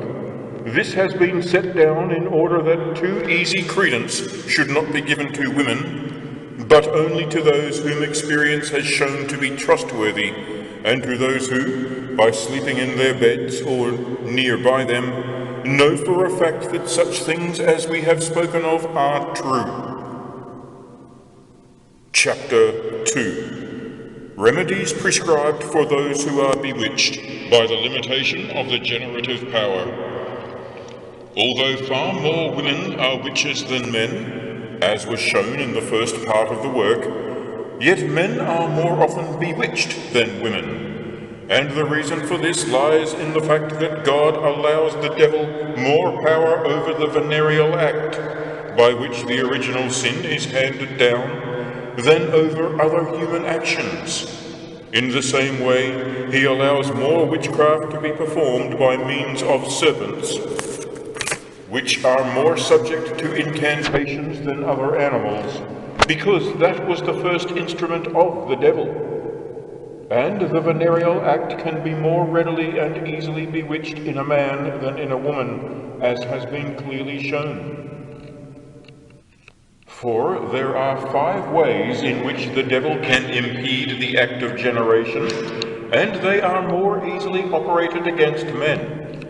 As far as possible, we shall set out the remedies which can be applied in each separate kind of obstruction, and let him who is bewitched in this faculty take note to which class of obstruction his belongs.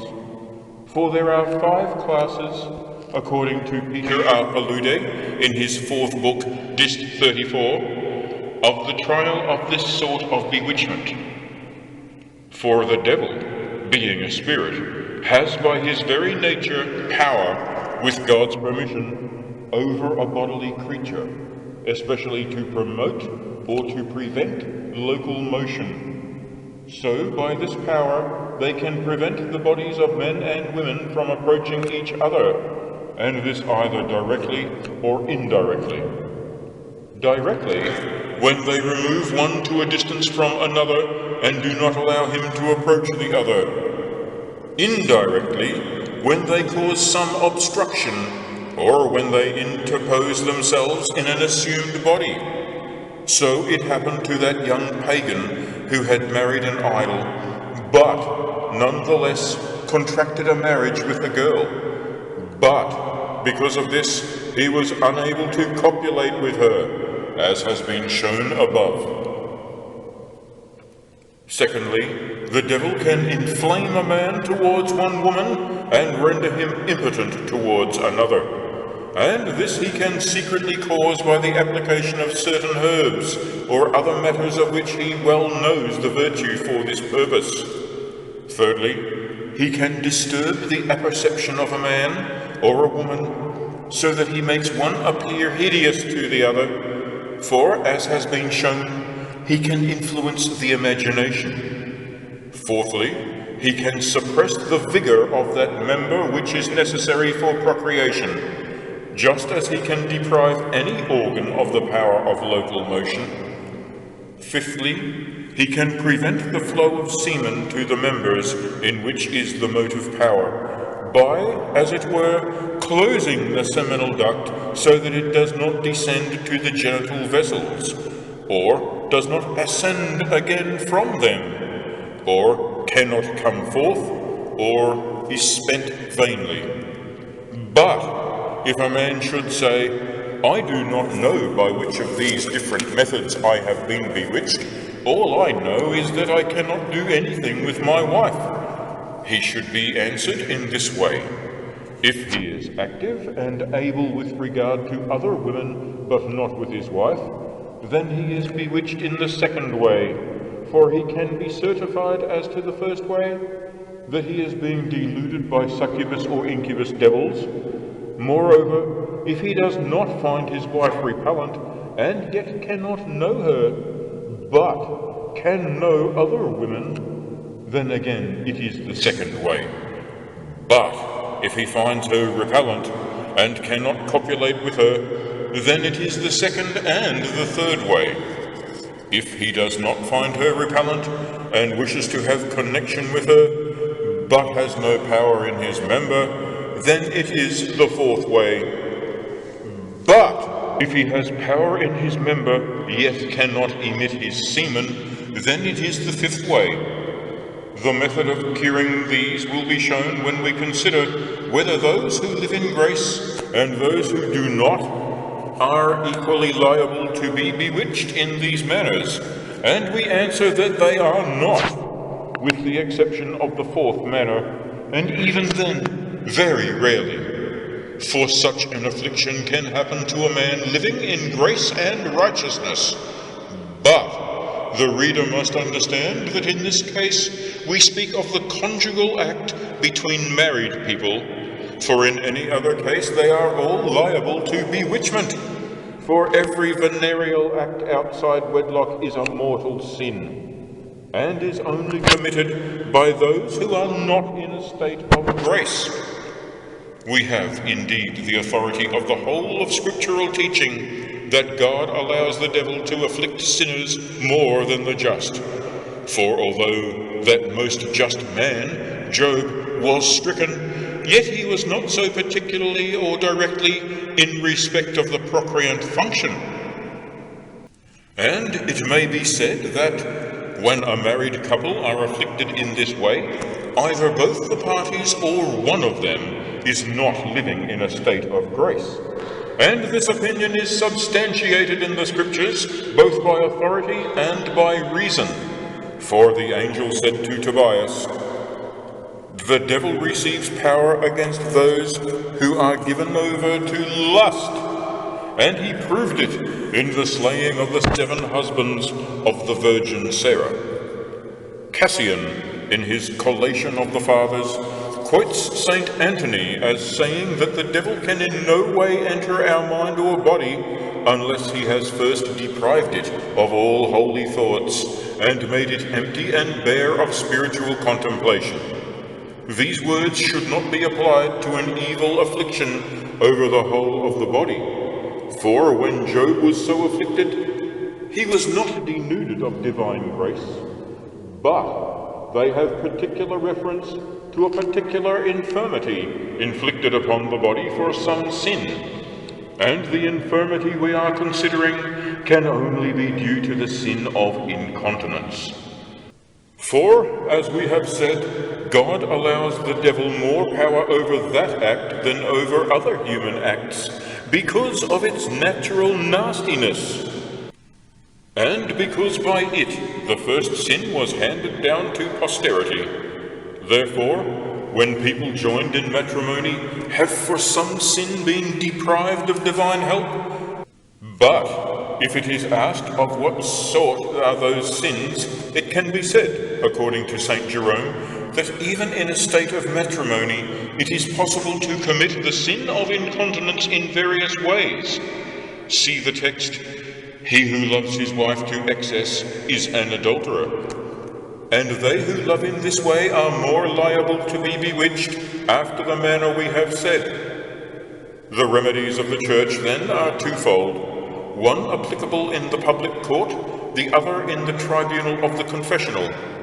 As for the first, when it has been publicly found that the impotence is due to witchcraft, then it must be distinguished whether it is temporary or permanent. If it is only temporary, it does not annul the marriage. And it is assumed to be temporary if, within the space of 3 years, by using every possible expedient of the sacraments of the Church and other remedies, a cure can be caused. But if after that time they cannot be cured by any remedy, then it is assumed to be permanent. Now, the disability either precedes both the contract and the consummation of marriage, and in this case it impedes the contract, or it follows the contract but precedes the consummation, and in this case it annuls the contract. For men are very often bewitched in this way because they have cast off their former mistresses, who, hoping that they were to be married and being disappointed, so bewitch the men that they cannot copulate with another woman. And in such a case, according to the opinion of many, the marriage already contracted is annulled, unless, like our Blessed Lady and Saint Joseph, they are willing to live together in holy continence. This opinion is supported by the canon, where it says, 23, question 1, that a marriage is confirmed by the carnal act, and a little later it says that impotence before such confirmation dissolves the ties of marriage. Or else the disability follows the consummation of a marriage, and then it does not dissolve the bonds of matrimony. Much more to this effect is noted by the doctors, where, in various writings, they treat of the obstruction due to witchcraft, but since it is not precisely relevant to the present inquiry, it is here omitted. But some may find it difficult to understand how this function can be obstructed in respect of one woman, but not of another. Saint Bonaventura answers that this may be because some witch has persuaded the devil to effect this only with respect to one woman, or because God will not allow the obstruction to apply save to some particular woman. The judgment of God in this matter is a mystery, as in the case of the wife of Tobias. But how the devil procures this disability is plainly shown by what has already been said. And Saint Bonaventura says that he obstructs the procreant function not intrinsically by harming the organ, but extrinsically by impeding its use, and it is an artificial, not a natural impediment. Or so he can cause it to apply to one woman and not to another, or else he takes away all desire for one or another woman, and this he does by his own power, or else by means of some herb or stone or some occult creature. And in this he is in substantial agreement with Peter A. Palude. The ecclesiastical remedy in the tribunal of God is set forth in the canon, where it says, "If with the permission of the just and secret judgment of God, through the arts of sorceresses and witches and the preparation of the devil, men are bewitched in their procreant function, they are to be urged to make clean confession to God and his priest of all their sins, with a contrite heart and a humble spirit, and to make satisfaction to God with many tears and large offerings and prayers and fasting." From these words it is clear that such afflictions are only on account of sin, and occur only to those who do not live in a state of grace. It proceeds to tell how the ministers of the Church can effect a cure by means of exorcisms and other protections and cures provided by the Church. In this way, with the help of God, Abraham cured by his prayers Abimelech and his house. In conclusion, we may say that there are 5 remedies which may lawfully be applied to those who are bewitched in this way, namely, a pilgrimage to some holy and venerable shrine, true confession of their sins with contrition, the plentiful use of the sign of the cross and devout prayer, lawful exorcism by solemn words, the nature of which will be explained later. And lastly, a remedy can be effected by prudently approaching the witch, as was shown in the case of the Count, who for 3 years was unable to cohabit carnally with a virgin whom he had married. Chapter 3. Remedies prescribed for those who are bewitched by being inflamed with inordinate love or extraordinary hatred. Just as the generative faculty can be bewitched, so can inordinate love or hatred be caused in the human mind. First, we shall consider the cause of this, and then, as far as possible, the remedies. Philocaption, or inordinate love of one person for another, can be caused in 3 ways. Sometimes it is due merely to lack of control over the eyes, sometimes to the temptation of devils, sometimes to the spells of necromancers and witches with the help of devils. The first spoken of in St. James 1:14 and 15, every man is tempted by his own concupiscence, being drawn away and allured. Then, when concupiscence hath conceived, it bringeth forth sin. But sin, when it is completed, begetteth death. And so, when Shechem saw Dinah going out to see the daughters of the land, he loved her, and ravished her, and lay with her, and his soul clave unto her. Genesis 34.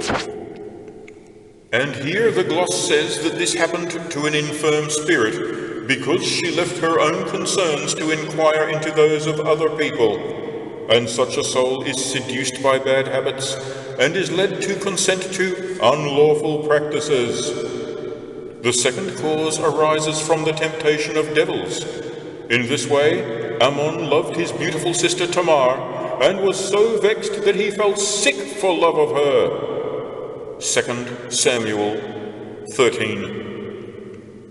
For he could not have been so totally corrupt in his mind as to fall into so great a crime of incest, unless he had been grievously tempted by the devil.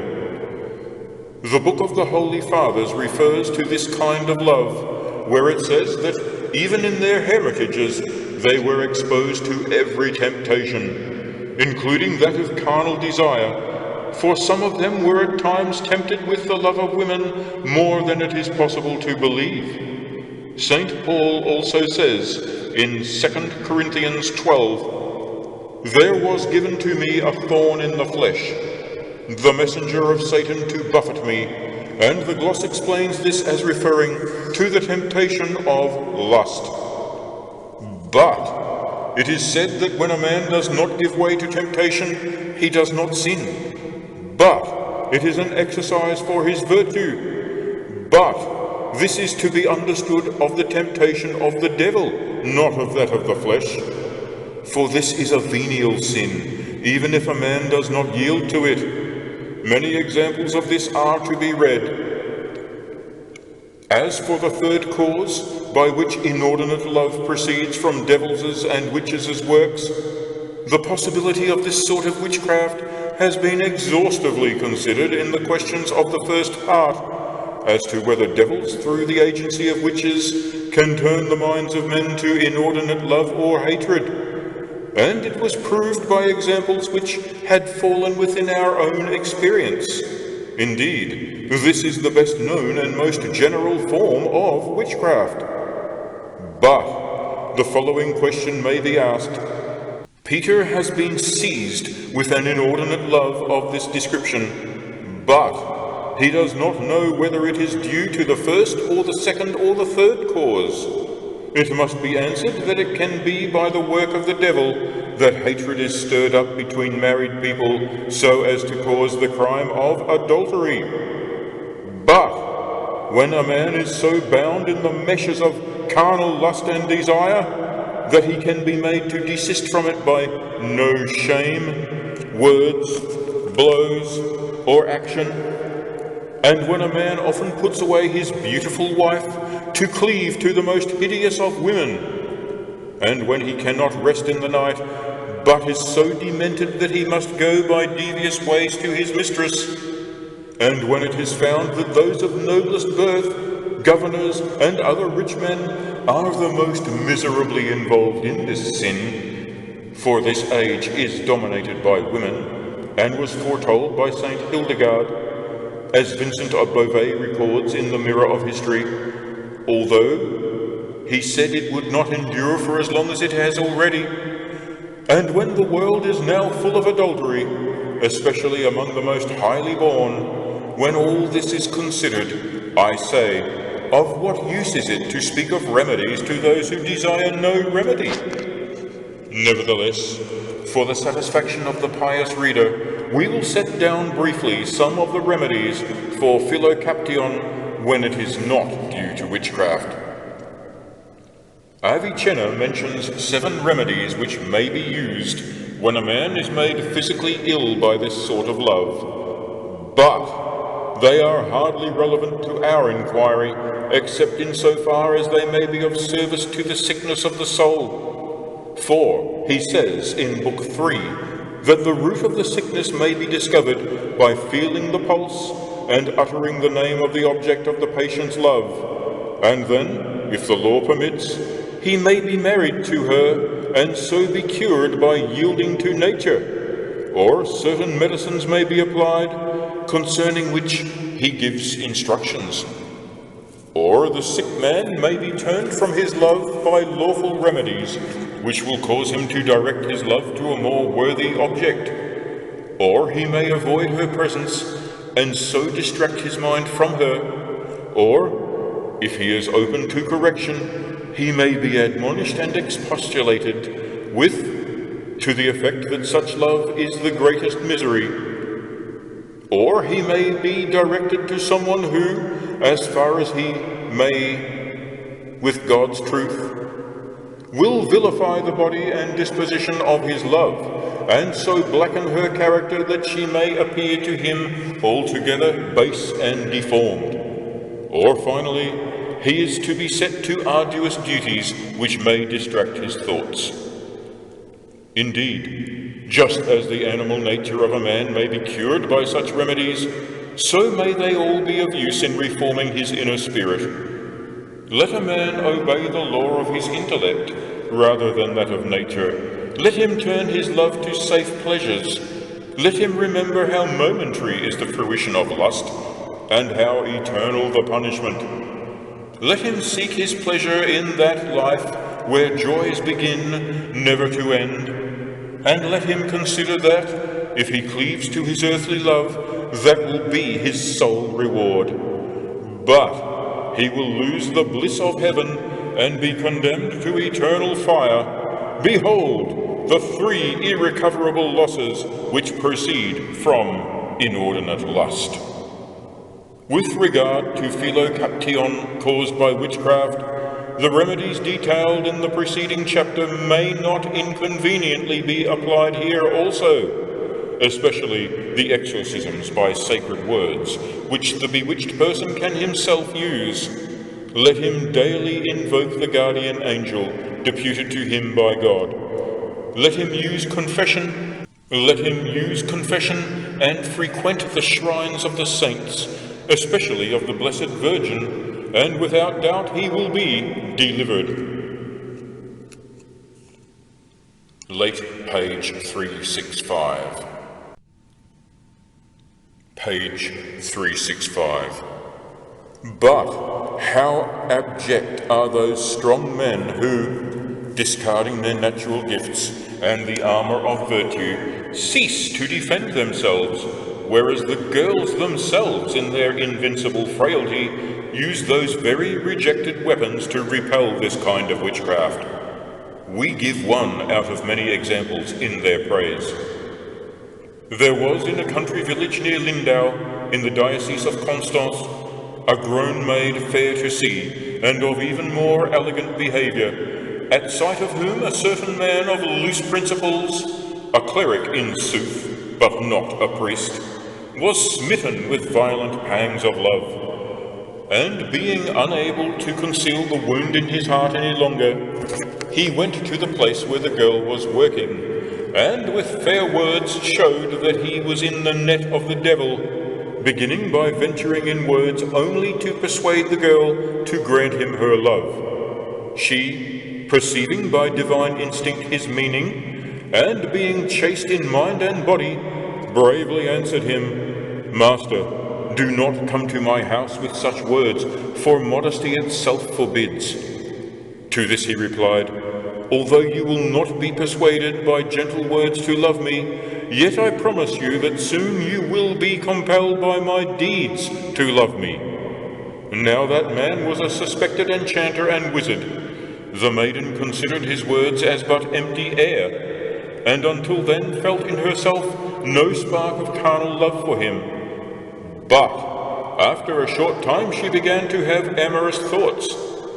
Perceiving this, and being inspired by God, she sought the protection of the Mother of Mercy, and devoutly implored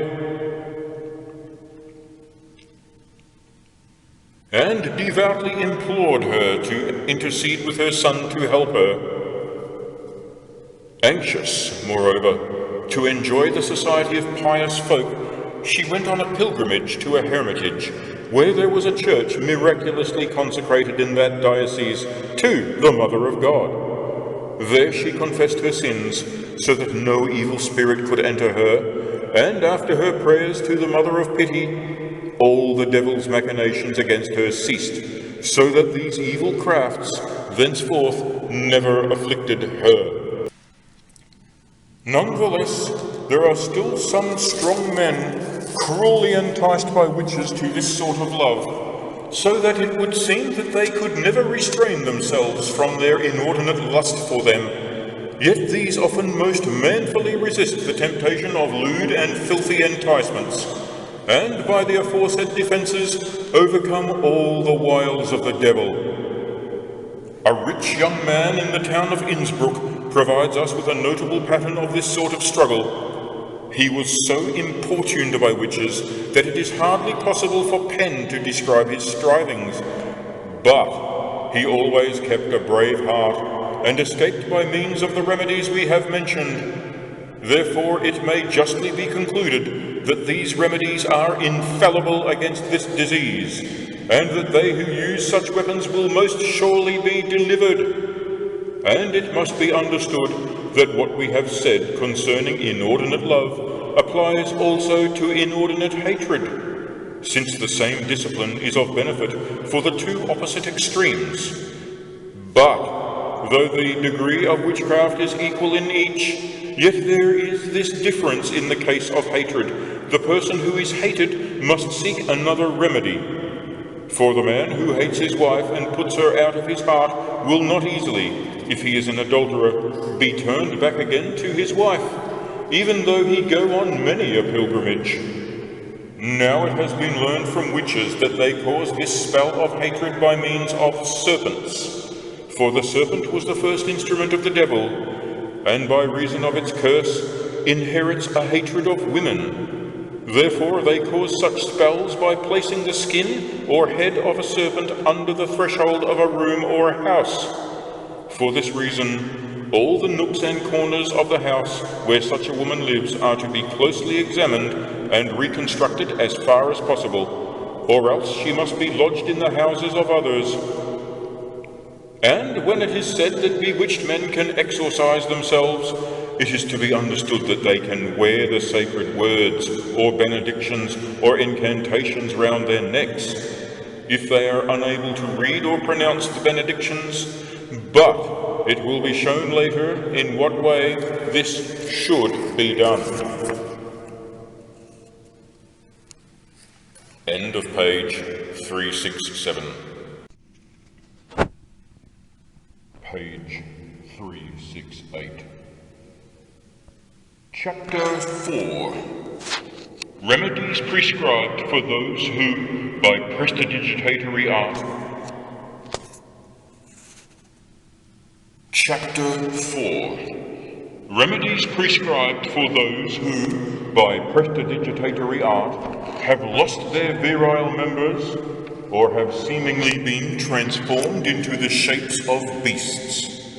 In what has already been written, it has clearly enough been shown the remedies which are available for the relief of those who are deluded by a glamour and think that they have lost their virile member or have been metamorphosed into animals. For, since such men are entirely destitute of divine grace, according to the essential condition of those who are so bewitched, it is not possible to apply a healing salve while the weapon still remains in the wound. Therefore, before all things they must be reconciled to God by a good confession. Again, as was shown in the 7th chapter of the first question of the 2nd part, such members are never actually taken away from the body, but are only hidden by a glamour from the senses of sight and touch. It is clear, too, that those who live in grace are not so easily deluded in this way, either actively or passively, in such a manner that they seem to lose their members, or that those of others should appear to them to be missing. Therefore, the remedy as well as the disease is explained in that chapter, namely, that they should, as far as possible, come to an amicable agreement with the witch herself. As to those who think that they have been changed into beasts, it must be known that this kind of witchcraft is more practiced in Eastern countries than in the West. That is to say, in the East, witches more often bewitch other people in this way, but it appears that the witches so transform themselves more frequently in our part of the world, namely, when they change themselves in full sight into the shapes of animals, as was told in the 8th chapter. Therefore, in their case, the remedies to be used are those set out in the 3rd part of this work, where we deal with the extermination of witches by the secular arm of the law. But in the East, the following remedy is used for such delusions. For we have learned much of this matter from the Knights of the Order of St. John of Jerusalem in Rhodes, and especially this case which happened in the city of Salamis in the kingdom of Cyprus. For that is a seaport, and once when a vessel was being laden with merchandise, suitable for a ship which is sailing into foreign parts, and all her company were providing themselves with victuals, one of them, a strong young man, went to the house of a woman standing outside the city on the seashore, and asked her if she had any eggs to sell. The woman, seeing that he was a strong young man, and a merchant far away from his own country, thought that on that account the people of the city would feel less suspicion if he were to be lost, and said to him, "Wait a little, and I will get you all that you want." And when she went in and shut the door and kept him waiting, the young man outside began to call out to her to hurry, lest he should miss the ship. Then the woman brought some eggs and gave them to the young man, and told him to hurry back to the ship in case he should miss it. So he hastened back to the ship, which was anchored by the shore, and before going on board, since the full company of his companions was not yet returned, he decided to eat the eggs there and refresh himself. And behold, an hour later he was made dumb as if he had no power of speech. And, as he afterwards said, he wondered what could have happened to him, but was unable to find out.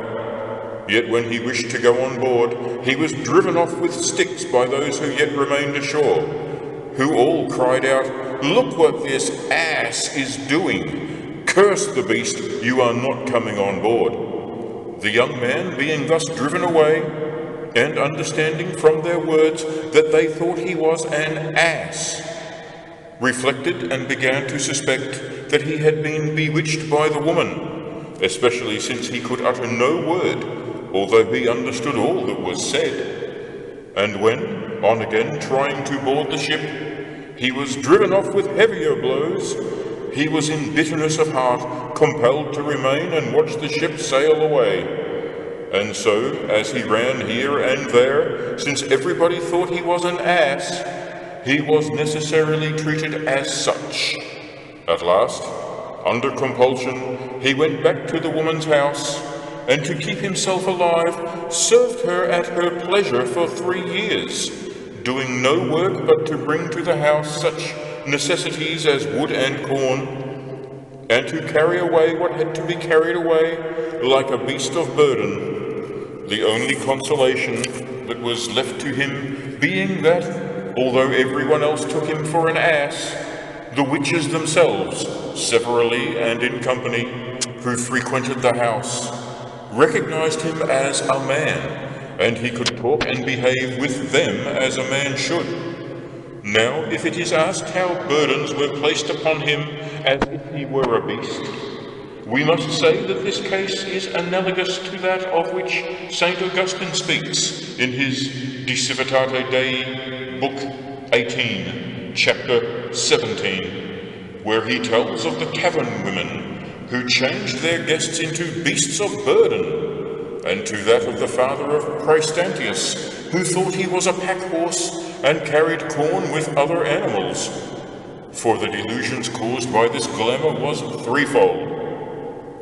First, in its effect on the men who saw the young man not as a man but as an ass, and it is shown above in chapter 8 how devils can easily cause this. Secondly, those burdens were no illusion, but when they were beyond the strength of the young man, the devil invisibly carried them. Thirdly, that when he was consorting with others, the young man himself considered in his imagination and perceptive faculties at least, which are faculties belonging to the bodily organs, that he was an ass, but not in his reason. For he was so bound, but that he knew himself to be a man, although he was magically deluded into imagining himself a beast. Nabuchodonosor provides an example of the same delusion. After 3 years had passed in this way, in the 4th year it happened that the young man went one morning into the city, with the woman following a long way behind, and he passed by a church where Holy Mass was being celebrated, and heard the sacring bell ring at the elevation of the host. For in that kingdom the Mass is celebrated according to the Latin and not according to the Greek rite. And he turned towards the church, and, not daring to enter for fear of being driven off with blows, knelt down outside by bending the knees of his hind legs, and lifted his forelegs, that is, his hands, joined together over his ass's head, as it was thought to be, and looked upon the elevation of the sacrament. And when some Genoese merchants saw this prodigy, they followed the ass in astonishment, discussing this marvel among themselves. And behold, the witch came and belaboured the ass with her stick. And because, as we have said, this sort of witchcraft is better known in those parts, at the instance of the merchants, the ass and the witch were taken before the judge, where, being questioned and tortured, she confessed her crime and promised to restore the young man to his true shape if she might be allowed to return to her house. So she was dismissed and went back to her house, where the young man was restored to his former shape, and being again arrested, she paid the debt which her crimes merited, and the young man returned joyfully to his own country. Chapter 5. Prescribed remedies for those who are obsessed owing to some spell. We have shown in Chapter 10 of the preceding question that sometimes devils, through witchcraft, substantially inhabit certain men, and why they do this, namely, that it may be for some grave crime of the man himself, and for his own ultimate benefit, or sometimes for the slight fault of another man, sometimes for a man's own venial sin, and sometimes for another man's grave sin. For any of these reasons, a man may, in varying degrees, be possessed by a devil. Neither, in his Formicarius, states that there is no cause for wonder if devils, at the instance of witches and with God's permission, substantially take possession of men. It is clear also from the details given in that chapter what are the remedies by which such men can be liberated, namely, by the exorcisms of the Church and by true contrition and confession when a man is possessed for some mortal sin. An example is the manner in which that Bohemian priest was set free. But there are 3 other remedies besides, which are of virtue, namely, the Holy Communion of the Eucharist, the visitation of shrines and the prayers of holy men, and by lifting the sentence of excommunication. Of these we shall speak, although they are plainly set out in the discourses of the doctors, since all have not easy access to the necessary treatises.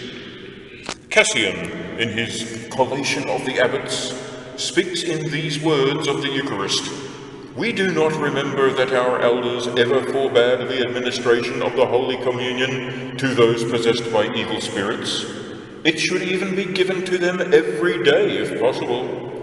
For it must be believed that it is of great virtue in the purgation and protection of both soul and body, and that when a man receives it, the evil spirit which afflicts his members or lurks hidden in them is driven away as if it were burned with fire. And lately we saw the abbot Andronicus healed in this way, and the devil will rage with mad fury when he feels himself shut out by the heavenly medicine, and he will try the harder and the oftener to inflict his tortures, as he feels himself driven farther off by this spiritual remedy." So says St. John Cassian. And again he adds, "2 things must be steadfastly believed. First, that without the permission of God, no one is altogether possessed by these spirits. Second, that everything which God permits to happen to us, whether it seems to be sorrow or gladness, is sent for our good, as from a pitying Father and a merciful Physician. For the devils are, as it were, schoolmasters of humility, so that they who descend from this world may either be purged for the eternal life, or be sentenced to the pain of their punishment. And such, according to St. Paul, are in the present life delivered unto Satan for the destruction of the flesh, that the spirit may be saved in the day of the Lord Jesus Christ. But here there arises a doubt, for St. Paul says, 'Let a man examine himself, and so eat of that bread.' Then how can a man who is possessed communicate, since he has not the use of his reason?" St. Thomas answers this in his 3rd part, question 80, saying that there are distinct degrees in madness. For to say that a man has not the use of his reason may mean 2 things. In one case, he has some feeble power of reason, as a man is said to be blind when he can, nevertheless, see imperfectly. And since such men can to some extent join in the devotion of this sacrament, it is not to be denied to them. But others are said to be mad because they have been so from birth, and such may not partake of the sacrament, since they are in no way able to engage in devout preparation for it. Or perhaps they have not always been without the use of their reason, and then, if when they were sane, they appeared to appreciate the devotion due to the sacrament, it should be administered to them when they are at the point of death, unless it is feared that they may vomit or spew it out. The following decision is recorded by the Council of Carthage. 26, question 6. When a sick man wishes to confess, and if, on the arrival of the priest, he is rendered dumb by his infirmity, or falls into a frenzy, those who have heard him speak must give their testimony. And if he is thought to be at the point of death, let him be reconciled with God by the laying on of hands, and the placing of the sacrament in his mouth. St. Thomas also says that the same procedure may be used with baptized people who are bodily tormented by unclean spirits, and with other mentally distracted persons. And he adds in Book 4, Dist 9, that the communion must not be denied to demoniacs unless it is certain that they are being tortured by the devil for some crime. To this, Peter A. Palude adds, in this case they are to be considered as persons to be excommunicated and delivered up to Satan. From this it is clear that, even if a man be possessed by a devil for his own crimes, yet if he has lucid intervals, and while he has the use of his reason, is contrite and confesses his sins, since he is absolved in the sight of God, he must in no way be deprived of the communion of the divine sacrament of the Eucharist. How those who are possessed may be delivered by the intercessions and prayers of the saints is found in the legends of the saints.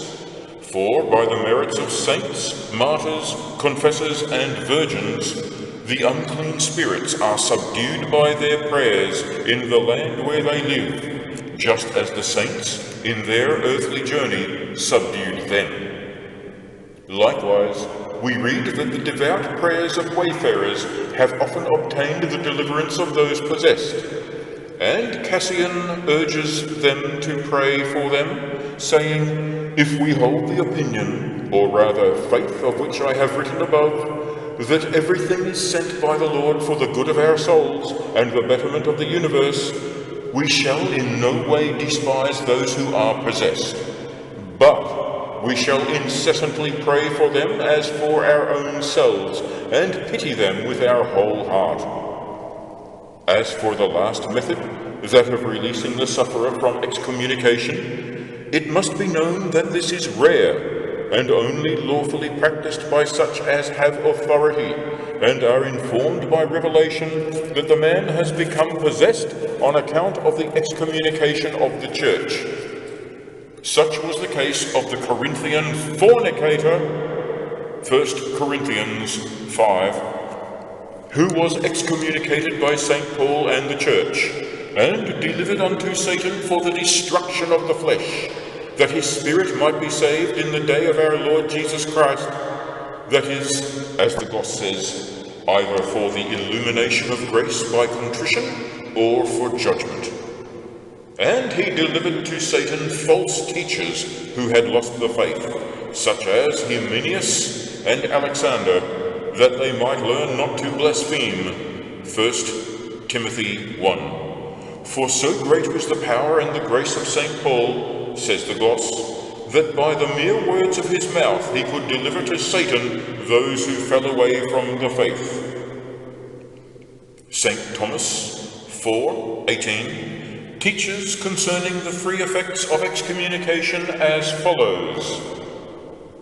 If a man, he says, is deprived of the prayers of the Church, he suffers a threefold loss corresponding with the benefits which accrue to one who is in communion with the Church. For those who are excommunicated are bereft of the source from which flows an increase of grace to those who have it, and a means to obtain grace to those who have it not. And, being deprived of grace, they lose also the power of preserving their uprightness, although it must not be thought that they are altogether shut out from God's providence, but only from that special providence which watches over the sons of the Church.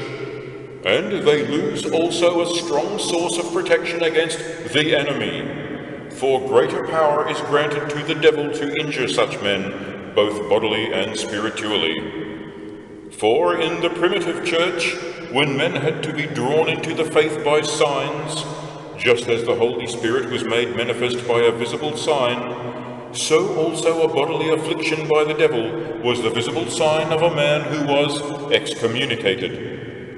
And it is not unfitting that a man whose case is not quite desperate should be delivered to Satan, for he is not given to the devil as one to be damned, but to be corrected, since it is in the power of the Church, when she pleases, to deliver him again from the hands of the devil. So says St. Thomas.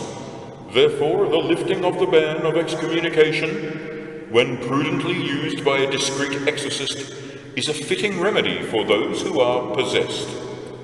But Nieder adds that the exorcist must particularly beware of making too presumptive of a use of his powers, or of mingling any ribaldry or jesting with the serious work of God, or adding to it anything that smacks of superstition or witchcraft, for otherwise he will hardly escape punishment, as he shows by an example. For Blessed Gregory, in his first dialogue, tells of a certain woman who, against her conscience, yielded to her husband's persuasions to take part in the ceremonies at the vigil of the dedication of the church of Saint Sebastian. And because she joined in the church's procession against her conscience, she became possessed and raged publicly. When the priest of that church saw this, he took the cloth from the altar and covered her with it, and the devil suddenly entered into that priest. And because he had presumed beyond his strength, he was constrained by his torments to reveal who he was. So says St. Gregory. And to show that no spirit of ribaldry must be allowed to enter into the holy office of exorcism, Nieder tells that he saw in a monastery at Cologne a brother who was given to speaking jestingly, but was a very famous expeller of devils.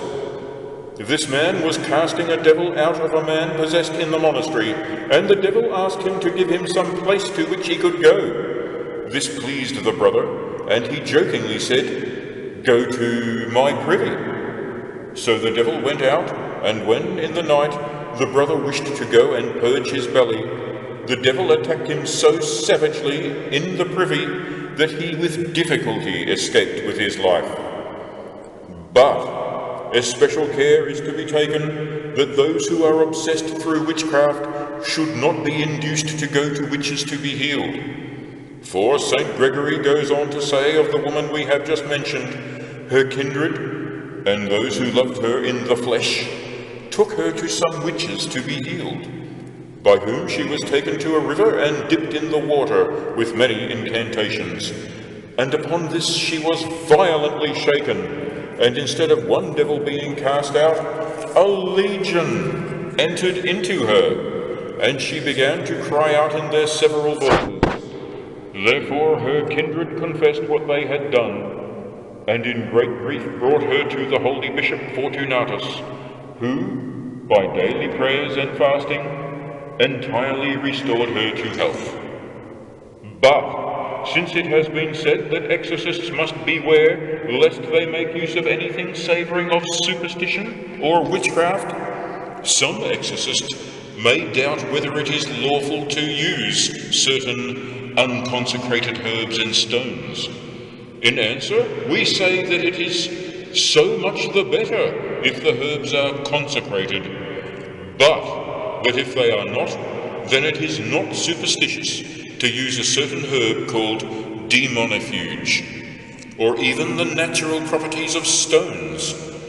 But he must not think that he is casting out devils by the power of these, for then he would fall into the error of believing that he could use other herbs and incantations in the same way. And this is the error of necromancers, who think that they can perform this kind of work through the natural and unknown virtues of such objects. Therefore, St. Thomas says, Book 4, Disc 7, Article the last, it must not be believed that devils are subject to any corporeal powers, and therefore they are not to be influenced by invocations or any acts of sorcery, except in so far as they have entered into a pact with a witch. Of this Esaias 28 speaks, "We have made a covenant with death, and with hell are we at agreement." And he thus explains the passage in Job 41, "Canst thou draw out Leviathan with a hook?"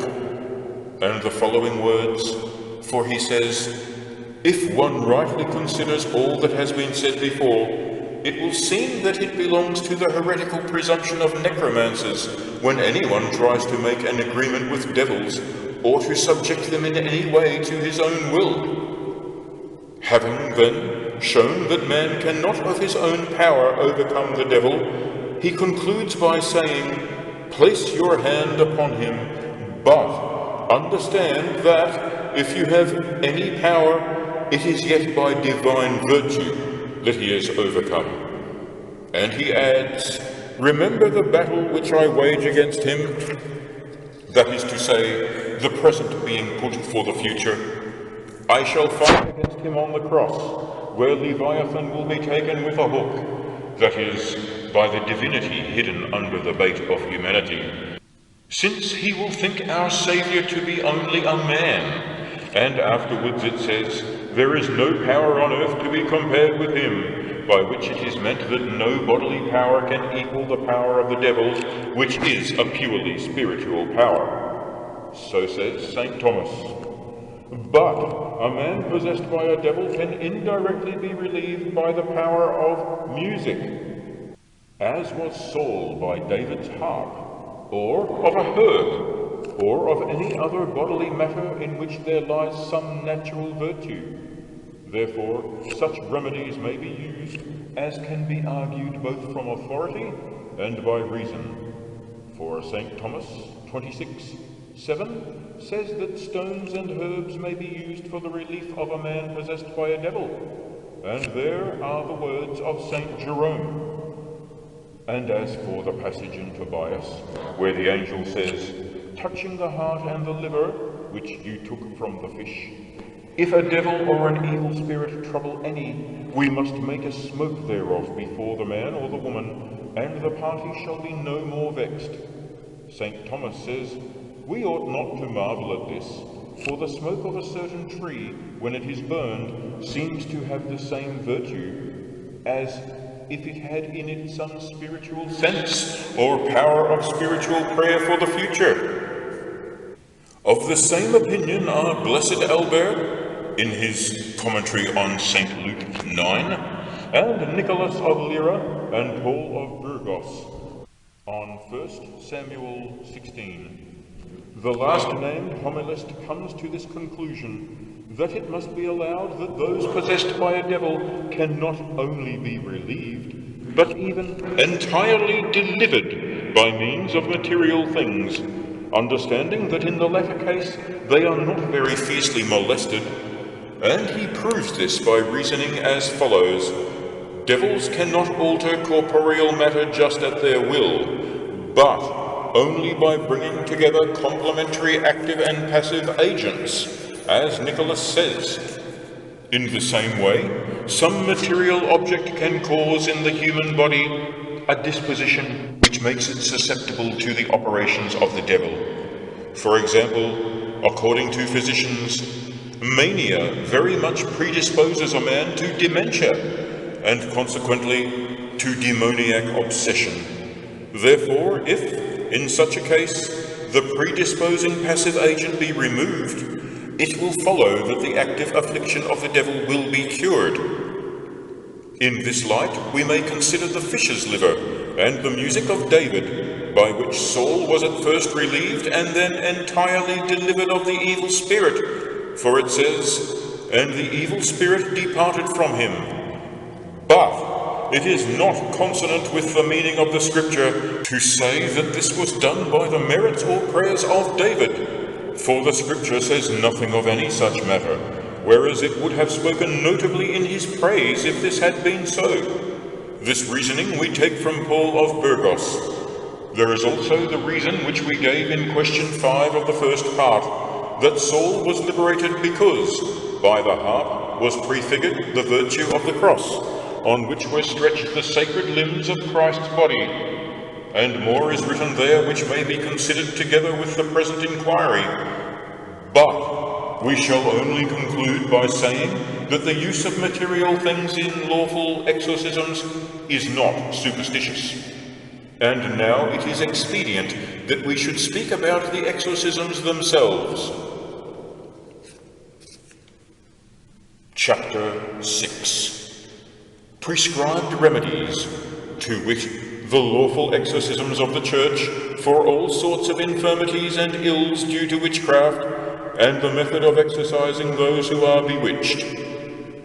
It has already been stated that witches can afflict men with every kind of physical infirmity. Therefore, it can be taken as a general rule that the various verbal or practical remedies which can be applied in the case of those infirmities which we have just been discussing are equally applicable to all other infirmities, such as epilepsy or leprosy, for example.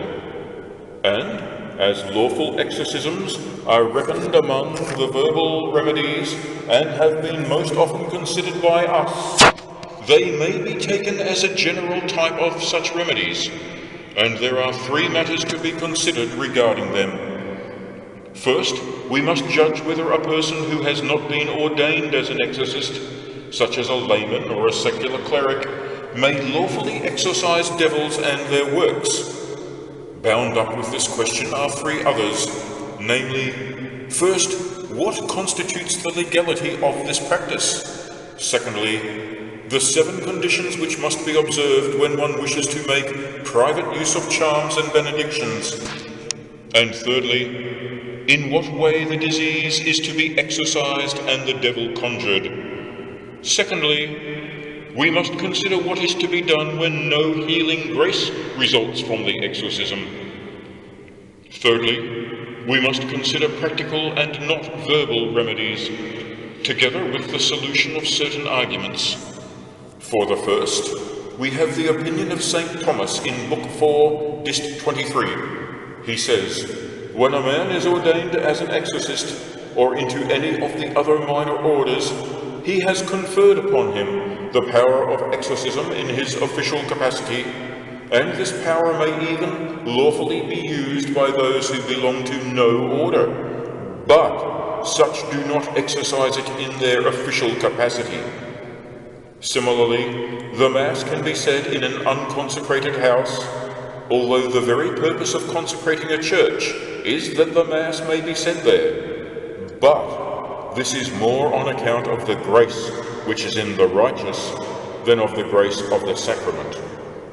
From these words we may conclude that, although it is good that in the liberation of a bewitched person recourse should be had to an exorcist, having authority to exercise such bewitchments, yet at times other devout persons may, either with or without any exorcism, cast out this sort of diseases. For we hear of a certain poor and very devout virgin, one of whose friends had been grievously bewitched in his foot, so that it was clear to the physicians that he could be cured by no medicines. But it happened that the Virgin went to visit the sick man, and he at once begged her to apply some benediction to his foot. She consented, and did no more than silently say the Lord's Prayer and the Apostles' Creed, at the same time making use of the sign of the life-giving cross. The sick man then felt himself at once cured, and, that he might have a remedy for the future, asked the Virgin what charm she had used. But she answered, "You are of little faith and do not hold to the holy and lawful practices of the Church, and you often apply forbidden charms and remedies for your infirmities. Therefore you are rarely healthy in your body, because you are always sick in your soul. But if you would put your trust in prayer and in the efficacy of lawful symbols, you will often be very easily cured. For I did nothing but repeat the Lord's Prayer and the Apostles' Creed, and now you are cured." This example gives rise to the question whether there is not any efficacy in any benedictions and charms, and even conjurations by way of exorcism, for they seem to be condemned in this story. We answer that the Virgin condemned only unlawful charms and unlawful conjurations and exorcisms. To understand these last, we must consider how they originated and how they came to be abused, for they were in their origin entirely sacred, but just as by the means of devils and wicked men all things can be defiled, so also were these sacred words. For it is said in the last chapter of St. Mark, of the apostles and holy men, "In my name shall they cast out devils, and they visited the sick, and prayed over them with sacred words, and in after times priests devoutly used similar rites."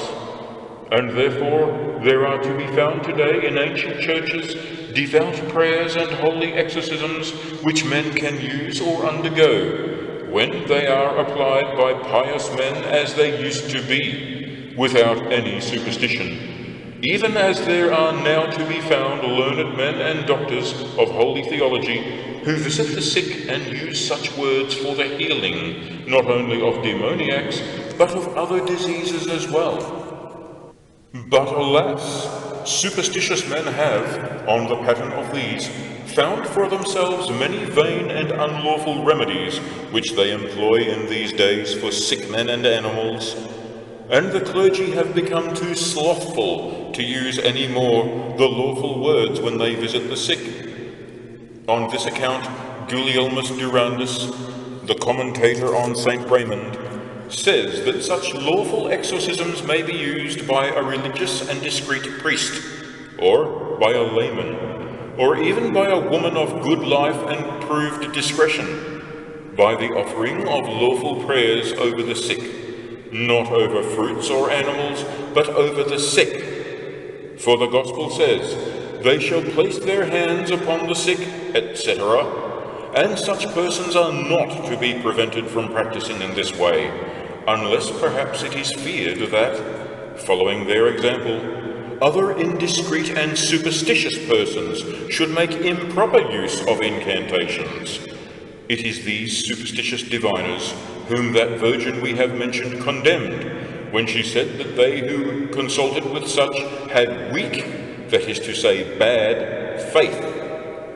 Now for the elucidation of this matter, it is asked how it is possible to know whether the words of such charms and benedictions are lawful or superstitious, and how they ought to be used, and whether the devil can be conjured and diseases exorcised. In the first place, that is said to be lawful in the Christian religion, which is not superstitious, and that is said to be superstitious, which is over and above the prescribed form of religion. See Colossians 2. Which things indeed have a show of wisdom in superstition, on which the gloss says, "Superstition is undisciplined religion, that is, religion observed with defective methods in evil circumstances." Anything, also, is superstition, which human tradition, without higher authority, has caused to usurp the name of religion, such as the interpolation of hymns at Holy Mass, the alteration of the preface for requiems, the abbreviation of the creed which is to be sung at Mass, the reliance upon an organ rather than upon the choir for the music, neglect to have a server on the altar, and such practices. But, to return to our point, when a work is done by virtue of the Christian religion, as when someone wishes to heal the sick by means of prayer and benediction and sacred words, which is the matter we are considering, such a person must observe 7 conditions by which such benedictions are rendered lawful, and even if he uses adjurations through the virtue of the divine name and by the virtue of the works of Christ, his birth, passion, and precious death, by which the devil was conquered and cast out, such benedictions and charms and exorcisms shall be called lawful, and they who practice them are exorcists or lawful enchanters. See Saint Isidore, Etymology 8. Enchanters are they whose art and skill lies in the use of words. And the first of these conditions, as we learn from St. Thomas, is that there must be nothing in the words which hints at any expressed or tacit invocation of devils. If such were expressed, it would be obviously unlawful. If it were tacit, It might be considered in the light of intention, or in that of fact. In that of intention, when the operator has no care whether it is God or the devil who is helping him, so long as he attains his desired result. In that of fact, when a person has no natural aptitude for such work, but creates some artificial means. And of such not only must physicians and astronomers be the judges, but especially theologians. For in this way do necromancers work, making images and rings and stones by artificial means, which have no natural virtue to effect the results which they very often expect. Therefore the devil must be concerned in their works. Secondly, the benedictions or charms must contain no unknown names, for, according to St. John Chrysostom, such are to be regarded with fear, lest they should conceal some matter of superstition. Thirdly, there must be nothing in the words that is untrue, for if there is, the effect of them cannot be from God, who is not a witness to a lie. But some old women in their incantations use such jingling doggerel as the following. Blessed Mary went a-walking over Jordan River. Stephen met her and fell a-talking, etc. Fourthly, there must be no vanities or written characters beyond the sign of the cross. Therefore, the charms which soldiers are wont to carry are condemned. Fifthly, no faith must be placed in the method of writing or reading or binding the charm about a person, or in any such vanity which has nothing to do with the reverence of God, without which a charm is altogether superstitious. Sixthly, in the citing and uttering of divine words and of Holy Scripture, attention must only be paid to the sacred words themselves and their meaning, and to the reverence of God, whether the effect be looked for from the divine virtue or from the relics of saints, which are a secondary power, since their virtue springs originally from God. Seventhly, the looked-for effect must be left to the divine will, for he knows whether it is best for a man to be healed, or to be plagued, or to die. This condition was set down by St. Thomas. So, we may conclude that if none of these conditions be broken, the incantation will be lawful. And St. Thomas writes in this connection on the last chapter of St. Mark, "And these signs shall follow them that believe. In my name shall they cast out devils. They shall take up serpents." From this it is clear that, provided the above conditions are observed, it is lawful by means of sacred words to keep serpents away. St. Thomas says further, the words of God are not less holy than the relics of the saints.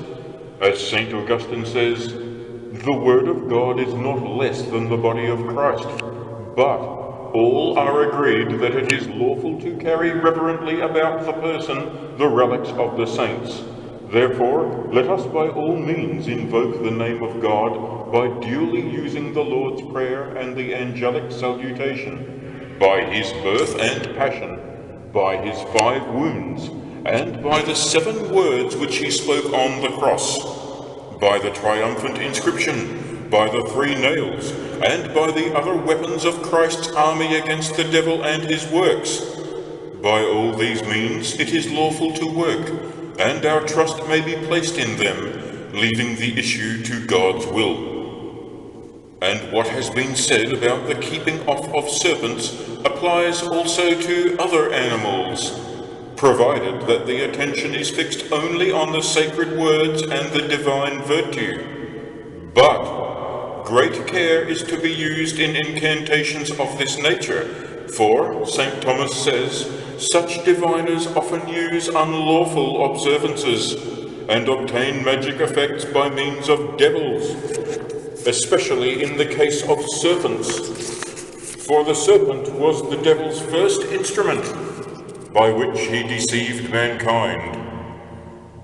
For, in the town of Salzburg, there was a certain image who, one day in open view of all, wanted to charm all the snakes into a particular pit and kill them all within an area of a mile. So he gathered all the snakes together and was himself standing over the pit, when last of all there came a huge and horrible serpent which would not go into the pit. This serpent kept making signs to the man to let it go away and crawl where it would. But he would not cease from his incantation, but insisted that, as all the other snakes had entered the pit and there died, so also must this horrible serpent. But it stood on the opposite side to the warlock, and suddenly leapt over the pit and fell upon the man, wrapping itself round his belly, and dragged him with itself into the pit, where they both died. From this it may be seen that only for a useful purpose, such as driving them away from men's houses, are such incantations to be practiced. And they are to be done by the divine virtue, and in the fear of God, and with reverence.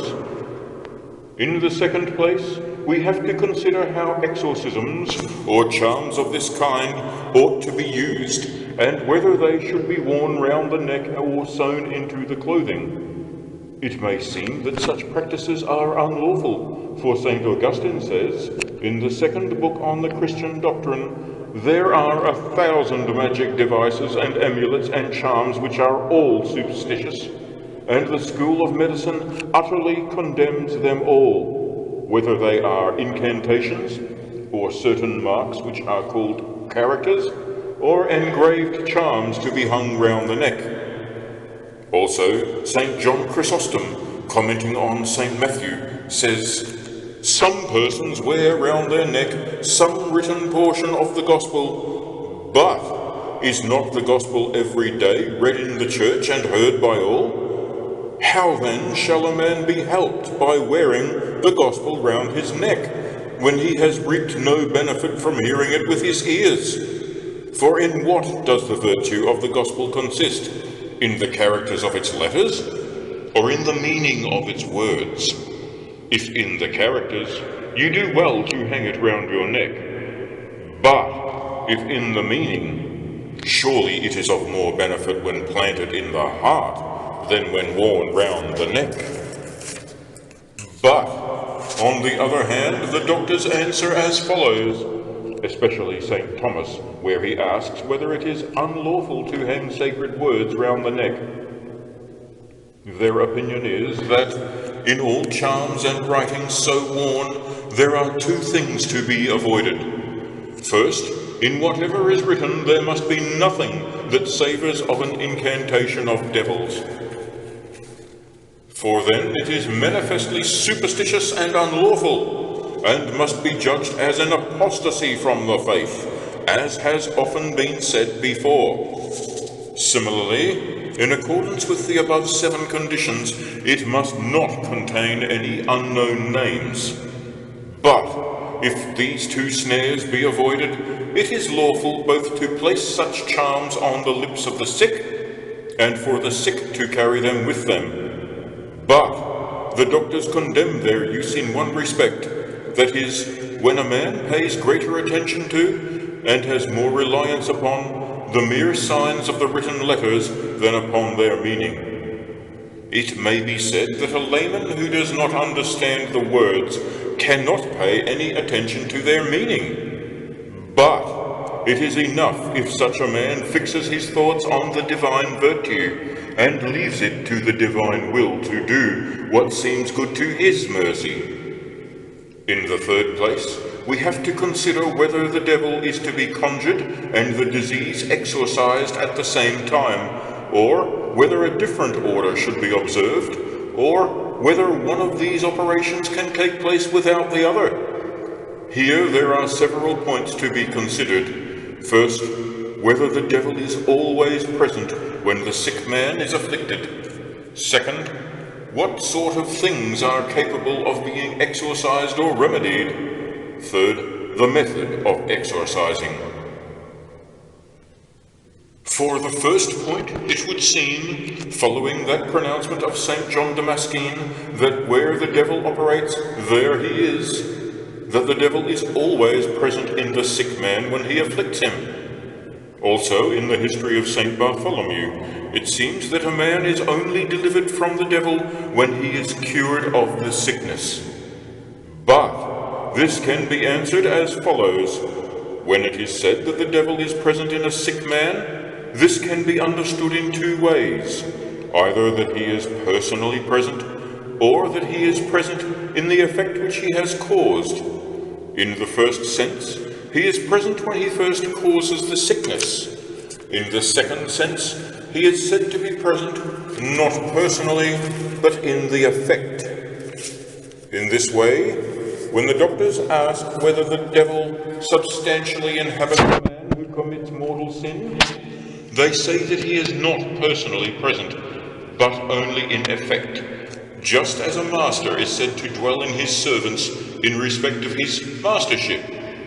But the case is quite otherwise with men who are possessed by a devil.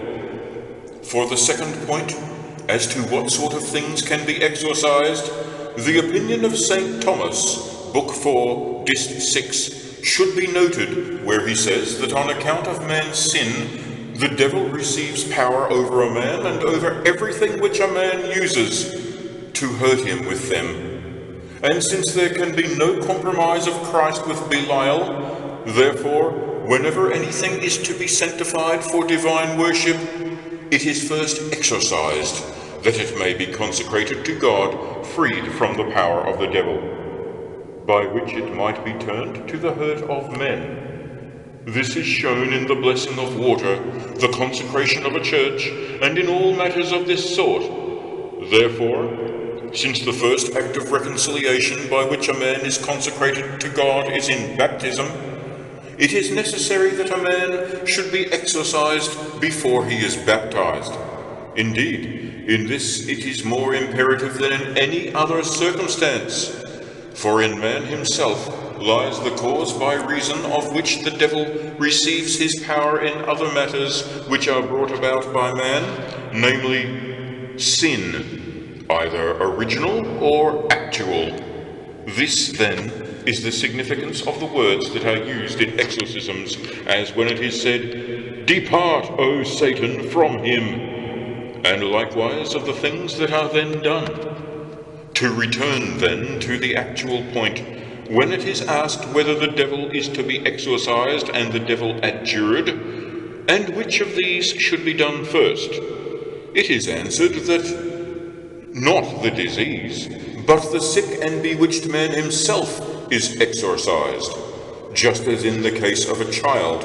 It is not the infection of the fomes which is exorcised, but the child itself.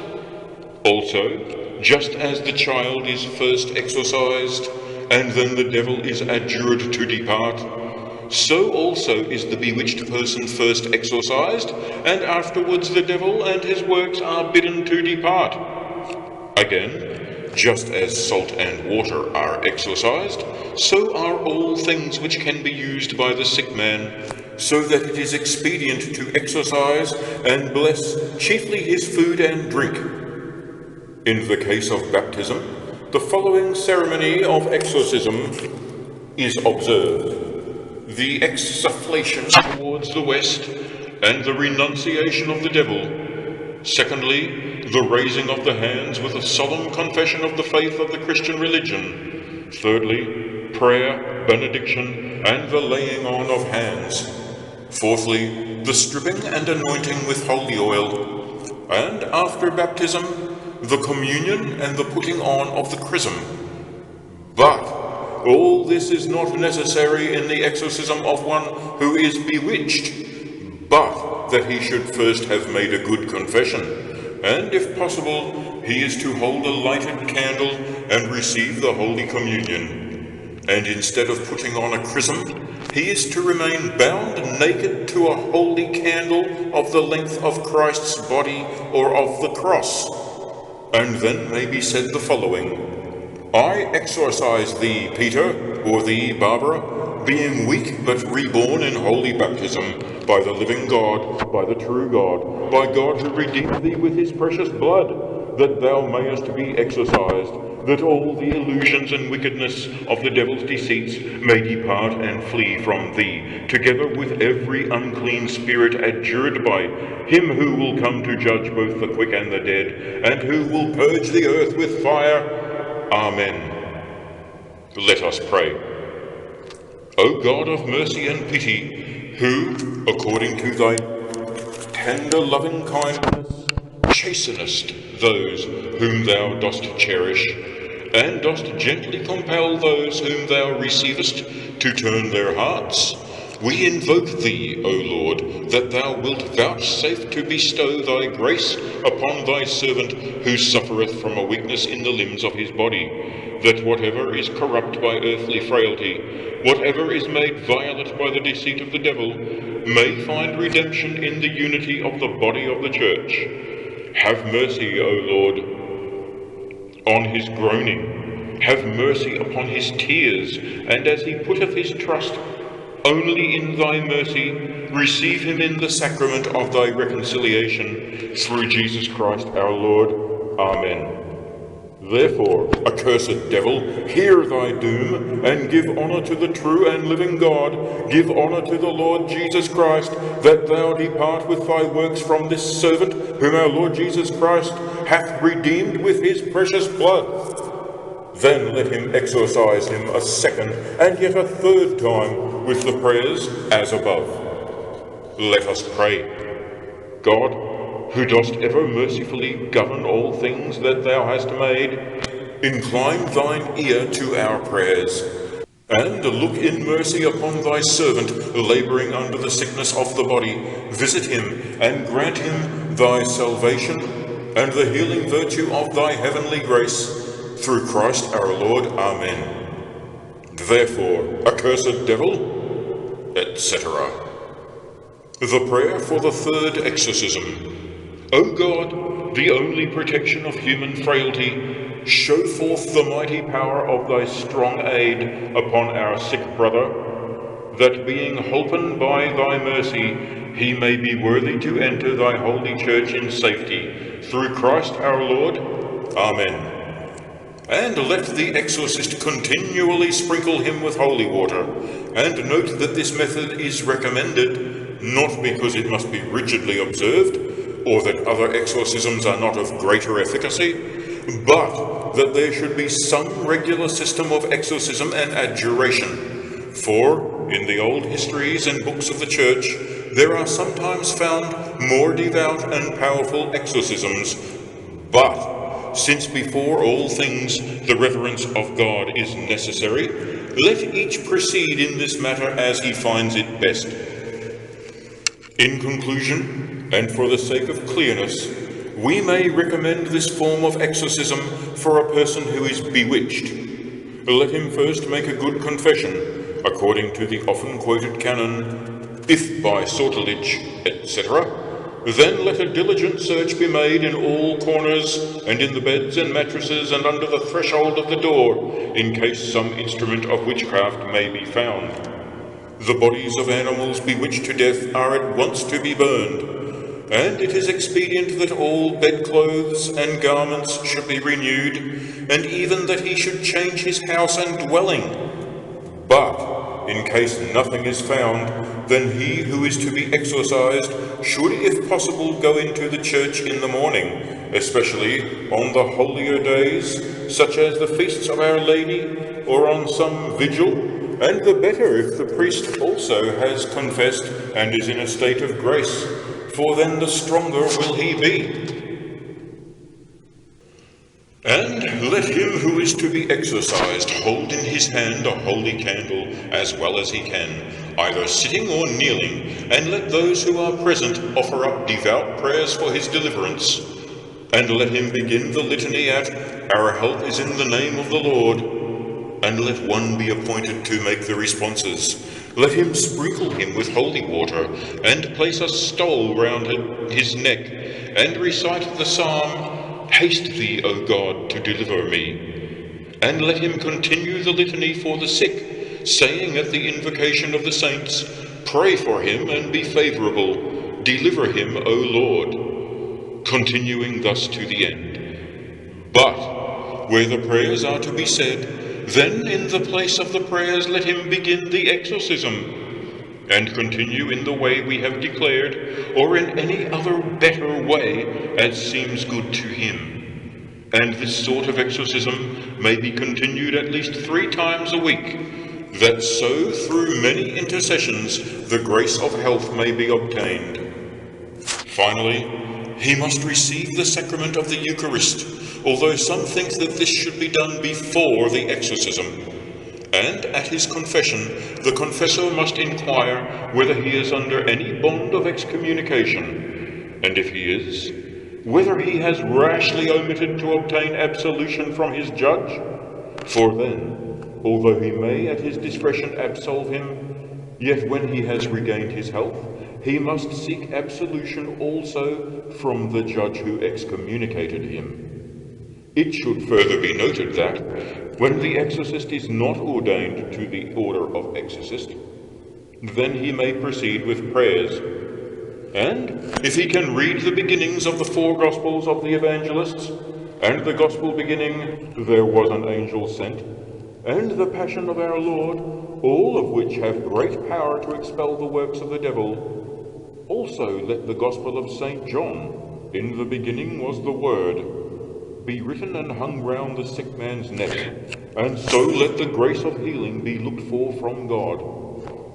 But if anyone asks what is the difference between the aspersion of holy water and exorcism, since both are ordained against the plagues of the devil, the answer is supplied by St. Thomas, who says, "The devil attacks us from without and from within. Therefore, holy water is ordained against his attacks from without, but exorcism against those from within. For this reason, those for whom exorcism is necessary are called energumenoi, from en meaning in, and ergon meaning work, since they labor within themselves. But in exorcising a bewitched person, both methods are to be used, because he is tormented both within and without. Our second main consideration is what is to be done when no healing grace results from exorcisms. Now this may happen for 6 reasons, and there is a 7th about which we suspend any definite judgment. For when a person is not healed, it is due either to want of faith in the bystanders, or in those who present the sick man, or to the sins of them who suffer from the bewitchment, or to a neglect of the due and fitting remedies, or to some flaw in the faith of the exorcist, or to the lack of a greater trust in the powers of another exorcist, or to the need of purgation and for the increased merit of the bewitched person. Concerning the first 4 of these, the Gospel teaches us in the incident of the only son of his father, who was a lunatic, and of the disciples of Christ being there present, St. Matthew 17 and St. Mark 9. For, in the first place, he said that the multitude were without faith, whereupon the Father prayed him, saying, "Lord, I believe, help thou mine unbelief." And Jesus said to the multitude, "O faithless and perverse generation, how long shall I be with you?" Secondly, with regard to him who endured the devil, Jesus rebuked him, that is, the Son, for as St. Jerome says, he had been tormented by the devil because of his sins. Thirdly, this illustrates the neglect of the rightful remedies, because good and perfect men were not at first present. For St. John Chrysostom says, "The pillars of the faith, namely Peter and James and John, were not present, for they were at the transfiguration of Christ. Neither were there prayer and fasting, without which Christ said that this sort of devil goeth not out." Therefore Origen, writing on this passage, says, "If at any time a man be not cured after prayer, let us not wonder or ask questions or speak, as if the unclean spirit were listening to us, but let us cast out our evil spirits by prayer and fasting." And the gloss says, "This sort of devil, that is, the variability of carnal desires induced by that spirit is not conquered except by strengthening the soul with prayer and subduing the flesh with fasting. Fourthly, the flaw in the faith of the exorcist is exemplified in the disciples of Christ who were present. For when they afterwards asked him privately the cause of their failure, he answered, "Because of your unbelief. For verily I say unto you, if ye have faith as a grain of mustard seed, ye shall say unto this mountain, Remove hence, etc." And St. Hilary says, "The apostles believed, indeed, but they were not yet perfect in faith. For while the Lord was away in the mountain with the other three, and they remained with the multitude, their faith became lukewarm." The fifth reason is illustrated in the lives of the fathers, where we read that certain possessed persons could not be delivered by St. Anthony, but were delivered by his disciple, Paul. The sixth reason has already been made clear, for not always when a man is freed from sin is he also freed from punishment.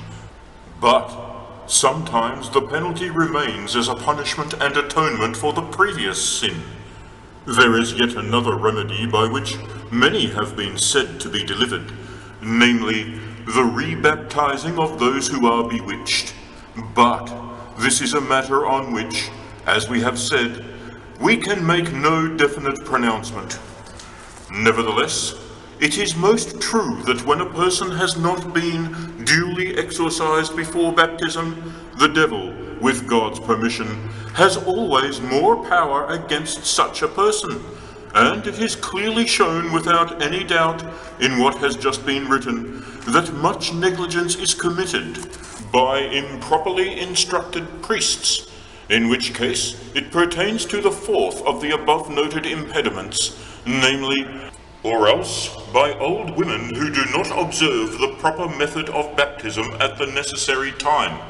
However, God forbid that I should maintain that the sacraments cannot be administered by wicked men, or that when baptism is performed by a wicked man it is not valid, provided that he observes the proper forms and words.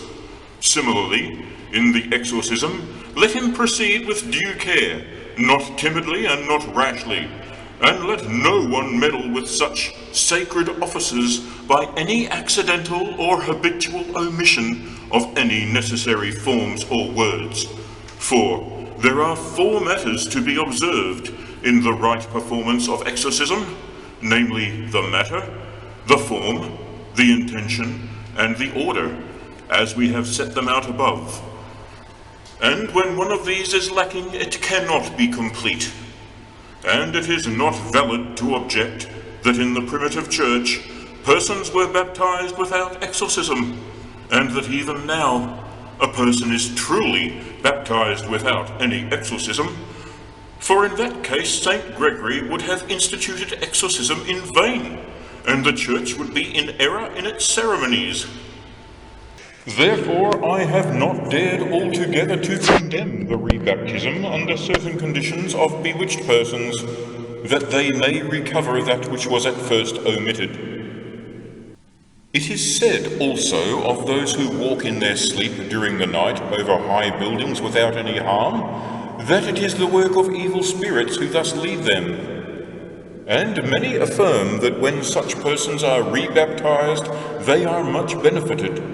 And it is wonderful that, when they are called by their own names, they suddenly fall to the earth, as if that name had not been given to them in proper form at their baptism. Let the reader pay attention to those 6 impediments mentioned above, although they refer to energumenoi, or men possessed, rather than to men bewitched. For, though equal virtue is required in both cases, yet it may be said that it is more difficult to cure a bewitched person than one possessed.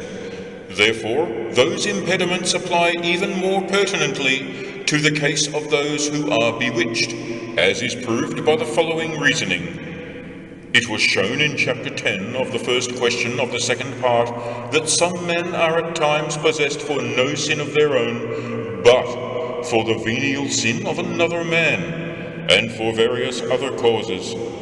But in witchcraft, when adults are bewitched, it generally happens to them that the devil grievously possesses them from within for the destruction of their souls.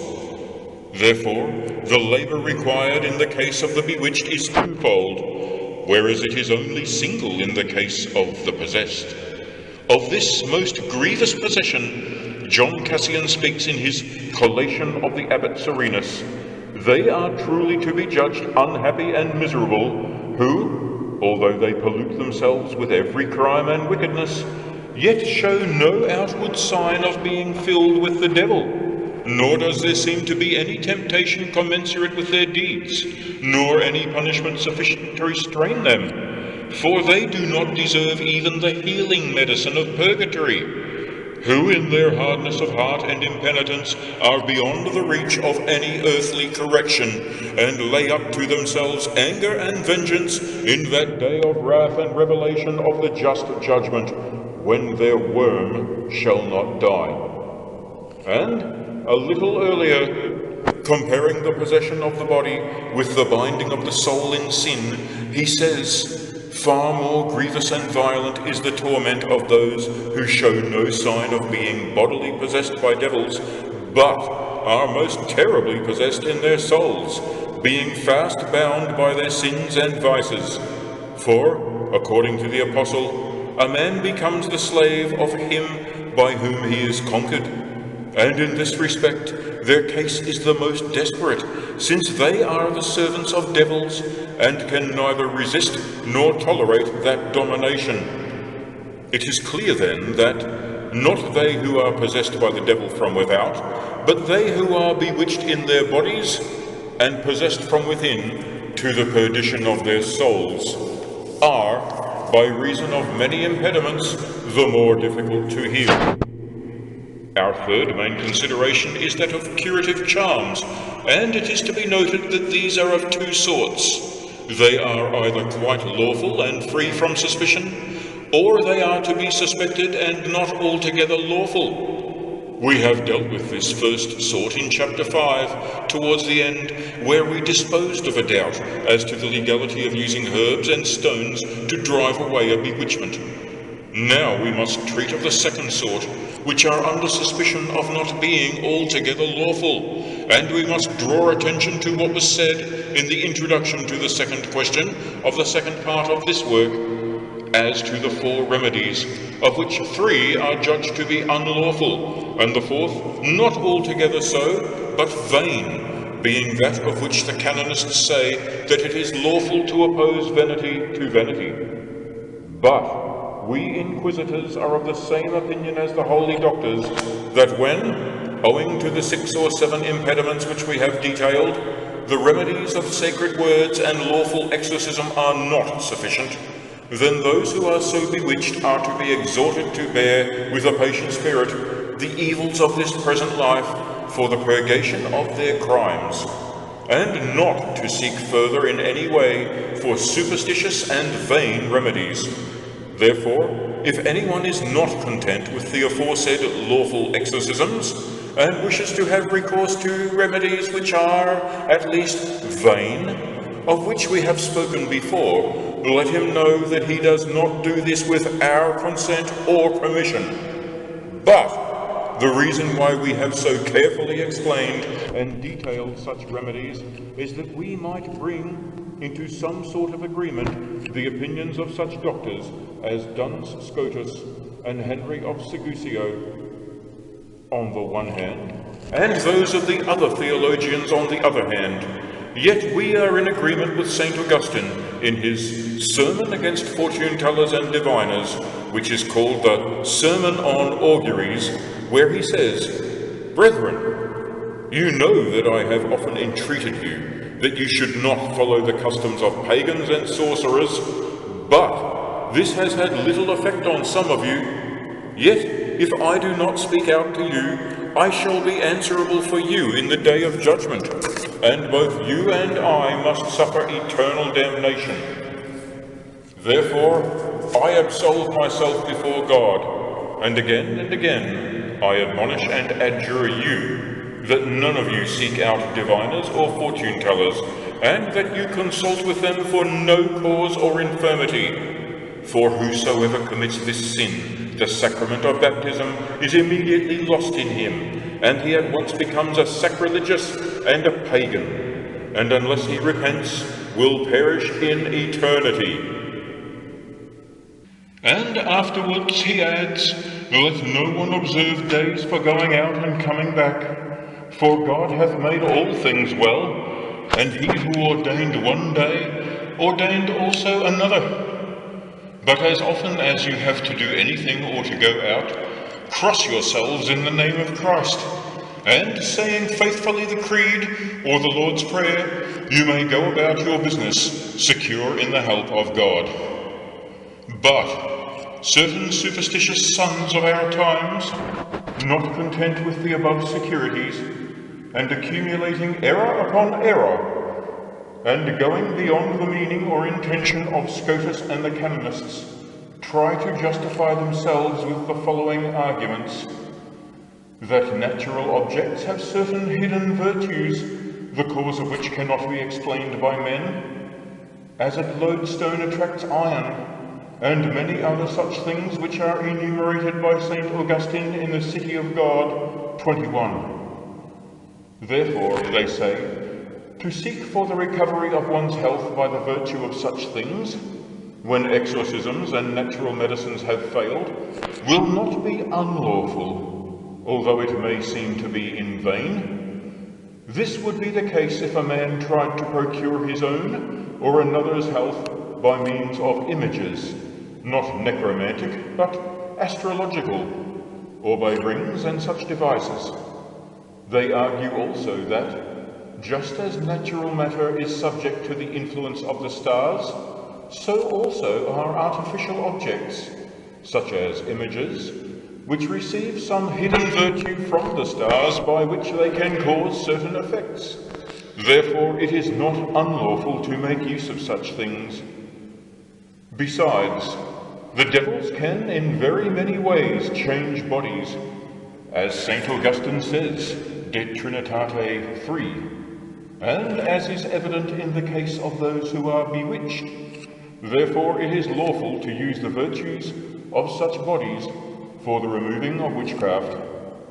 But actually all the holy doctors are of an entirely contrary opinion to this, as has been shown here and there in the course of this work. Therefore, we can answer their first argument in this way, that if natural objects are used in a simple way to produce certain effects for which they are thought to have some natural virtue, this is not unlawful. But if there are joined to this certain characters and unknown signs and vain observations, which manifestly cannot have any natural efficacy, then it is superstitious and unlawful.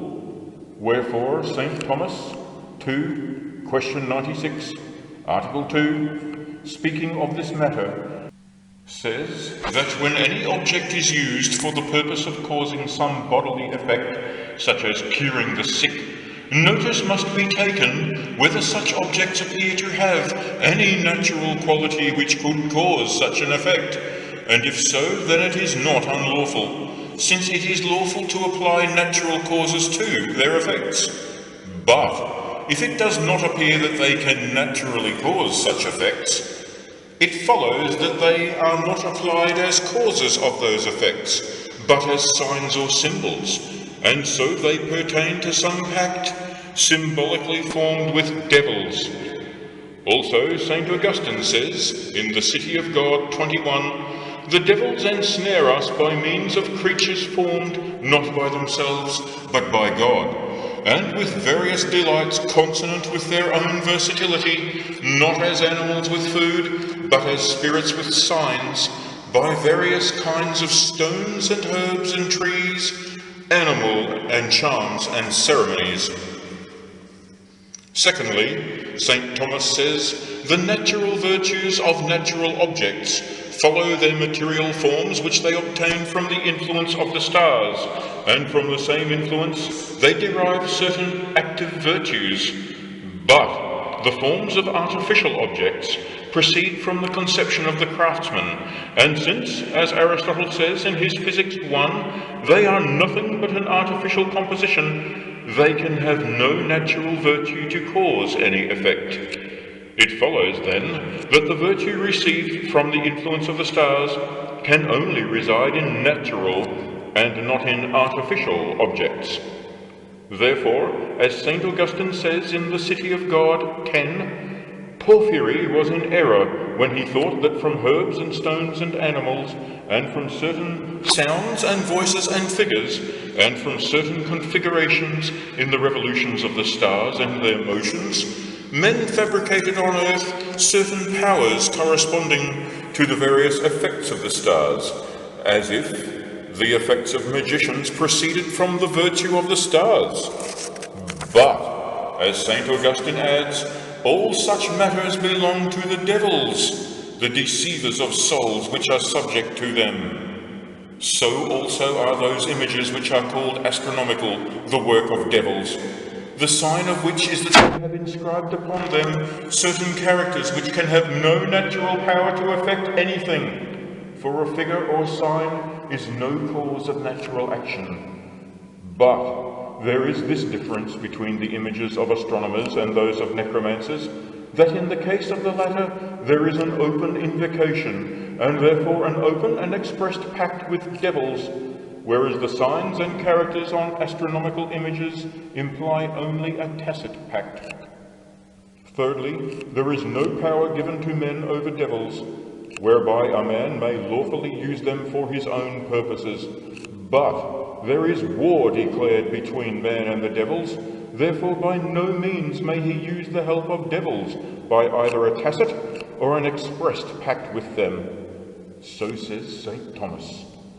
To return to the point, he says, by no means, therefore not even by means of any vain things in which the devil may in any way be involved. But if they are merely vain, and man in his frailty has recourse to them for the recovery of his health, let him repent for the past, and take care for the future, and let him pray that his sins may be forgiven, and that he may no more be led into temptation, as St. Augustine says at the end of his rule.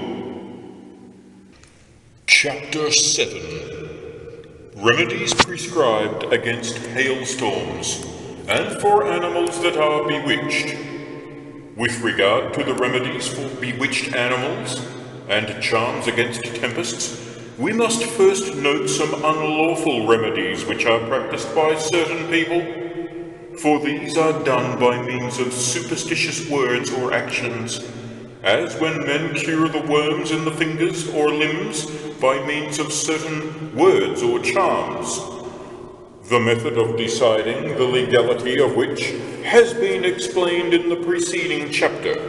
There are others who do not sprinkle holy water over bewitched cattle, but pour it into their mouths.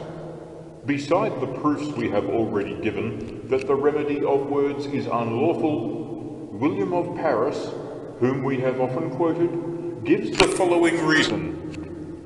If there were any virtue in words as words, then it would be due to one of three things, either their material, which is air, or their form, which is sound, or their meaning, or else to all three together.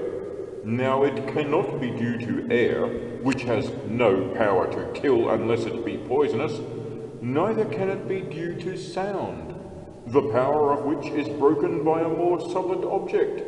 Neither devil, or death, nor hell would always be harmful, and the words health and goodness always beneficial. Also, it cannot be due to all these three together, for when the parts of a whole are invalid, the whole itself is also invalid. And it cannot validly be objected that God gave virtue to words just as he did to herbs and stones. For whatever virtue there is in certain sacramental words and benedictions and lawful incantations belongs to them, not as words, but by divine institution and ordinance according to God's promise. It is, as it were, a promise from God that whomever does such and such a thing will receive such and such a grace. And so the words of the sacraments are effective because of their meaning, although some hold that they have an intrinsic virtue, but these two opinions are not mutually inconsistent. But the case of other words and incantations is clear from what has already been said, for the mere composing or uttering or writing of words, as such, can have no effect, but the invocation of the divine name and public prayer, which is a sacred protestation committing the effect to the divine will, are beneficial. We have treated above of remedies performed by actions which seem to be unlawful. The following is a common practice in parts of Swabia. On the 1st of May, before sunrise, the women of the village go out and gather from the woods leaves and branches from willow trees, and weave them into a wreath which they hang over the stable door, affirming that all the cattle will then remain unhurt and safe from witchcraft for a whole year. And in the opinion of those who hold that vanity may be opposed by vanity, this remedy would not be unlawful, and neither would be the driving away of diseases by unknown cantrips and incantations.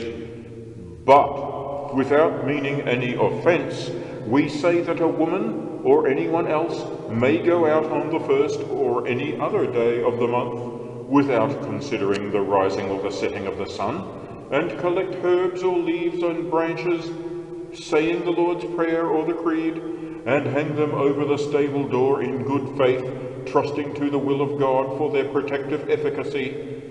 Yet even so, the practice is not above reproach, as was shown in the preceding chapter in the words of St. Jerome, for even if he is not invoked, the devil has some part in the efficacy of herbs and stones. It is the same with those who make the sign of the cross with leaves and consecrated flowers on Palm Sunday, and set it up among their vines or crops, asserting that, although the crops all round should be destroyed by hail, yet they will remain unharmed in their own fields. Such matters should be decided upon according to the distinction of which we have already treated. Similarly, there are women who, for the preservation of milk, and that cows should not be deprived of their milk by witchcraft, give freely to the poor in God's name the whole of a Sunday's yield of milk, and say that, by this sort of alms, the cows yield even more milk, and are preserved from witchcraft. This need not be regarded as superstitious, provided that it is done out of pity for the poor, and that they implore the divine mercy for the protection of their cattle, leaving the effect to the good pleasure of divine providence. Again, Nider, in the 1st chapter of his Praeceptorium, says that it is lawful to bless cattle in the same way as sick men, by means of written charms and sacred words, even if they have the appearance of incantations, as long as the 7 conditions we have mentioned are observed. For he says that devout persons and virgins have been known to sign a cow with the sign of the cross, together with the Lord's Prayer and the angelic salutation, upon which the devil's work has been driven off, if it is due to witchcraft. And in his Formicarius, he tells that witches confess that their witchcraft is obstructed by the reverent observation of the ceremonies of the Church, as by the aspersion of holy water, or the consumption of consecrated salt, by the lawful use of candles on the day of purification, and of blessed palms and such things. For this reason, the Church uses these in her exorcisms, that they may lessen the power of the devil.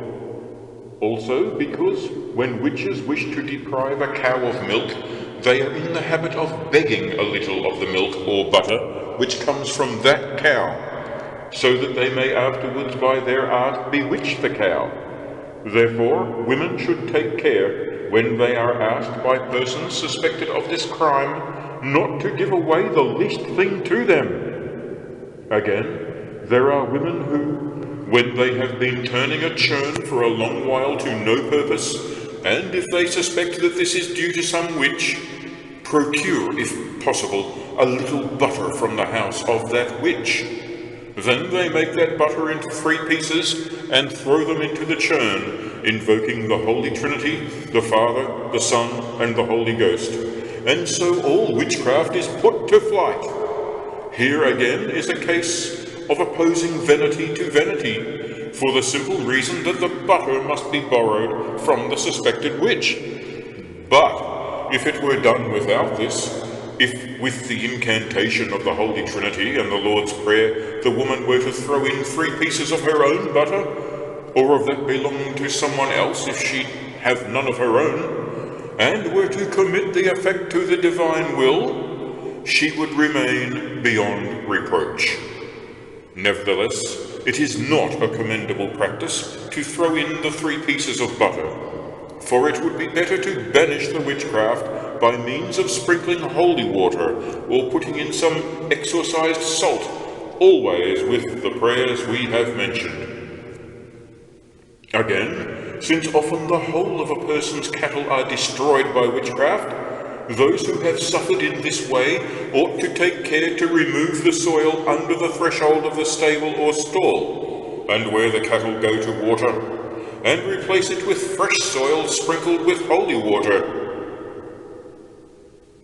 For witches have often confessed that they have placed some instrument of witchcraft in such places, and that sometimes, at the instance of devils, they have only had to make a hole in which the devil has placed the instrument of witchcraft, and that this was a visible object, such as a stone, or a piece of wood, or a mouse, or some serpent.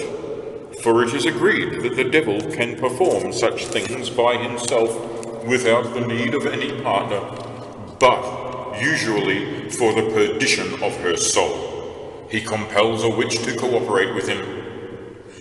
In addition to the setting up of the sign of the cross which we have mentioned, the following procedure is practiced against hailstorms and tempests. 3 of the hailstones are thrown into the fire with an invocation of the Most Holy Trinity, and the Lord's Prayer and the angelic salutation are repeated twice or 3 times, together with the Gospel of St. John. In the beginning was the Word.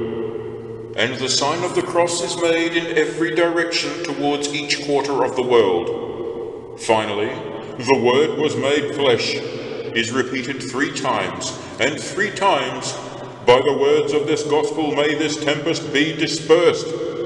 And suddenly, if the tempest is due to witchcraft, it will cease. This is most true and need not be regarded with any suspicion. For if the hailstones were thrown into the fire without the invocation of the divine name, then it would be considered superstitious. But it may be asked whether the tempest could not be stilled without the use of those hailstones. We answer that it is the other sacred words that are chiefly effective. But by throwing in the hailstones, a man means to torment the devil, and tries to destroy his works by the invocation of the Holy Trinity. And he throws them into the fire rather than into water, because the more quickly they are dissolved, the sooner is the devil's work destroyed. But he must commit to the divine will the effect which is hoped for. Relevant to this is the reply given by a witch to a judge who asked her if there were any means of stilling a tempest raised by witchcraft. She answered, "Yes, by this means. I adjure you, hailstorms and winds, by the 5 wounds of Christ, and by the 3 nails which pierced his hands and feet, and by the 4 holy evangelists, Matthew, Mark, Luke, and John, that you be dissolved and fall as rain." Many also confess some freely and some under stress of torture, that there are 5 things by which they are much hindered, sometimes entirely, sometimes in part, sometimes so that they cannot harm a certain man himself, and sometimes so that they cannot harm his friends. And these are, that a man should have a pure faith and keep the commandments of God, that he should protect himself with the sign of the cross and with prayer, that he should reverence the rites and ceremonies of the church, that he should be diligent in the performance of public justice, and that he should meditate aloud or in his heart on the passion of Christ. And of these things Nider also speaks. And for this reason, it is a general practice of the Church to ring bells as a protection against storms, both that the devils may flee from them, as being consecrated to God, and refrain from their wickedness, and also that the people may be roused up to invoke God against tempests. And for the same reason, it is common to proceed against tempests with the sacrament of the altar and sacred words, following the very ancient custom of the Church in France and Germany. But since this method of carrying out the sacrament to still a storm seems to many a little superstitious, because they do not understand the rules by which it is possible to distinguish between that which is superstitious and that which is not, therefore it must be considered that 5 rules are given by which anyone may know whether an action is superstitious, that is, outside the observances of the Christian religion, or whether it is in accordance with the due and proper worship and honour of God, proceeding from the true virtue of religion, both in the thoughts of the heart and in the actions of the body. For these are explained in the gloss on Colossians 2, where St. Paul says, "Which things have a show of wisdom in superstition?" And the gloss says, "Superstition is religion observed without due discipline," as was said before. The first of these is that in all our works the glory of God ought to be our chief aim, as it is said, "Whether ye eat or drink, or whatsoever else ye do all in the glory of God." Therefore, in every work relating to the Christian religion, let care be taken that it is to the glory of God, and that in it man should give the glory chiefly to God, so that by that very work the mind of man may be put in subjection to God. And although, according to this rule, the ceremonies and legal procedures of the Old Testament are not now observed, since they are to be understood figuratively, whereas the truth is made known in the New Testament, yet the carrying out of the sacrament, or of relics, to still a storm does not seem to militate against this rule. The second rule is that care should be taken that the work is a discipline to restrain concupiscence, or a bodily abstinence, but in the way that is owed to virtue, that is, according to the rites of the Church and moral doctrine.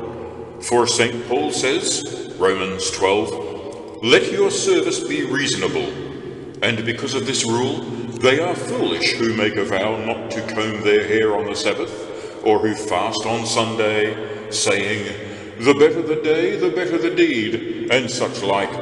But again, it does not seem that it is superstitious to carry out the sacrament, etc. The third rule is to be sure that what is done is in accordance with the statutes of the Catholic Church, or with the witness of Holy Scripture, or according to at least the rites of some particular church, or in accordance with universal use, which St. Augustine says may be taken as a law. Accordingly, when the bishops of the English were in doubt, because the Mass was celebrated in different manners in different churches, St. Gregory wrote to them that they might use whatever methods they found most pleasing to God, whether they followed the rites of the Roman, or of the Gallican, or of any other church. For the fact that different churches have different methods in divine worship does not militate against the truth, and therefore such customs are to be preserved, and it is unlawful to neglect them. And so, as we said in the beginning, it is a very ancient custom in the churches of France and some parts of Germany, after the consecration of the Eucharist, to carry it out into the open. And this cannot be unlawful, provided that it is not carried exposed to the air, but enclosed and contained in a pyx. The fourth rule is to take care that what is done bears some natural relation to the effect which is expected, for if it does not, it is judged to be superstitious. On this account, unknown characters and suspected names, and the images or charts of necromancers and astronomers are altogether to be condemned as suspect. But we cannot say that on this account it is superstitious to carry out holy relics, or the Eucharist, as a protection against the plagues of the devil, for it is rather a most religious and salutary practice, since in that sacrament lies all our help against the adversary. The fifth rule is to be careful that what is done should give no occasion for scandal or stumbling, for in that case, although it not be superstitious, yet because of the scandal it should be foregone or postponed, or done secretly without scandal. Therefore, if this carrying of the sacrament can be done without scandal, or even secretly, then it should not be neglected. For by this rule many secular priests neglect the use of benedictions by means of devout words, either uttered over the sick or bound round their necks. I say that nothing should be done, at least publicly, if it can give any occasion of stumbling to other simple folk. Let this be enough on the subject of the remedies against hailstorms, either by words or lawful actions. Chapter 8. Certain remedies prescribed against those dark and horrid harms with which devils may afflict men. Yet again we reserve our judgment in discussing the remedies against certain injuries to the fruits of the earth, which are caused by cankerworms, or by huge flights of locusts and other insects which cover vast areas of land, and seem to hide the surface of the ground, eating up everything, to the very roots in the vineyards, and devouring fields of ripe crops. In the same light, too, we consider the remedies against the stealing of children by the work of devils. But with regard to the former kind of injury, we may quote St. Thomas, the second of the second, question 90, where he asks whether it is lawful to adjure an irrational creature. He answers that it is, but only in the way of compulsion, by which it is sent back to the devil, who uses irrational creatures to harm us. And such is the method of adjuration in the exorcisms of the Church, by which the power of the devil is kept away from irrational creatures. But if the adjuration is addressed to the irrational creature itself, which understands nothing, then it would be nugatory and vain. From this it can be understood that they can be driven off by lawful exorcisms and adjurations, the help of the divine mercy being granted. But first the people should be bidden to fast and to go in procession and practice other devotions. For this sort of evil is sent on account of adulteries and the multiplication of crimes, wherefore men must be urged to confess their sins. In some provinces, even solemn excommunications are pronounced, but then they obtain power of adjuration over devils. Another terrible thing which God permits to happen to men is when their own children are taken away from women, and strange children are put in their place by devils. And these children, which are commonly called changelings, or in the German tongue Wechselkinder, are of three kinds. For some are always ailing and crying, and yet the milk of 4 women is not enough to satisfy them.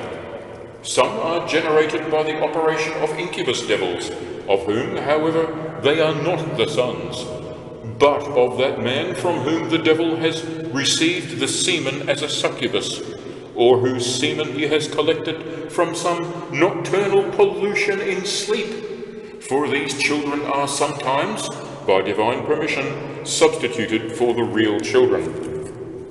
And there is a third kind, when the devils at times appear in the form of young children and attach themselves to the nurses. But all three kinds have this in common, that though they are very heavy, they are always ailing and do not grow, and cannot receive enough milk to satisfy them, and are often reported to have vanished away. And it can be said that the divine pity permits such things for two reasons. First, when the parents dote upon their children too much, and this is a punishment for their own good. Secondly, it is to be presumed that the women to whom such things happen are very superstitious, and are in many other ways seduced by devils. But God is truly jealous in the right sense of the word, which means a strong love for a man's own wife, which not only does not allow another man to approach her, but, like a jealous husband, will not suffer the hint or suspicion of adultery. In the same way is God jealous of the soul, which he bought with his precious blood and espoused in the faith, and cannot suffer it to be touched by, to converse with, or in any way to approach or have dealings with the devil, the enemy and adversary of salvation. And if a jealous husband cannot suffer even a hint of adultery, how much more will he be disturbed when adultery is actually committed? Therefore, it is no wonder if their own children are taken away, and adulterous children substituted. And indeed, that it may be more strongly impressed how God is jealous of the soul, and will not suffer anything which might cause a suspicion, it is shown in the old law, where, that he might drive his people farther from idolatry, he not only forbade idolatry, but also many other things which might have given occasion to idolatry, and seemed to have no use in themselves, although in some marvellous way they retain some use in a mystical sense. For he not only says in Exodus 22, "Thou shalt not suffer a witch to live on the earth," but he adds this, "She shall not dwell in thy land, lest perchance she cause thee to sin." Similarly, common bawds and bulkers are put to death, and not allowed to company with men. Note the jealousy of God, who says as follows in Deuteronomy 22, "If thou find a bird's nest, and the dam sitting upon the eggs or upon the young ones, thou shalt not take the dam with the young, but thou shalt let the dam fly away, because the Gentiles use these to procure sterility." The jealous God would not suffer in his people this sign of adultery. In like manner, in our days, when old women find a penny, they think it a sign of great fortune, and conversely, when they dream of money, it is an unlucky sign. Also, God taught that all vessels should be covered, and that when a vessel had no cover, it should be considered unclean. There was an erroneous belief that when devils came in the night, or the good people, as old women call them, though they are witches, or devils in their forms, they must eat up everything, that afterwards they may bring greater abundance of stores. Some people give colour to the story and call them screech owls, but this is against the opinion of the doctors, who say that there are no rational creatures except men and angels. Therefore, they can only be devils. Again, in Leviticus 19, "Ye shall not round the corners of your heads, neither shalt thou mar the corners of thy beard, because they did this idolatrously in veneration of idols." Again, in Deuteronomy 22, God says that men shall not put on the garments of women, or conversely, because they did this in honor of the goddess Venus, and others in honor of Mars or Priapus. And for the same reason he commanded the altars of idols to be destroyed. And Hezekiah destroyed the brazen serpent when the people wanted to sacrifice to it, saying, "It is brass." For the same reason he forbade the observance of visions and auguries, and commanded that the man or woman in whom there was a familiar spirit should be put to death. Such are now called soothsayers. All these things, because they give rise to suspicion of spiritual adultery. Therefore, as has been said, from the jealousy which God has for the souls he has espoused, as a husband espouses a wife, they were all forbidden by him. And so we preachers also ought to bear in mind that no sacrifice is more acceptable to God than a jealousy of souls, as St. Jerome says in his commentaries upon Ezekiel. Therefore, in the third part of this work, we shall treat of the extermination of witches, which is the ultimate remedy. For this is the last recourse of the Church, to which she is bound by divine commandment. For it has been said, "Ye shall not suffer witches to live upon the earth." And with this will be included the remedies against archer-wizards, since this kind can only be exterminated by secular law. A remedy: when certain persons, for the sake of temporal gain, have devoted themselves entirely to the devil, it has often been found that, though they may be freed from the devil's power by true confession, yet they have been long and grievously tormented, especially in the night, and God allows this for their punishment. But a sign that they have been delivered is that, after confession, all the money in their purses or coffers vanishes. Many examples of this could be adduced, but for the sake of brevity they are passed over and omitted.